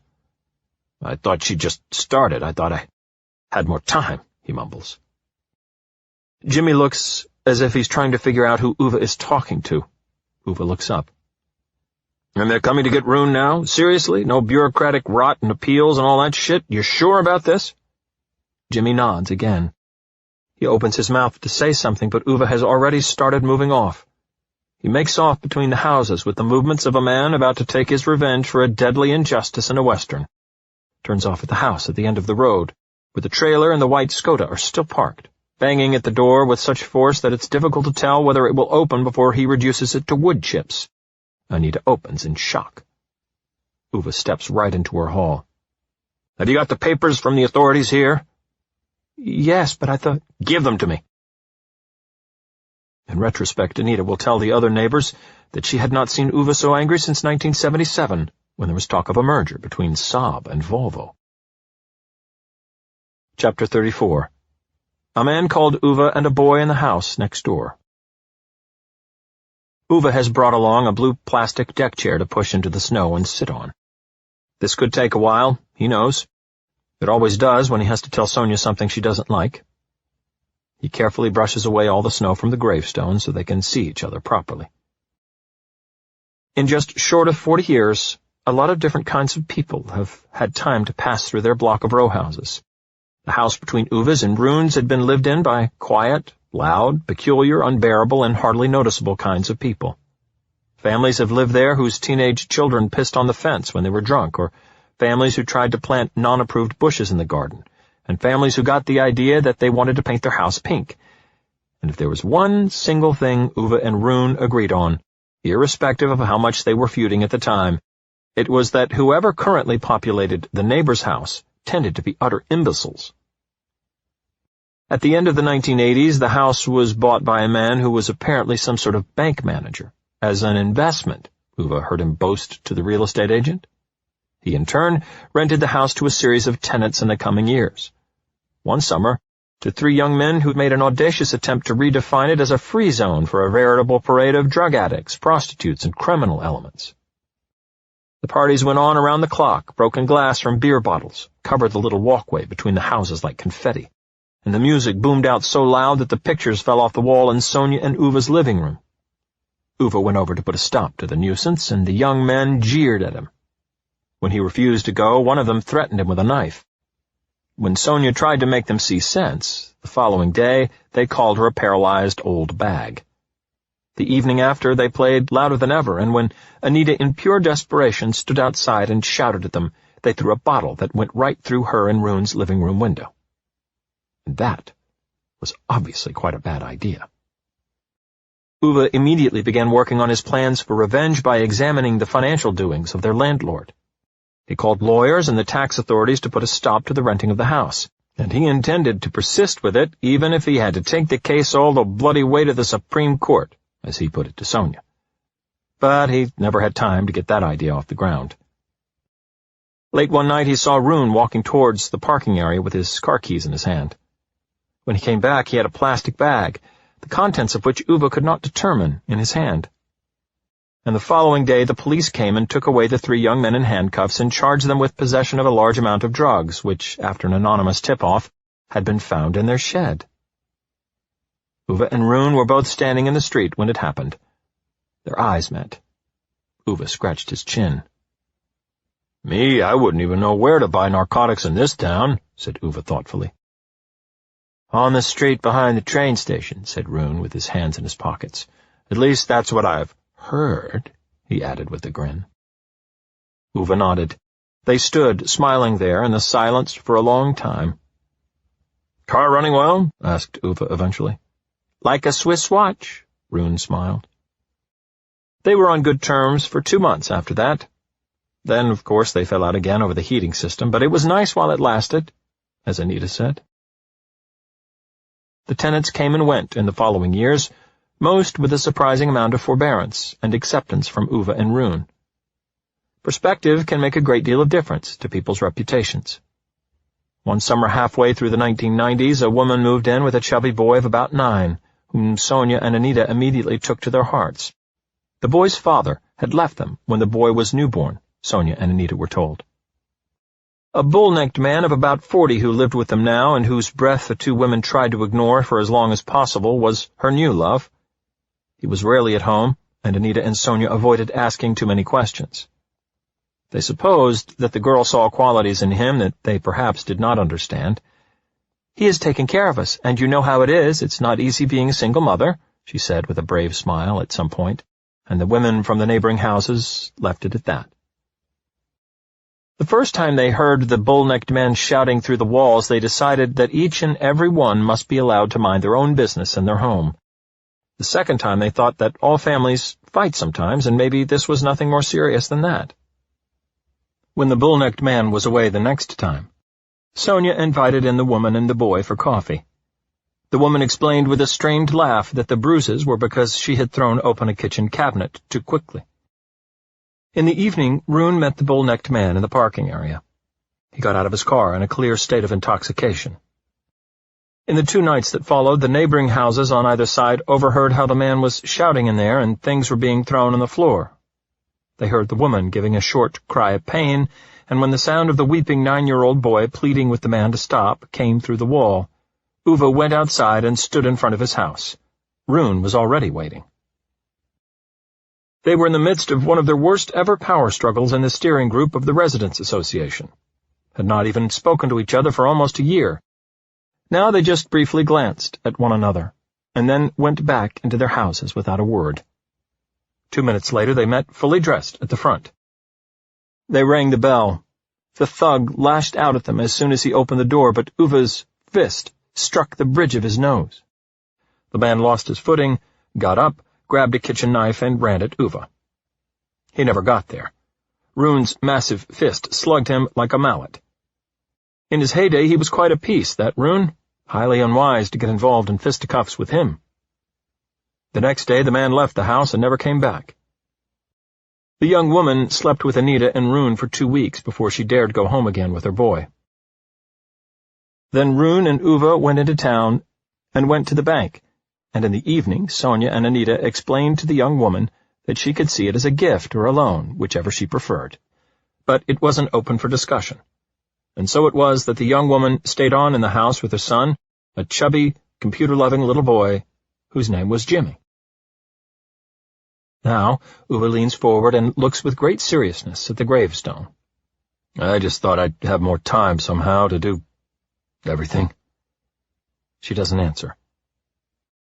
I know how you feel about causing trouble, Sonia, but this time you have to understand.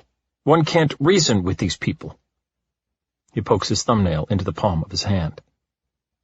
The gravestone stays where it is without saying anything, but Ove doesn't need words to know what she would have thought. The silent approach has always been her preferred trick when there are disputes with him, whether she's alive or dead. In the morning, Ove had called that Social Services Authority, or whatever the hell it was called. He'd called from Parvana's house because he no longer had a telephone line. Parvana had advised him to be friendly and approachable. It hadn't started so well because before long Ove had been connected to the responsible officer, which was the smoking man in the white shirt. He directly demonstrated a significant level of agitation about the little white Skoda, which was still parked at the end of the road outside Rune and Anita's house. And yes, Ove could have established a better negotiating position if he'd immediately apologized about it, and maybe even agreed that it was regrettable that he'd intentionally put the man in the white shirt in this non-vehicular predicament. It would certainly have been better than the alternative, which was to hiss, "So maybe you've learned to read signs now, illiterate bastard." Ove's next move involved trying to convince the man that Rune should not be put in a home. The man informed Ove that illiterate bastard was a very bad choice of words for bringing up that subject.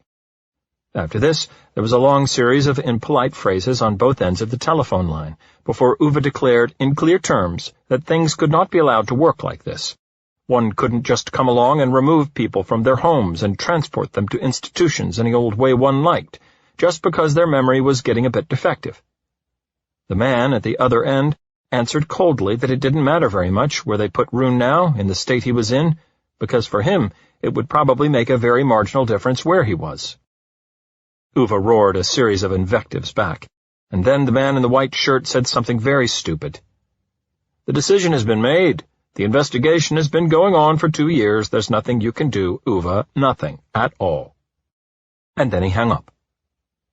Ove looked at Parvana, looked at Patrick, slammed Parvana's cell phone into their kitchen table, and boomed that they needed a new plan immediately. Parvana looked deeply unhappy, but Patrick nodded at once, grabbed his crutches, and hobbled quickly out the door, as if he'd just been waiting for Ove to say that.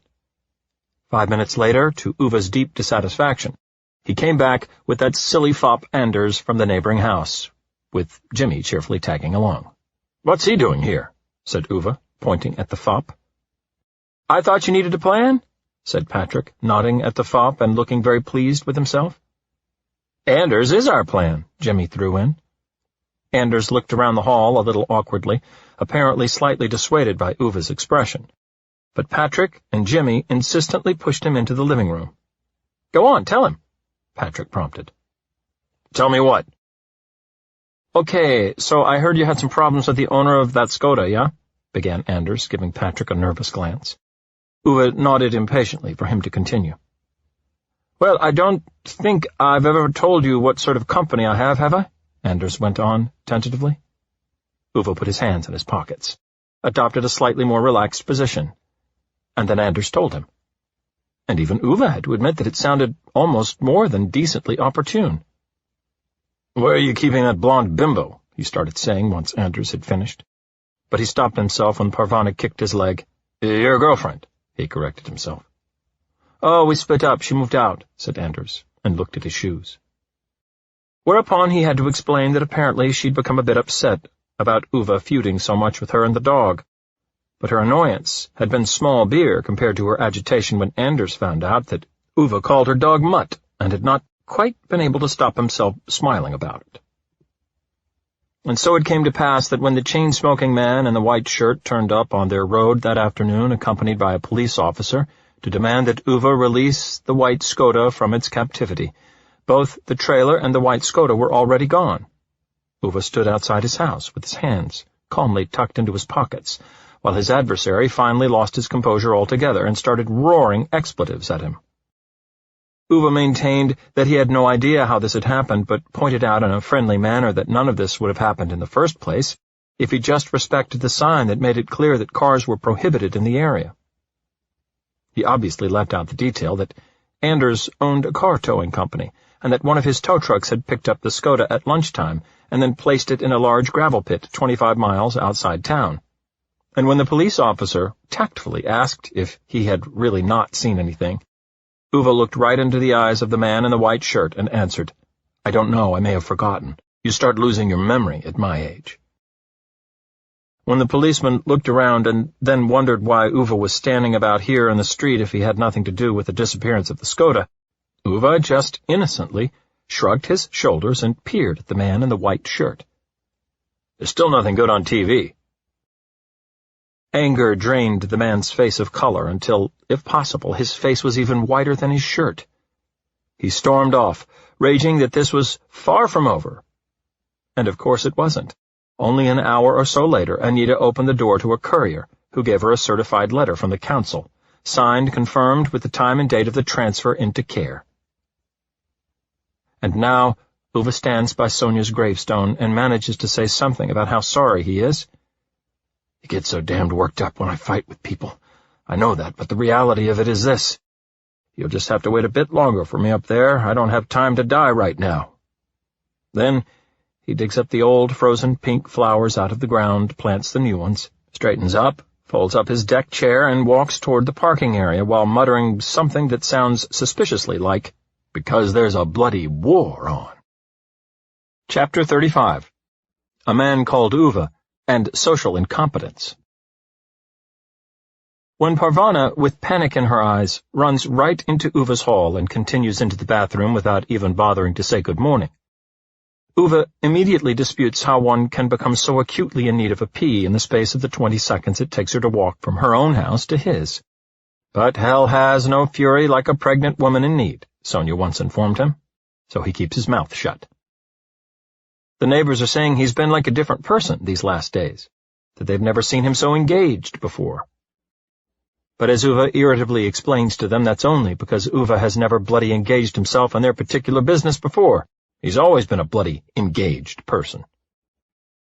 Patrick says the way he walks between the houses and slams the doors the whole time is like a really angry avenging robot from the future. Ove doesn't know what he means by that. But anyway, he's spent hours at a time in the evenings sitting with Parvana and Patrick and the girls, while Patrick, to the best of his abilities, has tried to get Ove not to put angry fingerprints all over Patrick's computer monitor whenever he wants to show them something. Jimmy, Mersad, Adrian, and Anders have also been there. Jimmy has repeatedly tried to get everyone to call Parvana and Patrick's kitchen the Death Star and Ove Darth Ove. They've considered countless plans over the last few days, including planting marijuana in the white-shirted man's shed, as Rune might have suggested. But after a few nights, Ove seems to give up. He nods grimly, demands to use the telephone, and shuffles off into the next room to make a call. He didn't like doing it, but when there's a war on, there's a war. Parvana comes out of the bathroom. "Are you done?" Ove wonders, as if he's suspecting this to be some sort of half-time interval. She nods. But just as they're on their way out the door, she notices something in his living room and stops. Ove is standing in the doorway, but he knows very well what she's staring at. It's... "Ah! "What the hell, it's nothing special," he mumbles and tries to wave her out the door. When she fails to move, he gives the edge of the doorframe a hard kick. "It was only gathering dust. I sanded it down and repainted it and applied another layer of lacquer, that's all. It's no big bloody deal," he grumbles, irritated. "Oh, Ove," whispers Parvana. Ove occupies himself checking the threshold with a couple of kicks. "We can sand it down and repaint it pink, if it's a girl, I mean," he mutters. Clears his throat. "Or if it's a boy, boys can have pink nowadays, can't they?" Parvana looks at the light blue crib, her hand across her mouth. "If you start crying now, you're not having it," warns Ove. And when she starts crying anyway, Ove sighs, "Bloody women," and turns around and starts walking down the road. The man in the white shirt extinguishes his cigarette under his shoe and bangs on Anita and Rune's door about half an hour later. He's brought along 3 young men in nurse uniforms as if he's expecting violent resistance. When frail little Anita opens the door, the 3 young men look a touch ashamed of themselves, more than anything, but the man in the white shirt takes a step towards her and waves his document in the air as if holding an axe in his hands. "It's time," he informs her with a certain impatience and tries to step into the hall. But she places herself in his way, as much as a person of her size can place herself in anyone's way. "No," she says without budging an inch. The man in the white shirt stops and looks at her, shakes his head tiredly at her and tightens the skin around his nose until it almost seems to be swallowed up in his cheek flesh. "You've had 2 years to do this the easy way, Anita, and now the decision has been made, and that's all there is to it." He tries to get past her again, but Anita stays where she is, on her threshold, immovable, as an ancient standing stone. She takes a deep breath without breaking their eye contact. "What sort of love is it if you hand someone over when it gets difficult?" she cries, her voice shaking with sorrow. "Abandon someone when there's resistance? Tell me what sort of love that is." The man pinches his lips. There's a nervous twitch around his cheekbones. "Rune doesn't even know where he is half the time. The investigation has showed that—" "But I know!" Anita interrupts and points at the 3 nurses. "I know!" she cries at them. "And who's going to take care of him, Anita?" he asks rhetorically, shaking his head. Then he takes a step forward and gestures for the 3 nurses to follow him into the house. "I'm going to take care of him," answers Anita, her gaze as dark as a burial at sea. The man in the white shirt just continues shaking his head as he pushes past her. And only then does he see the shadow rising up behind her. "And so will I," says Ove. "And I will," says Parvana. "And me," say Patrick, Jimmy, Anders, Adrian, and Mirsad with a single voice as they push their way into the doorway until they're falling over each other. The man in the white shirt stops. His eyes narrow into slits. Suddenly, a woman wearing beat-up jeans and a slightly too big green windbreaker turns up at his side, with a voice recorder in her hand. "I'm from the local newspaper," Lena announces, "and I'd like to ask you a few questions." The man in the white shirt looks at her for a long time, then he turns his gaze on Ove. The 2 men stare at one another in silence. Lena, the journalist, produces a pile of papers from her bag. She presses this into the man's arms. "These are all the patients you and your section have been in charge of in recent years. All the people like Rune, who have been taken into care and put in homes against their own and their families' wishes. All the irregularities that have taken place at geriatric residential care where you have been in charge of the placements.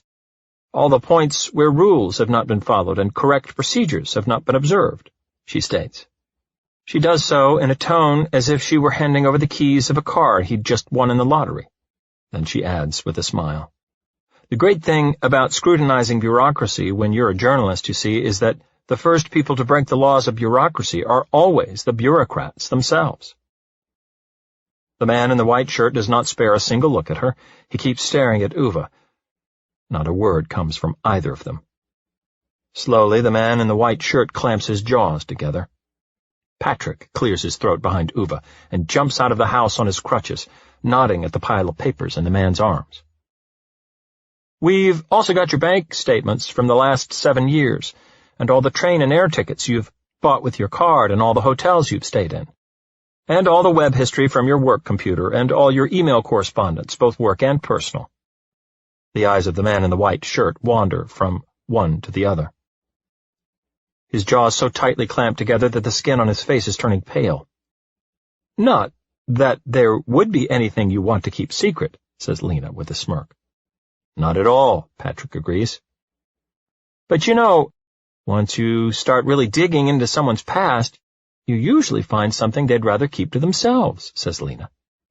"Something they'd rather forget?" Patrick clarifies with a nod towards the living room where Rune's head sticks out of one of the armchairs. The TV is on in there. A smell of fresh brewed coffee comes through the door. Patrick points one of his crutches, giving a little poke at the pile of paper in the man's arms, so that a sprinkling of snow settles over the man's white shirt. "I'd especially take a look at that internet history if I were you," he explains. And then they all stand there. Anita and Parvana, and that journalist woman, and Patrick, and Uwe, and Jimmy, and Anders, and Adrian, and Mirsad, and the man in the white shirt, and the three nurses, in the sort of silence that only exists in the seconds before all the players in a poker game who have bet everything they've got put their cards on the table. Finally, after an interval that, for all involved, feels like being held under water with no possibility of breathing, the man in the white shirt starts slowly leafing through the papers in his arms. "Where did you get all this shit?" he hisses, his shoulders hoisted up around his neck. "On the internet," rages Uwe, abrupt and furious as he steps out of Anita and Rune's row house with his fists clenched by his hips. The man in the white shirt looks up again. Lena clears her throat and pokes helpfully at the pile of paper. "Maybe there's nothing illegal in all these old records, but my editor's pretty certain that with the right kind of media scrutiny, it would take months for your section to go through all the legal processes, years, maybe." Gently, she puts her hand on the man's shoulder. "So I think it might be easiest for everyone concerned if you just leave now," she whispers. And then, to Uwe's sincere surprise, the little man does just that. He turns around and leaves, followed by the three nurses. He goes around the corner and disappears the way shadows do when the sun reaches its apex in the sky, or like villains at the ends of stories. Lena nods, self-satisfied, at Uwe. "I told you no one has the stomach for a fight with journalists." Uwe shoves his hands into his pockets. "Don't forget what you promised me," she grins. Uwe groans. "Did you read the letter I sent you, by the way?" she asks. He shakes his head. "Do it," she insists. Uwe answers with something that might either be a yeah, or a fierce exhalation of air through the nostrils. Difficult to judge.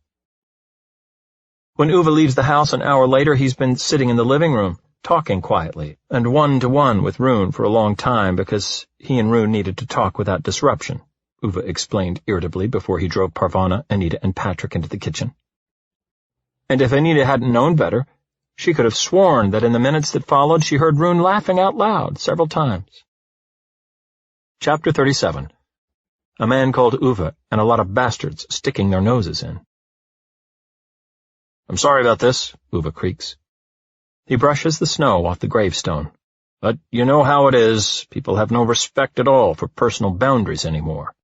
They charge into your house without knocking and cause a commotion. You can hardly even sit on the crapper in peace anymore," he explains, while he digs the frozen flowers out of the ground, and presses down the new ones through the snow. He looks at her as if he's expecting her to nod her agreement. But she doesn't, of course. The cat sits next to Uwe in the snow and looks like it absolutely agrees, especially with that bit about not being allowed to go to the toilet in peace. Lena had come by Uwe's house in the morning to drop off a copy of the newspaper. He was on the front page, looking like the archetypal grumpy old sod. He'd kept his word and let her interview him, but he wasn't smiling like a donkey for the camera. He told him that in no uncertain terms. "It's a fantastic interview," she insisted proudly. Uwe didn't respond. But this did not seem to concern her. She looked impatient and sort of paced on the spot while glancing at her watch as if in a hurry. "Don't let me hold you up," muttered Uwe. She managed a teenager's repressed titter by way of an answer. "Me and Anders are going skating on the lake." Uwe merely nodded at this point, taking this as confirmation that the conversation was over, and closed the door. He put the newspaper under the doormat. It would come in handy for absorbing the snow and slush brought in by the cat and Mersad. Back in the kitchen, he began clearing up all the advertising and free newspapers that Adrian had left with the day's mail. Sonia might have managed to teach the rascal to read Shakespeare, but apparently he could not understand a 3-word sign that said, "No junk mail." At the bottom of the pile, he found the letter from Lena, the one Adrian had delivered that first time he rang Uva's doorbell.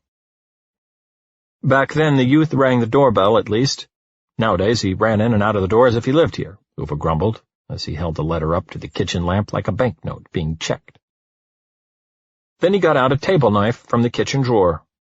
Even though Sonia got mad every time he used a table knife to open an envelope rather than fetching the letter opener. "Dear Uva, I hope you'll excuse me contacting you like this. Lena at the newspaper has let me know that you don't want to make a big thing out of this, but she was kind enough to give me your address. Because for me it was a big thing, and I don't want to be the sort of person who does not say that to you, Uva. I respect that you don't want to let me thank you personally, but at least I want to introduce you to some people who will always be grateful to you for your courage and selflessness. People like you are not made anymore. Thanks is too small a word." It was signed by the man in the gray suit and black overcoat, the one Uva hoisted off the track after he passed out. Lena had told Uva that the swooning fit had been caused by some sort of complicated brain disease. If they hadn't discovered it and started treating it when they did, it would have claimed his life within a few years. "So, in a way, you saved his life twice over," she'd exclaimed in that excitable tone of voice that made Uva regret a little not having left her locked up inside the garage while he still had the chance. He folded up the letter and put it back in the envelope. Held up the photo. 3 children, the oldest a teenager, and the others more or less the same age as Parvana's oldest daughter, looked back at him. Or rather, they weren't really looking, they were sort of lying about in a pile, each with a water pistol, and apparently laughing until they were practically screaming. Behind them stood a blonde woman of about 45 with a wide grin and her arms stretched out like a large bird of prey, and an overflowing plastic bucket in each hand. At the bottom of the pile lay the man in the gray suit, but wearing a blue polo shirt and trying in vain to shield himself from the downpour. Uva threw away the letter along with the advertising, tied up the bag, put it by the front door, went back into the kitchen, got out a magnet from the bottom drawer, and put up the photo on the fridge, right next to the riotous color drawing the 3-year-old had made of him on the way back from the hospital. Uva brushes his hand over the gravestone again, even though he's already brushed off all the snow that can be brushed off. "Well, yes, I told them one might like a bit of peace and quiet like a normal human being, but they don't listen. They don't," he moans, waving his arms tiredly towards the gravestone. "Hi, Sonia," says Parvana behind him, with a cheerful wave, so that her big mittens slip off her hands. "Hi," the 3-year-old hollers happily. "Hi, you're supposed to say hi," the 7-year-old corrects. "Hi, Sonia," say Patrick, Jimmy, Adrian, and Mersad, all nodding in turn. Uva stamps the snow off his shoes and nods with a grunt at the cat beside him. "Yeah, and the cat you already know." Parvana's belly is now so big that she looks like a giant tortoise when she heaves herself down into a squatting position, one hand on the gravestone and the other hooked around Patrick's arm. Not that Uva dares bring up the giant tortoise metaphor, of course. There are more pleasant ways of killing oneself, he feels, and that's speaking as someone who's already tried quite a few of them. "This flower is from Patrick and the children and me," says Parvana, with a friendly smile at the stone. Then she holds up another flower and adds, "And this one's from Anita and Rune. They send loads of love." The multifarious gathering turns around to go back to the parking area, but Parvana stays by the gravestone. When Uva wants to know why, she just says, "Never you bloody mind," to him with the sort of smile that makes Uva want to throw things at her. Nothing hard, perhaps, but something symbolic. He replies with a snort in the lower octave range, then finds after a certain amount of inner deliberation that a discussion with both of those women at the same time would be redundant from the very start. He starts going back to the sob. "Girl talk," says Parvana succinctly, when at last she comes back to the parking area and gets into the driver's seat. Uva doesn't know what she means by that, but he decides to leave it alone. Nazanine's big sister helps her with her belt in the back seat. In the meantime, Jimmy, Mersad, and Patrick had managed to squeeze into Adrian's new car in front of them. A Toyota. Hardly an optimal choice of car for any kind of thinking person, Ove had pointed out to him many times while they stood there at the dealership. But at least it wasn't French, and Ove managed to get the price reduced by almost 8,000 kroner and made sure that the kid got winter tires thrown in for the same price. So it seemed acceptable in spite of it all. When Ove got to the dealership, the bloody kid had been checking out a Hyundai, so it could have been worse. Once they make it back to their street, they go their separate ways. Ove, Mersad, and the cat wave at Parvana, Patrick, Jimmy, and the children and turn off around the corner by Uve's tool shed. It's difficult to judge how long the stocky man has been waiting outside Uve's house, maybe all morning. He has the determined look of a straight-backed sentry posted somewhere in the field, in the wilderness, as if he's been cut from a thick tree trunk, and the below-freezing temperature is of no concern to him. But when Mersad comes walking around the corner and the stocky man catches sight of him, he quickly comes to life. "Hello," he says, stretching, shifting his body weight back to the first foot. "Hello, Dad," mumbles Mersad. That evening, Ove has his dinner with Parvana and Patrick while a father and son talk about disappointments and hopes and masculinity in 2 languages in Uve's kitchen. Maybe most of all, they speak of courage. Sonia would have liked it, Ove knows that much, but he tries not to smile so much that Parvana notices. Before the 7-year-old goes to bed, she presses a paper into Uve's hand, on which is written, "Birthday party invitation." Ove reads through it as if it were a legal transfer of rights for a leasehold agreement. "I see. And then you'll be wanting presents, I expect," he huffs at last. She looks down at the floor and shakes her head. "You don't have to buy anything. I only want one thing, anyway." Ove folds up the invitation and puts it in the back pocket of his trousers. Then, with a degree of authority, presses the palms of his hands against his sides. "Right?" "Mom says it's too expensive anyway, so it doesn't matter," she says without looking up, and then shakes her head again. Ove nods conspiratorially, like a criminal who has just made a sign to another criminal that the telephone they are using is wiretapped. He and the girl look around the hall to check that neither her mother nor her father have their nosy ears around some corner, surreptitiously listening to them. And then Ove leans forward, and the girl forms her hands in a funnel round her face and whispers into his ear. "An iPad." Ove looks a little as if she had just said, "An Atwertikelskadfront." "It's a sort of computer. There are special drawing programs for it for children," she whispers a little louder. And something is shining in her eyes. Something that Ove recognizes. Chapter 38. A Man Called Ove, and the End of a Story. Broadly speaking, there are 2 kinds of people. Those who understand how extremely useful white cables can be, and those who don't. Jimmy is the first of these. He loves white cables, and white telephones, and white computer monitors with fruit on the back. That's more or less the sum of what Ove has absorbed during the car journey into town, when Jimmy natters on excitedly about the sorts of things every rational person ought to be so insuperably interested in, until Ove, at last, sinks into a sort of deeply meditative state of mind, in which the overweight young man's babbling turns into a dull hissing in his ears. As soon as the young man thundered into the passenger seat of the Saab with a large sandwich in his hand, Ove obviously wished he hadn't asked for Jimmy's help with this. Things are not improved by Jimmy aimlessly shuffling off to check a few leads as soon as they enter the shop. "If you want something done, you have to do it yourself, as usual," Ove confirms to himself as he steers his steps alone towards the sales assistant. And not until Ove roars, "Have you been frontally lobotomized, or what?" to the young man who's trying to show him the shop's range of portable computers does Jimmy come hurrying to his aid. And then it's not Ove, but rather the shop assistant, who needs to be aided. "We're together," Jimmy nods to the assistant with a glance that sort of functions as a secret handshake to communicate the message. "Don't worry, I'm one of you." The sales assistant takes a long, frustrated breath and points at Ove. "I'm trying to help him, but "You're just trying to fob me off with a load of crap, that's what you're doing," Ove yells back at him without letting him get to a full stop, and menacing him with something he spontaneously snatches off the nearest shelf. Ove doesn't quite know what it is, but it looks like a white electrical plug of some sort, and it feels like the sort of thing he could throw very hard at the sales assistant, if the need arises. The sales assistant looks at Jimmy with a sort of twitching around his eyes that Ove seems adept at generating in people with whom he comes into contact. This is so frequent that one could possibly name a syndrome after him.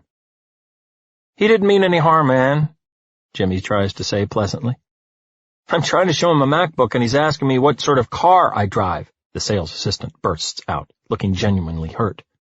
"It's a relevant question," mutters Ove with a firm nod at Jimmy.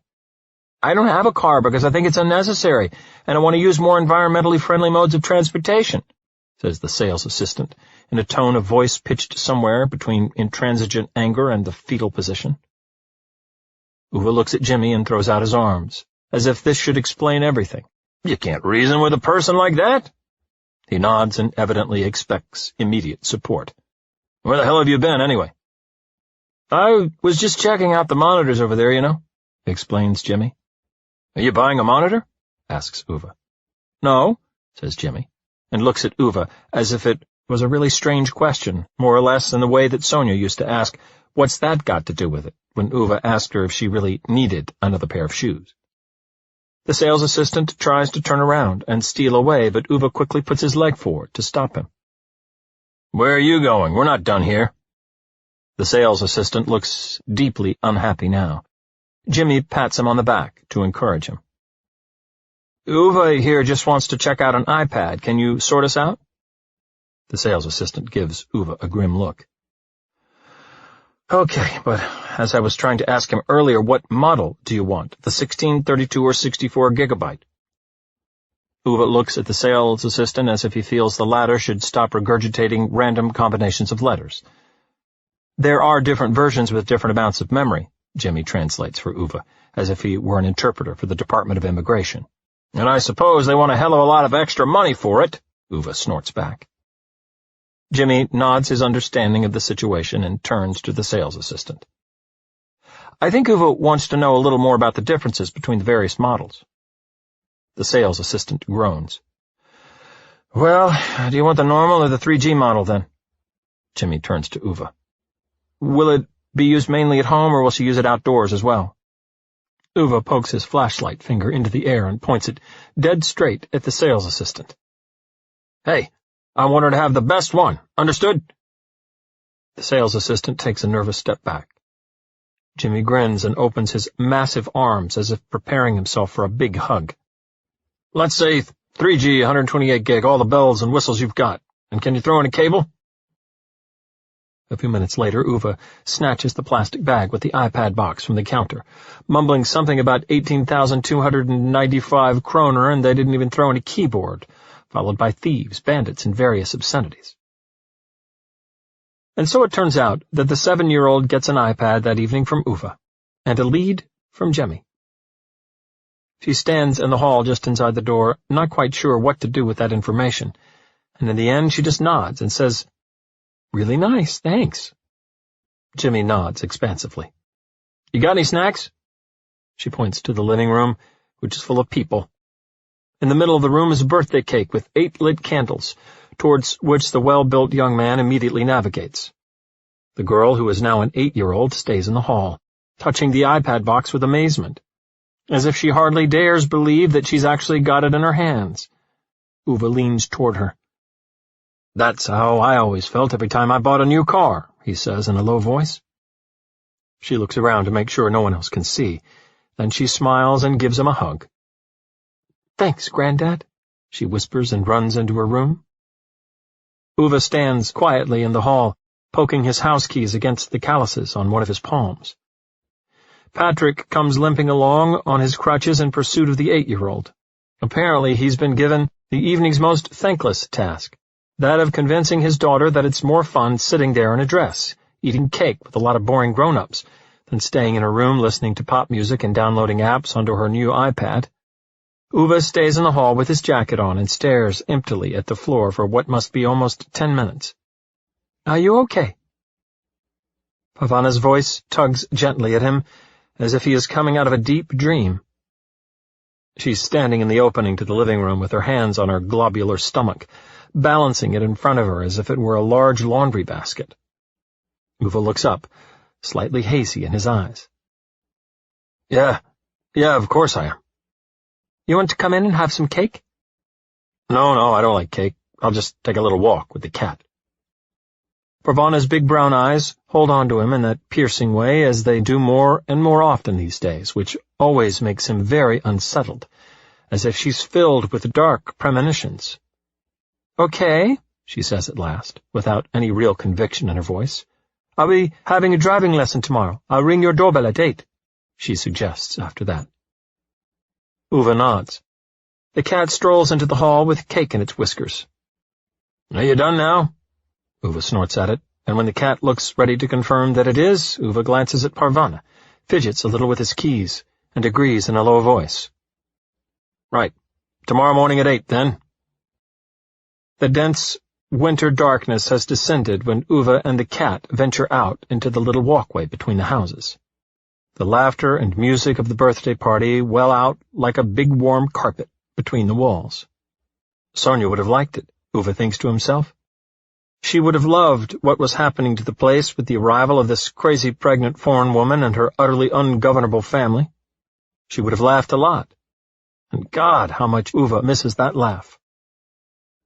He walks up towards the parking area with the cat, checks all the signposts by giving them a good kick, tugs at the garage doors, makes a detour over the guest parking, and then comes back, checks the trash room. As they come back between the houses alongside Uve's tool shed, Ove sees something moving down by the last house on Parvana and Patrick's side of the road. At first, Ove thinks it's one of the party guests, but soon he sees that the figure is moving by the shed belonging to the dark house of that recycling family. They, as far as Ove knows, are still in Thailand. He squints into the gloom to be sure that the shadows are not deceiving him, and for a few seconds he actually doesn't see anything. But then, just as he's ready to admit that his eyesight is not what it used to be, the figure reappears, and behind him another too. And then he hears the unmistakable sound of someone tapping with a hammer at a window that's covered in insulation tape.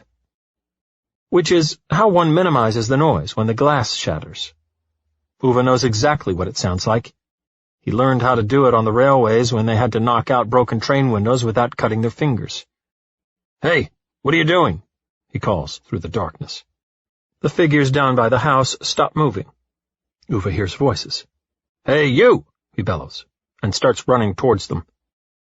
He sees one of them take a couple of steps toward him, and he hears one of them shouting something. Ove increases his pace and charges at them like a human battering ram. He has time to think that he should have brought something from the tool shed to fight with, but now it's too late. From the corner of his eye, he notices one of the figures, swinging something long and narrow in one fist, so Ove decides he has to hit that bastard first. When there's a stabbing feeling in his breast, he thinks at first that one of them has managed to attack him from behind and thump a fist into his back. But then there's another stab, from inside. Worse than ever, as if someone were skewering him from the scalp down, methodically working a sword all the way through his body until it comes out through the soles of his feet. Ove gasps for air, but there's no air to be had. He falls in the middle of a stride, tumbles with his full weight into the snow. Perceives the dulled pain of his cheeks scraping against the ice, and feels how something seems to be squeezing the insides of his chest in a big merciless fist, like an aluminum can being crushed in the hand. Ove hears the running steps of the burglars in the snow and realizes that they are fleeing. He doesn't know how many seconds pass, but the pain in his head, like a long line of fluorescent tubes exploding, is unbearable. He wants to cry out, but there's no oxygen in his lungs. All he hears is Parvana's remote voice through the deafening sound of pulsating blood in his ears. Perceives the tottering steps when she stumbles and slips through the snow, her disproportionate body on those tiny feet. The last thing Ove has time to think before everything goes dark is that he has to make her promise that she won't let the ambulance drive down between the houses, because vehicular traffic is prohibited in the residential area.